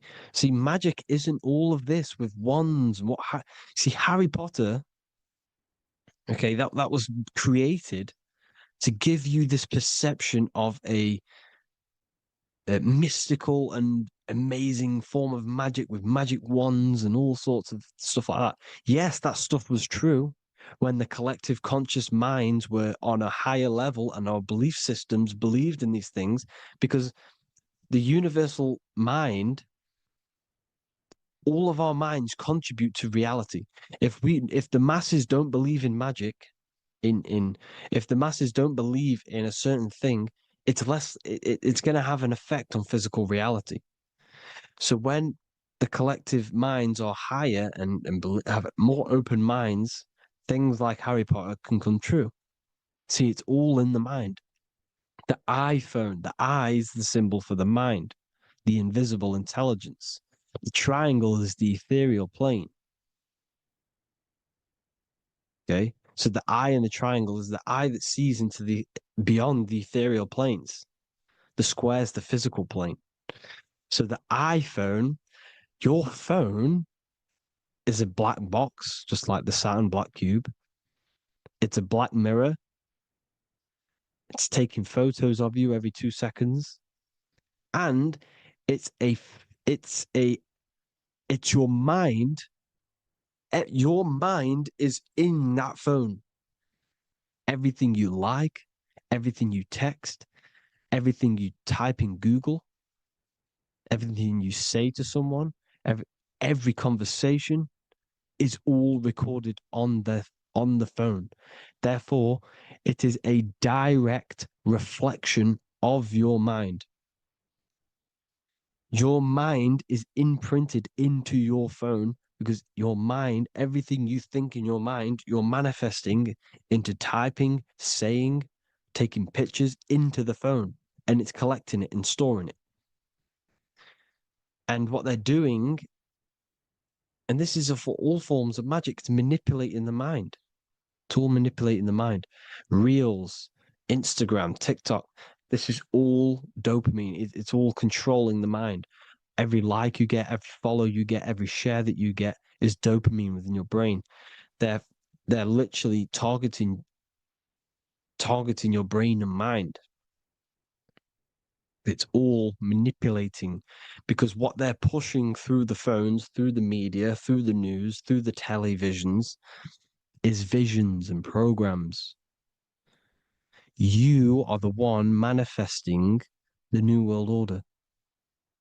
They're not manifesting the New World Order. They're giving you the information so you can manifest the New World Order. Everything they say is contributing to your mind. For example, digital money and all the information they put out for you to see is contributing to your enslavement. Your mind is manifesting the New World Order. They know this. They don't manifest it. There's billions of us. We could easily run over them physically. But on a mental level, these people have the knowledge and they hide it from us and they let us manifest reality because we are the collective. They give us the information which manifests their agenda. It's all magic through the phones, the media, the television. So your phone is a manifestation of your mind. It's a record of your mind. Hollywood, holly tree, holy tree. They used to make wands out of holy trees, because it was the most holiest wood, the best for casting and transmitting energy. So they used holly trees to cast spells. That's what Hollywood is. And in Hollywood, they have the red tear, the blood drop next to the Hollywood sign, because it's all satanic. They're all black magicians. They use Hollywood to cast the spells through the music, through the films. You see, music is a form of magic. All of this is magic. Everything they do is a form of magic because they want an agenda behind it. But it's not black magic. They're letting us create our prison. This is what you have to see. Yes, they're evil, but they're not doing anything evil, or else they would face the karma. They let us manifest this agenda through giving in the information, by telling you what's going to happen in the movies. Everything that happens in a movie, it's all there on purpose to program your subconscious, to plant a seed within your garden, your subconscious, your mind. Because when the mind has already seen something, when it comes up and turns up in physical reality, you will be less shocked and you won't rebel. So they lure you slowly. They make you aware of these things over time. They make you gradually think it's okay. Like the technology, we never used to use these phones. How did we become so addicted and reliant on them? Well, because first they gave you a little flick phone. Well, no, sorry, they gave you a phone in your house. And then once you got used to that, they say, oh, here's the newest version of a little flick phone. You started texting your friends. Everyone was loving it in high school. They could now meet up without saying, let's meet on the weekend at this point at this time, like your parents probably did. Or maybe some of you watching this, you probably had to tell your friend to meet on the weekend at a certain time because you had no way of communicating. So everyone got these phones and got addicted to them. Then they slowly got addicted to the new iPod with the touch screen. Now they invented touchscreen. Then everyone got addicted to touch screens. Then because all of this is producing dopamine in the brain, which creates you to become mentally addicted to things and physically addicted, chemically addicted. Because dopamine's a chemical. Your subconscious becomes a program within your subconscious, and your body becomes chemically addicted to these phones. And these phones are the enslavement of humanity, technology. Without this, we wouldn't be in this mess without technology. Because they're creating a hive mind. We're creating a hive mind. So back on track anyways, they program you. Look at the films, 9/11, 9/11, all produced by Hollywood. Here's the 11, like I said at the beginning, the two pillars which reflect reality. What happens in the mind happens in the physical. What happens in the astral happens in the physical. Okay, what happens in the physical happens in the mind. It's the two pillars, the mirrors. 9/11. 9 plus 1 is 11. Flight 11 was hijacked. New York is the 11th state. New York adds up to 111. This is not a coincidence. It's all a form of magic. It's a ritual, energy harvesting ritual, because your mind produces energy. Your mental attention produces energy. And they're feeding off this energy in the astral plane, these demons. Music is the most powerful. Personally, I think the music is one of the most powerful forms of magic they're using. Okay. Music is hypnosis. It puts your brain in a hypnotic state. It influences your electromagnetic field through vibrational energy.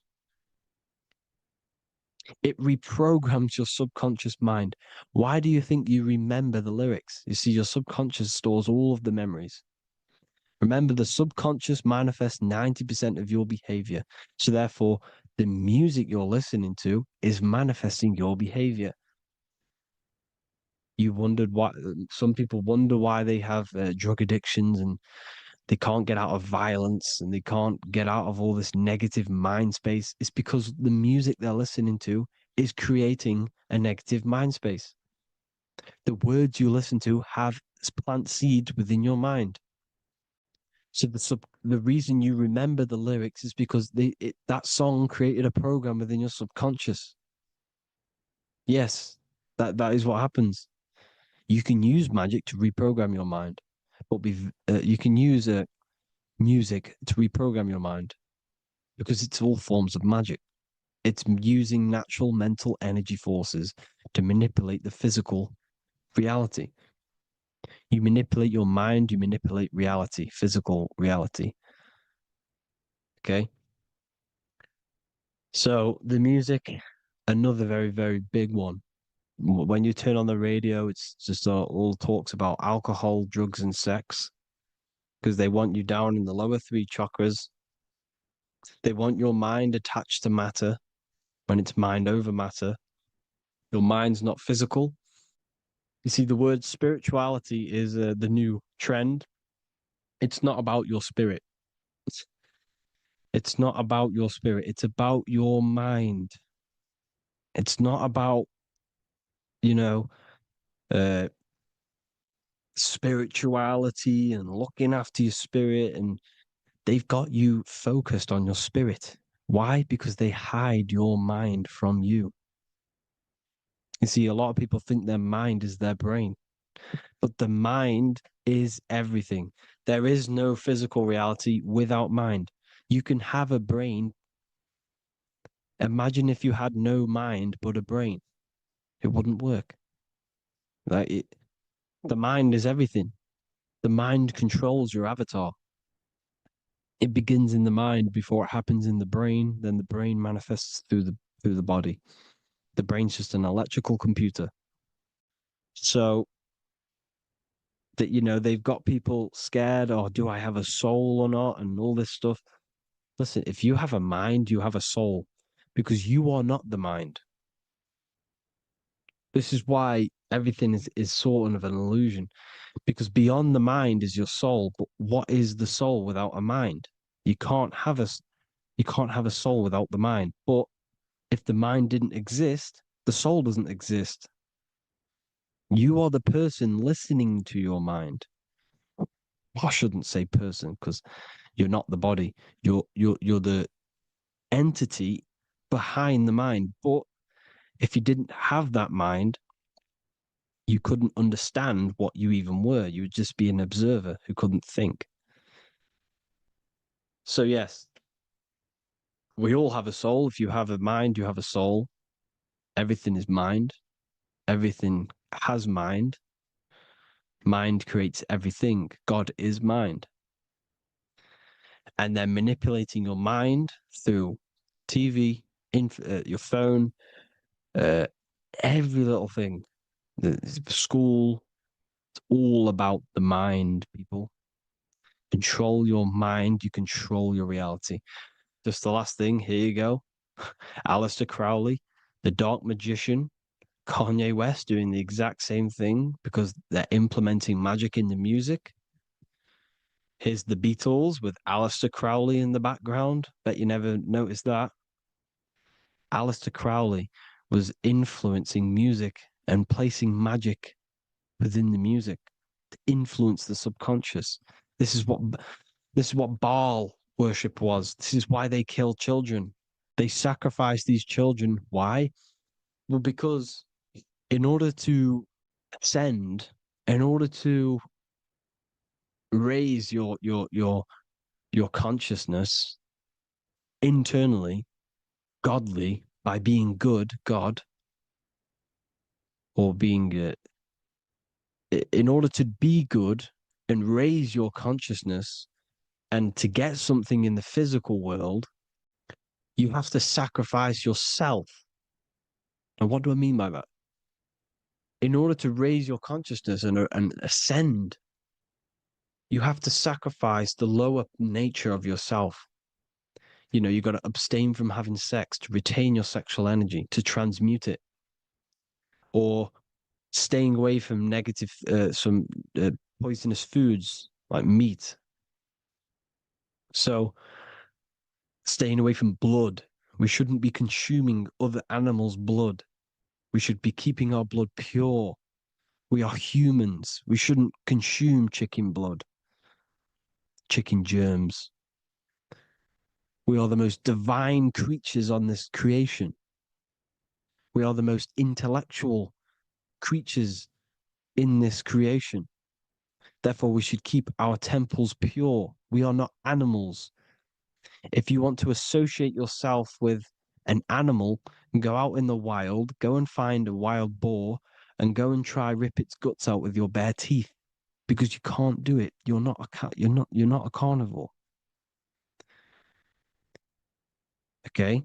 So in order to ascend, you have to kill and sacrifice your lower part of yourself to ascend up to your spirit self, your mind self, the highest version. And the elites don't want to do this. So they sacrifice other things like babies to kill them to exchange their life over to the astral plane, so these demigods in the astral plane can give them something in return in physical. They don't want to sacrifice their lower self, so they sacrifice other things for exchange, for physical pleasure. But the godly person sacrifices their lower self for their higher self to do good and ascend. So this is what all the Baal worship is, people, and this is why they're doing it. Hope you all had an amazing lecture. If you haven't already, go and get the Book of Wisdom for more information. You know, I don't go into dark stuff in this book, because all I do is enlighten people in this book. You can get it in Spanish, English, German, Italian, and French. Worldwide shipping. You can get the PDF or paperback. Or there is also a new one called the Human Health Guide 2.0. It gives you a list of all the foods, grains, oils, nuts, you know, everything that's alkaline and positive for the body and not man-made and hybrid. It tells you all the products to stay away from, how to fast, how to improve vision, how to improve everything, literally. So the Human Health Guide has been released. If you want that, I'll put all the links in the bottom of the description. Hope you all enjoyed the lecture, people. God bless you all.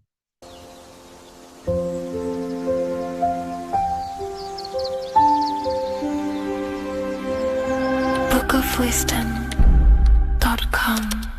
Visit today.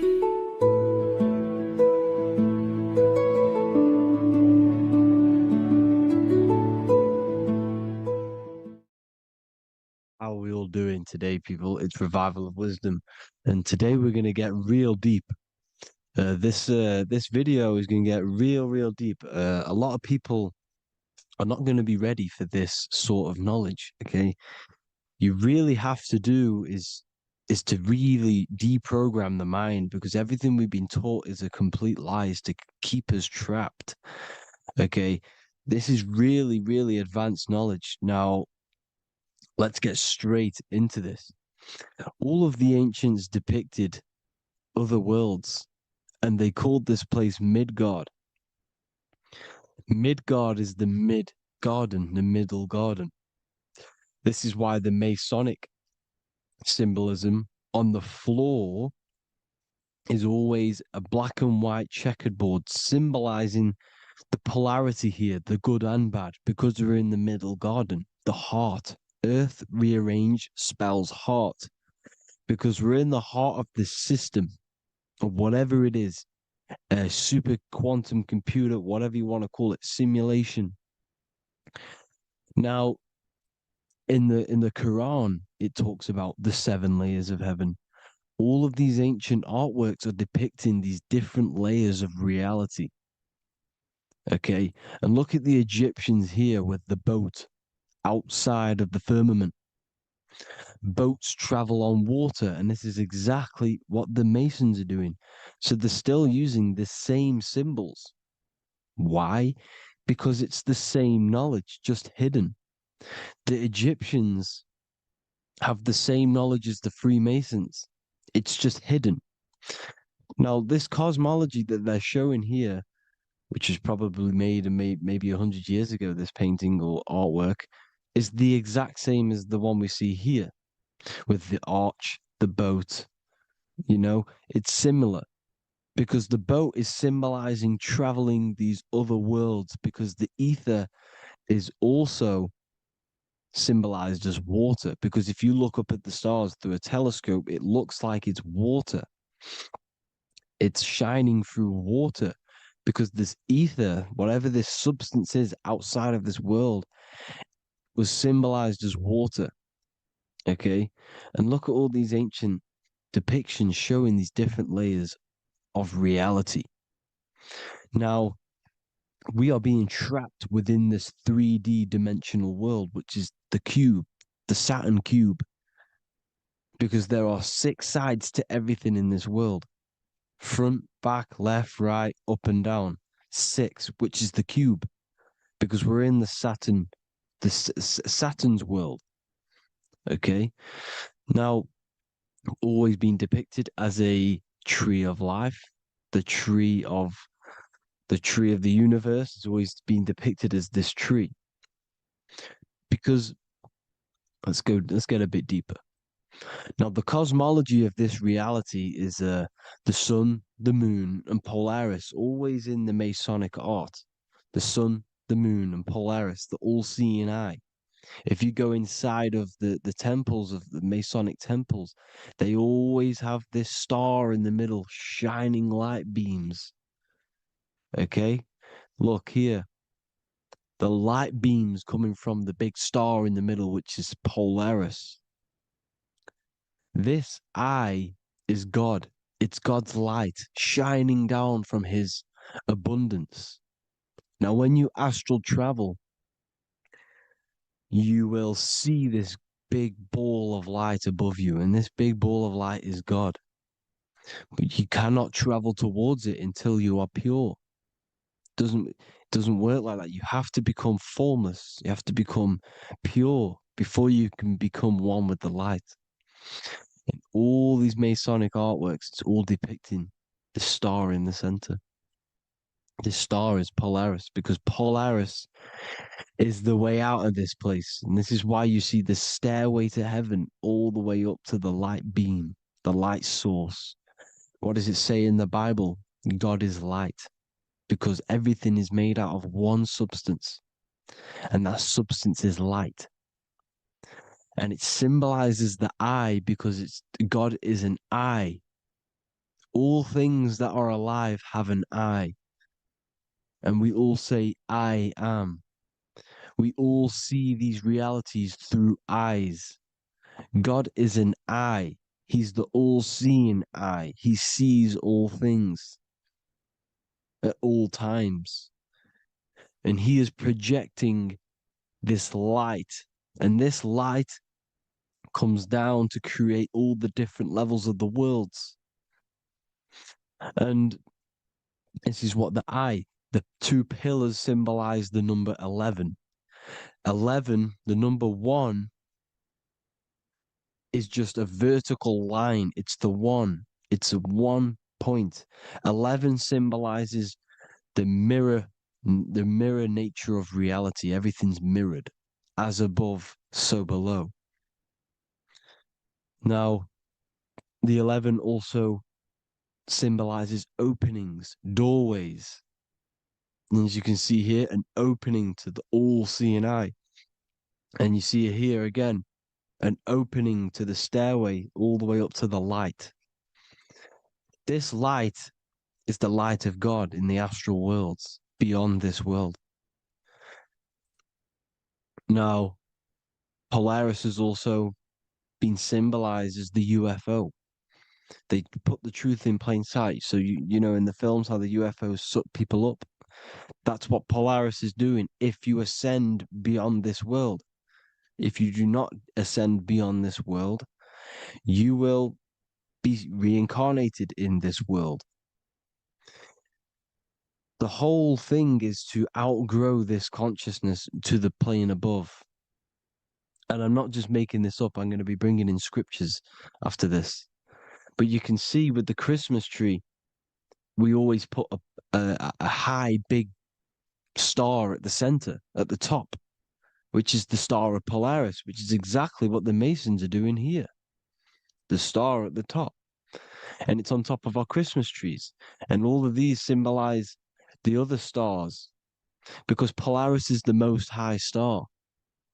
And all the other stars are wrapped around the firmament lower than Polaris.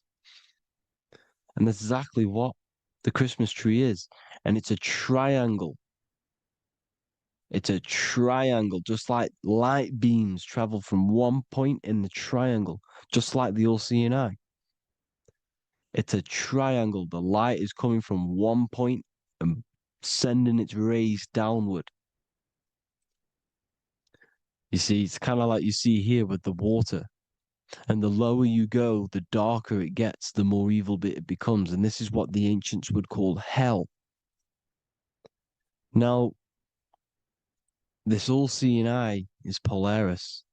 And below Polaris is Mount Meru, the North Pole, the magnetic North Pole. The Tower of Babel, which is in the Bible. The etymology of the word Babel Ba meaning spirit, which gives the ability to move the soul through the worlds, which is that's the ancient Egyptian description of the word ba, meaning of the word ba. You have the ka, the ba, the ak, but the ba is the one that gives the ability for the soul to move through the worlds. Your soul can't speak into a world without incarnating into it. Now, the Tower of Babel symbolizes Mount Meru because it's the word Ba is the spirit which gives the ability for the soul to move through the worlds. The Tower of Babel is the magnetic North Pole, Mount Meru, which gives the ability to move through these different worlds. And you can see the ancient Tibetans always showing this depiction of these different worlds coming from the center. Because we have to ascend our consciousness. It's not about how good you are to reach heaven. It's about how you expand your consciousness, you expand your mind. So they teach now that you have to be good in order to reach to heaven. It's about expanding the mind, expanding your consciousness to these different planes, these different realms. So that's what it's about. And Jesus was known as the fisher of man. Now, Jesus is a massive part of this. He was known as the fisher of man because he was fishing. He could have been fishing. He could have been one of these deities that had come down from these different higher realities and pull people up. So they would so they called Jesus the fisher of man. And he says unto them, follow me and I will make you fishers of men. So these deities that we see in the past, like Buddha, Krishna, Hermes, Thoth, Jesus, could all be these entities who were coming down to pick up the minds that were worthy enough to see the higher planes of reality. And this is why they called him the fisher of man. Now, when Jesus walks on water, there is a parable with Paul. And he says, but Jesus immediately said unto them, take courage, it is I, don't be afraid. He's talking about astral travel here. He's talking about leaving the body. Because when you leave the body in astral travel to see these alternative realities, you can't be afraid because fear is a bondage, which is what the Emerald Tablets talks about. Lord, if it's you, Peter replied, tell me to come to you on the water. The water. Come, he said. And Peter got down from the boat, walked on the water, and came towards Jesus. But when he saw the wind, he was afraid and began to sink. When you become afraid in astral travel, you sink back into your body. Lord, save me. So this is talking about Jesus pulling people up into different realities. And you can see the fish is the symbol of Jesus, is another symbol of Jesus, a fish. Because fish symbolize deep occult knowledge, because fish travel the depths of the ocean. And they symbolize us because we are fish underneath the ethers. And Jesus was pulling people up. You see, so the Bible is a people today believe the Bible is a book telling you how to reach to heaven, how to become godly and reach heaven. But you've got to become the Jesus Christ to see these alternative realities. Now look at the Emerald Tablets is a massive part, and it speaks so much about these different realities. Look what it says here. This is in Emerald Tablet 3. Then in my heart grew a great longing to conquer the pathway that led to the stars, which is exactly what the Masons depict in all of their art. Look, the ladder to the stars. And then he goes on to say, years after years, I sought after wisdom, seeking new knowledge, following the way, until at last my soul, in great travail, broke from its bondage and bounded away, broke from the bondage of the body. Free was I from the bondage of earth men. Free from the body, I flashed through the night. The stars. The stars are a massive part in the astral world. Each star is a different reality. And the true astrology is the star that you came from. You came through a star to reach this, to reach here. There is a reason why you are here. There's a reason why you have the personality traits, because your soul came from a specific star. This is why we call them stargates, because they are gates in and out of this reality. And Polaris is the way out to the higher worlds. Now look, far into space, my soul traveled freely into the infinite circles of light. Beyond knowledge were some planets and great gigantic beyond dreams of men.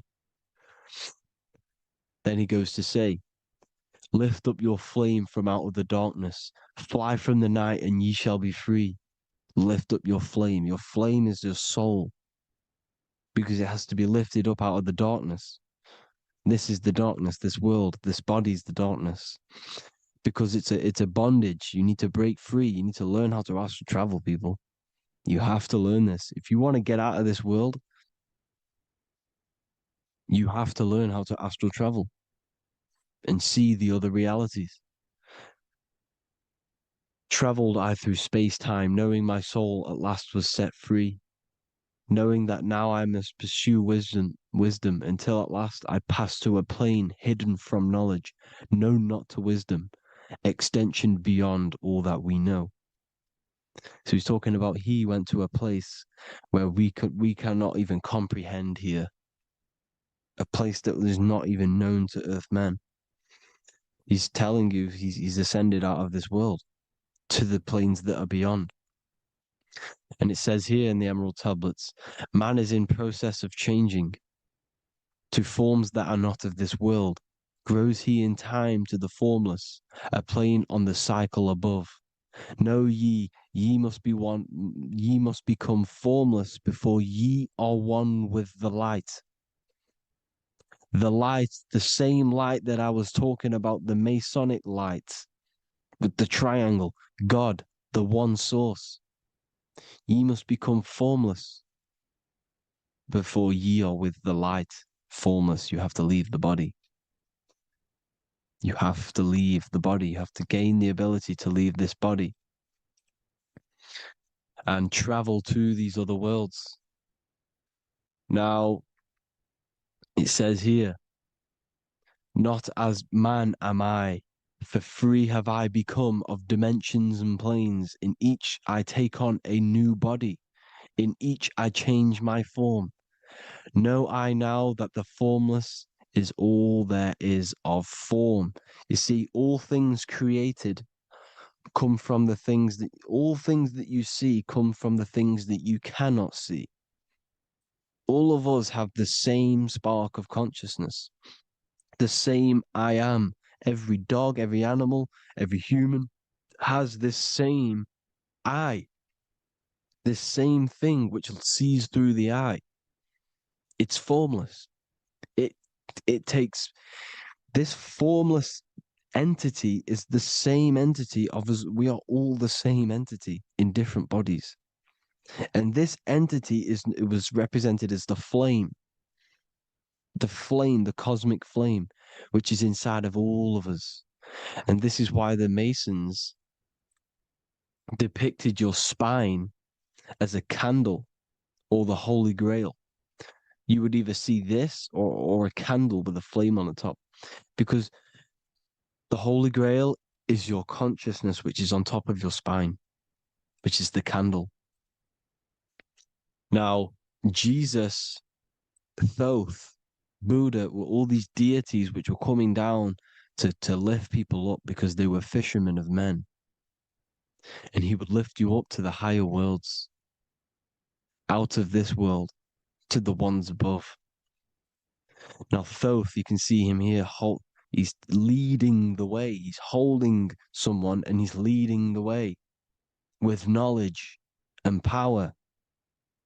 He was leading the way to other worlds, out of this world. There's no point trying to change this world. This world will stay the same. It will stay the same. You have to get out of this world. And that's what they're telling you. That's what they're keeping you from. They're keeping you stuck within this thin layer of reality. So what the Masons are doing, they have the ability to astral travel. They're living not stuck and bound to one reality, but living within the different layers of reality. And this is what Morpheus was doing in the Matrix. Morpheus was going into the Matrix to go and get Neo, which is exactly what Jesus was doing, pulling up people out of this world to the ones higher. And that's exactly what Morpheus is doing in the Matrix. If you haven't watched the Matrix, go and watch it. It will blow your mind. Everything I'm saying in this video, you will see it. Except that you don't need to use a machine to enter the Matrix. You just use your body. Well, you use your consciousness to leave this body.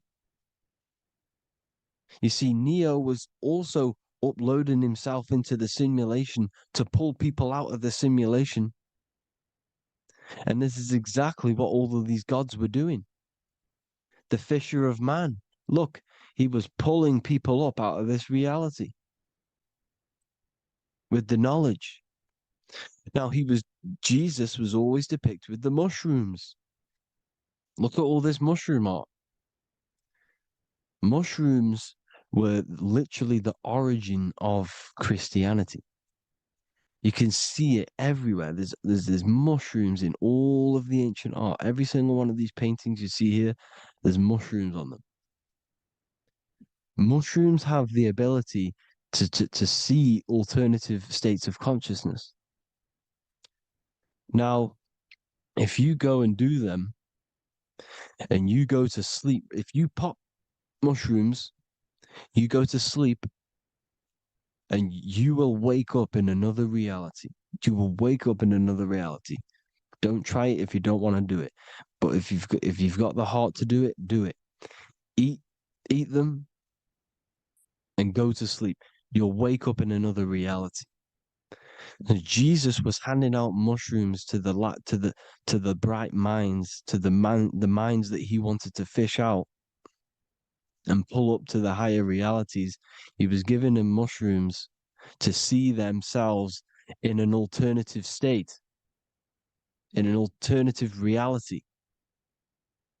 This is why there was so much mushroom art, and it's not just ancient Christians; it's Sumerians, it's the Mayans, the Celtics, the Egyptians. All used mushrooms. All of them. Look at all this art. It's on stones. It's everywhere because mushrooms. See, everything in nature is a micro macro. Look at the form of a mushroom. It's literally your spine and brain. Because they alter your consciousness. Your body is just a radio receiver. Everything that you're experiencing is a program being ran by the central nervous system, and your consciousness is experiencing this program, these electrical impulses of the nervous system, because it's all feeding back to one point, which is the pineal gland. And this is the candle with the light on it. Type in Masonic candle and you'll see it. It's your spine with your spark of consciousness on top of the spine. And it's a mushroom because this sends you to alternative states of consciousness, alternative realities. Now, they were all doing this, the Egyptians, the Mayans. Now, there's more symbolism which goes into this. Look at the Christmas trees we use. The Christmas tree with the presents underneath them. Magic mushrooms grow under trees. And these are the presents under the trees that we symbolize today with Christmas.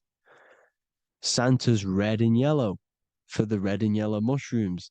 The same mushrooms Mario has to collect. And when he gets enough mushrooms, he levels up.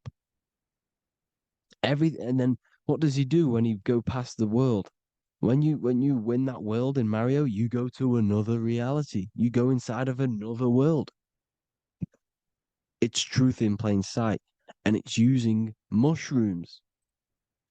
It's using mushrooms. Everything, all of the characters in Mario, well, a lot of them are mushrooms. Look at this one. The presents, black, yellow, and red and white. Red and white mushrooms. And the bow on the top is the mushroom head. That's a bit of a reach, but you know, the symbolism never lies, is what you need to understand. And it's as above, so below. Now look at the Sumerians. The Sumerians were also multi-dimensional beings. Okay, look at how they have the double faces. They had 1 foot in this reality and 1 foot in another reality. And look at this one, a double-headed god inside of like a portal. You see? Because and look at these with the wings, the astral travel. Birds, ancient birds symbolize the soul. Because the soul is a bird, it flies to different worlds, it flies around the cosmos. And mushrooms gave you the ability to see these alternative states of consciousness, these alternate realities. Because you exist in infinite realities. You exist in infinite realities. Now look at the 33rd degree Ordo Ab Chao badge. You get this badge when you become a 33rd degree Freemason. And it's a double-headed eagle. A double-headed eagle. And you can see this in Sumeria first. Sumeria have the same symbol. A double-headed, bird. You can see it here. Here as well. And the Masons are still using this symbol today. And when you become a 33rd degree, 33 vertebrae on the back of your spine, above the vertebrae is your consciousness, and it's a double-headed eagle. One reality in one, you become a multi-dimensional being in the 33rd degree. And I've heard many interviews of Masons say it becomes Luciferian. You see, they speak in code. These Masons can't tell you about what they learn about, but they will speak in code. They said it becomes Luciferian. The word Luciferian is lucid. The root word of Luciferian is lucid, and lucid is lucid dreaming, alternative realities, dream worlds. You become a god. Luciferian means you're becoming your own god, pretty much. Because you are becoming a multi-dimensional being living in between the different layers of reality at the 33rd degree of Freemasonry. And look at the double-headed eagle, because the birds symbolize the soul. And they reach high, they fly high, just like the soul wants to fly high to the light, to become one with the light, like the Emerald Tablet says. Now look at Janus. Janus was another god, and he's known as the god of doorways. Janus always depicted with a double head. Janus is why we say janitor or January. And January is entering a new year. Janus is known as the god of doorways with keys, always got a key, because keys open doors. That's why the janitor holds all the keys. And Janus always has double heads, because he had 1 foot in this reality, 1 foot in another. He was a multi-dimensional being, a Luciferian. living between the different layers of reality, except from instead of being stuck in one like we are. Well, a lot of people. And that's the whole point. You see, all of this stuff is about like changing the world and stuff like that. This world will probably never ever change. It's probably been like this forever. Well, forever, for a long time. But it's about moving out of this reality to the higher states. And the Masons always depict the ladder to the luminaries, the stars, with a key, the same key of Janus. The Vatican is a key, and it's in charge of all the religions. Why is it a key? Because they're holding back the key. They're keeping you stuck within this reality, keeping you stuck as identifying yourself with the body, identifying yourself with this world. You are not in the world is within you. This is a program being ran by your central nervous system, and your consciousness is experiencing this reality. Now, this is going to be a mind-blowing video for some people. You have to have an open mind. You have to let go of all the programs. I'm repeating what the ancients are talking about and the ancient symbolism. Look at Janus with the double-headed god. He was just another god coming down, giving keys to people who had the worthy mind to be pulled up out of this reality, to be pulled up to heaven, just like Jesus was teaching how to reach heaven. But really, it's an encoded scripture. But anyways, hope you all gained some insight on this video. Have an amazing day. Please like, share, comment. All the links are in the bio for the PDF, for the Manifestation Mastery course, and all the other amazing stuff. And if you want to support the channel, I'd greatly appreciate if you became a Patreon member. Hope you'll have an amazing day, people. God.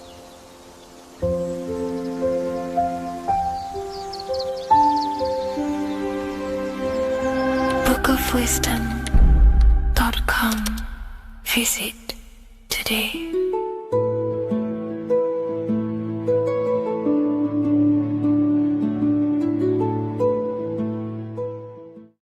Creation demands destruction. Every time you release your sexual fluids, you're destroying a part of yourself to create an extension of yourself. For example, if you want to create a business, you have to destroy your time, attention, and energy in order to create the effect of the business. All creation demands some sort of sacrifice or destruction. This falls under the law of polarity in the universe. It's the same with your sexual fluids. Your sexual fluids, especially as a man, contains minerals, all the minerals in your body. It contains your vitality. It contains your DNA. It contains the blueprint of you, and it can create a whole new human being. You are literally playing with the power of creation if you are releasing your sexual fluids too much. Sexual fluids also extend beyond the physical plane. They contain astral forces because all physical creation is a mental creation. We live in a mental universe. Everything begins as a thought in the mind, then the thought takes the form and the body of imagination, which is an astral force. Imagination turns into etheric emotional energy. Then the etheric emotional energy turns into the physical action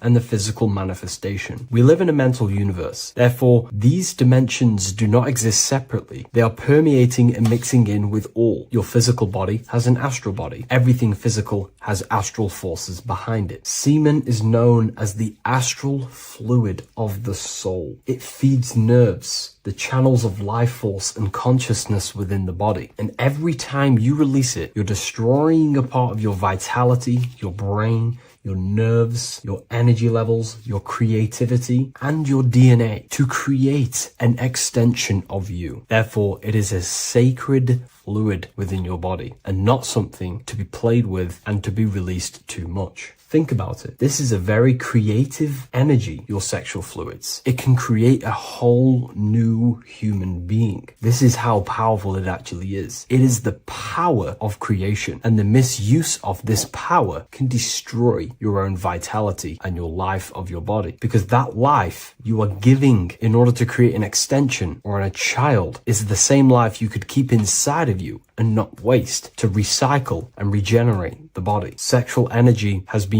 for thousands of years associated with regenerating the body, longevity of life, and maintaining youth. Not only that, every time you release your sexual energy, it floods the brain with dopamine. Dopamine is the brain's reward system, created within the middle of the brain. It releases every time you've achieved something. However, sex or an orgasm is the most powerful feeling you can feel. It's the most amazing, intense feeling and release of dopamine you can possibly feel as a human. Therefore, if you flood your brain with this high amount of dopamine every single day, you are getting the epitome of human feelings every single day. Therefore, you will become numb to everything else in reality. You won't be able to enjoy the small things in life. And I know this firsthand because I experienced this myself. As soon as I stopped, this is when I started to enjoy the little things in life, seeing family, and I actually gained more energy, more ideas. We'll get into this a bit later. It is a creative energy. It creates a whole new human being. Therefore, if we maintain this energy, we can maintain our creative power within us, because that's what we are. We are all creative beings, moving energy from higher dimensions of consciousness, the mind, into lower dimensions of consciousness, the physical world. You hold the power to create. You are not in a world. The world is working through you. You do not possess a life. Life is working through you. You are not in a universe. You are the universe. It's moving through you. There is no past, present, and future. The present moment is you. When we release every single day or frequently throughout the week, like I said, we're triggering the brain's reward system, dopamine, which makes you feel as if you have already achieved something. And if your brain is telling you you have already achieved something by overusing your sexual fluids, then you will not have the motivation to achieve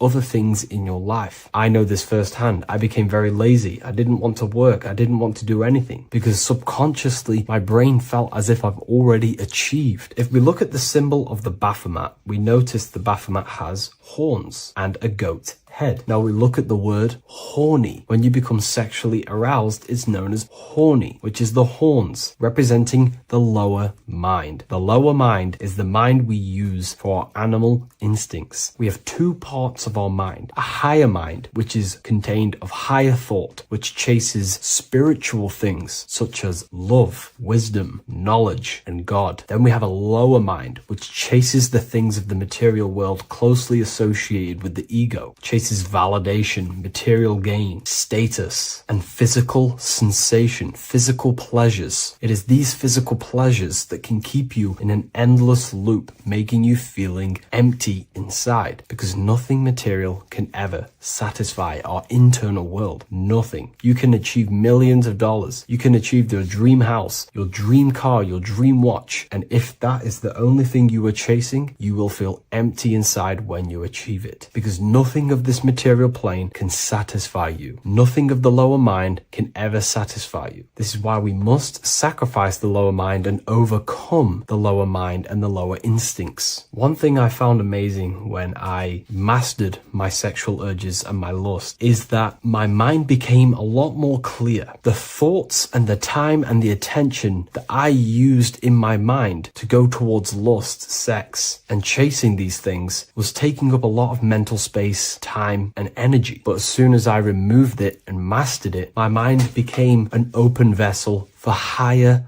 thoughts to be received from the higher mind. The mind is like a radio antenna. Whatever we attune it with, that's what we receive. If we're constantly thinking about lust and low-level pleasures, we're going to just receive low-level thoughts. But once we remove all of the lower mind and we conquer our physical body and physical urges, our mind becomes an open channel for divine thoughts and spiritual thoughts. This is what most people call today as downloads. You receive wisdom from your higher self. Not only do you receive more wisdom, you just receive more power to create. The male and the female come together to create a child. That's how you were created. Now, the law of correspondence teaches as above, so below. It refers to everything in the universe. Therefore, in order for you to create a reality, to give birth to something, you have to bring together the masculine and the feminine. Your masculine forces are willpower and actions. Your feminine forces are emotions and imagination. When you combine the willpower, action, emotions, and imagination and combine them together, you can give birth to reality. But it's important to only give birth to things that are spiritual, that are good,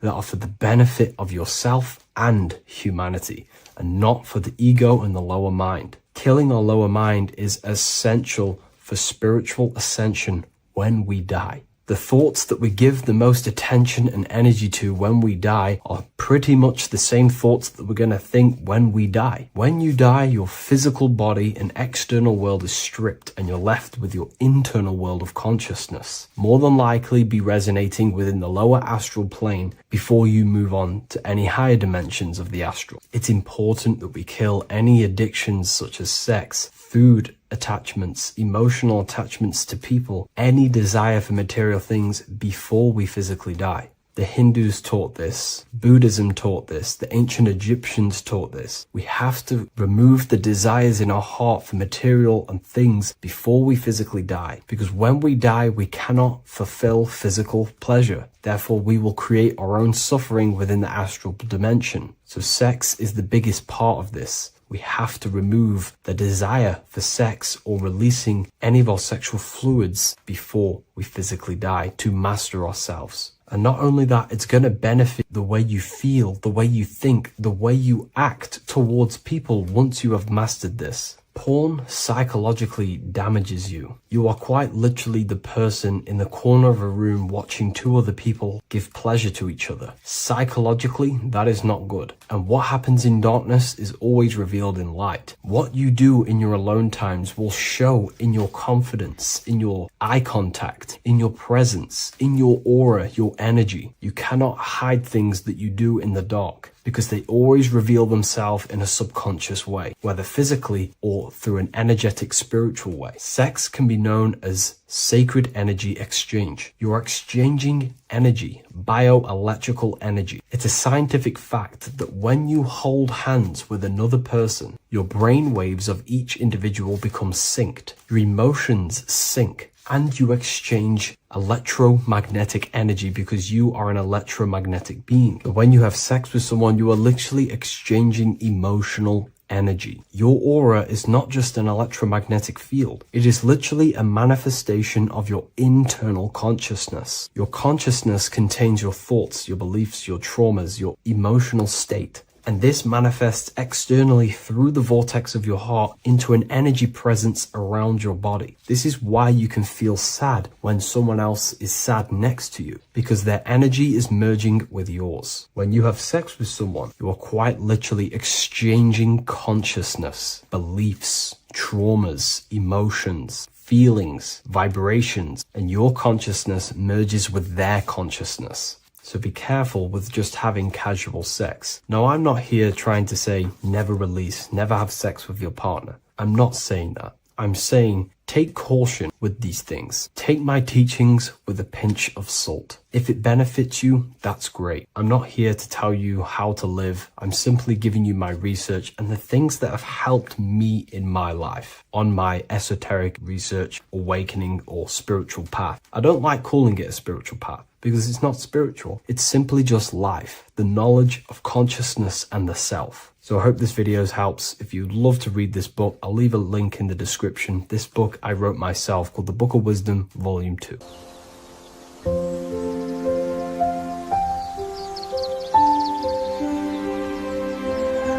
bookofwisdom.com. Visit today.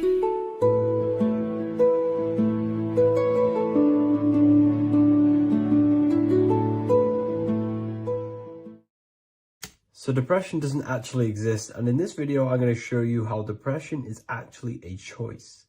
And I'm going to give you some solutions on how to deal with it. And this is probably going to change your life forever just by doing this alone. Okay, so the first thing you need to understand about depression is that it exists in your conscious mind.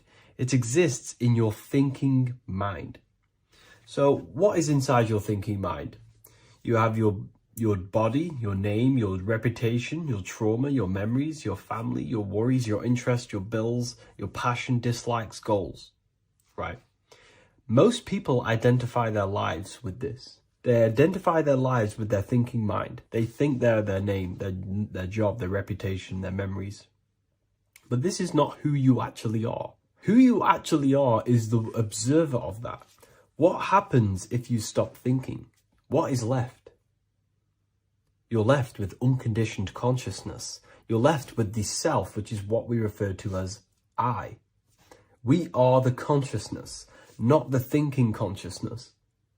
You are not these labels. You are not your thoughts. You are not your job, your name, your reputation. Okay? And the reason why I'm telling you this is because it's very important, is that we are something beyond this body, beyond this name, beyond our thoughts. We are the consciousness.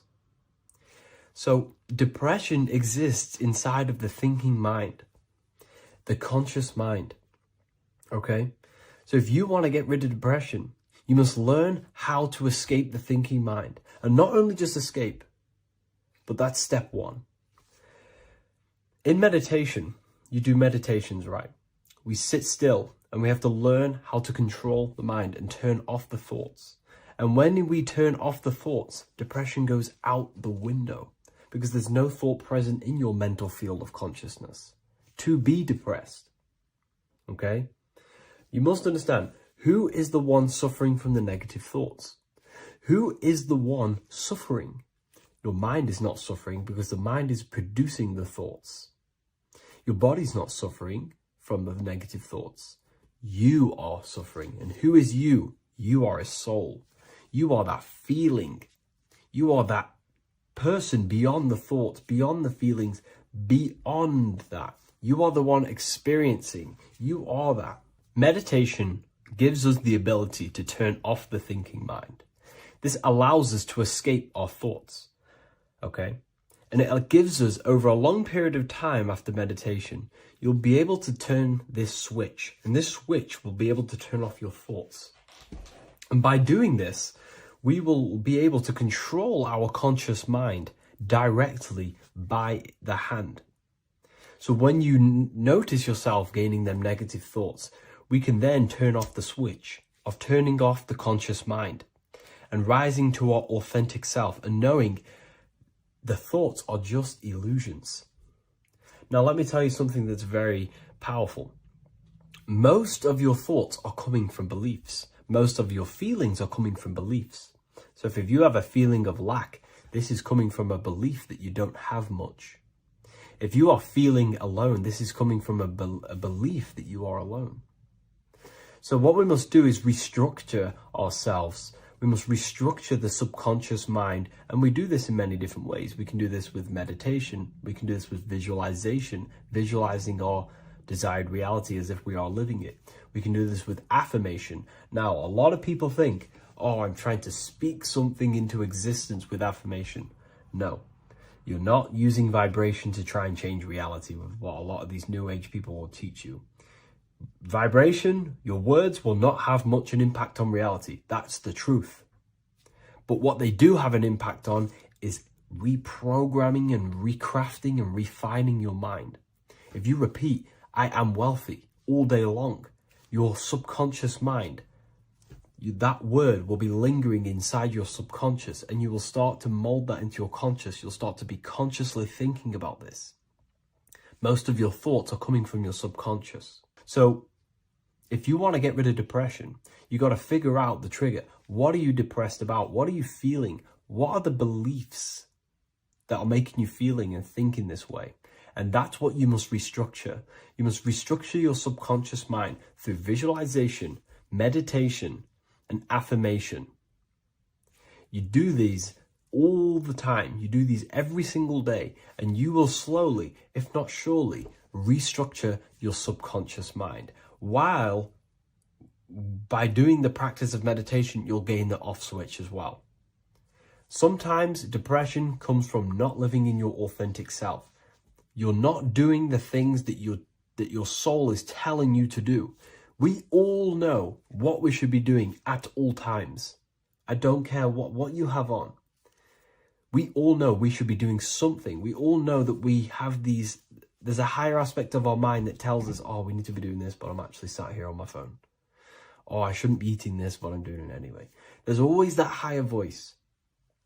And that is the voice that has to be connected to. And when that voice, when your body's not acting out the voice of the soul, then the soul becomes sadder, and suffers more and more and more. There has to be a connection between the soul, the mind, and the body. They have to work in unity. Okay? So I hope this video helps with depression, with whatever you're going through mentally.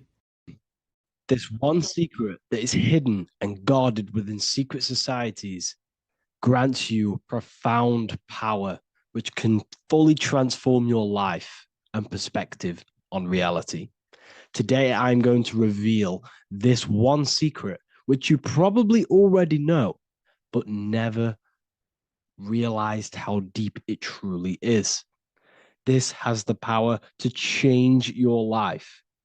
It is the key to your potential. And if you stay with me, this power may be yours, and you could transform your life with this hidden secret that is guarded within secret societies and esoteric orders. And this secret is not really a secret, but something people overlook, that the universe is mental. Everything we experience and interact with and perceive originates within the mind. The universe is a boundless field of consciousness, a mental construct molded and shaped by thought. We do not just live in a physical world, as they want you to believe. There are hidden forces that mold the material world. They want you to believe that you are only a physical being inside of a physical universe. But this is completely wrong. You are the architecture of the universe. Your consciousness is the very fabric of reality. And you create your own universe.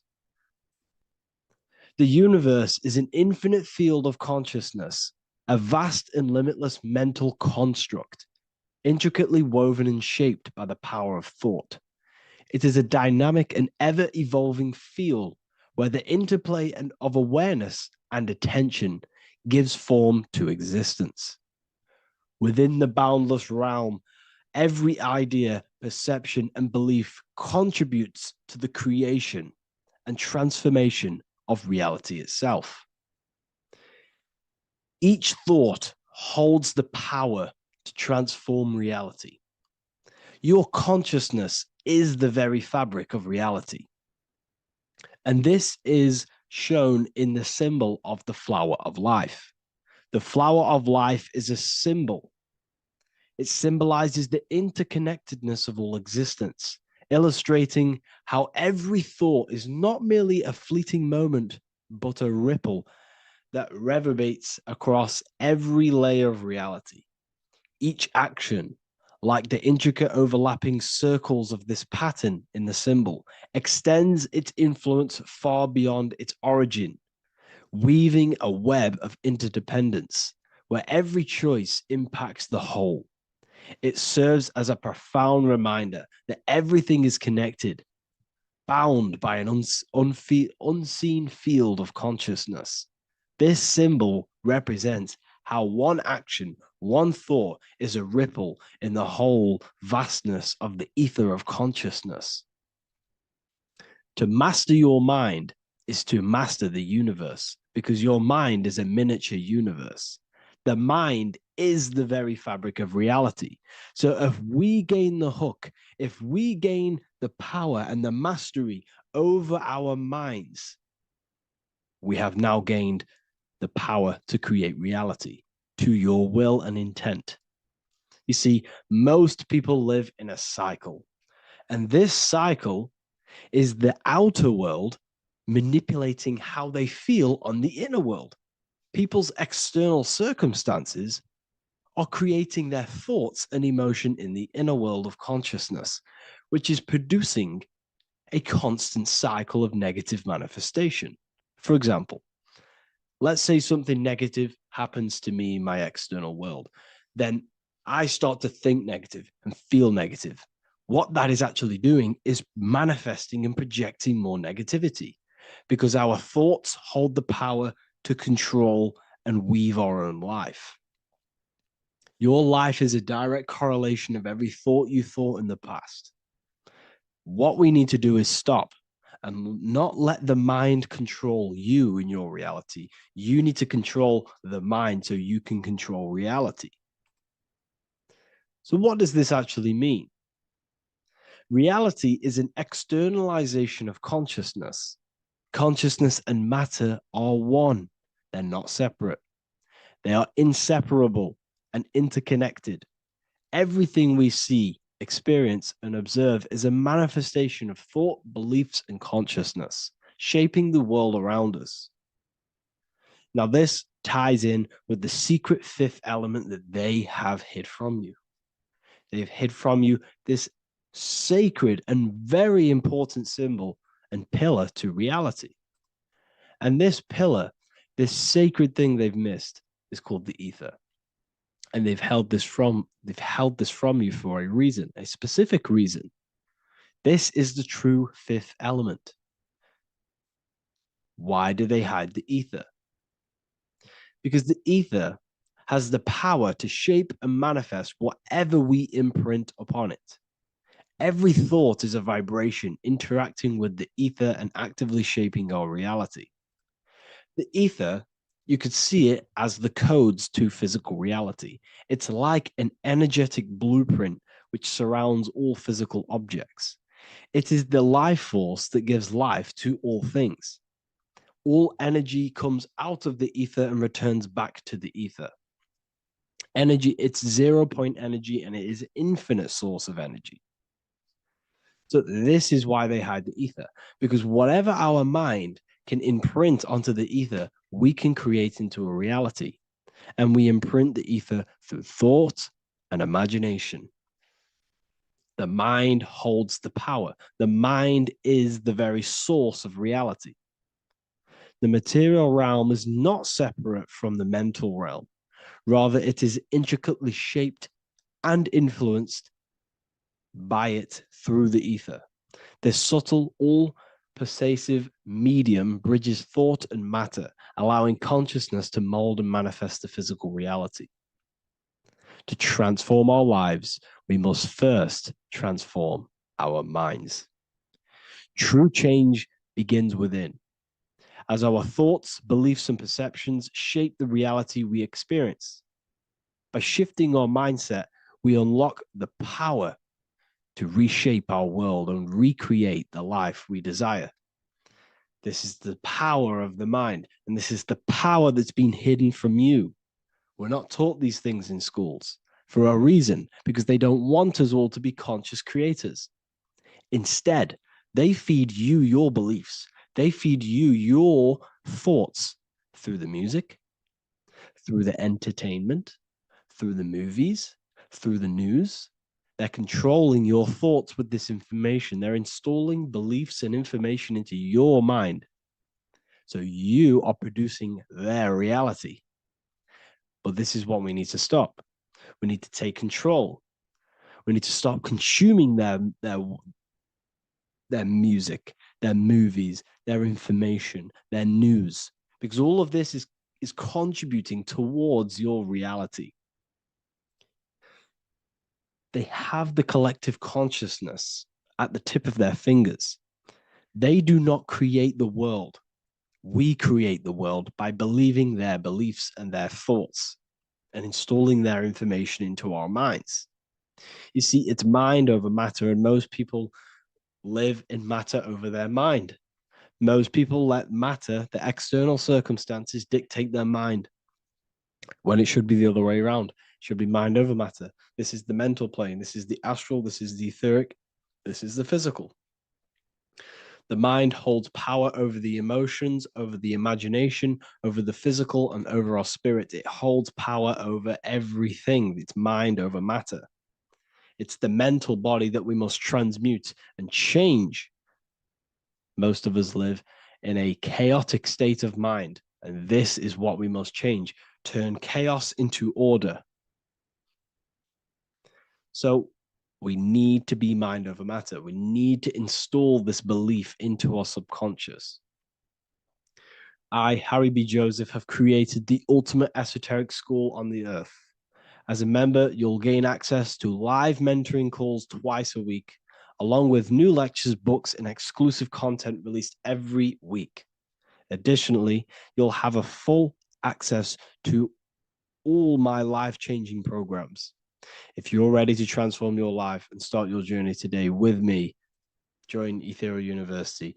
These are the campuses. We have the real lecture sections filled with lectures that you can watch.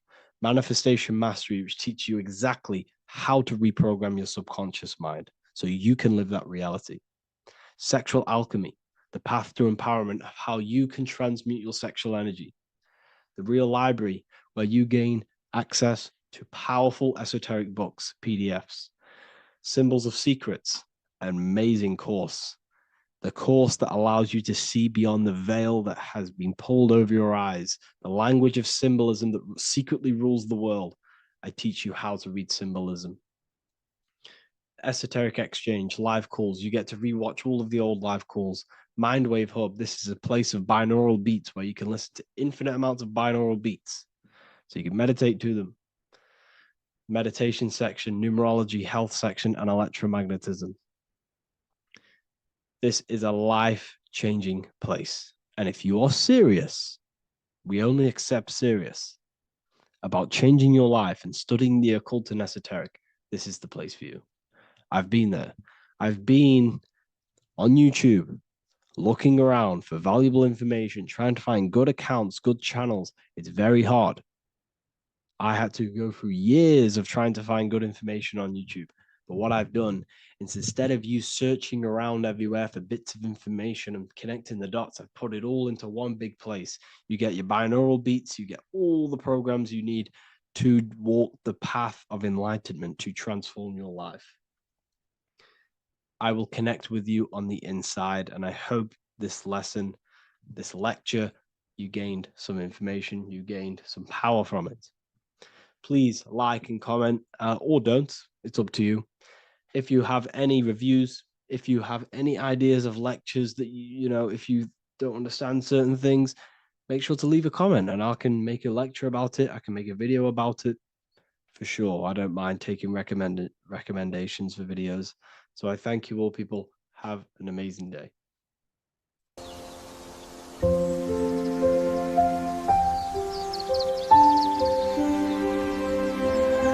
bookofwisdom.com.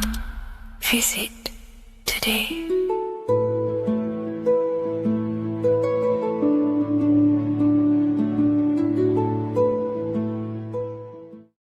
Hello, Seeker. Welcome to Revival of Symbolism, a channel devoted to the language of esoteric symbolism, helping you discover yourself and expand your consciousness into new realms of thought. I'm Harry B. Joseph, also known as Revival of Wisdom, and in this video, we're going to be discussing the symbol of the double-headed eagle, also known as the emblem to represent the 33rd degree Freemason. So let's jump straight into this. We have a piece of Masonic artwork here, which is what we call a complex symbol. A complex symbol is not just one symbol, but many different symbols in one piece of artwork coming together, forming a greater meaning. So we have many different symbols to break down here. And we're going to start off with a little bit of context so we can understand this symbol. This symbol represents the 33rd degree Freemason.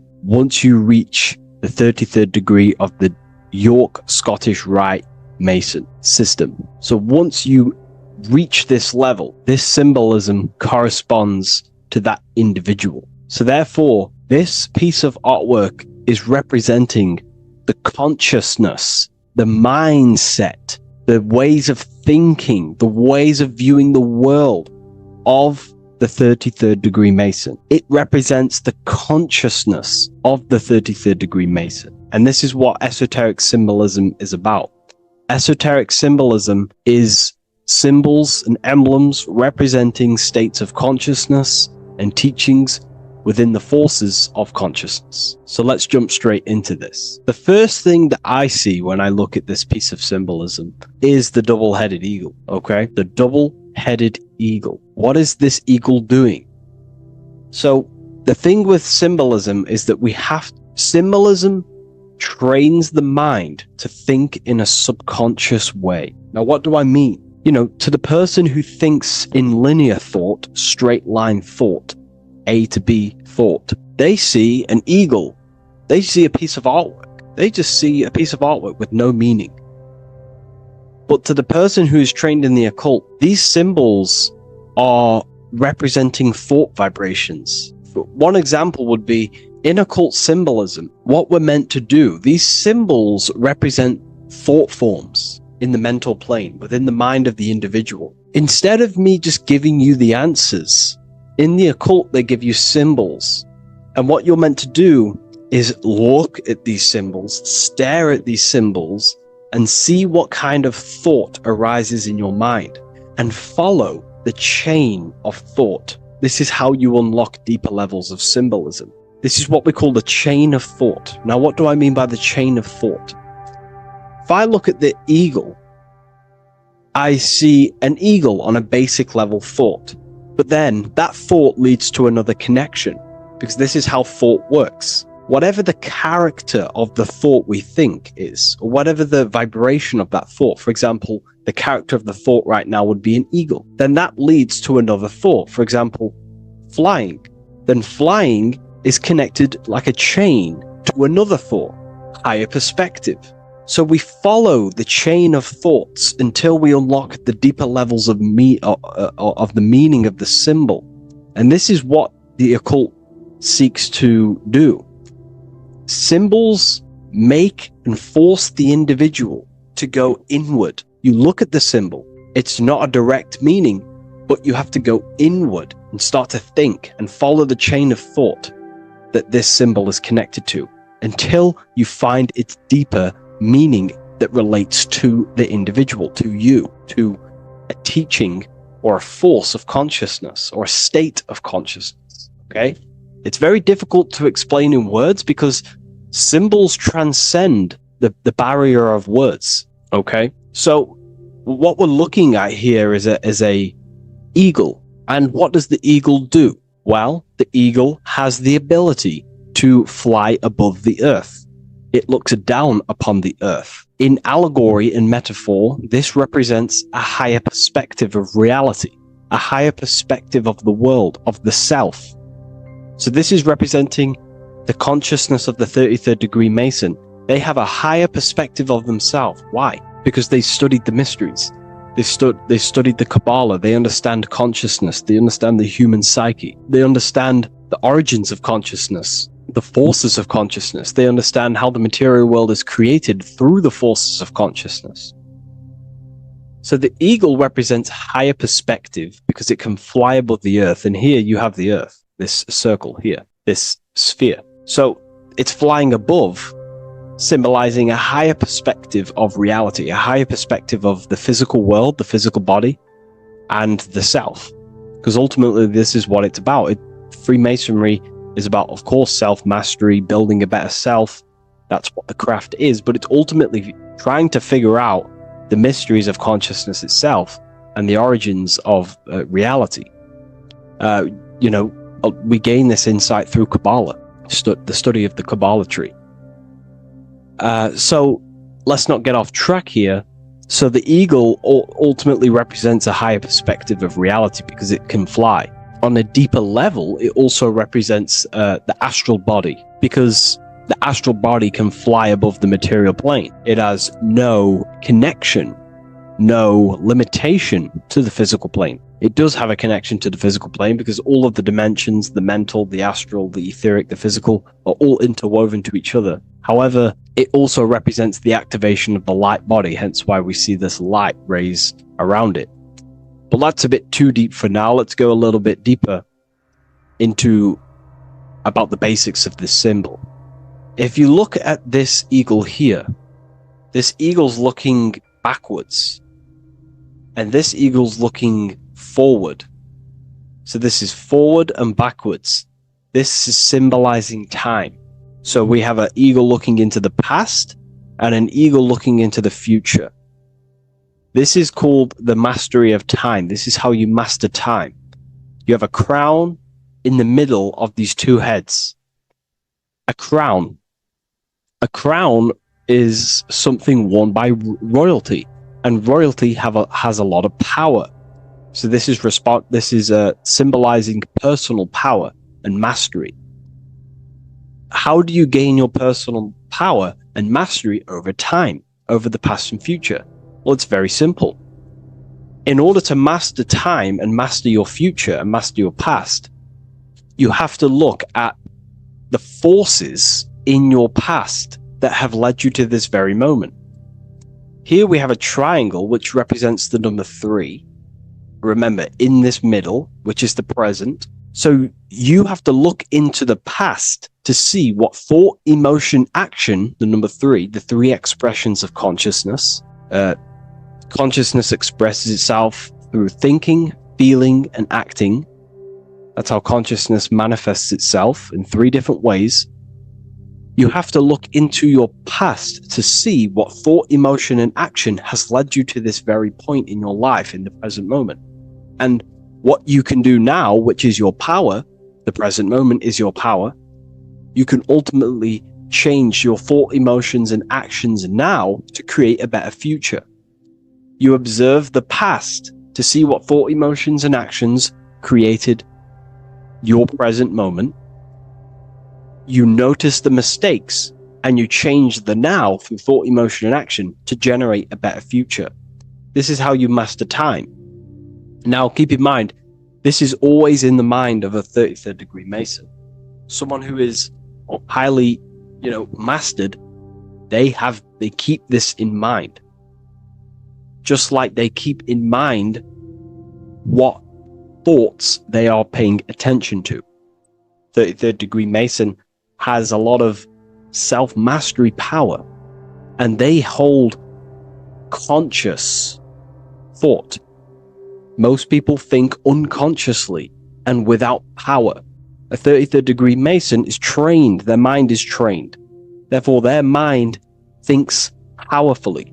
They do not think randomly, because they understand thoughts are the seeds to physical creation. All physical creation is a crystallization of thought. So ultimately, this double-headed eagle representing left and right, and the crown in the middle represents mastery over time. That's how you master time. Again, here we have the eagle standing on top of a sword. The sword is, of course, on a basic level, the sword represents power. Because if I hold a sword to you, I hold the power over you, because you will more likely fear. But if we go even deeper, the sword cuts through the air. When you swing it, it moves through the air. Therefore, it's a symbol of the air. Because you can't really make a symbol of the air, because air is invisible. So the sword is a symbol of the air. And the air is one of the 4 physical elements in alchemy. We have water, symbolizing emotion. We have fire, representing the spirit. We have earth, symbolizing the physical body. Then we have air, symbolizing the mental body. The mental body. So the mental body is symbolized by this sword. A sword has to be continually sharpened. If you don't sharpen the sword over a long period of time after using it, it will become dull and it won't be very effective. This is an allegory symbolizing the human mind, because the human mind is like a sword. If you do not sharpen your mind, you will lose control of your mind. When you stop doing the meditations, when you stop being conscious, when you stop doing the affirmations, the mind falls back into old, unconscious thinking patterns, and we start to lose control of it. The mind is seen as a sword within the occult, because this is pretty much your tool. Your mind is your tool. This, just like the sword is a tool. Your mind is a tool to create reality. So we need to make sure this tool is always sharpened, that we stay on top of the mind, hence why the eagle is on top of the sword, symbolizing control over the sword, mastery over thought. This also goes into thought forms. In the occult, there's something called thought forms.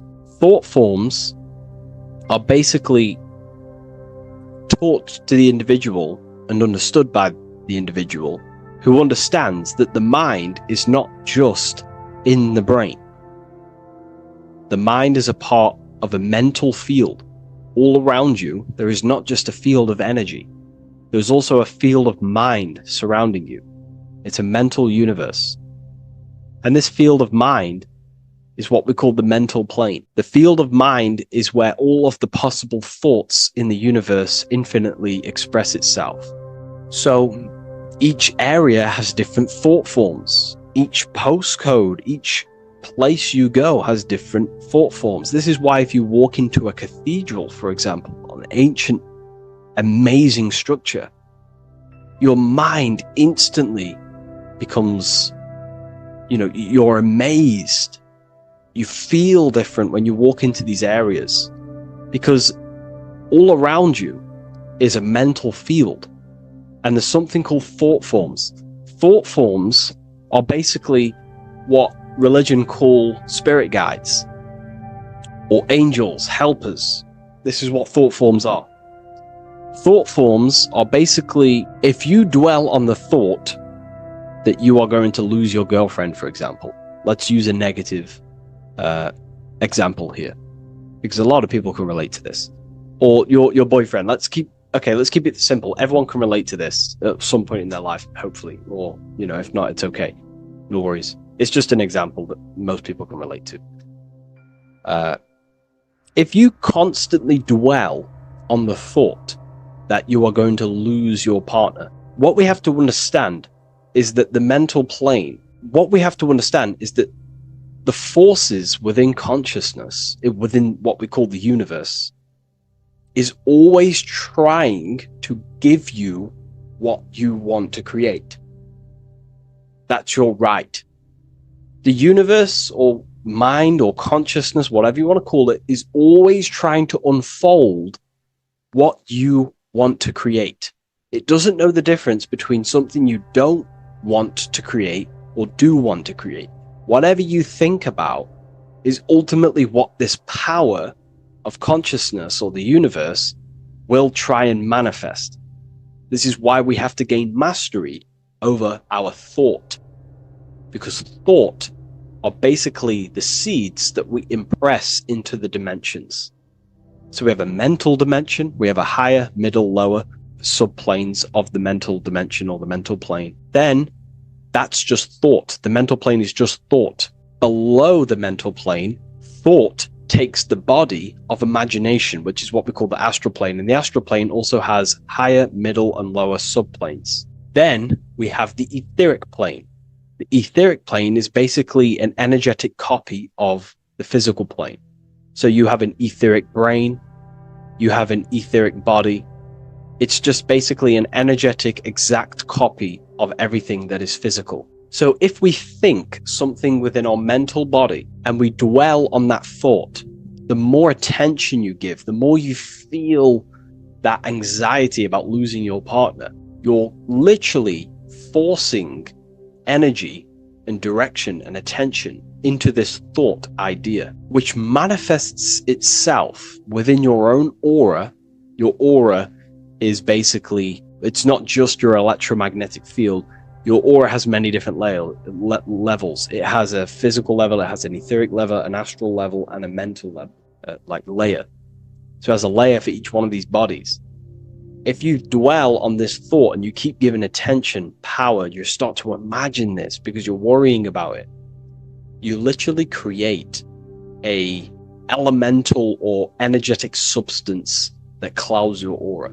And this is what people have been called demons, people call spirit guides, whatever you want to call it. This is what it is. It's a thought form. But this is not something that's come after you. This is something that the individual has created. And wherever they go, this cloud of thought forms that they've manifested literally clouds their aura. You can see it within the astral plane and the mental plane. You can see how it's affecting them. Wherever you go, you start to randomly think about it. You keep thinking about it. You know, it's infecting you. It's like a demon. It's tormenting you. But it's simply just a force, an astral force, and a mental cloud that they've manifested within their aura. Thought forms. The 33rd degree Mason has very powerful thought forms. And this is, you know, if you're a Mason yourself, and you're not aware of this, this is why it's great to be around a 33rd degree Mason within your lodge, because they have very powerful thought forms, and you being in the present of them, you're also taking on his thought forms, and they can assist you. We're all affecting each other through thought transference through the mental field or the mental plane. Okay. Now I'm not going to go too deep into that because, you know, people can use that knowledge for really bad. But ultimately it represents thought forms also, symbolized by these clouds. Clouds are a symbol of thought forms, because they manifest themselves as basically like a cloud form energy within the aura of an individual. So this represents the mastery over the intellectual side of consciousness, of thought, sharpening the mind, gaining mastery. Then we have 33 in a triangle. A triangle in alchemy symbolizes, well, the upwards triangle, the upright facing triangle symbolizes the element of fire. The downright facing triangle represents the element of water. So an upright triangle represents fire. Fire is very transformative. If you place, I don't know, a pencil into fire, the fire will burn it down into its raw material. And this is ultimately what this triangle represents. It represents the consciousness of the 33rd degree Mason, who has basically transformed themselves from ego consciousness, only dwelling within the limits of their ego, their old belief systems of thinking they were the body, only reacting to five sense thinking, linear thinking, low base consciousness, not knowing right from wrong. It's basically transforming themselves. They have burnt themselves down to their raw soul form, and they understand that they are a soul, and they've experienced this, by casting off all the attachments to consciousness. This is why there is the number 33 within this triangle, because 33 is the age that Jesus dies. It's also the number of the Kabbalah tree, because the Kabbalah tree has 10 Sephiroths, 22 pathways, and one hidden sphere called Dart, which all adds up to 33. And the Kabbalistic tree of life, just to give you a bit of context, basically is a blueprint of how God manifested the world, and you are an expression of God. So it's also representing how your soul fell into matter, how consciousness creates matter. And it's also a diagram of how reality is not fixed, but it's ever unfolding creation through these forces of consciousness. So the Kabbalah teaches a way back to source consciousness if you go from the bottom of the tree to the top. And in order to go to source consciousness, you have to die symbolically. It's the death of the self, the death of the ego, the death of the old self, the old belief systems that you had. That has to die. The old person has to die to give room to be spiritually reborn, so you can actually figure out who you actually are. Your ego has to die. Now, that's not saying ego death, but you have to basically give away all of your old belief systems to then be spiritually reborn. That's why Jesus dies at 33 and is resurrected. Ice melts from ice into water at 33rd degree. So it's symbolic of transforming. And again, the upright triangle is the fire element, symbolizing burning things to its base raw material. 33, which is again death and resurrection. So it's all about burning the old self and being spiritually reborn again. This is the teachings of Hermeticism, Christianity. It's in everything. You'll see this symbolism or this story of death and resurrection absolutely everywhere in the ancient myths, because it's all talking about the same thing. You have to symbolically die. You have to kill off the old self to be spiritually reborn, to be initiated into a mystery school. So the 33rd degree Masons basically saying, well, they have resurrected. They have resurrected the connection to their soul, because as we grow older in this life, we lose connection with our true authentic self as the ego develops as we get older. And if we don't stop developing the ego, we never actually connect with who we truly are, which is a divine, immortal, formless being who has the infinite power of creation. This is what you actually are. Okay, so it's also symbolizing the union of opposites, hence why we have a double-headed eagle here. It has opposites. Obviously, this is massive within the occult. You see this everywhere, union of opposites.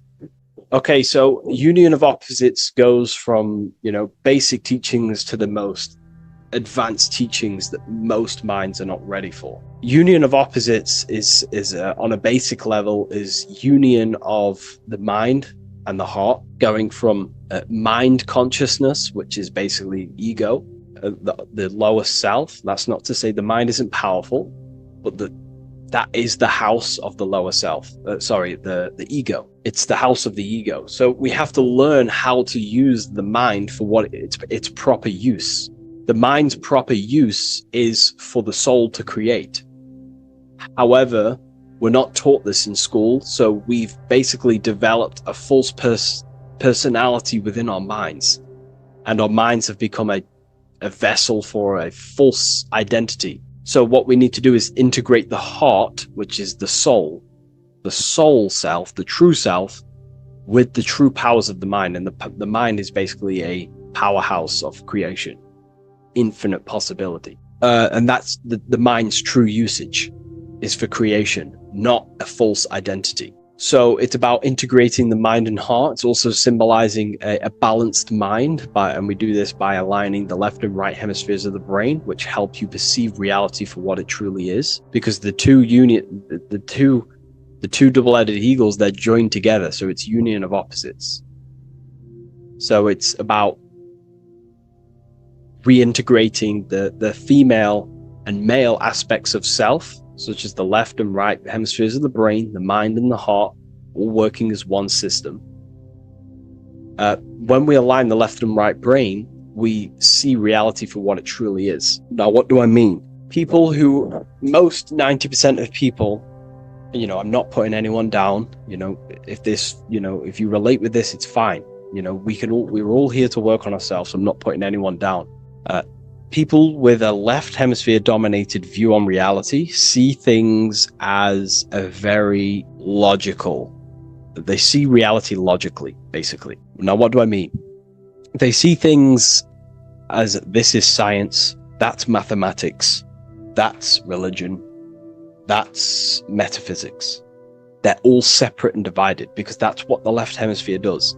The left hemisphere basically dissects everything down. The way the brain works is truly magical. The right hemisphere of the brain allows us to basically see a bigger perception on reality. It sees the bigger picture. The bigger picture, for example, the woods. It sees the woods as a whole unified woods. But then the left hemisphere of the brain takes that view and perception of the woods, dissects it down and analyzes it into individual branches, trees, leaves, animals, insects. But in reality, it's all one, because all is manifested from the one God, the one source, the unmanifested consciousness, the unmanifested force. So it's union of this. We have to view the world as in, yes, everything is one, but I'm also living in my personal consciousness. Yes, there is a collective consciousness, we're all one consciousness, but I also have my personal consciousness. I need to think about both, making sure that my thought, emotion, and action is contributing towards the evolution of myself and the evolution of humanity. A person who is only left hemisphered only thinks about themselves mainly, 90% of the time. They only, they're trapped in ego, and the individual can't see pattern recognition, really. Pattern recognition is more the right hemisphere because it sees the whole. So it's about aligning the brain hemisphere so we can actually see reality for what it is, so we can, without distortion or illusion, and be neutral. Okay, we have light rays. Light rays are very symbolic within the occult, especially Freemasonry. Light rays are symbolic of force and form. These are the two dualities within the occult: force and form. The internal world is force, external world is form. Everything outside of you is a formation of force. No force ever takes place on the physical plane. All force takes place within mental, astral, or etheric. The physical world is formation. Therefore, what is the force that drives you? What is the desire that's a force? Emotion, force, thought, force. What are the forces driving you to take action in the physical world? And we need to gain mastery over these forces. Light is also a symbolic of knowledge, because knowledge is considered light. This is why Freemasons say going from darkness to light. Darkness is ignorance. People who are only aware of their five senses, they don't want to know anything else. Their minds are completely shut off. I have my belief system. That's it. I'm happy. I don't care. That's their ego limiting themselves and building their own prison. Light, on the other hand, is about going from a state of unconsciousness, not being aware, into a state of light. Light makes things reveal itself. If I shine light on you when it's dark, I reveal truth. You're there, you're manifested. If you're in a dark room and I shine a torch on you, you're revealed. The veil is lifted. The darkness is gone. So this is symbolic of light revealing higher truths to yourself as you walk the path of self-realization and gnosis. So light is symbolic of this also. They have high amounts of intelligence, a 33rd degree Mason. They have a lot of light. They have a lot of knowledge. They've researched a lot of things. They're intelligent in many different areas of life, within speech, within grammar, the way they portray thought, their mastery, their level of mastery, their understanding of themselves is very advanced. They also know a lot about physiology, about the brain, about the body, life, consciousness, astrology. They know a lot. They have a lot of light. 33rd degree Mason. Me, myself, I'm not a part of Freemasonry, and if I ever do become a part of Freemasonry or any order, I will openly share it to all of you. This information has come from following the chains of thought through self-study and self-realization, and studying Freemasonry from an external view. You can gain a lot of insight just by studying symbolism itself. Masonry is about being a builder. That's what the word Mason is. Mason is about building. The word Mason means builder, and it's about building the self. We're all building either our prison of our soul, or we're building our freedom of our soul. Every single one of you. Every time you reject something that if you did something wrong and you reject you being wrong, someone tells you were wrong, but you reject that, or they try to give you a piece of information and you reject it, you're building your mind's prison, stone by stone. But the person who has an open mind to all things is freeing their mind, freeing their soul. So we're all builders of our soul, and we're all builders of reality also. And we're all building Earth. This is the building project is Earth. We're all contributing towards it through our thoughts, emotions, and actions. These are our God-gifted powers: thought, emotion, action. These are our rights to operate in the world. These are your buttons to control the character in the game. So I hope this information has given you a lot of insight about the symbol. Please leave.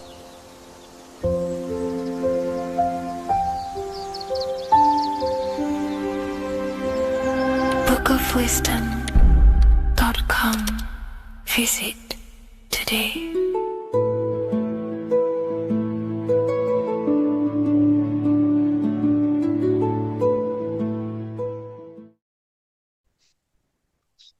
Matthew 21:1, Jesus went into the temple of God.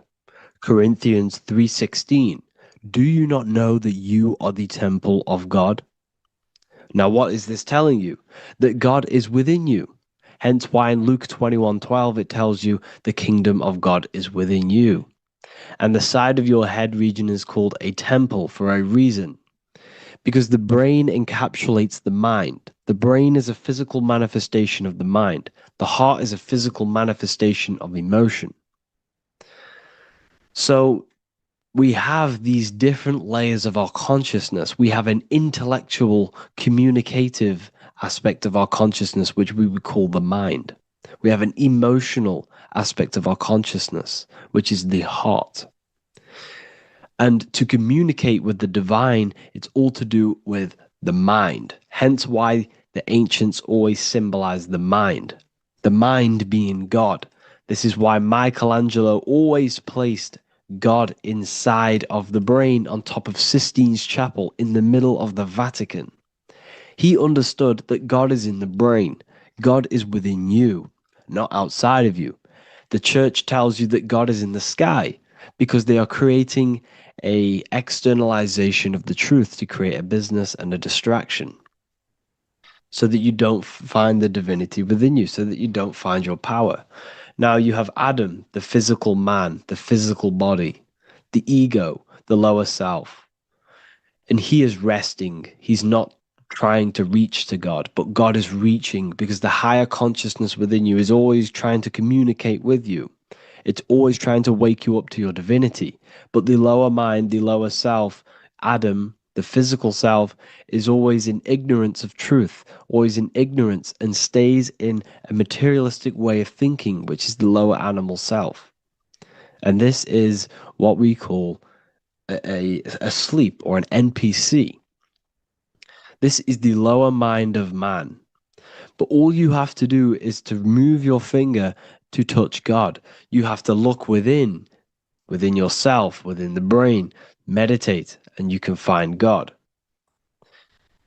This is why in the Bible we see many references to the human body and anatomy to truly connect with God. Kings 6:8, the door to the middle chamber was in the right side of the house, which is the right hemisphere of the brain. The middle chamber is the pineal gland, where the seat of your consciousness is, where the seat of your higher consciousness is, the mind. And they went up the winding stairs, which is your spinal column, into the middle chamber, and out of the middle chamber into the third. So they went up the winding stairs. This represents raising your consciousness up the winding stairs. Your spinal column acts as a stairway of consciousness. Depending on what sort of consciousness you are operating in, depends on what part of the spinal column you are using. Because the spinal column ascends and descends consciousness. What do I mean? If you are in a reproductive way of thinking and you're always thinking about sex, you're jerking off all the time and you're always eating, all of your brain's power and your mind's power is being descended into the lower aspects of the spinal column, which represents hell, the physical state of man, Adam, the ignorant state. We're basically living off low-level pleasures like an animal.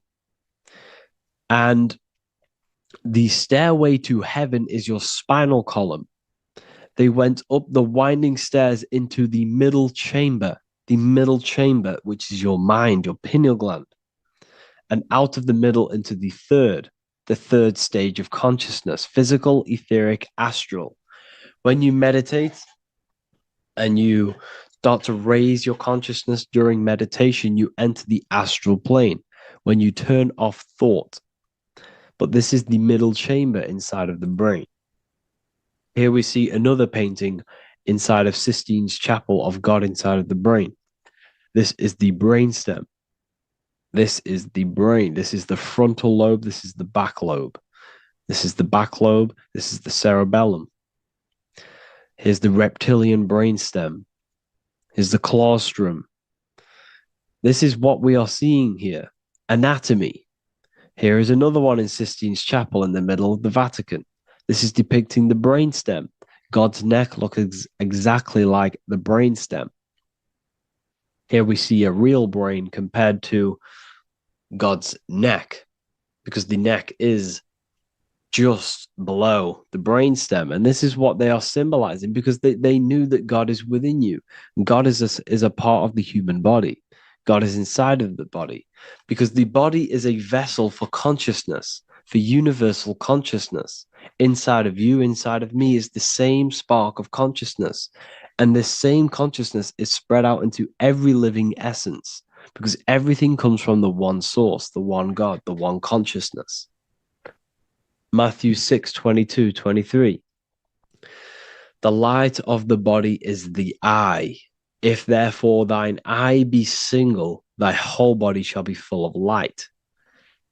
Practicing the single eye. What is this? This is meditation. This is entering within yourself. So the Bible's telling you to practice the single eye. But if thine eye be evil, thy whole body shall be full of darkness. What does this mean?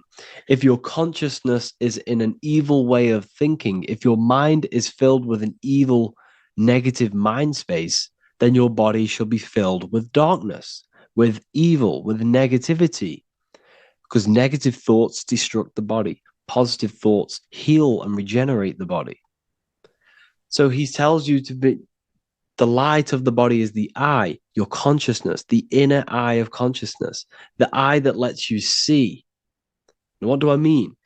You look with your two physical eyes, but you see with the inner eye. What you see is perception. You look with the two eyes, and what you see is perception. You are seeing, you are understanding, and that's what consciousness, the mind, gives you. Consciousness, or the mind, is the force that allows you to be a human being, that allows you to understand things and interact with things and make decisions. It's an infinite intelligence. See, the mind is not the brain. This is a big confusion with people. Hence why the eye on top of the pyramid is separate from the bottom half of the pyramid, because the consciousness is separate from the body, the eye, the all-seeing eye. It represents the observer, the eye that sees into this body, into this world, into this. You are the perceiver. You are the invisible spirit within the body. Theologians 4:17. After that, we are still alive, and our left will be caught up together with them in the clouds to meet the Lord in the air. You don't meet the Lord in the physical air. Okay? This symbolism of the ancient Christian artwork is showing you this is symbolic. These things never happened. There's no man in the sky. Moses didn't go on a mountain to meet with God. The air represents the mind. This is why you say you're an airhead when someone's very stupid.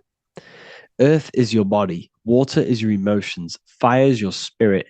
Air is your mind, the invisible mind. So Anton Mengs, an ancient Christian art worker, is showing you anatomy of God in the clouds. But this is the anatomy of the human body. Raising yourself to the mind and turning the mind inwards on itself during meditation. And that's how you meet the Lord in the air. You meet the Lord in an elevated state of consciousness. The air represents an elevated state of consciousness because the air is up.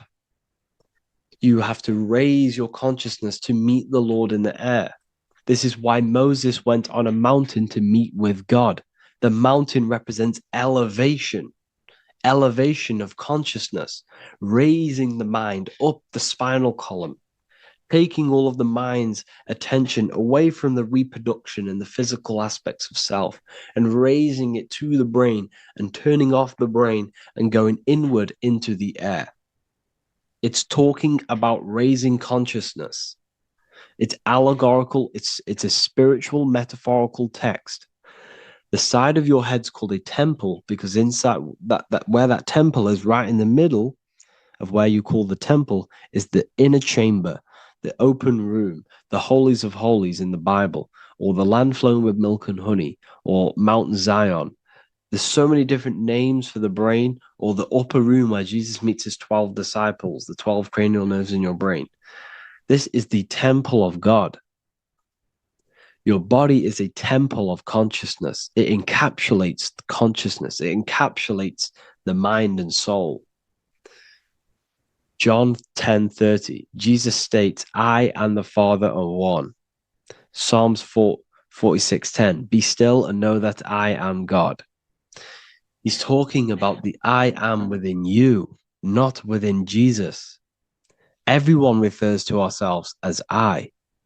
I am God. When you say I, you're referring to the highest aspect of yourself, the aspect that is above all thought, above all emotion, and above all things.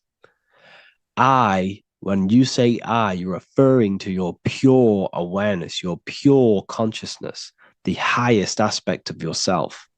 And anything after I is egotistical. I is God. The letter I is the Roman numerals for one, because there is one God, one consciousness. The letter I is one line, just like the number one. Matthew 6:3-4, take no thought. Therefore, take no thought. Take no thought. He says this 5 times because you must turn off the 5 senses and take no thought to connect with God. Be still. This is telling you to meditate and know that I am God. The I am within you. I and the Father are one. I and God are one. You, who you think you are, is a completely wrong. The body is matter. Your name isn't you. Your job isn't you. Your reputation, your trauma, your memories, your friends, family, worries, bills, interests, dislikes, goals, passions. Anything to do with the thinking mind is not you. Who you think you are is a part of your thinking aspect of consciousness. But once you remove thought, you are no longer your name. You are no longer your body. You're no longer your reputation. You are the I. You are pure awareness, pure consciousness. Pure consciousness. And this pure consciousness has latched on to this name, this job, the body, and your traumas. Your pure consciousness has attached itself to this character who you're playing in the physical world. And this is essentially who you think you are, but you are not. You are the I, you are the self, you are pure awareness. So, in order for you to detach from these things, you must learn how to detach from your name, your job, your reputation. And you do this through meditation by turning off the thinking mind. Turning off the thinking mind allows other aspects of your consciousness to open up. What do I mean? Your whole life you've been thinking, and all of these thoughts has attached you to this physical body. You haven't allowed your consciousness to open up. And you can only do this by taking no thought. That's why Jesus tells you, take no thought. When you turn off the thinking mind, other aspects of your consciousness starts to open up. Other aspects of your being can open up. And this is how you astral project. This is how you do all these mystical things and things to do with consciousness. It's taking no thought. Imagination, emotions, thought, and memory are all to do with consciousness. These things are not physical. You can't touch thought. You can't touch emotions. You can't touch these things because they are not a physical thing. So you must turn off these things for other aspects of your consciousness to open up. Okay?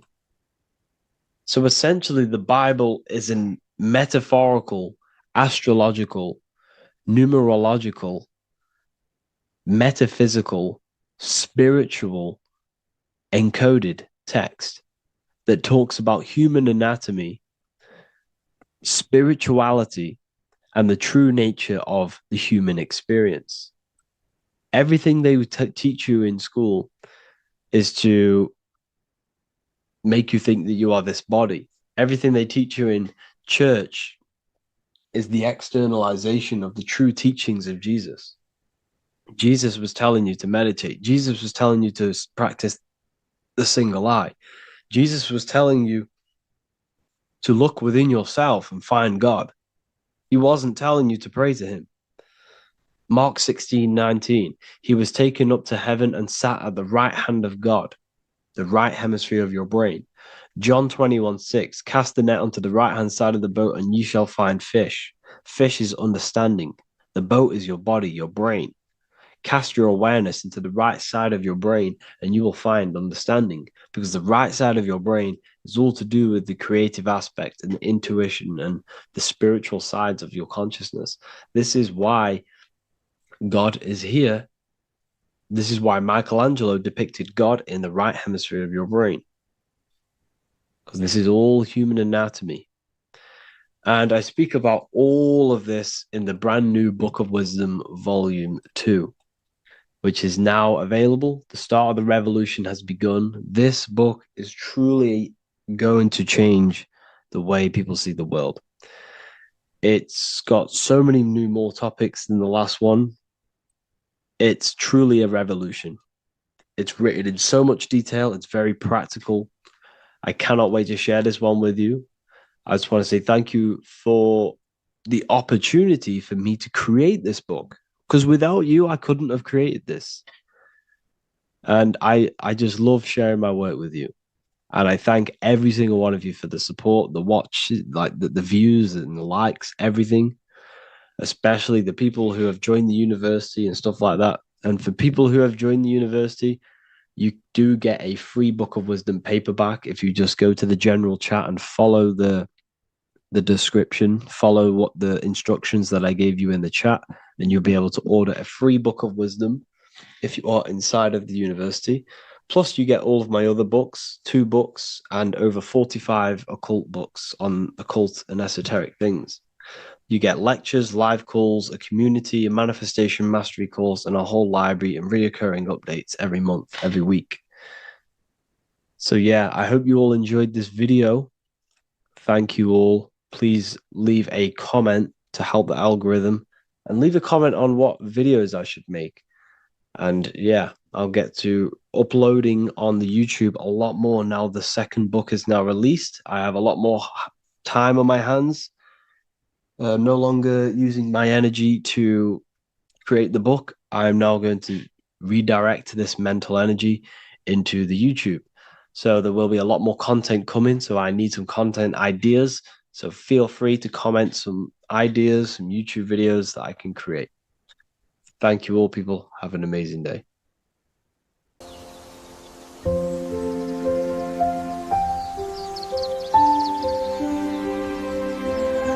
bookofwisdom.com.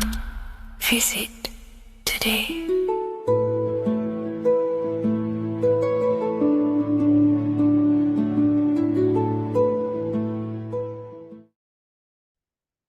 As above, so below. This is one of the most crucial teachings within esotericism, occultism, or what we like to call it today, spirituality. I don't like calling it spirituality because it's not spirituality. I teach human consciousness. I teach the science of you and your consciousness alone and your being. And in order to fully understand you and this world around you, you must understand this number one principle of as above, so below. There is many misconceptions of this, and there is many simple teachings of this, but I'm going to break it down today from the most simplest to the most complex, and you will see the connections between all things.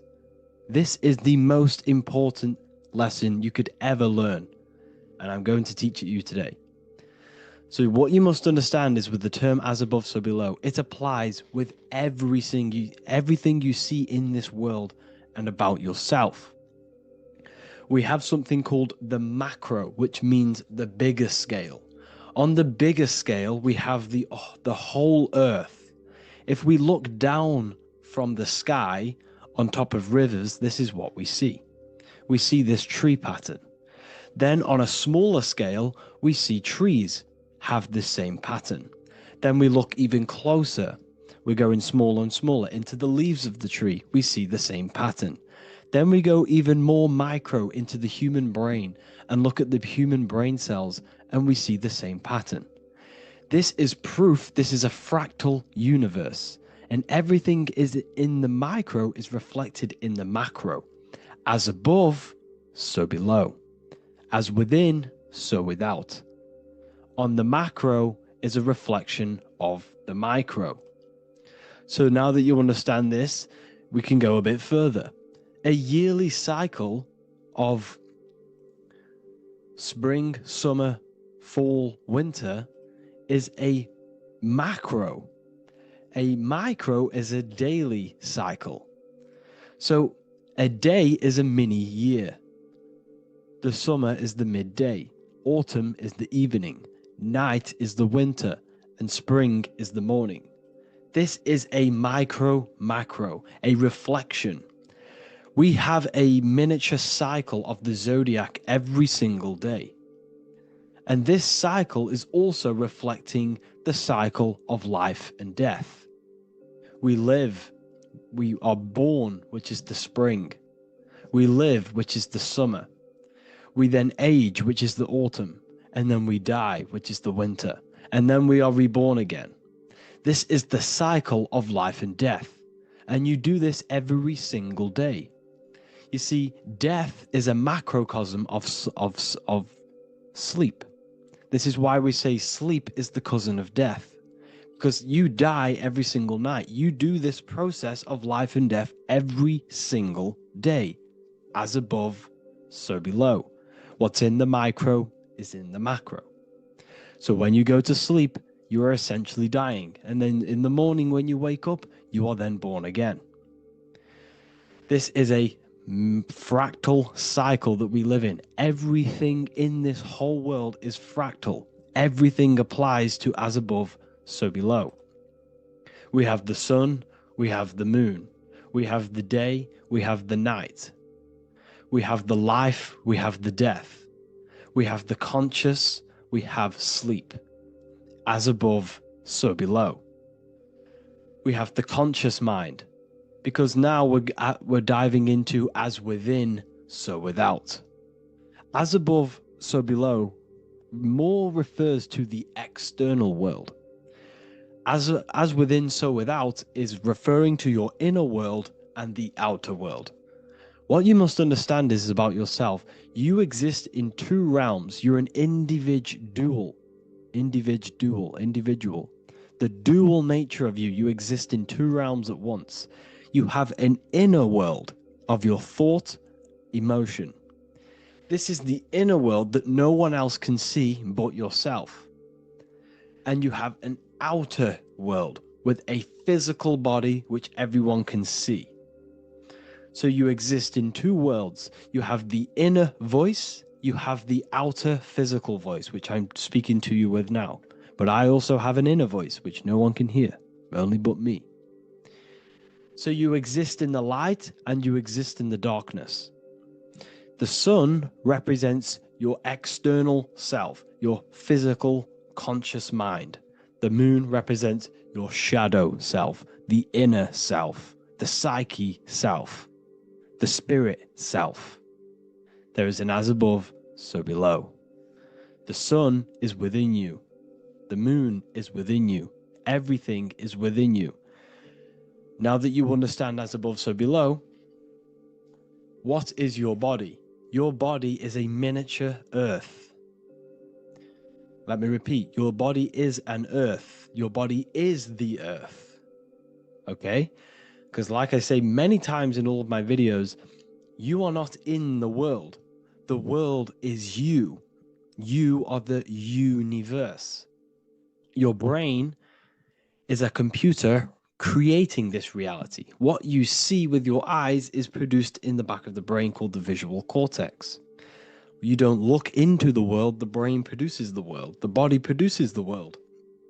When you touch something, you're not actually touching something. This is the electrical nervous system. When you touch something, what you feel is actually electrical signals on your nervous system reporting back to your brain. Therefore, when this body dies, you leave the earth because this body is the earth. Okay? As above, so below. You have the mental plane, the astral plane, the etheric plane, and the physical plane. This is essential for understanding reality and the teaching of as above, so below. Everything in this material plane began in the thinking mind. For example, the microphone I'm speaking into, the phone you're watching this video off, or the laptop or iPad. Where did this begin? It didn't begin in the factory. The first ever place this item begun was in the mind of an individual.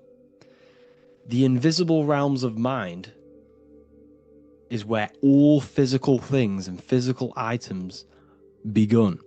Essentially, this physical plane is the effect of the thinking mind.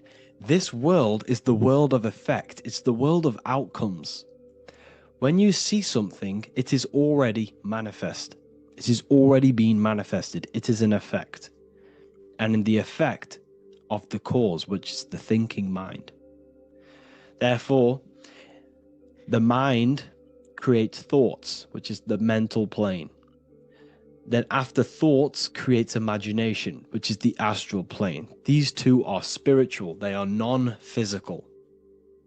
So spirit kind of means non-physical. Then you have the physical planes, the etheric and the physical plane. As above, so below.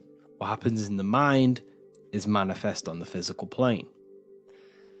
Like I said, the phone that you are holding, it was a thought, and then it brought down into a physical reality. As above, so below. You change the mind, you change your reality.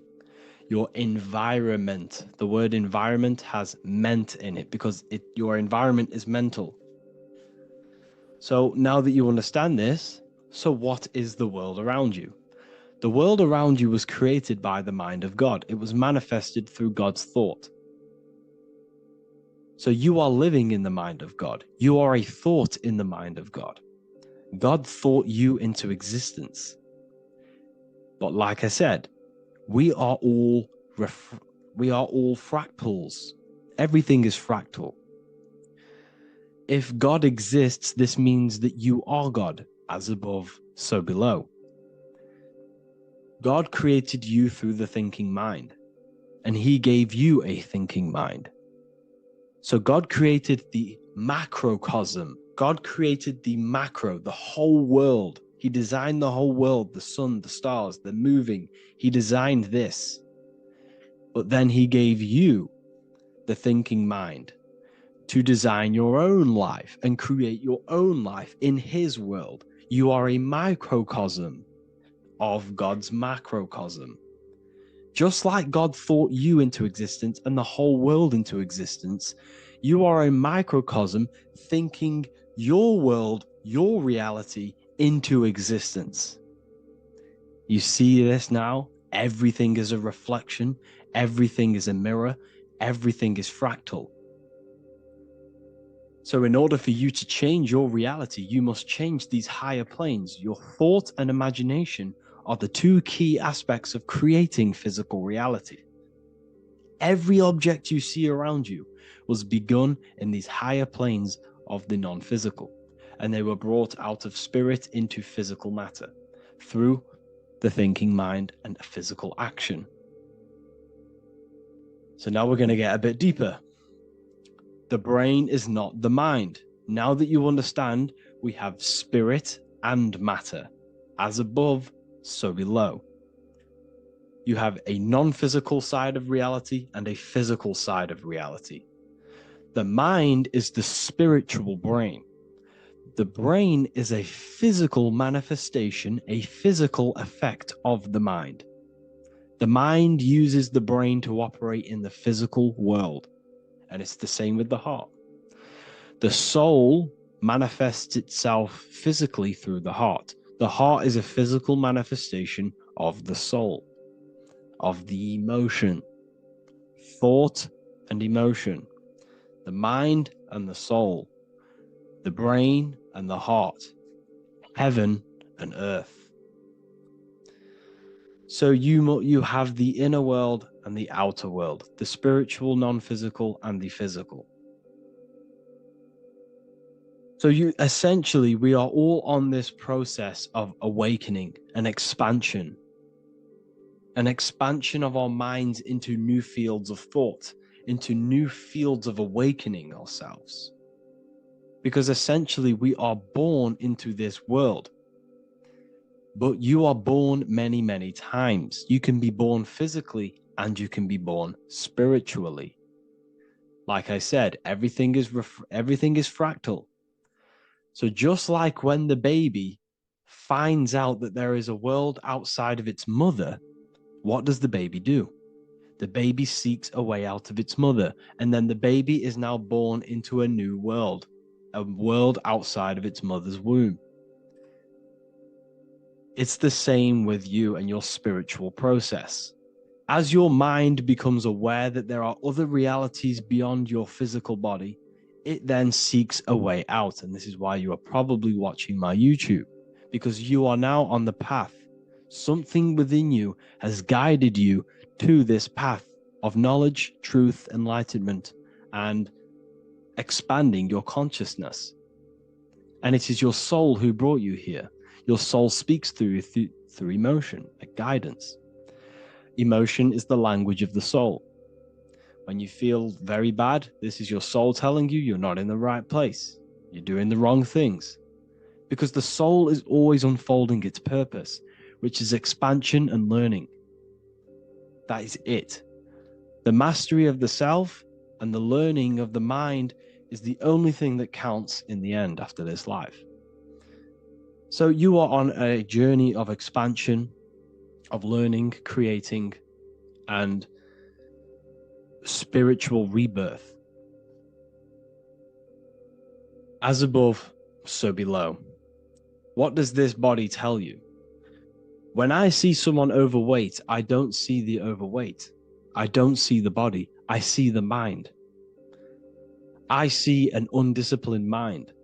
I see a mind that lacks self-control. I see a mind that seeks external validation. That's what I see when I see an overweight person. I don't see his body. I see the result of his mind. Because what does the Bible tell you? You shall know them by their fruits. It's the same saying as above, so below. You shall know them by their fruit. The fruit is their manifestation. Your body is a direct correlation and manifestation of your mind. Your inner world projects your outer world. As within, so without. As above, so below. Now, what do you see when you see this man's body? I see discipline. I see strength, mental strength, not physical strength. I see mental resilience of pain. Because all of this man's mental energy has been manifested physically within his muscle. This body is a direct manifestation of this man's mind's pain and suffering. And it shows discipline. This is why people instantly respect you if you are in shape. You walk into a room and you are in shape, people will instantly give you respect because they know that you are mentally disciplined. The body is a reflection of your inner world, and it's the same with your friends, your family, your connections with people.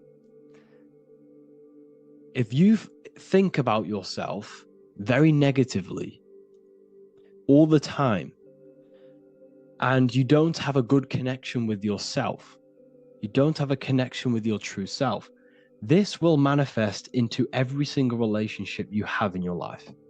If you don't have a good relationship with your inner self, you don't have a good relationship with the people and the friends around you. Because as within, so without. If you think negative about yourself, you will see you will only pick up the negative in other people. If I think very highly of myself and I think very happy and good things about myself, I will then see the good things in other people, because it's as above, so below. As the inner world is, so is the outer world. It's the same with your life circumstances. Your life is a direct correlation of every thought you thought in the past. If you possess millions of pounds, millions of dollars, this is because you have thought this into physical reality.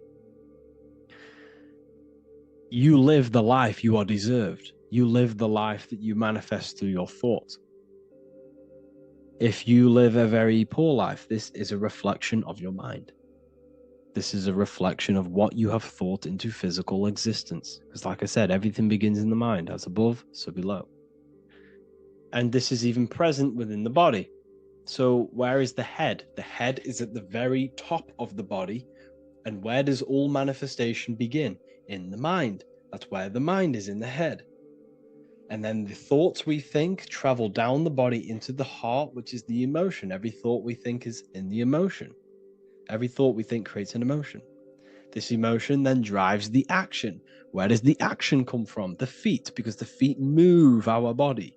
We move with our feet to take action. Our hands. You see, so the body is even a micro reflection. I can't even say it. Reflection of the order of manifestation. This blew my mind when I figured this out. You see, the head, the thoughts begin here. This is the beginning of all manifestation. Then it comes down to the heart. This is the emotion. Then you take the action. The thought and emotion then sparks the action, which is taken with the hands and the feet. And where's the lowest point on the body? The feet, and that's touching the physical earth. So the head is where the thought is, the non-physical, and the lowest point on the body, which is touching the physical earth. So the head represents spirit, the feet represent matter, spirit and matter. Your room, if I walk into your room and I see a messy room, I don't see the room, I see a messy mind. The room is a reflection of the mind. If you have a messy room, this is your mind. It's an externalization of your unsorted mind, undisciplined mind. So like I said, we are all God, and we must find the God self within us. And I teach all of this inside the Book of Wisdom, Volume 2. This is not just a book, this is a revolution. This is the beginning of a new age with this book.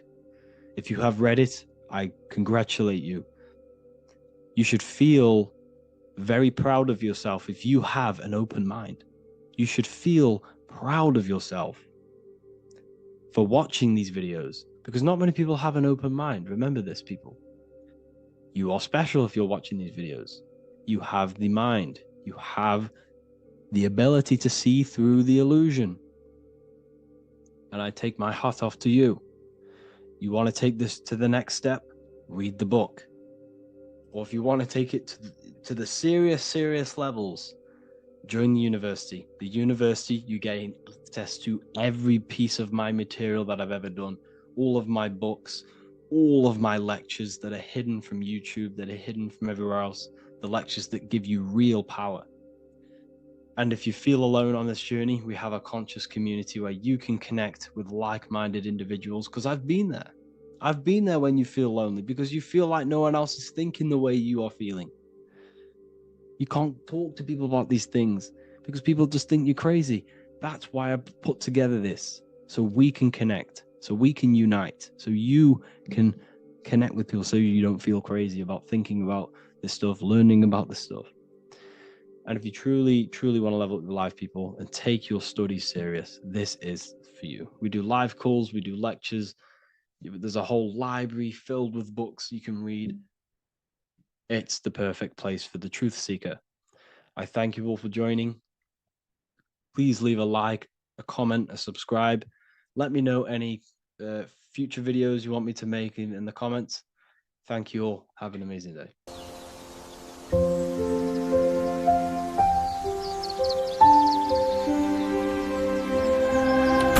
worldofwisdom.com. Visit today.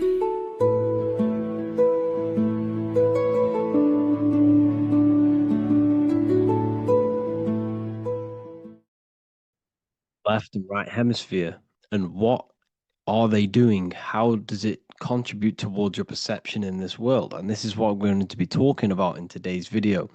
We're going to be breaking down the two hemispheres of the brain and how they function in your life. So first, we have the left hemisphere. This is the logical hemisphere. This is the analytical, divided, scientific, or verbal hemisphere. The right hemisphere is creative, wholeness, artistic, symbolic, and metaphorical. The right hemisphere does with non-verbal things. It produces a holistic perception. It is more to do with creativity. Because what you must understand is that we are not in the external world. The world is produced by our brain. We see with our brain. Our eyes are a part of the brain. What we touch is the brain's interpretation of electrical signals on the nervous system. What we smell is the brain's interpretation of smell through the nose. What you taste is your brain's interpretation of chemical reactions on your taste buds. So what you are experiencing is the brain. The brain is a computer creating a simulation. And you have two hemispheres which breaks down this reality. So essentially, the brain is the perception creator. It creates perception. So if the brain is creating this, who is the one experiencing the brain? Well, that is you, the consciousness, the mind, the all-seeing eye. You are the all-seeing eye experiencing the brain, the observer behind the brain, behind reality, behind the emotions.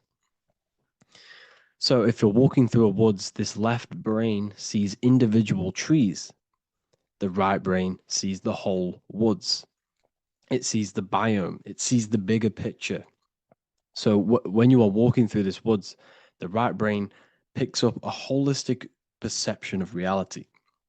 It creates the woods as one unified woods. The left brain's job is to break this down and analyze it so that we can see individual things. And this is also necessary for humans to have the ability to break things down and manipulate things in this world. So without this left hemisphere, we could not manipulate things and break things down. So this right hemisphere is important because it sees the whole woods. It sees humanity as one unified consciousness. However, the left hemisphere sees individual egos. So the left hemisphere is the place of the ego because it only understands it sees the world very divided. Okay, so for example, here's another example of the left and right hemisphere. If someone pulls out in front of you in traffic, your left brain is going to start going crazy and analyzing them, calling them names. The right hemisphere, however, sees the bigger picture. Maybe he didn't see you. Maybe it's just a mistake. Maybe he's in a rush. You see how the two brains are very different. They do the same thing, but they function in different ways. The right hemisphere is feminine, the left hemisphere is masculine. So, like I said, this person pulls out in front of you, you start to think with the left. If you start to perceive that in the left brain, you're going to start analyzing them, you're going to start going crazy and calling them names because you're analyzing it. You're not seeing the bigger picture behind it. You're not seeing it from his perspective. So there is a crossover. So the left hemisphere of the brain controls the right side of the body, the right ear, the right eye. Everything to do with the right side of the body is connected to the left hemisphere. And the right hemisphere controls everything on the left side of the body, including your eyes, your arms, your legs. So everything is crossed over, and even your visual field is crossed over. So this is your visual field, as you can see here, and even the left side of your visual field goes to the right brain. There's a crossover. No one really knows. There's not really a reason for this. However, this is how the human body is designed. As we all know, the human body is the most advanced piece of technology on the face of the earth. They cannot replicate the human body. and they tell you it has no creator. This is crazy. People are that brainwashed, they can't even understand that their body is the most advanced piece of technology. Your body is so advanced, the computers that you use are mimicked of the body. Everything they create is mimicking nature, but they don't show you how intelligent nature is because they don't want you to understand you're in an intelligent design. So, anyways, let's get back on track. There is a crossover in the brain, and this is why they teach you to write with your right hand. And I was speaking to someone who's in a nunnery, or whatever you want to call it. They were a nun, or they knew someone who was who was a nun, and they forced these people, these nuns, to write with their right hand. You had to write with your right hand. This is why, I'd say at least 70% of the world or 80% is right-handed and right-legged, because they taught us this to activate the left hemisphere more because of this crossover that happens in the body. So when we are using this right side more, we are using that left hemisphere more. Why? Why are they doing this? Well, they also called it writing. Writing is a spell, to cast a spell on you to use that right side of the body so that you use this left hemisphere, because they want you to see the world as a divided perception. They don't want you using the right hemisphere, using that left side of the body to activate the right hemisphere to see the bigger picture and see how everything is all one and everything is created. This left hemisphere domination keeps you from seeing the connections between everything, because that left hemisphere analyzes, it breaks things down. So when we are left hemisphere dominated by using the right side of the body, we are essentially seeing everything as divided. And this is why so many people will not understand my work, because my work connects dots and connects fields of knowledge, and makes you see the bigger picture. So people who are left hemisphere dominated will see my work and think this guy's crazy. But it's all about activating that right hemisphere. So they called it writing because every word you say is molding your mind in some sort of way. The things you see is molding your mind. Everything you take in through the five senses is molding your mind. And language is a massive spell, especially the English language. They called it writing so that you use that right side. It's a spell because your subconscious mind picks up everything you say. And 90% of your daily basis behavior and thought patterns is produced by these subconscious programs within the subconscious mind. Essentially, your conscious mind is only the 10% of you. The conscious mind is just what you're aware of, what you're wearing, how you're feeling, what you're thinking. That's your conscious mind. The subconscious mind is controlling every system in your body. It's telling your heart to beat without you being conscious of it. So essentially, this is what they're programming. They're programming this system in the back of the mind, which is controlling everything through the words. And this is what spells are, because it's all about creating perception in the subconscious. So they want you to use that right side more. I truly believe the ancients, they were balanced. They used the left and the right side of the body. They didn't have a stronger side because they understood this science of the body and how the body works. So this is actually called phonetics. It's not etymology. Etymology is the study of root words. Phonetics is the study of how words sound similar. The way words are spoken. So phonetics, phone is why we call them a phone, because you speak into a phone. So this is write and writing, to use that right side to activate the left hemisphere more. So your hands are a manifestation of your brain. The left hand is the right brain, the right hand is the left brain. And as a child, we were always taught that when you place your hands together like this is the size of your brain, which is true because your hands are a part of your brain. They're an extension of your brain. Every part of your body other than your brain is an extension of the brain. Everything's working and feeding back information to the brain because you're experiencing the brain. So another trick that you can do, or another exercise, is looking in the mirror and closing one eye at a time. If you close your right eye, if you take your top off, for example, you'll analyze your body if you close your right eye because you're using that left hemisphere. Sorry. other way around. If you look at yourself through your right eye, you'll use that left hemisphere, which will analyze yourself. You'll see individual body parts. If you close the right eye and use the left eye, you'll see your body as a whole. You won't really analyze it. This is how you can analyze yourself using these two hemispheres. So this whole system is created to keep you thinking logically and to restrict you from creating and restrict you from understanding symbolism, allegories, metaphors, and teamwork.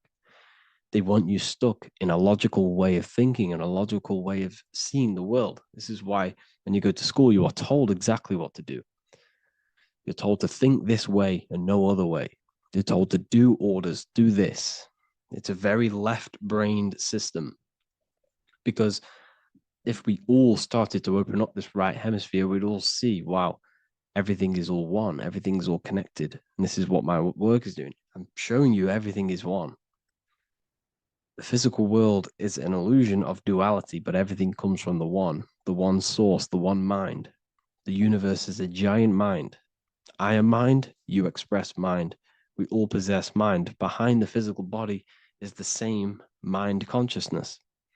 And we are all expressions and fractals of this infinite consciousness called mind.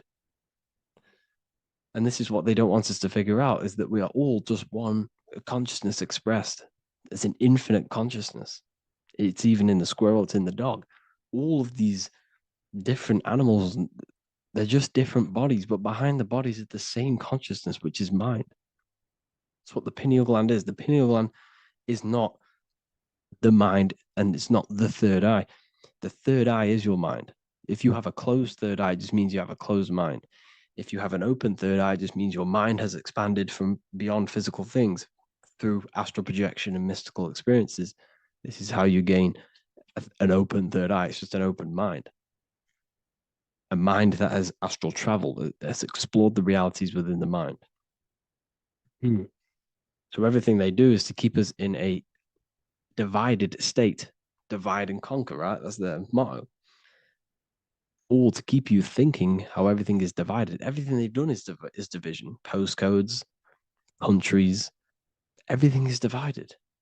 Like football teams and all this stuff.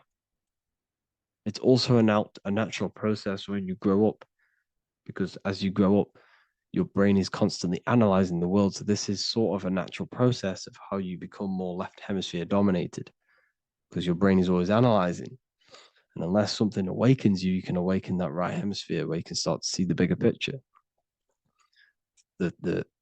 Even the music, all tuned to 440 hertz, shuts down the right hemisphere of the brain. 440 hertz, Spotify, Apple Music, the radio. Every time you turn on the radio, it's tuned to 440 hertz. This was specifically tuned. It never used to be tuned to this. It was in the 1950s. It was changed. The standard music tuning was changed to 440 hertz because it shuts down that right hemisphere of the brain. They don't want you thinking, seeing the world in this way and perceiving things as one. I'm going to show you. It tells you this in the Bible. Cast the net onto the right-hand side of the boat and you will find the fish. What was Jesus saying? You see, people read the Bible and they don't understand it. If the Bible is not talking about you, then it has no meaning. The Bible, everything you read in the Bible is about you and how it can better your life. It occurs to you. So if Jesus says, cast the net onto the right-hand side of the boat, this is an allegory. The boat is your body. Cast the net. It's the awareness, the perception onto the right hemisphere of the brain, and you will find the fish. What's fish? What do fish do? They swim deep in the ocean. It represents the knowledge, deep knowledge. Cast the net onto the right-hand side of the boat and you will find fish. You will find the wisdom. You will gain understanding when you cast that your awareness into that right hemisphere. You will see that I am you and you are me. We are all one consciousness. You will see everything. You'll see that the trees are the same patterns as the nerves in your body. You'll see everything is connected. Everything is a fractal of the one infinite consciousness. And how many fish did they catch? 153. That adds up to 9. This is now numerology. The Bible's filled with numerology.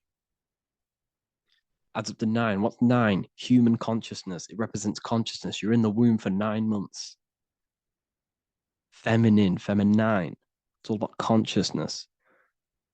And then Revelation 14. And I looked, and behold, the Lamb standing on Mount Zion. That's the spines, the mountain. With him, 144,000. 144 adds up to 9. It represents consciousness on top of the spine. You see? And he had his name the name of his Father written on the forehead. What's the Father? The higher mind, the higher consciousness within you. Where is that? In the forehead, the pineal gland. The pineal gland is the radio receiver for the higher consciousness. Because every body part of the body has consciousness. Your heart has consciousness. Your gut has consciousness. You are thinking with these different consciousnesses. You think with the gut. You think with your penis. You are thinking with all these